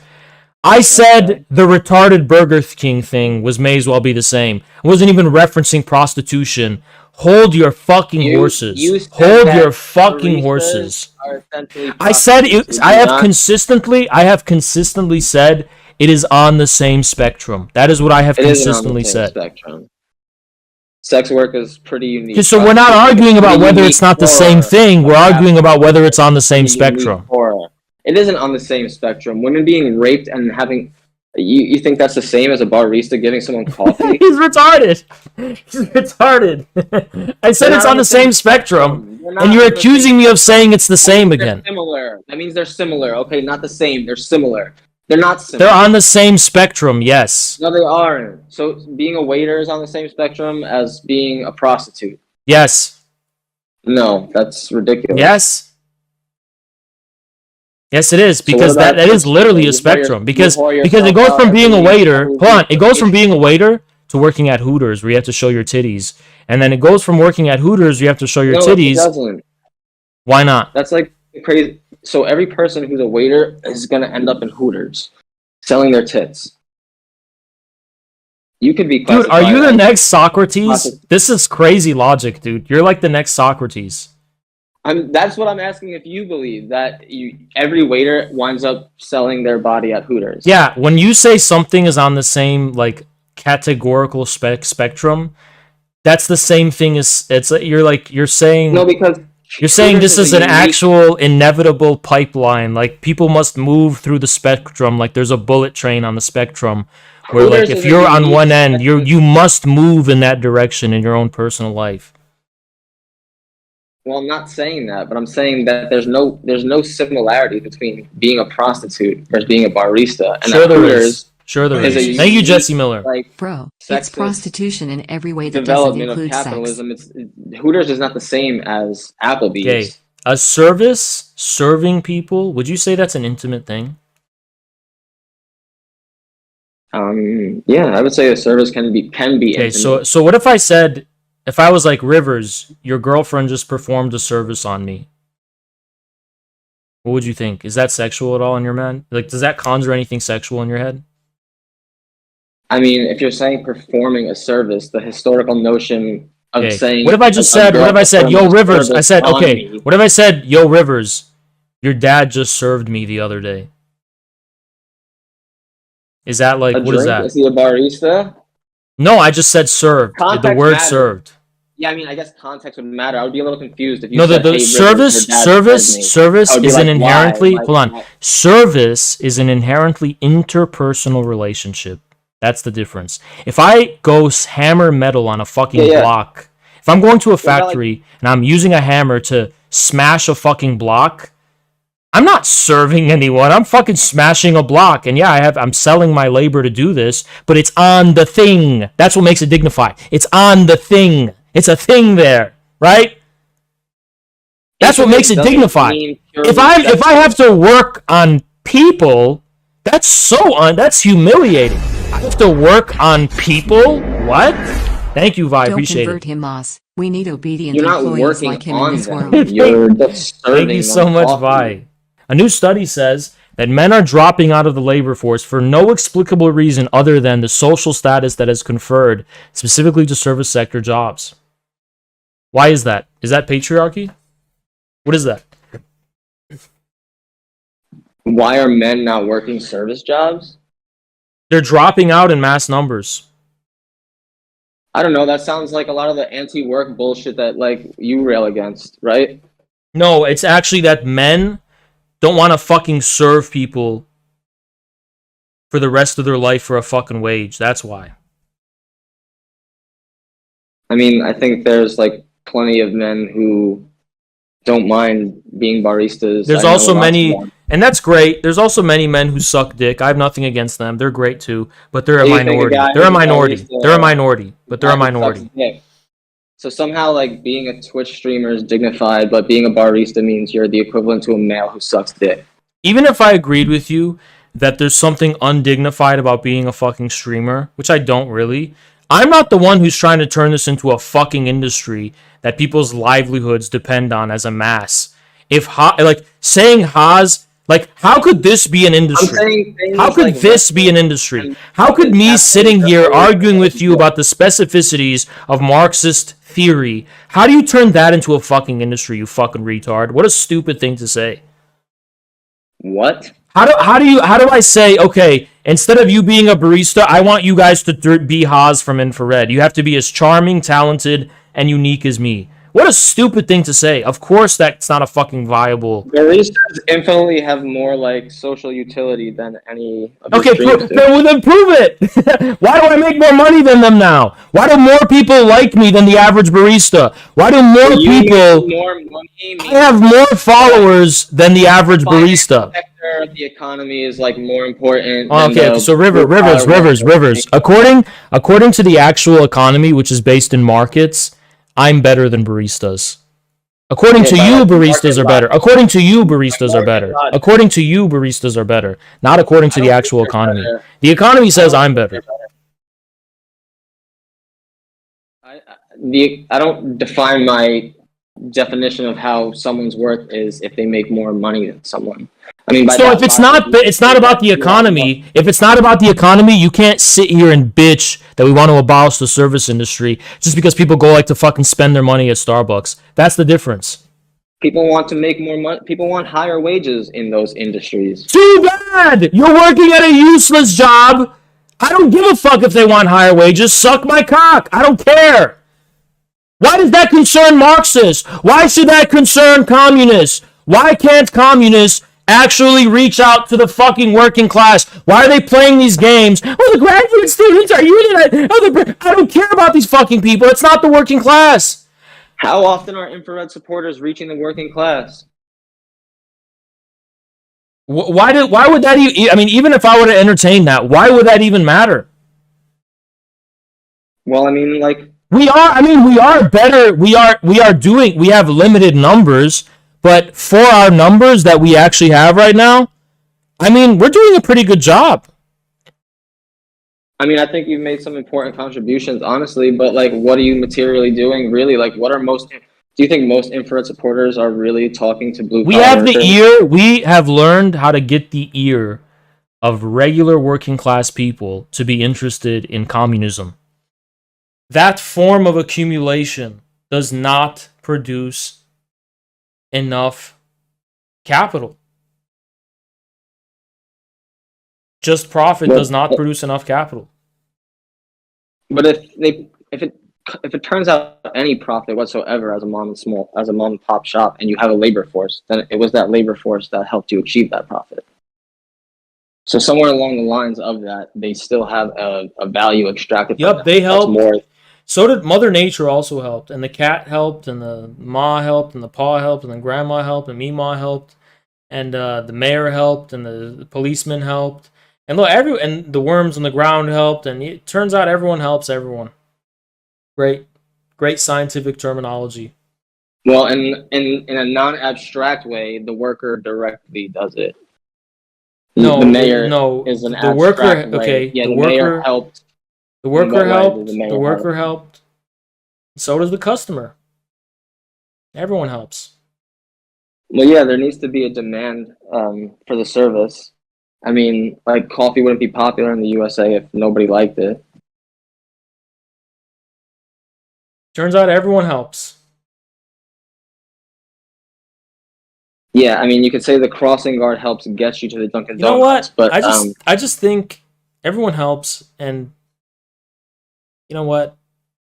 We just return to paganism. We just need the division of labor to be like reified into distinct idols, where like we'll be like, this is the god of the baristas, and this is the god of the customer, and this is the god of the manager, and everyone knows their place, and everyone helps, and it's all that's actually what the working class means. It's like we all help out, man. And the baristas, they make our coffee. We need them to make our coffee. The sun gives us warmth, and the rain gives us sustenance, and we just, it's all one harmonious pagan society. We should just start being pedos and shit, just like the Romans.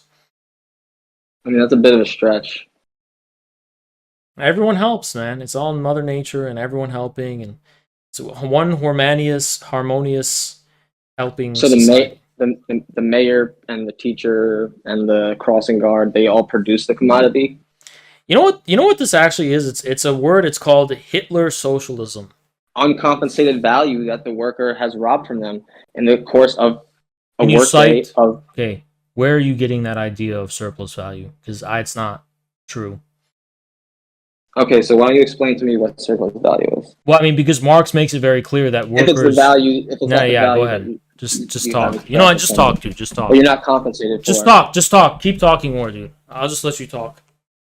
Yeah, explain it then. Well, that's not Marxist science. I'm sorry. I mean, going on strike doesn't mean you think your life is shitty. It means you want more protections or Hey, you know higher what? pay. Twitter employees who make $200,000 a year also want more. I don't give a fuck.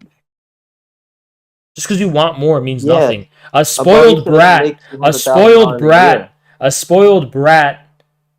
with a fucking pink Mercedes also wants more. I don't give a shit.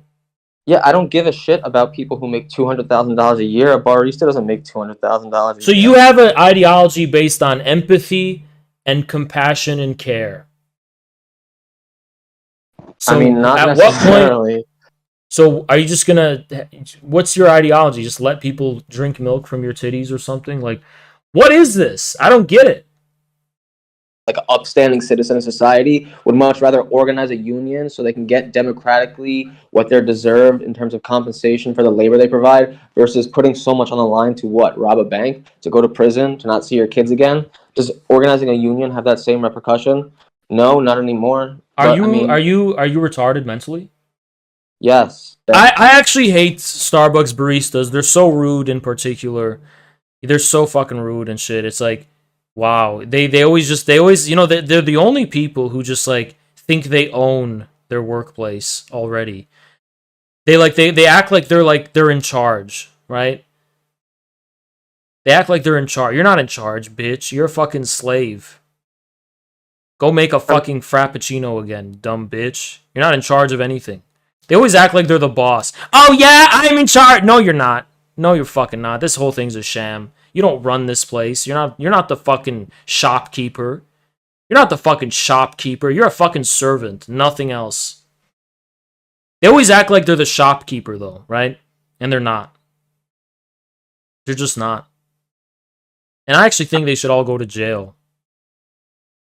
Who the fucking conservatives are now, bitch. The people who quit their jobs are becoming red pill conservatives en masse. Those are the fucking people who are yes, it's the same fucking people who actually are becoming MAGA people, you fucking idiot.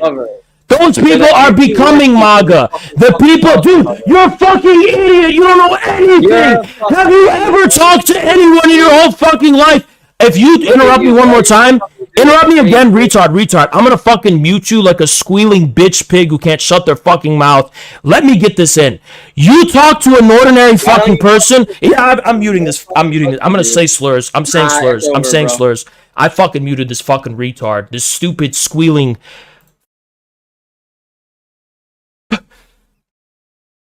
Bat! Fuck. That's what I wanted to say. Okay? And yeah, he may be more conservative. That guy would have voted for George W. Bush. He doesn't represent the actual MAGA working class. You fucking idiot. That was my point. Now you're getting unmuted. Because you can't fucking control yourself. How could I not control myself? Because you kept assuming that I'm only saying this because those people don't fucking shop at Starbucks. That wasn't my point. I'm saying conservative workers care about work ethic. Yeah, they do, but they don't consider these service industry jobs to be real forms of work. No, so then why does Tucker Carlson run a segment on anti-work and the people supporting because anti-work in their are mind, DSA, these because when they hear anti-work, work for them is the work that they're used to. So they think of people who are too fucking lazy to pick up a wrench. They're not really thinking of people like, oh, your job at McDonald's and Starbucks is so fucking easy. It's just like a piss easy job. Why are you going on the internet to complain about it? They're not, that's the whole point too. I'm not saying people should go and complain about their fucking jobs. You are. You're the one who wants people to unionize, not me. If I'm saying at work, don't be a fucking narc bitch on a personal level, don't be a narc bitch. That's not the same fucking thing as going on Tucker Carlson. That means you mind your own fucking business. If you see me not working as hard as you, suck my dick and mind your own fucking business. That doesn't mean I'm going on fucking Tucker Carlson. That doesn't mean I'm going on Reddit. It means stay in your own fucking lane, you narc bitch, and mind your own fucking business. I hate people like you. I hate people like you. I fucking hate narcs like you. You are a cocksucker. You are a cocksucker for free. You are a real life Janny. You are a cocksucker for free. Snitching on your fucking coworkers for shit that don't concern you. It don't even concern you. It don't even concern you. Stay in your own fucking lane. Mind your own business. The well-being of the enterprise and the institution. They don't fucking pay you for that shit. They pay you a fucking wage to do your fucking job. So you do it and you take care of yourself. Don't worry about what other fucking people do. It doesn't fucking concern you, you narc bitch. That has nothing to do with the conservative working class. Stop hiding behind them. They don't fucking care about you. They don't care about any of this fucking shit. Tucker Carlson has nothing to fucking do with it. So shut the fuck up about it. It does. It has a lot to do No, with it doesn't! Because it's not a social affair! It's not a social affair when you see someone who is lazy according to you at work. That's your personal opinion. Go suck a dick about it. It's not your business! Just because Tucker Carlson's audience is not receptive to anti-work people trying to make it a social affair that they don't want to go work at Wendy's, yeah, they don't care about that. They're not going to sympathize. That's not the same thing as you going out of your fucking way to be a narc bitch at work because you feel that people are too lazy. You are a fucking Karen, and I spit on your grave, and I want you to go to hell and burn. It doesn't become a problem for another worker ever when someone else doesn't do their fucking job. No, it doesn't become a fucking problem for a fucking worker. No, it doesn't become a fucking problem for a fucking worker when someone is minding their own fucking business and doing something you don't fucking approve of just because you feel you're being robbed of your fucking hard work because they're not working as hard. Work on them to have a conversation with them, dude. About hey, you are the biggest narc on earth. You are the worst. I don't give a fuck. Dude, you are a Gestapo. You are a fucking dude. You're a Hitler socialist. Hitler socialist. You're an Auschwitz guard. You're a Hitler socialist. Auschwitz guard. Hitler socialist. Auschwitz guard. That's what you are. Dude. Yeah, for sure. Because you're guarding them in this fucking torture prison of fucking. You're the guard. You're the fucking narc. I'm gonna make sure people are saying what the boss wants. No, I'm gonna make sure people are doing what the boss wants. Go out and get money. Dude, where's the Hitler mustache? Can you get, dude? You're gonna give a Hitler speech. I'm going to make sure I am guarding the workplace. I am going to make sure the will of the Führer is carried out. The will of the Führer, even if you're minding your own business and it don't even concern me in any capacity. The Führer must have said, I must fulfill the will of the Führer! I am the guardian of the workplace! That's what you fucking sound like. You are a fucking narc, dude. You're a fucking retard. You are a capo, dude. You are a capo of the fucking workplace. That's what you are. How is holding someone accountable mean you're narking? What do you mean? First of all- Hold them accountable for what? Do you get paid for that? Do you get paid for that?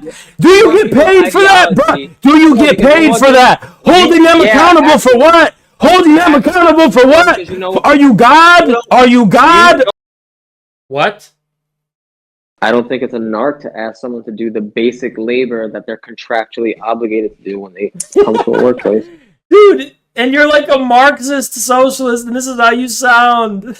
Yeah. Yeah. I'm the teacher's pet. I get this is. It's not a narc for me to like, dude. You're a dude. Case closed. Case fucking closed. You're assuming ethical, moral responsibility for capitalist institutions. LARPing as if this is socialism. No ethical, moral responsibility. I just want people to do their job because it affects me if they don't. Because then I got to do more work, and I'm just there every day to do my job because I need to pay rent. No, you don't need to pay rent. You just like being a power tripping Yeah, narc bitch. Dude, I hope your landlord increases the rent for you. I hope your life is just suffering forever. Sound like a ally of the working class. You know what? I'm gonna guys, let's raise money. I'm gonna buy your apartment complex and be your landlord and evict you. Okay, that's like some real pro working class stuff. And I want to fucking raise rent only on you. like And I'm gonna raise rent only on you. Then I'll be your boss, bitch. I'm gonna buy your retail store and be your boss and fire you. And then I'm gonna I'm gonna watch Why don't you. you currently own any retail stores? I'm gonna own You can your make the money real. that way. I'm gonna be Mr. Krabs. I'm gonna own your retail store, and then I'm gonna be your boss, bitch. You wish you could. Enjoy that, bitch. I'll be fucking the Bowser of your life, bitch. So you have a secret desire to be what you define as a narc as well. it sounds No, like. no. The boss ain't the narc because Yeah, the boss is the only guy who wins. The boss is the only one who wins. The boss ain't a narc. He's his own boss. Who's he narking for? The boss is the one who owns it, bitch. That's gonna be You're me. narking on someone else. Yeah, I want your boss to fire you because you're a bitch. So you're definitely really pro working class then. No, no, here's the thing. It's just revenge. Because those tyranny, Nah. the tyranny you exert on workers, how much they hate you, they would love Nah, the poetic you're justice of, they would love the poetic justice scenario. of me becoming the boss and just firing you. Nobody cares. Nobody cares. Alright, we have one more person who's apparently like a huge troll. What do you want, bitch? Add your name up.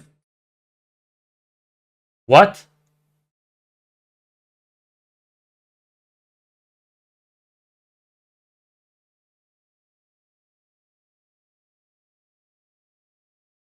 What did I just hear? They had this something, add your name up. What?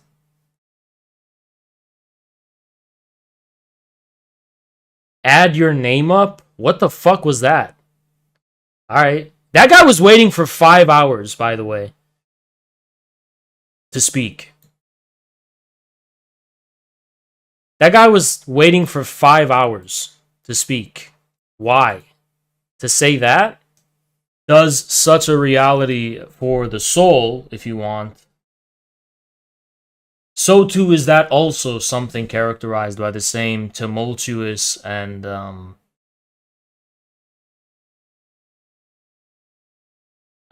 being very careful with my words. I don't want to call it chaos, but that same kind of strife is the word I'm looking for. The same kind of strife. So Shane Jones in my chat right now, I couldn't help but notice them. I think this is the example of a person who's just an inherently miserable. You know what I mean? Oh, you didn't catch that? What I said? I said they were a miserable. That's exactly what they are.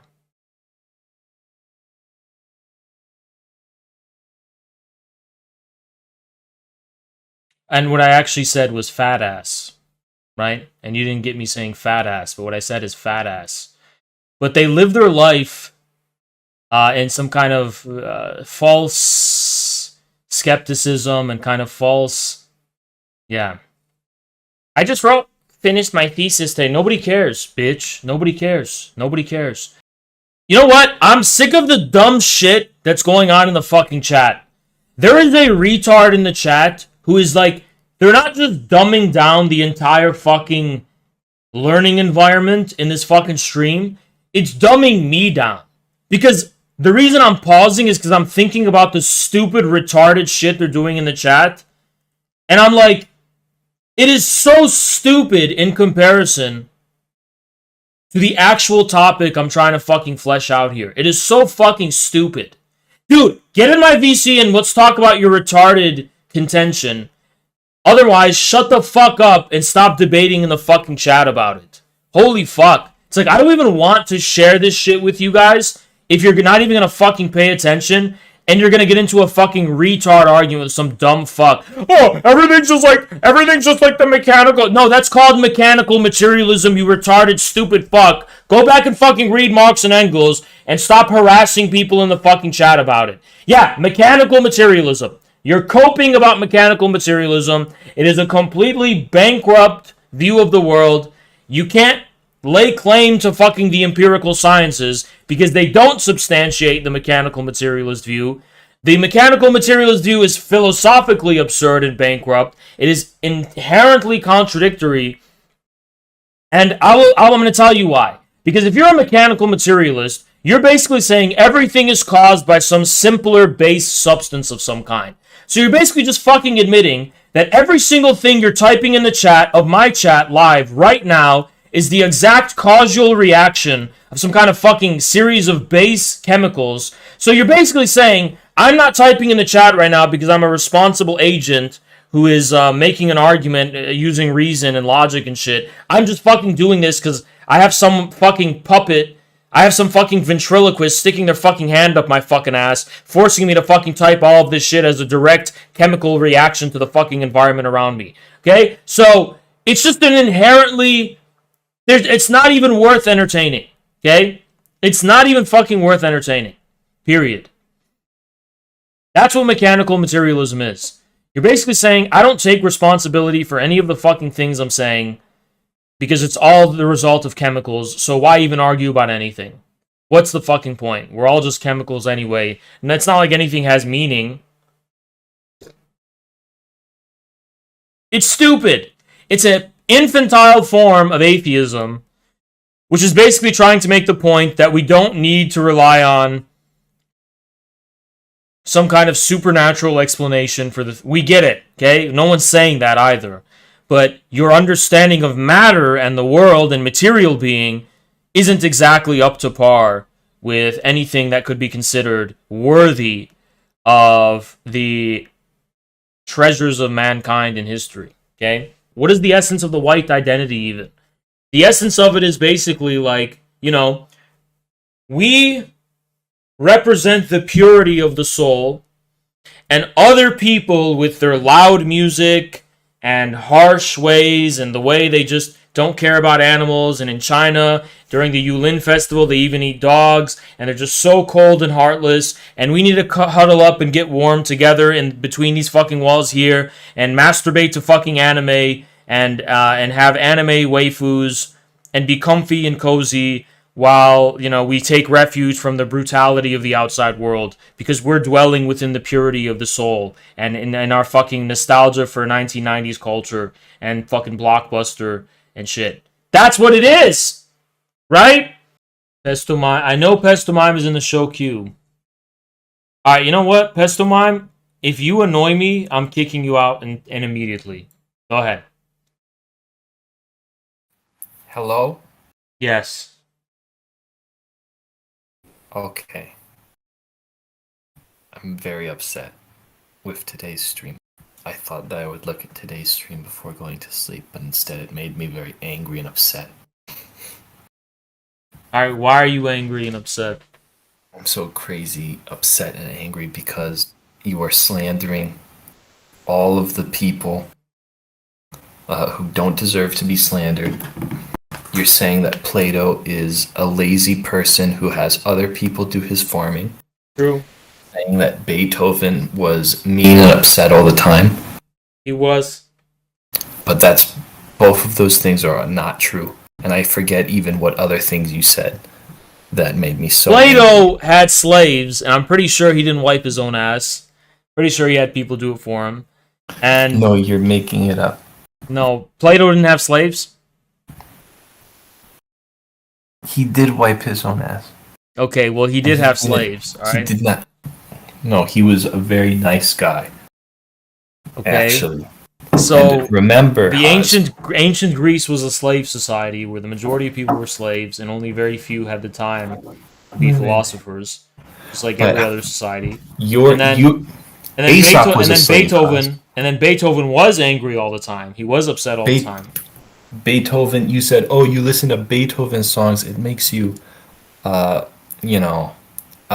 and irritable. That's not what I fucking said. You're putting That's shit not in my true. mouth. Because I said Beethoven wrote a lot of his nice music songs. is very tumultuous and emotional, which is true. It represents the storm of passions and emotions, including and especially anger.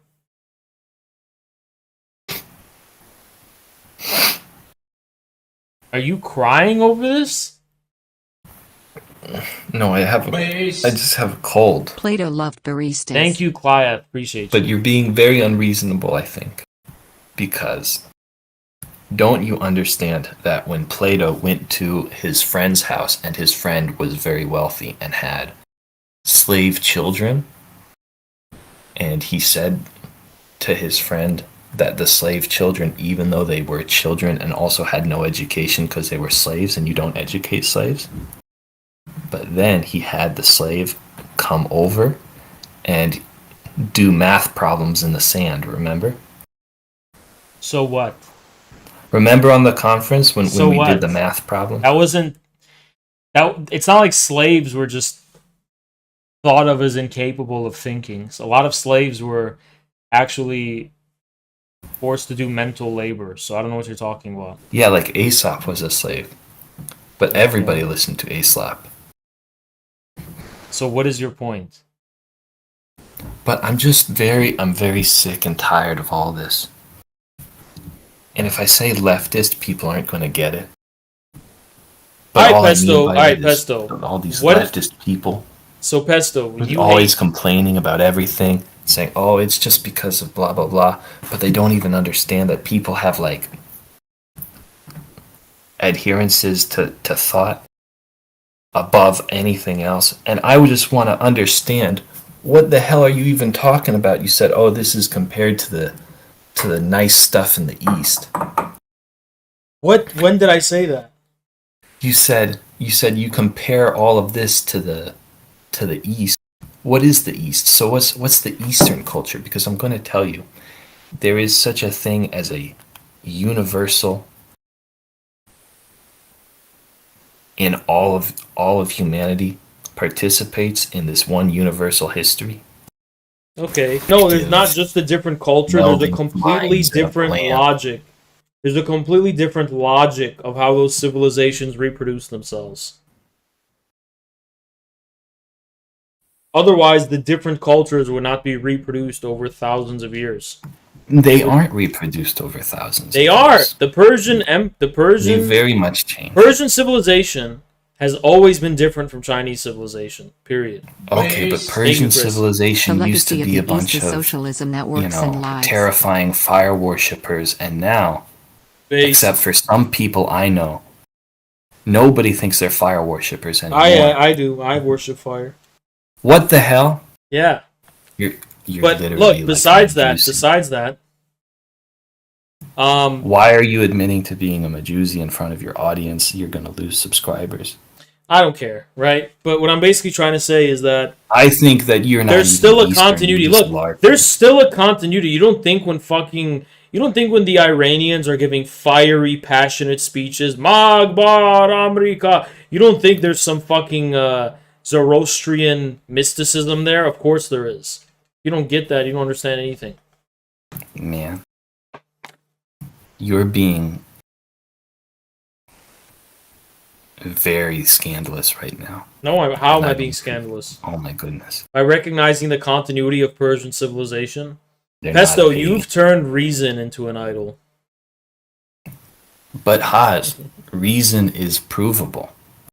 But it's an idol. You're admitting it's an idol, aren't you? It's not an idol because it's provable. How do you prove it? Fire is also provable. It exists. Fire exists, but to say that what? You're gonna say fire's God? No. I can disprove that easily. Who said that? Who said fire is God? No one said that. Okay. Why are you gonna worship something? Wait, how do you prove It's reason? fire. Prove reason to me. I did prove reason to you. Remember, we did the shapes. That's not proving reason. Prove me reason as such. One universal reason. Prove to me that. Not an instance of so-called reason. Prove to me reason itself. Bro, but you even exist in a reasonable universe. So prove it. Prove the that reason. Follows the laws Prove universal of God. reason. Prove universal reason as a something, not an abstraction. That's literally what civilization is the process of proving. So prove it. Give me one proof of reason that's not an example of reason, but is reason. What is the identity of reason as such? Give it to me. I cannot prove to you. Exactly. I cannot prove to you in words because this is your problem as a Hegelian and as an anthropologist and as more names. Give me more names. Yeah, and as a pervert, this is your problem. In that you're trying to say that things are defined by what we understand them as in language and so forth, and as these, very shallow metaphors. And that okay, so what do you want? You told me, so prove it. Prove to me what reason is. You said you can't use words, then use something else. Okay, so let's get our Microsoft Paint up here. No, I want to see what universal reason is, not an example of it with a square. Because clearly a square does not exhaust universal reason. I want the exhaustative proof of universal reason as such.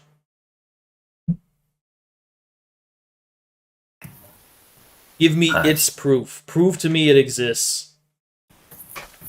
It is hard for me to try and prove to you that reason exists when you won't accept the answer that anything other than reason would be unreasonable and cannot exist.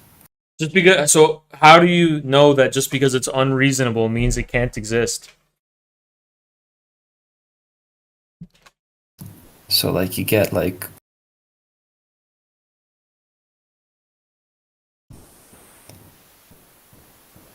reasoning is like the process, okay, Haas? The process of what? The process in your mind as you're understanding. Isn't that cognition? As you're understanding the laws of the universe. So reason is just cognition? Reason is, yeah, I guess it's like cognition. But No, let's it's not. say That's for example, stupid. let's say for example if we have one square and then we draw like a reason is triangle not with a right cognition. It's not cognition. angle. Well, you're doing all these word games with me. I don't know what this No, I'm cognition not. is. You're bringing me all these words, but I'm not a word type guy. I'm a shapes type person. You're a shape guy, so what are you gonna... You can't Explain just to me using You can't shapes. just keep fucking talking about squares and making squares. Let's do triangles next. And I don't want to fucking do triangles. Yeah, you don't want to do Explain- triangles because you hate. So you're the saying universe. this is okay. Do you think it's reasonable? You think Easterners didn't do shapes? Do you think it's? Do you understand that Hold on, do you algebra think- is do you called think- al something hold on. because an Arab person made Shut it? up! Shut up! Do you think it's reasonable to be in a conversation with someone and then say, "I'm not a word guy. I'm a shape guy. Sorry, I've exhausted my fucking dialogue options. I just can only Haz, speak in shapes." Do you understand that this self-negation type stuff? It comes from these people who are what some people self-describe themselves as word cells. Have you met these people? They're the most evil people. They reject the world. They reject the whole universe in favor of making crazy word things and vaping. All right, Haz. And What is a unfortunately, shape? A shape is an arbitrary continuity of space. Ha! No, you're incorrect. I A laugh. shape is just a shape is just No. some fucking. Come on, a shape is a shape is like this visual hermeneutic tool to give expression to the abstraction of things like continuity. No, you're being Yes. incorrect right So now. why No, do shapes you're have a wrong. privileged significance? Shapes are not space. They don't occupy space. Number one. Yeah, but Number they're two, spatial. Shapes They're are inherently not spatial. Shapes are not spatial. Number Yes, two. they are. Number three, shapes are not defined by points. Number four, shapes are not defined by lines connecting points. So what are shapes defined by? Explain it. Don't give me Shapes some are Leibnizian. shapes are defined by motion, and this is what the Greeks understood, and this is what most people understood. No, explain that. All right, I'm interested. Explain how shapes are defined by motion. I'll give you the chance to explain yourself. In order to arrive at a shape, there must be action to create it. A circle can only be created by circular action. There is no other way to create a circle. So what is square action? There is no square action. So then how is a square a fucking shape? Created by the division of the circle and by actions taken upon the circle. Okay. Just out of curiosity, what motion produces the circle according to you? I agree with what you're saying. Circular action creates a circle. What is circular action? Because the Greeks Circular understood action it. is The Greeks understood it in a more you abstract. rotate. You rotate something. It's a rotation. What about moving in one direction? I'm sorry, Haas, but if you move in one direction for a long time, it will eventually become a circle. The Greeks did not know that. Yes, they No, they didn't. They thought the Earth was a fucking dome that you could. You're run into. incorrect because the Greeks were the first to discover the roundness of the Earth and, in fact, the actual. They thought it was round to the extent that it was a dome. They didn't fucking believe it was round. No, they thought it was a sphere. No, And they could prove it was a sphere. Give me They could evidence they prove thought it was a sphere. Give me evidence they thought it was a sphere. Okay. So they had a Greek man, and he went to Africa. Okay? And I'm giving you. Shut up, dude. I don't want to No, hear this he shit. went to well, you're just asking me for proof that. No, I'm asking you because I've consulted the evidence, and the ancient world thought the Earth was circular, yes, but not a spherical. It was like a dome. No, they thought it was spherical. I've never seen evidence of that. He went to Africa, and he went to the. I don't want to middle of hear your Africa, fucking long equator. stories. I don't care. And I he don't went. care. Well, I this don't is care, an interesting okay? story, actually, and if you listen to my story, then you would become educated in the ancient Greek people. No, I want to discovering talk why more the about. Earth is I want to talk more about shapes. But So- this is about shapes. Pesto, shut up. No, it relates to shapes in a really nice way. Okay. No, I don't. I don't care. So, Bro, it's according to not you, even okay, long. okay. So a circle. The longer you keep interrupting my Shut story, the up! longer it's A gonna take for me to circle- get to the end so, of my okay. story. Shut the up. longer it's going to take for me to get to the end of my story, the more you keep interrupting my story. No, I don't. We're not going to hear this fucking story. I don't care about it. Okay. So a circle is the ultimate shape, and even a straight line is just a moment of a circular motion, and that's also because the Greeks believed in a circular sense of time, where everything is just an eternal return. That's not true. Yes, it is. Time's not a circle. Well, the Greeks thought it was. No.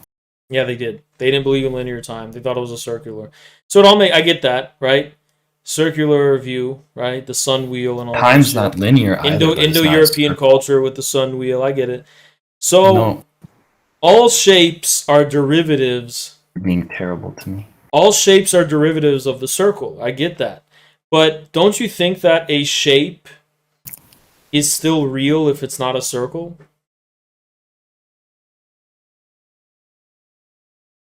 Is a That square a shape is- shape? Or is it a type Yeah, of circle? a shape. Listen, a square is real because it's a result of dividing the circle. What does that look like in terms of motion? Yeah, so you take the circle, right? In terms of motion. Mm-hmm. And in terms of motion, you've got to through the circle in order to make it into a square. You what? You have to cut the circle. You have to move the circle down a little bit. You have to cut it, and then when you rotate the circle, you take a part of the circle and then you rotate it 90 degrees. That's a 90-degree angle, and then you get more 90-degree angles. You get a square. But then also, if you fold a circle into many points, according to you're speaking nonsense. Symmetrical folding, speaking you will also get it to be. You're speaking nonsense. How do you get a square from a circle? Okay, so what the ancient people, and this is all people, not just, white people, like you're trying to racistly assert, because Egyptians were black people and they also did it. Alright, I don't care. Continue. You get one circle, you have circles, 4 corners, right? And you draw circles on all of those, and then the circles. It sounds like you're just introducing dots and points in space now. You're deviating and departing from the purity of circular motion. So from circular motion, how do you get a fucking square? Motion, Pesto, motion, Yeah, not through the points, motion. not drawing lines, not drawing points, as you said, just from motion, pure motion. How do you get a fucking square? In order to get a square, you have to. So shut up! Shapes do come from fucking drawing lines, and it is the continuity of fucking space. It is the fucking continuity of space, you fucking asshole. I was right initially, and you said, no, shapes are just motion. Yeah, that's where they come from. That's where Okay, so you admit that's where they come from? No, I admit that the circle... It's too late. I admit that circles represent infinity. I agree with that.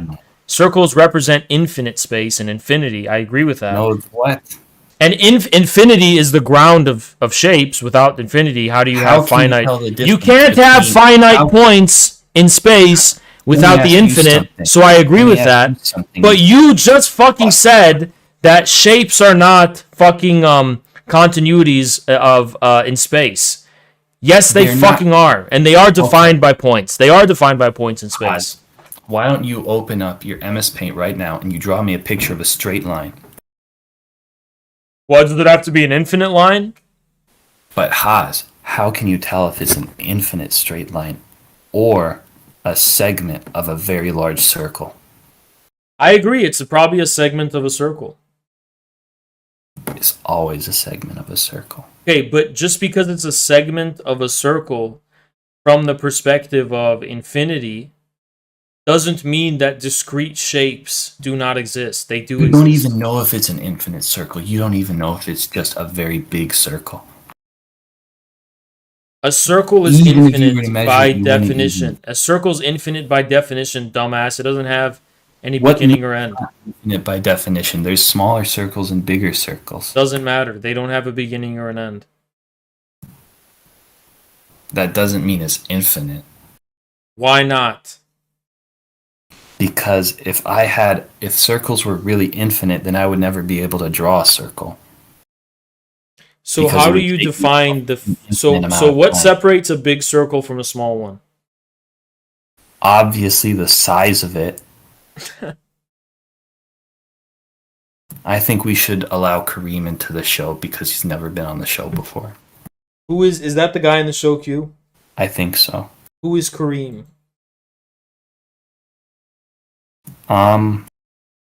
He's like a famous YouTuber who Can you give me what is the quantity of a small circle versus a big one? Well, for example, if we have a circle that has an area that is twice as big as another circle, the smaller circle would be half of the bigger circle. If circles represent the infinity of motion, I don't believe that you're being correct when you say that they represent the infinity of motion. Well, the Greeks, because it doesn't take an infinite amount of motion to produce. That's what the Greeks thought. So a big circle. You're being crazy right now. A big circle. You're being irrational, trying to gaslight me, dude. No, I'm not. A big circle is. Does a big circle take an infinite amount of time to create? No, Shut up! Shut up! Shut up! Motion. Big circles are all you had to say was bigger circles represent more time and motion.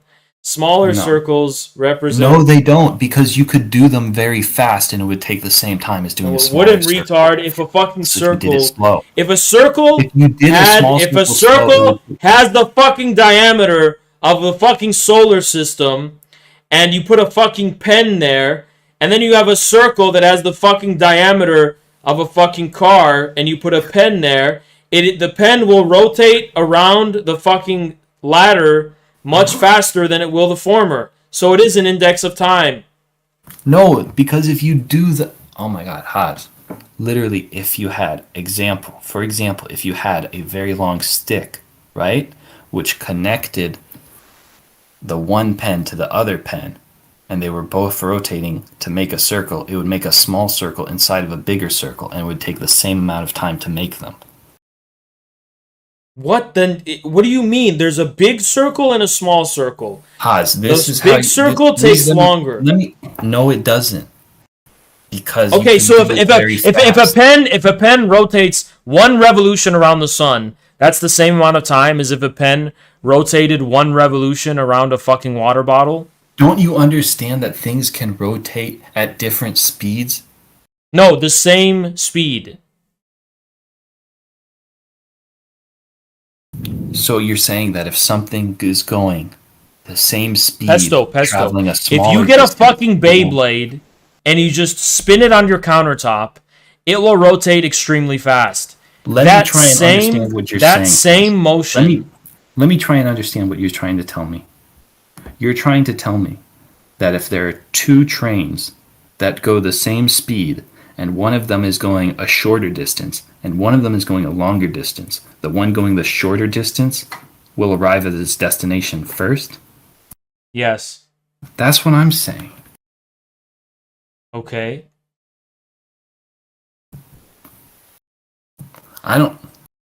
What the fuck? Dude, how am I wrong, Jai? You guys are retarded. A fucking pen circling the sun will clearly take longer to circle the sun when it's going the same fucking speed as a pen that is only circling something that has the fucking radius of a fucking car.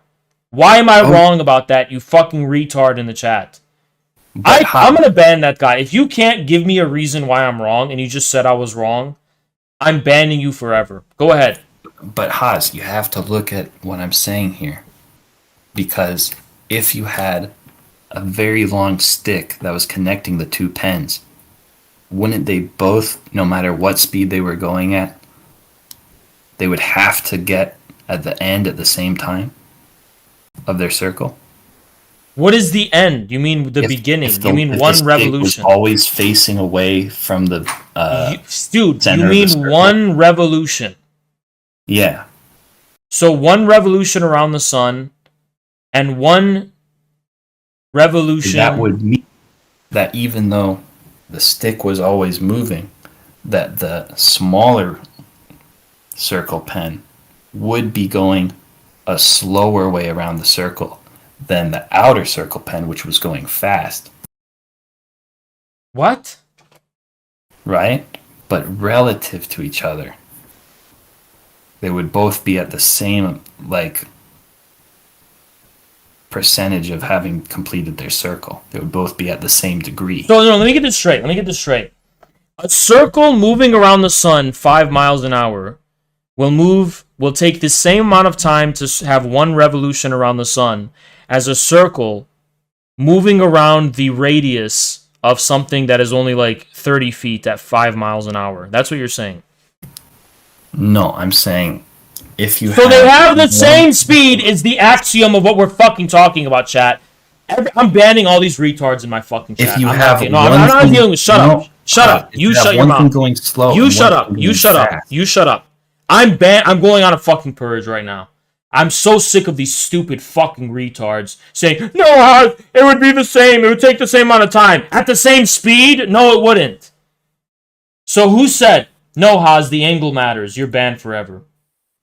Oh, but I was just talking about the angle of the degrees, Who else?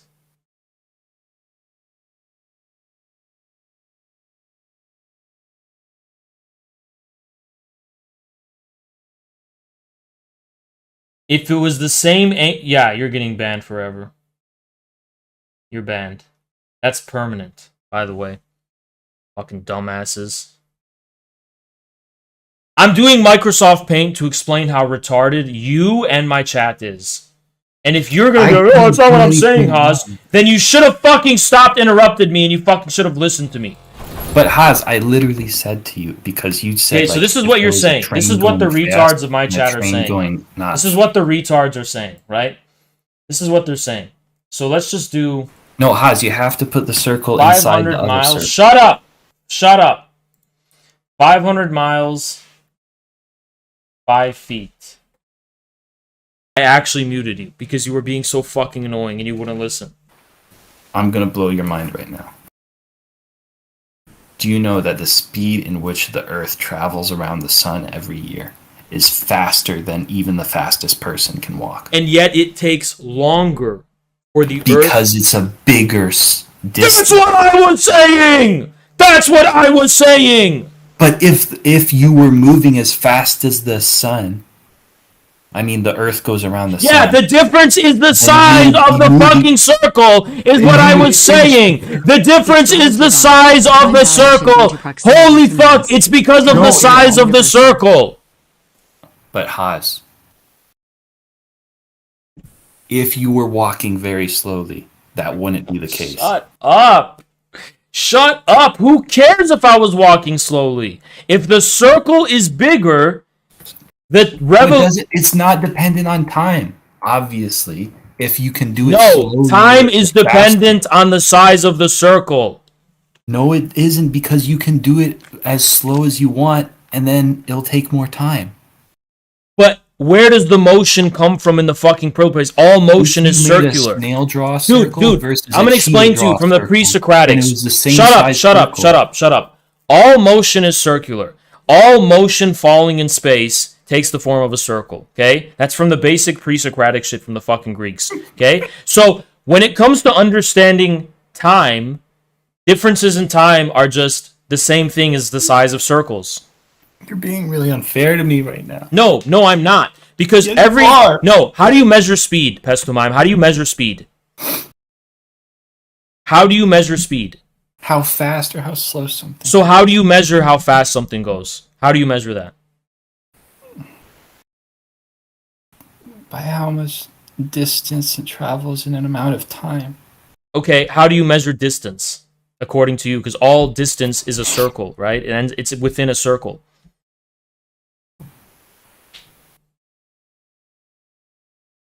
You measure it in like feet or inches. What? Or if you're in Europe, I guess you don't use feet or inches, but in America we use. But isn't all space an index of motion according to you?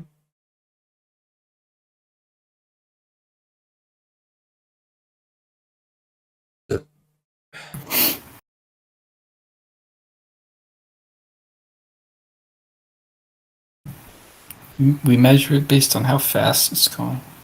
How do you know how fast is something going in comparison to something else? Because it covers more distance, right? In the same amount of time. No, I want to get to the very foundation of what time is right now. Well, Haas, if we just count things traveling more distance, and we don't even count the time, then it doesn't matter how fast they're going. We can begin with motion. We can begin with motion because there are discontinuities. There are things that are not... It's like Heraclitus. You can fucking begin with motion, can't you? Yeah.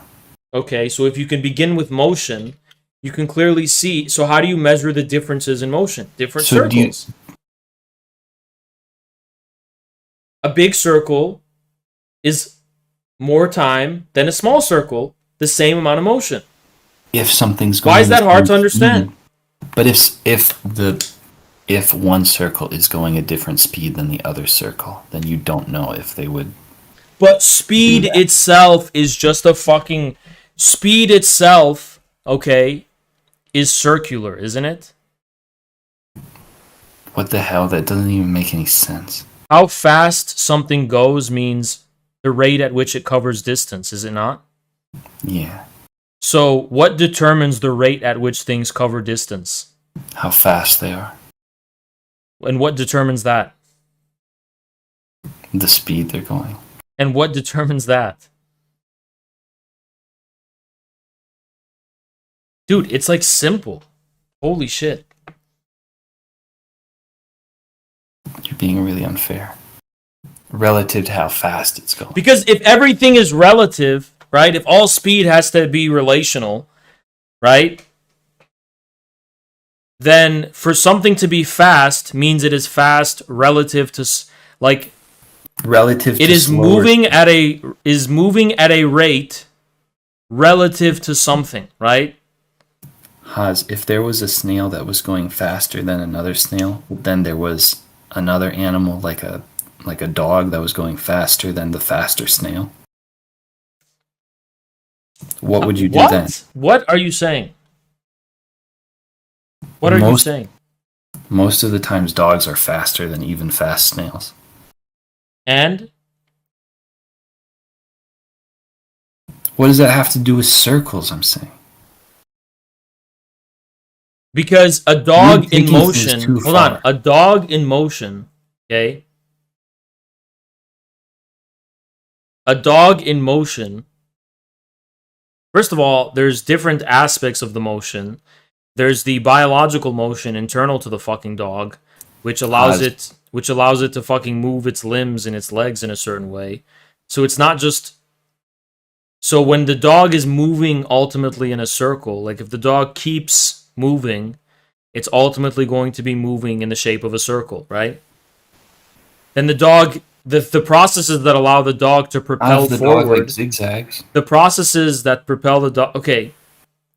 So you're just defeating your own original point then. Because you fucking said that all shapes are derivatives from circles.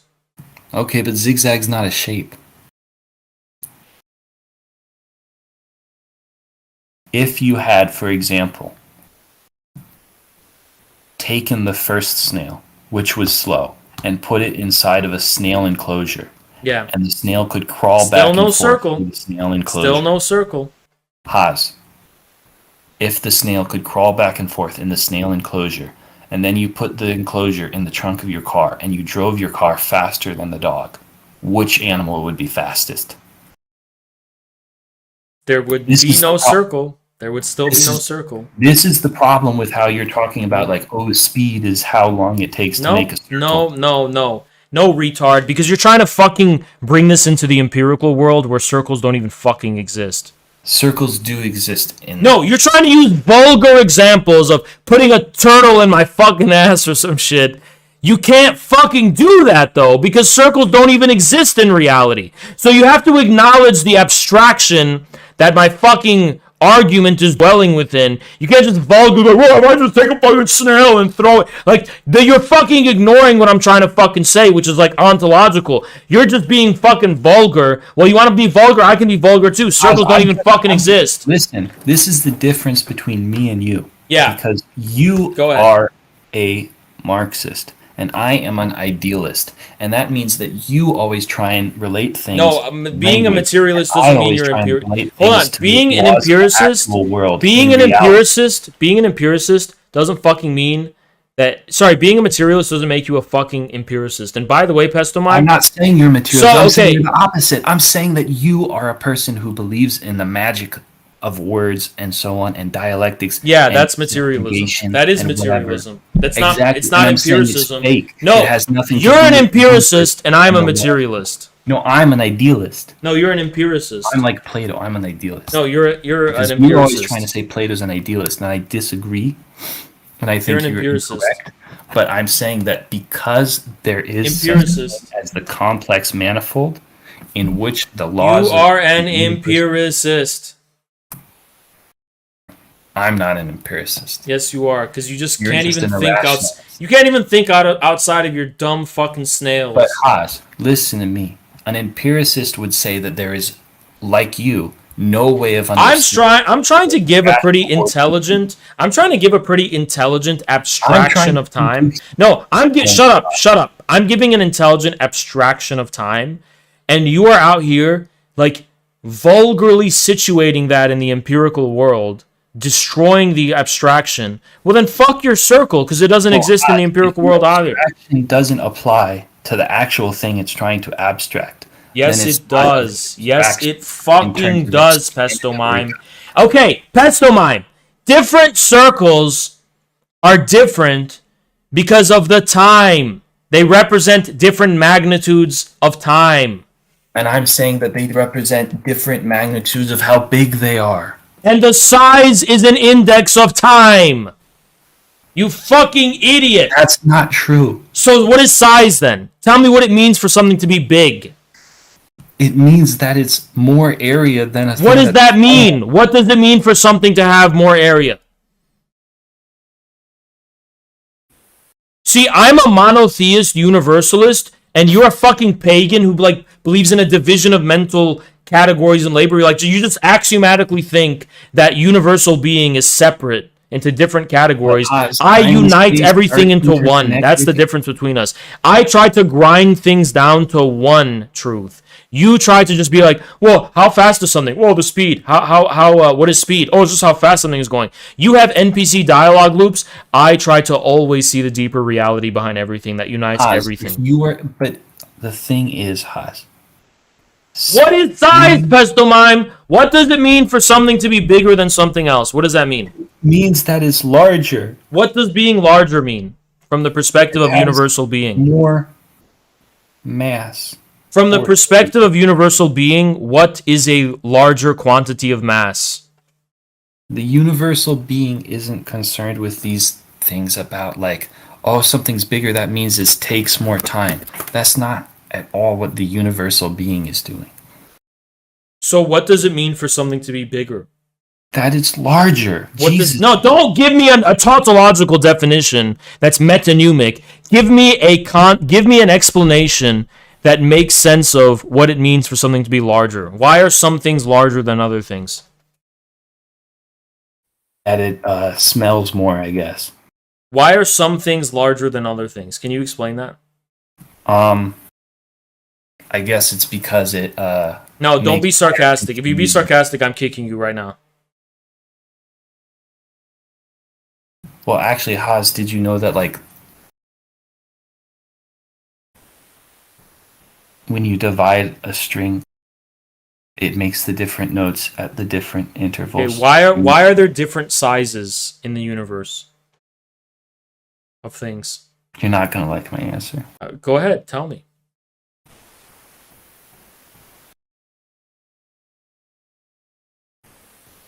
It's because some things are more big than something. Okay, get the fuck out of here. We're done. Get the fuck out. To be clear, I don't hate Greek people. Why would I hate Greek people? They're just Turks. I love Turks. I love Anatolians. Greeks are just Anatolians. The same thing as Turks. How could I hate them? Of course I don't. Andrew Saturn. I am pretty sure he's Greek. I'm pretty sure that guy's fucking Greek.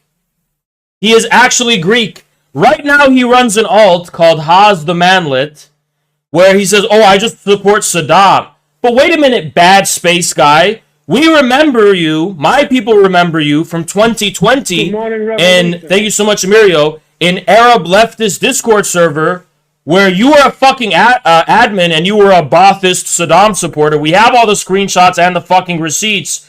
So that's not a separate person, you fucking retard bitch. We're on the topic. Anonymous with the 5, thank you so much.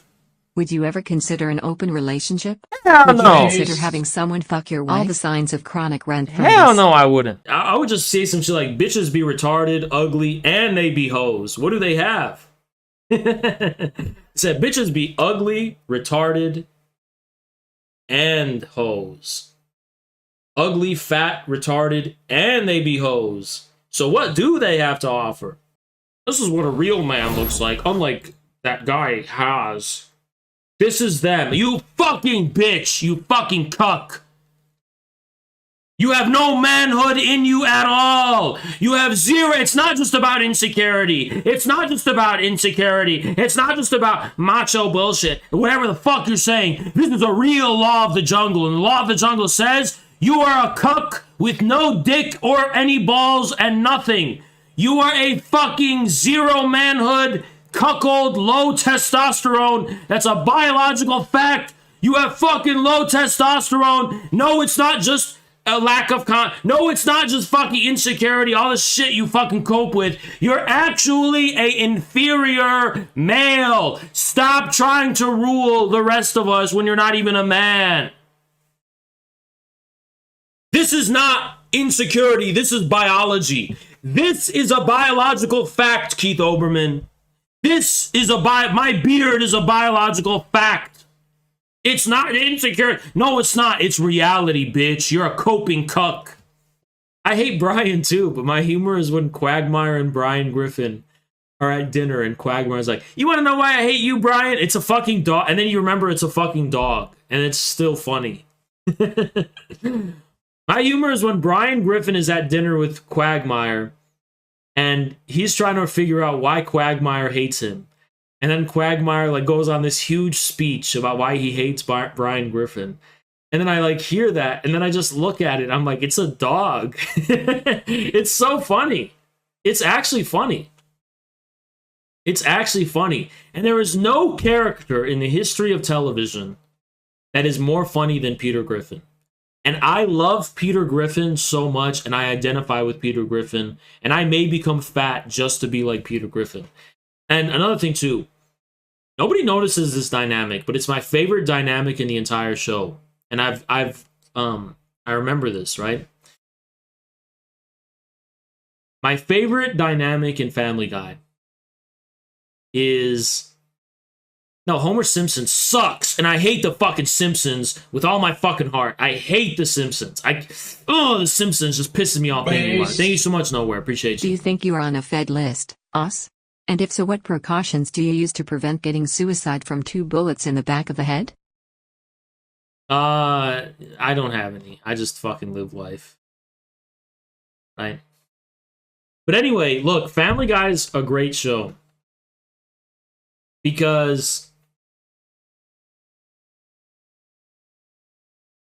I am on a watch list. I am. I don't really care.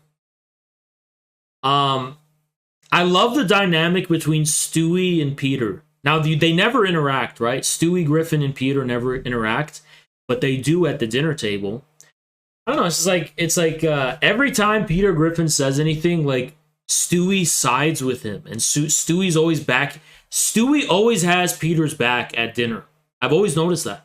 Nowhere else, but at dinner, Stewie always has Peter's back, and it's such my favorite dynamic in the whole show. Because, Stewie's always trying to kill Lois. But he likes Peter Griffin. Stewie actually has Peter's back. It's a beautiful dynamic. Those sanctions against Iran were dropped because Iran opened up their southern south parts to foreign interest. To foreign interest, they opened it up, and Americans started drilling the oil of Iran. That's why they did. That's why they unlocked it. It's right there, black and white. Okay, I mean, what year was this? It's not like you're waging this support for the U.S. from a position of power or from a position of the U.S. I'm not what counter-hegemonic, anti-imperialist, anti-American power do you stand upon in order to assume this position? I don't trust any of the factions. I am an Arab nationalist first and foremost. No, no. We've talked about this before. You're an Americanized. Hold on. You're an Americanized product of the American occupation, who probably watches anime. Yes. You probably have a waifu pillow. Yes. You probably watch hentai. Yes. And then you also decided to LARP as a pro-Saddamist, even though Saddam is dead and it's a non-existent ideology. You are just an anarchist troll for American imperialism and nothing more. Shout out NAFO. We love the LGBT community. NAFO is mainly homosexual. That's okay. We love LGBT people. We love all different kinds of people. NAFO is a homosexual organization. part of the LGBT movement, which we support fully. Zelensky addressed members of Congress after meeting with Sugar Daddy Biden, who was so senile, Biden couldn't even feel the blowjob he was getting. Biden was pretty much sitting in his chair while Zelensky was bent down, and Biden was going, "Oh, corn pop! I'm popping like corn pop! Oh, Zelensky! Oh, what's going on? I didn't know I was gay." That's pretty much what happened. So that's Sugar Daddy Biden with Zelensky. Look at this brave sex worker. He's about to do the goatsy. Cover your ears if you don't want to see that. He's about to do it. It's coming. It's coming. If you don't want to see it. He's 5'7" in lifts. His real height is probably like 5'4". And there's nothing wrong with being short. But it's just like, why did the homosexual organization, NAFO, North Atlantic Organization, why did they constantly call me the Kremlin gremlin or whatever when this is their leader? Like, the shortest man on earth is their leader. Probably an easy 5'4", okay? This guy's 5'4", probably. Like, there's no way this guy is 5'7", okay? So I would not be talking about the Kremlin gremlin when you're fucking looking at the Kiev cocksucker who's fucking 5'1", who can suck cock without even fucking kneeling. But he kneels anyway because he's such a fucking bitch. And he's got a goatsy Congress, and they're gonna stuff our tax dollars where he'll really feel it. This looks like a munchkin. This looks like a pocket-sized fucking munchkin you could just put in your pocket. I mean, what is this? This is your hero? This is your man, NAFO, and all you leftist pieces of shit? This is who it is? This is your fucking leader? He looks like he gets piggyback rides from his fucking bodyguards. He looks like he can fit in a fucking cereal box. Because nobody buys branded cereal anymore. Why the fuck will I get Cocoa Puffs when I can get chocolate balls? And now for Zelensky's last musical performance.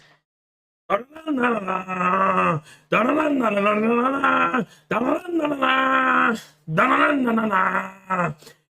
give me some money tonight. Give me some money to fight this war.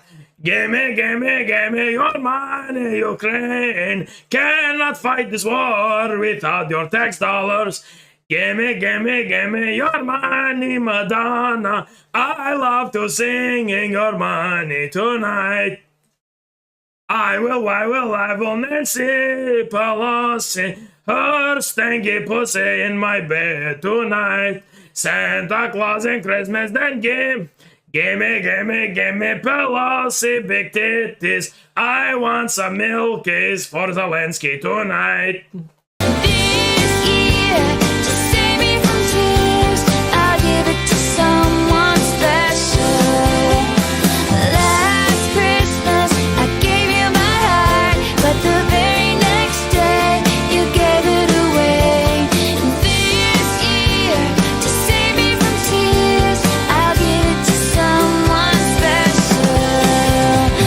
No more Santa for anyone.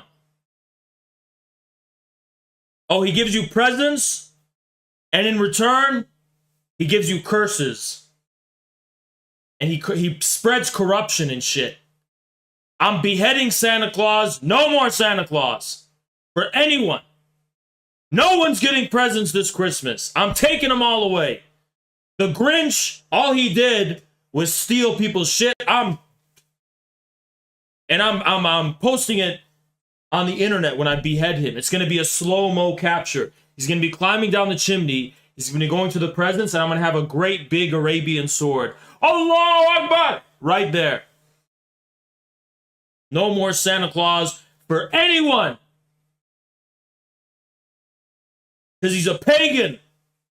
Don't sit here and tell me Santa Claus is a Christian symbol. He's not. He's a fraud. He's a man in a red suit, and he's a pedo, and he climbs down the chimney, and he fucks your wife, and he takes cookies, and he's a creep, and he gives your children free gifts. Nothing's free in this world, okay? He's a predator. He's a groomer. Santa's a groomer. No one consented to his gift giving, which is a very creepy thing, okay? And Santa's transphobic and he's everything phobic. Santa has to be a man. That is just what age are we living in? This is 2022. Santa, you're saying Santa can't be a woman? Why not? Why not? Think about it. Think about it. Why can't Santa be a black woman?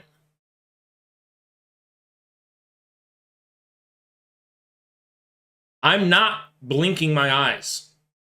And I'm not flinching. Why can't Santa be a fat, lesbian, black woman with a beard who is transracial, just like Rachel Dolezal? And she's Latino. She's Latinx. Santana is Latinx, and instead of giving you gifts underneath your Christmas tree, she takes the time out of her busy schedule to give you education about systemic white supremacy and queer phobia. It's not her job to educate you, but once a year, Santana takes the time out of her busy schedule to lecture you and explain to you why you're a bigot. And this is the new Christmas. Now, I'm speaking at an elementary school soon to talk about my experiences as a Middle Eastern Muslim man and the trauma of Trump's Muslim ban. They invited me to talk about the trauma of Trump's Muslim ban, and I'm going to be speaking in front of a bunch of, third graders. So I'm going to, and it's going to be tomorrow, and I'm going to go there, and I'm going to say, is everyone looking forward to Christmas? Because when Santa flies over this neighborhood, I'm going to be having a sniper pointing at him, and I'm shooting him out of the sky. And they're all going to scream and cry. And I'm teaching them a valuable life lesson. That they need to bring back God in their life instead of worshiping this red, bearded man they call Santa. Okay? So, that's my plan. Anyway, I asked for Garfield. When Santa asked me what I wanted, I said I wanted Garfield from Jimmy Neutron. And this piece of shit Santa Claus got me a toy figurine of Garfield. No, that's not what I wanted, Santa. I wanted the real Garfield. I wanted an actual robot dog. That's what I was expecting. I was actually expecting a real robot dog under the Christmas tree the next morning. I got a small figurine instead. What am I going to do with that? What am I going to do with that? Nothing. Okay? Is he named Garfield from Jimmy Neutron? What is he named? He's not named Garfield. What is he named? Oh my god. I don't know why. Okay, Jimmy Neutron dog. Goddard. His name was Goddard. Okay? Shut up and stop saying Garfield. I said Goddard. You know what? Mods, ban all Garfield posters. Lasagna. I don't want to hear any of that. Shut the fuck up. Last warning. I'm sick of hearing this shit, okay? Last fucking warning. I don't want to stop. Shut up about Garfield. It's got nothing to do with anything going on. If you are talking about Garfield, you are seriously out of touch with the context at hand. You are seriously out of touch with the context that forms the current basis of this conversation, okay? I feel like children need to be told that their requests are stupid. Because I know there's a lot of kids that are probably like, I want a castle. You stupid kid. How can I fit a castle under a fucking tree? That's stupid. You're stupid. And you should feel bad. And after you feel bad, you'll learn from your mistake. You'll stop asking for stupid fucking things. Christmas. All right, Huncho, you're gone. You know what, Huncho? Get the fuck out of here. Sick of your bullshit.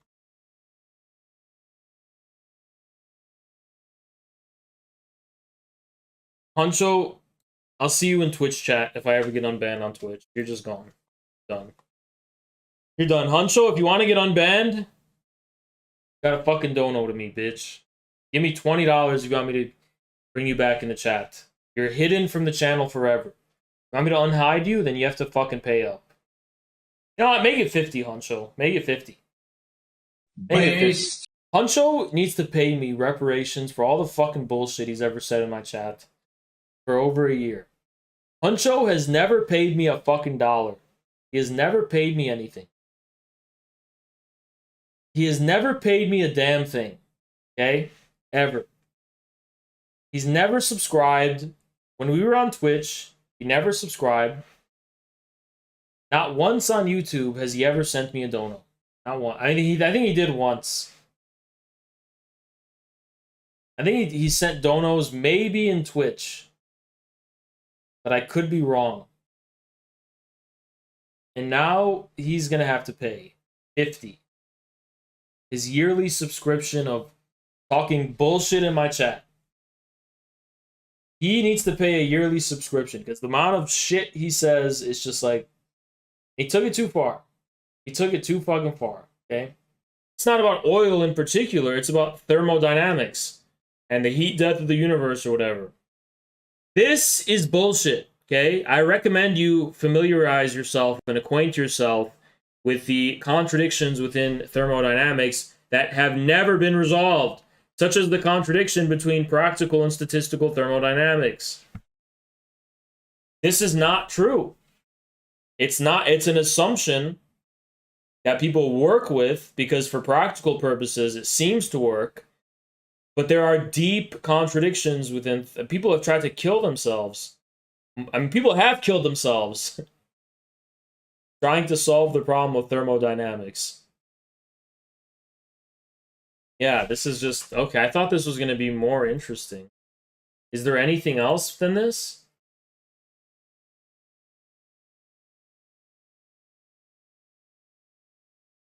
Watch the thing, retard. No, you little bitch. I'm not gonna watch a fucking hour that you can't put in your own fucking words. Put it in your own fucking words. You fucking bitch. Calling me a fucking retard? Put it in your fucking words then, you stupid bitch. Stop hiding behind this fat motherfucker's cock and you put it in your fucking words, you little bitch. Fucking hiding behind this guy.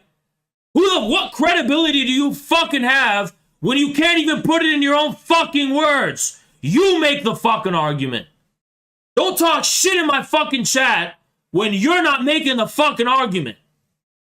Go watch this guy. Go watch my daddy. No, I'm not gonna fucking spend an hour watching it. Give me $50, you little bitch. I'm gonna watch your fucking boring content. Fucking pussy. Retard. Then where's your argument?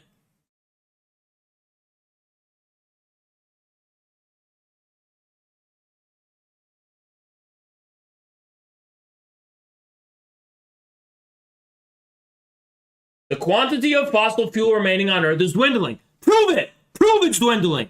Based on what evidence? Because can your evidence of dwindling fossil fuel use keep up with the rate at which new reserves are constantly being fucking found? By the way, Kantbot already fucking debunked this bullshit and the whole fucking scam of how they try to quantify the amount of fossil fuels because it's all based on the ability to get it out of the ground. It's not actually based on the amount of fossil fuels under the fucking Earth's surface, but our current technical capabilities of bringing it out of the fucking ground. That's how prospecting fucking happens. So what a stupid thing this fat retard Santa Claus guy is saying. Fucking fat Santa Claus bitch saying this stupid shit.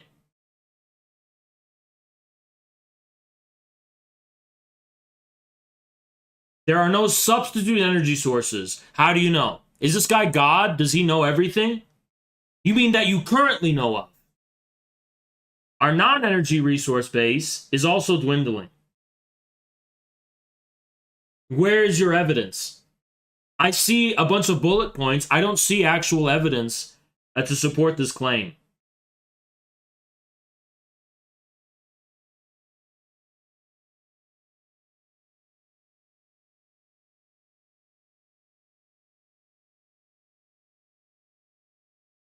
This is the current. Where's fusion energy? I guess that's not here. I guess fusion energy is not a thing. I guess that's like not real. You know? That'll never be a thing ever. Because this fat retard is saying so.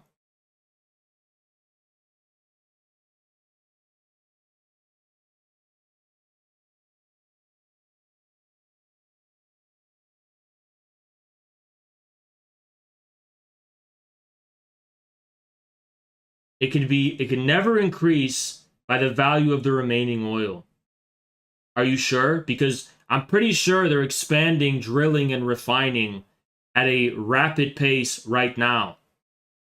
It's Christmas! And then it's Santa Claus, man, and the roof, man. I am the Mr. Leftist. I am the official representative of leftism, and I must say that MAGA is quite a terrible movement. Their big MAGA caravan killed my dog, and this means they cannot be good at all, and they cannot be communists. Is this guy trolling? Yeah. Yeah, pretty much. We don't appreciate that. I am not trolling at all. I am very sincere in my beliefs.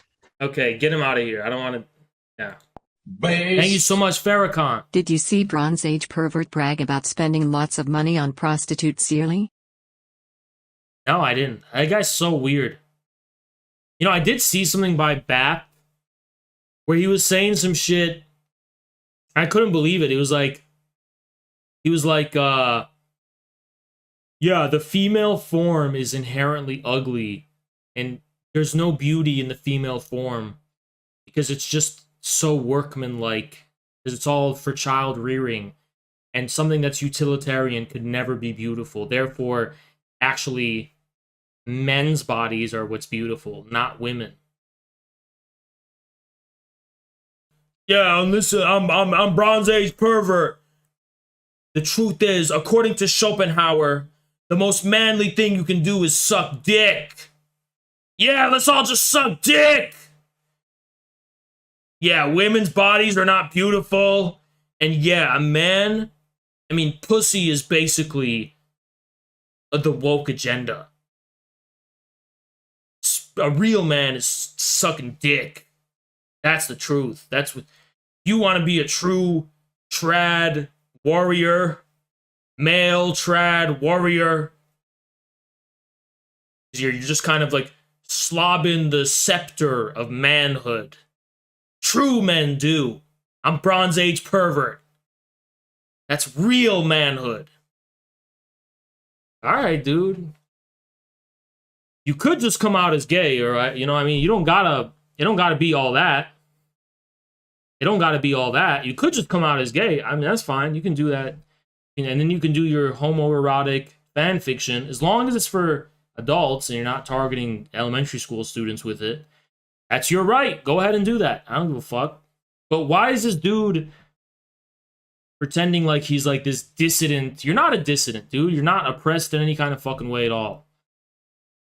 In fact, Bank of America is regularly holding pride parades and all this. I mean, you're fine, dude. You're great. I don't know what political significance you have. You know what I mean? Bro, freaking theocracy wins, hands down. That's so easy. That's so easy. You're divorced from reality. You're divorced from reality. Look at the Islamic states in the history. Look at the Rashidun Caliphate.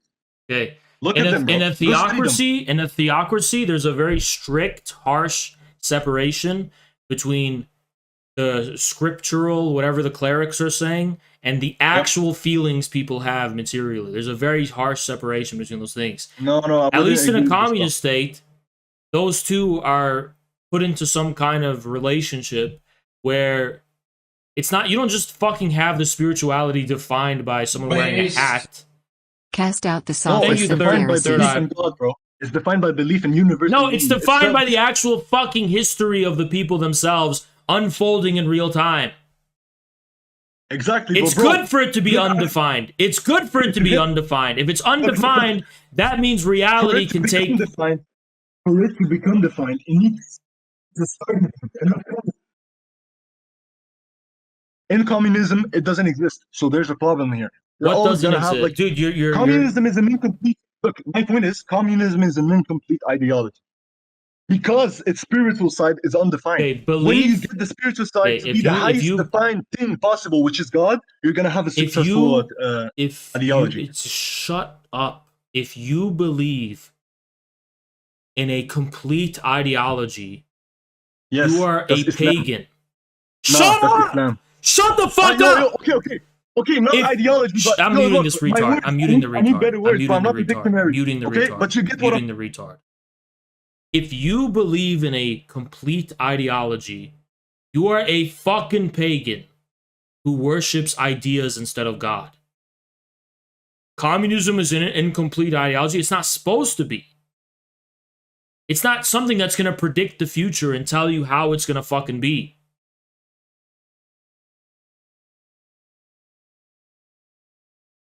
All communism entails is a commitment by men to humanity. What that commitment actually looks like depends on space and time. Two things that in all of their infinite being cannot be accounted for beforehand. Universal and he meaning was still talking even when he was fucking muted. I love having people on debating like this, where they can never shut the fuck up and they're muted and they're still talking. Let's unmute him again and see if he's still talking. All right, he's not Salam talking. alaikum, can I speak? Hello? Yeah. Okay. So basically what I'm saying is that in communism, the main idea is undefined, right? That's what I was saying. Are you mentally retarded? Look, the main idea is undefined. That's like me saying science is in itself, like as a worldview, is incomplete. Because belief, Allah, like Allah, you said, look, like you said, Allah, give me communism the patience. Allah, give me is the a contract. patience. Look, Allah, let give me me tell the you, let me tell patience. something. Let me tell You you something. fucking hamar! Shut the fuck up! You fucking donkey retard! You don't shut the fuck up! I just fucking explained it to you, but you wouldn't shut the fuck up so you couldn't hear me. I explained it to I you. didn't even say my point. I was getting to the main point. I was Look, the main fucking point you explaining said- it to you. You said, look, I was explaining it to you, but you wouldn't. He's still talking. He's still talking. I explained it to you, but you wouldn't shut the fuck up. Okay, look, Haz. I'm gonna tell you something, okay? You said communism is a contract between the humanity and the people, okay? But that contract presupposes a positive claim about being. And what I'm saying is that religion has that, but not communism. Because communism decides to keep it abstract and say, oh no, we don't believe in God, we're atheists. No, but you have to believe in God. There's no way. Get the hell out of here. So this is your idea of a debate. You're gonna scream, and then when I explain things to you with utmost clarity, you just continue saying what you're saying before, and there's no debate. No. I just scream when other people scream. But Okay, why don't you roll back my stream so you can get the evidence of what I said, and show me the part where I fucking said a contract. Show me where I said a contract. Bro, wallahi, you said something similar, but I'm not a dictionary. I'm not going to give you the exact term. Okay, so what did I actually say? Bro, you said something like a contract. Synonym. No, I said a commitment, you stupid fuck. There you go. It's synonym. Wallahi, it's a synonym. I'm going to go up, look it up right now. Contract, synonym. No, a contract. Commitment. It's the second one that comes. Wallahi, it's the second. Go on Google. Synonym. The second synonym that comes. Google gives me the answer. You know what? I'm about to leave Islam. I'm about to leave Islam. Why, bro? Because I hate you. Because you're a fucking retard. You're an empty-headed retard. And maybe Islam deserved to lose to Europe because you're such a retard. You can't even fucking think about how a fucking contract already implies being formally defined. A commitment does not necessarily imply a formal definition. A contract... Yeah, look. You didn't get my point. My point is that that contract is formally defined, but that contract presupposes a positive claim. Nobody fucking mentioned a contract. Nobody mentioned a contract. All I said was a commitment. No, it's not the same thing. A contract is formally defined. A commitment is not formally defined. So there is a fucking difference. Doesn't matter. You know why? You know why? Because I said that before the commitment, you need a presupposition. I don't even care about the commitment. Why do you need what? Why do you need a presupposition of thought? Because that's the meaning of a contract, bro. You need two sides. Diametric. And there you go talking about a contract. Bro, that's okay. Commitment, contract, same thing. No, it's not the same thing. It's not. You know what? Why is my fucking mic? Why is my? It's not the same fucking thing. Actually, it's not. How? Give me the etymological meaning.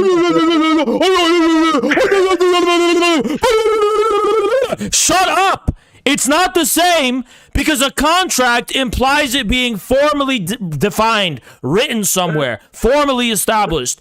A commitment does not imply that. Oh. I can commit to wiping my ass without any... Shut up! I can... Get the main point. Give me the main point. Give me the juice and butter. I can commit to wiping my fucking ass without making it a contract. Okay, look. Give me the name, the juice, butter, peanut. What's it called? Meatballs. A contract is not the same as a commitment, so shut the fuck up about contracts. Okay, bro. You get like this of the term, bro. The term, bro. Man. This is wrong. This is wrong. Why? Okay, look, you get my point though. No, I don't. You're saying What? if there's a commitment, it has to be completely formally defined beforehand. No, it doesn't. No, I'm saying contract or commitment presupposes certain positive claim. No, all it would have to presuppose is the real existence of humanity. Yes, it does. No, it presupposes belief in universal meaning. A universal meaning, sure. That universal meaning does not have to be reduced. Belief in universal meaning. Exactly. That's my. I can lead you to that argument. That's easy for me. Okay.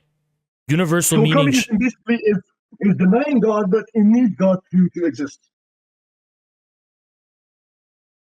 Even if that's true, that doesn't. Shut up. That doesn't mean it has to be formally established before the fact. You fucking idiot. Because the minute you formally establish it, you have communism. Okay, Mark is still making a negative claim about God. He's like, oh, we don't need God after socialism. Man. Oh my God, he's a simp for man, bro. He forgets that man needs meaning. You know what? You don't know a goddamn thing about Marx. You're an illiterate, ignorant retard who's never read a fucking word of Marx. You've never actually taken the time to commit yourself. You've never actually. I'm not educated. I don't care. You're not educated. You're not educated. You're not educated. I improve. You're not educated. You don't know anything about. Yes, I am not. I am not educated. Yes, I agree. So don't talk about Marx when you don't understand. I'm gonna talk about Marx, uneducated. And I'll still win the argument, bro. That's how crazy I am, bro. Why do you even debate? Are you just who are you trying to convince yourself? The audience. I already convinced the audience. I'm sure. No, you have not convinced the audience of anything. I have. Yes, I have. What did you convince the audience? What did you convince the audience of? I'll know it. I think you even made that point before, bro. I don't know why you're debating me right now.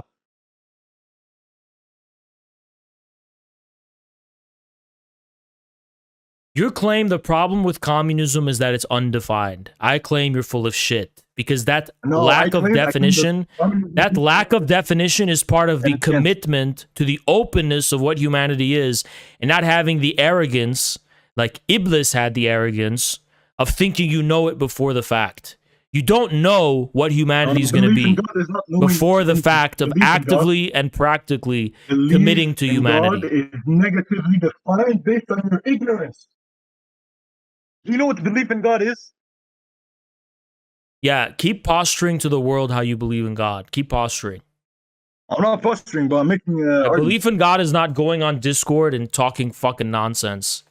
Okay, look, I'm gonna tell you something, bro. All the people that were supposed to debate me tonight on Xinjiang, they all left. Okay, I was the only one.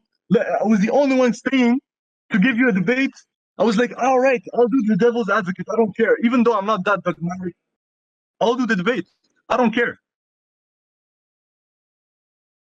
So you're just trolling. No. This is no.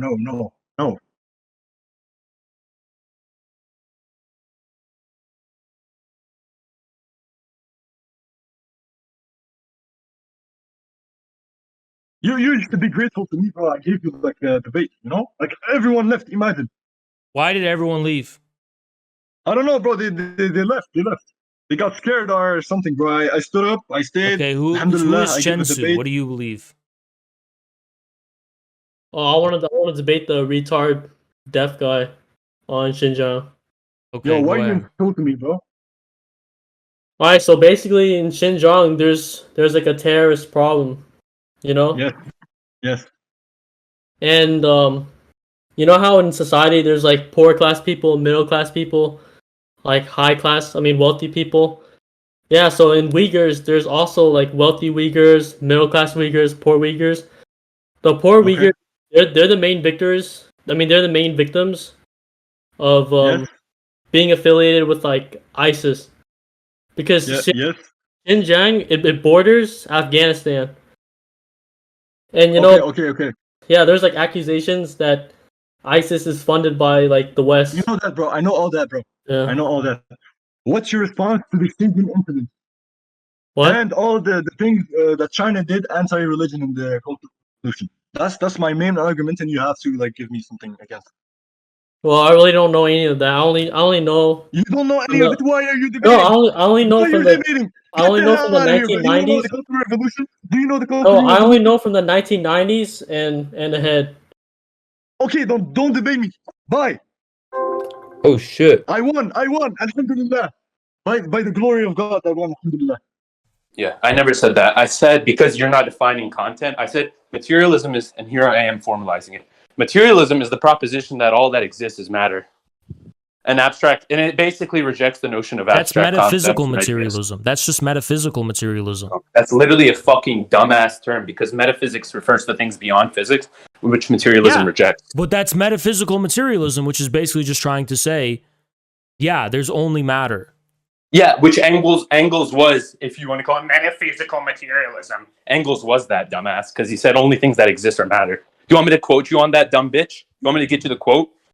Because listen, we know you're being disingenuous. You want me to quote I kind of people feel from like I books? could beat the shit out of you. I don't know why you're talking. No, I like promise this. you couldn't. No, Haz, you couldn't.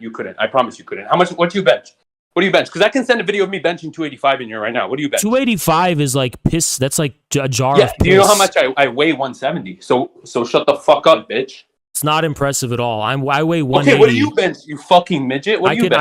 I can. By the way, Huz, I love how you're diverting this to personal attacks because I fucked your skull. You're getting so emotional, you little bitch. No, I see. You're diverting because I fucked your skull. No, That's you what you're claim doing, right? that materialism is just the claim that only matter exists. That's tautological. That means nothing. Even if you're supernatural. Wait. All right, listen. Don't. Hey, okay, listen. Definitions are. Okay. You dumbass.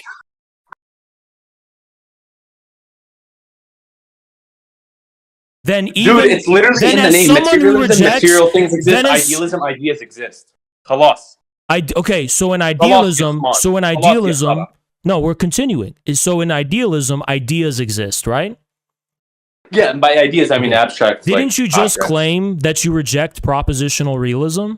I'm not an idealist, you fucking retard. Holy shit, you're dumb. So you're not a materialist and you're not an idealist. So what are you? I'm a dialectical materialist. Okay. You're Listen, Haz, let me explain something. So okay, wait. Let me answer your question, Haz. Let me explain something. I am a Marxist and I am a communist, right? And I'm not a Muslim. I just talked to my Muslim friends about this, and I'm trying to see how a so-called Marxist expert can justify Islam being compatible. No, that's with okay. We welcome communism. LGBT But people. you can't justify shit. You haven't talked about Islam once this whole debate because you don't know shit about Islam. No, because and you don't know shit about communism. you don't know anything about Marxism or materialism. That's the problem. Okay, justify that proposition. Because I fucked your skull in this debate, but justify that proposition. I fucked your whole mother's family, your sister, your mother, everything in your Guys, whole this is a real family. Muslim thing he's saying here. You know, you're really You're not dealing with a pious Muslim. I will fuck you up, you little bitch. I'll be an atheist with you. Anyways, I will fuck your mother like a wild atheist. I will fuck your mother like a wild atheist. Don't sit here and expect me to be a pious saint, you little bitch. Talking all that fucking shit to me, you little fucking bitch. Talking about fucking skulls. I will bitch slap you back into the fucking 4th century, little bitch. Don't fucking sit here and talk to me about fucking my skull and expect me to be a pious fucking Muslim, you little bitch. Now let's get to the actual topic at hand. You claim you're fucking materialism, and that according to idealists, ideas exist. Well, even if ideas exist, according to idealists, again, it's the same thing as saying spirits exist or any other metaphysical proposition. That is the claim, then, that that's within some kind of plane of existence, and therefore, we're back to square one of only matter existing. How does it transcend matter? So how does the idea transcend matter? Do you think the physical is the only plane of existence for someone who's an idealist? That's literally a contradiction to idealism. No, but matter. Where has it been established that matter? Where has it been established that matter only refers to physical things? That materialism entails only content is real. Okay. Now you're trying to say. Now you're claiming. No, it's not. No, it's not. Now you're trying to say because I'm saying. Because I'm saying physical things are not the only sense in which matter is being referred to something in materialism. You're asking me for a citation? Okay, fine. I'll give you a fucking citation. Marx's theory of class struggle in the 18th Brumaire, Marx's theory of historical materialism. What physical substances metaphysical substances is referring to? I can literally give you citations. Yeah, like when Engels said the only thing that exists is matter. You want me to get the citation? But that's tautological. That means nothing. I'm a Marxist expert, yet I didn't know this about Engels. That Marx and Engels were materialists.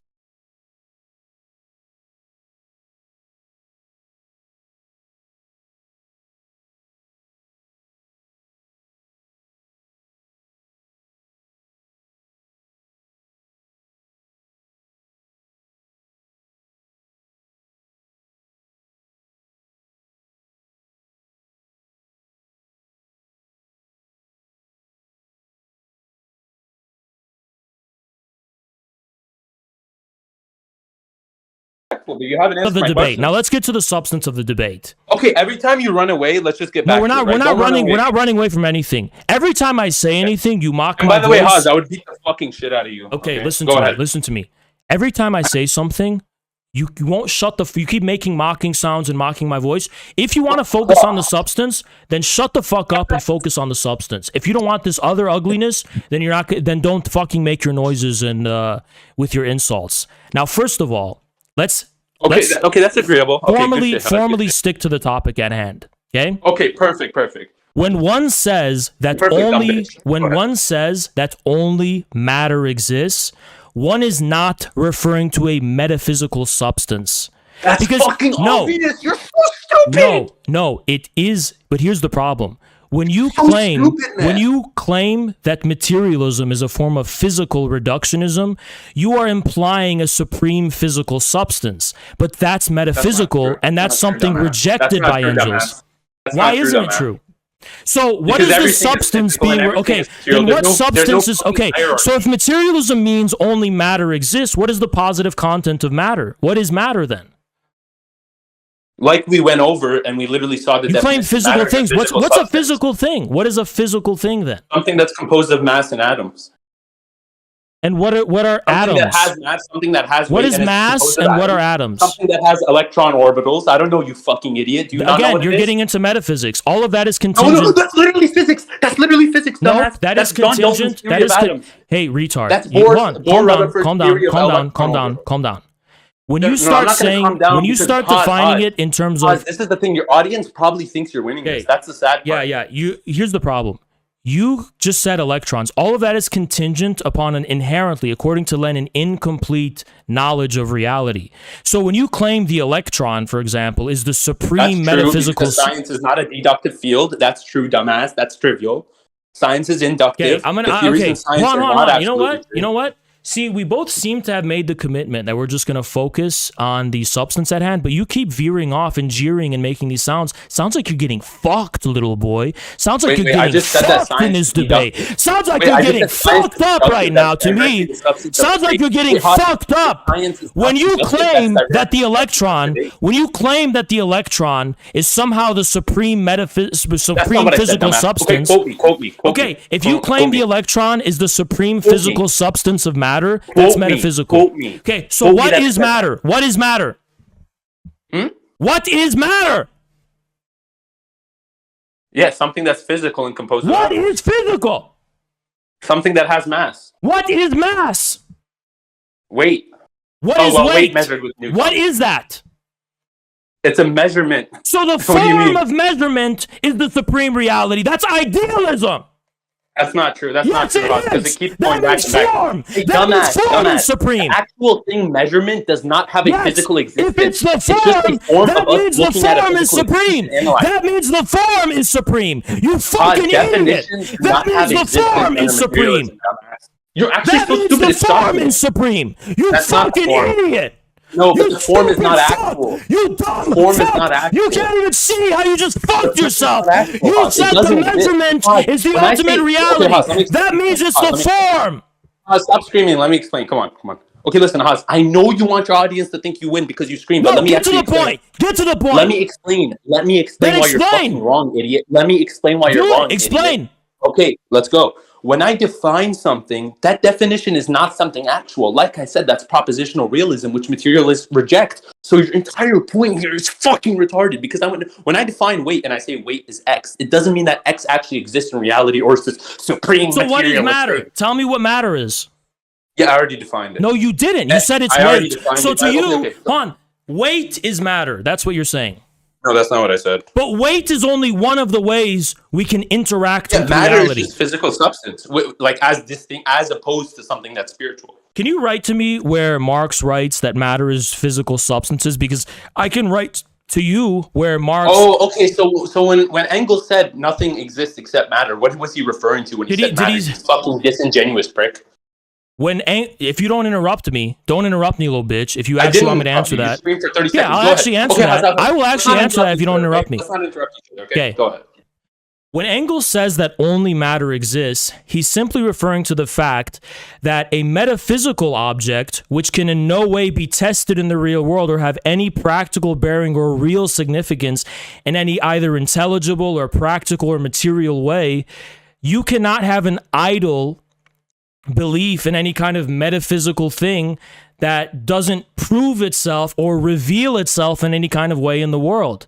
So that's all it means. The saying that only matter exists is just a blanket rejection of idols of the mind. A metaphysics says, okay, this thing exists, but it exists in the aether. It'll never have any practical relevance in relation to anything real. Wait.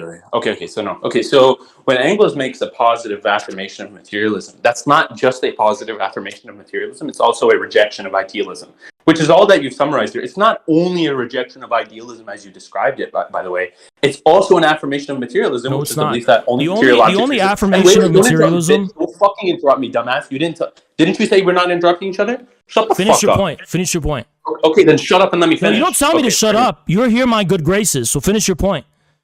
Okay, that's fair. Okay. Anyways, so when I get back to that, it's the proposition that Engels is a materialist and he believes that the only things that exist are material objects and idealistic things don't exist, right? Which goes back to this thing. You have two contradicting ideologies. You say you're a Muslim, which believes in the existence of Allah, which is not a material object. Yet you say you're a Marxist, which is a materialist philosophy. So you're just contradicting yourself, idiot. So go ahead. Okay, well, you just completely ignored my point. All Engels... I did. I didn't interrupt you, so let's not play this game. When Engels claims that only matter exists, all he's saying is that there are no metaphysical things that are not in the world or that are not somehow... I literally addressed this. Okay, let me explain. No, don't interrupt me. Okay. But I addressed it. Why are you? No, you repeating didn't. yourself? You didn't address this. You didn't. No, I You didn't did. actually understand what I It's said. not only a rejection of idealism; it's also No, a I'm going to positive explain why it's attitude. only a rejection of Like, metaphysics. Haz, when you say something is cold, you're not only saying it's not hot. You're also saying it's cold. Listen. You're Okay, fucking dumbass. if you interrupt me one more time, you're getting muted. I'm you're giving free you to one concede. last Go chance. ahead. Go ahead. Materialism, as Engels defined it in that context, that's not the only way it's defined, but in that context, is a simple rejection of metaphysics. When you say that only matter exists, you're rejecting the investment by the mind in mental idols, be they in the form of thoughts. Oh my God! Hey, You know what? He's getting muted. The retard can't control himself. Address this. Okay, he's muted. Either in the form of thought or in the form of some investment in a untestable supernatural belief, such as, for example, there's a ghost right next to me. But God is not a metaphysical object. God is just referring to the supreme reality.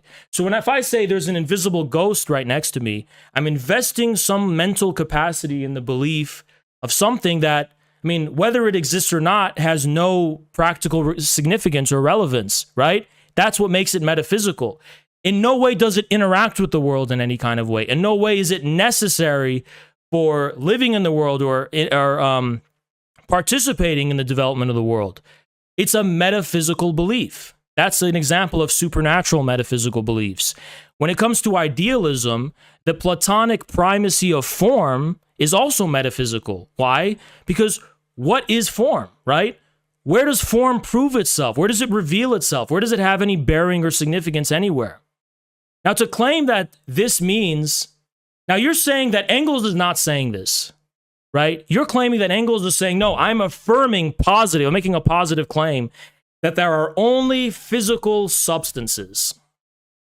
But that implies some kind of form of physical substances. Otherwise, we're back to square one, and all physical substance means is just matter, right? So if physical substance to you means something more than matter, and it's just like a Spinoza substance, then what you're actually talking about is something metaphysical. You claimed, for example, that it's electrons, or it's some other kind of product of measurement, or some kind of unit of measurement. That is metaphysics. That's idealism. And Engels very clearly rejects this across the whole body of his work. Very unambiguously rejects this. And if you want citations there, I can give them to you. Engels rejects any kind of view of a supreme physical substance. So when you talk about physical things, or when you talk about matter, you're referring to something inherently negative. What matter is can only be consequential at the level of reality, not thought. You don't first say, this is my declaration of what reality is. You participate in reality, either through the political class struggle or through science, or even through art, you can even say, right? That's where matter is going to have relevance. That's what reality is. That's what matter is. But to claim that Engels is making a metaphysical claim and making a positive claim about physical substances is unfounded. Now I'll unmute you, you little bitch. Can't even keep your fucking mouth shut. So you have to be muted like a fucking dog, like a little woman, little bitch. Yeah, let's just cope, rhetorical devices to make your fans think you won. But listen, I'm Haz. I already addressed literally everything you said there. Okay, You're saying well, that Engels, in lieu in what I've just said. Stop talking when I'm talking. Yeah, Stop talking when I'm talking. No, you don't have any power here. There's no rules Really. anymore about interruption. There are no rules. No, because you interrupted me, so I can interrupt you whenever I want because you interrupted me. Like a little fucking dog, like the bitch you are. Yeah, you're a little bitch. I can listen. Okay, so let me talk. My cock is in your fucking mouth. I can mute you anytime I want, and I can interrupt you whenever I fucking want. I know your fans think you won this, but me and you both. So go ahead and make your response. Okay, right before I respond, Haz, we both know you got fucked here, right? No, okay. Actually, just respond, and then we'll see. Okay, I will. But Haz, just genuinely, do you actually think you won? I think I fucked you to the next century and back. Yes, I did. I think you're coping for your fans. But okay, let me one's respond. in the chat if he got fucked. One's in the chat if he got fucked. Fans. It's literally your fans. What do you mean? Well, let's test it because we both disagree. We need some kind of way to test this. That's the problem. We need some way to test this. The only way to test it is that we both know you lost. I don't see a single. I don't see a single person thinking you won. I don't see a single person thinking you won. So you want to focus on who won. I want to focus on what you're arguing. You want to know why I won? I'm gonna mute you. I'm gonna mute you for this. I'll mute you for this. I'll mute you. You're muted, you little bitch. You're muted. So here's why I think I won. I think I won too, because as soon as I unmute you, I just asked you for what your argument was, and the first thing you said was, "Oh, Haas, do you think you won? Do you think you won?" I mean, who cares? If you're actually confident in your arguments, you would just focus on them. You wouldn't care about who has the bigger dick and who has bigger balls. I mean, it's clearly me, and you've proven it's me, because you're not even confident in your own arguments enough to just say them and make them. You're not even focusing on that. You're focusing on the optics because you're really insecure about looking like a dumb bitch who's losing, which you are, by the way. I want to remind you of that. You're right to be insecure about it because you are a stupid fuck who's losing. You're overly confident in these dogmas and these stupid beliefs you have, which are unfounded, and I'm destroying and shredding your worldview. I'm doing more than winning the debate, Pablo. I am mentally traumatizing you with ideas that you will never... I'm literally inflicting upon you things that you will confirm the more you study and learn, and you're always going to remember my face. That's going to remind you like trauma does. You're going to remind... You'll never be able to forget about the L you took when reality itself proves me correct. You'll worship me like a fucking god, because as you continue to learn about Marxism, if you do, you're going to see that I'm correct. And there's no way for you to avoid that it was me who popped your fucking cherry. Now that, my friend, is worse than just losing a debate. I'll unmute you, you stupid bitch. Are you done coping? Okay, let me address it. So Marx was not an ontological materialist. Like, that should be obvious because he was a Jew, right? But Engels was an ontological materialist, and if you call yourself a Marxist, that presumably means you agree with Engels on this topic, right? So all you literally said in your dumbass response was that Engels is only rejecting the existence of two things. Hey, listen, I know you're afraid of me fucking you, but just shut up and let me make your argument, because you just said two wrong things. No, I didn't. Okay, wait, what was wrong? What was wrong? Let's fuck you on every single point. First of all, you claimed Marx wasn't a materialist in the same way Engels was, because Marx was a Jew.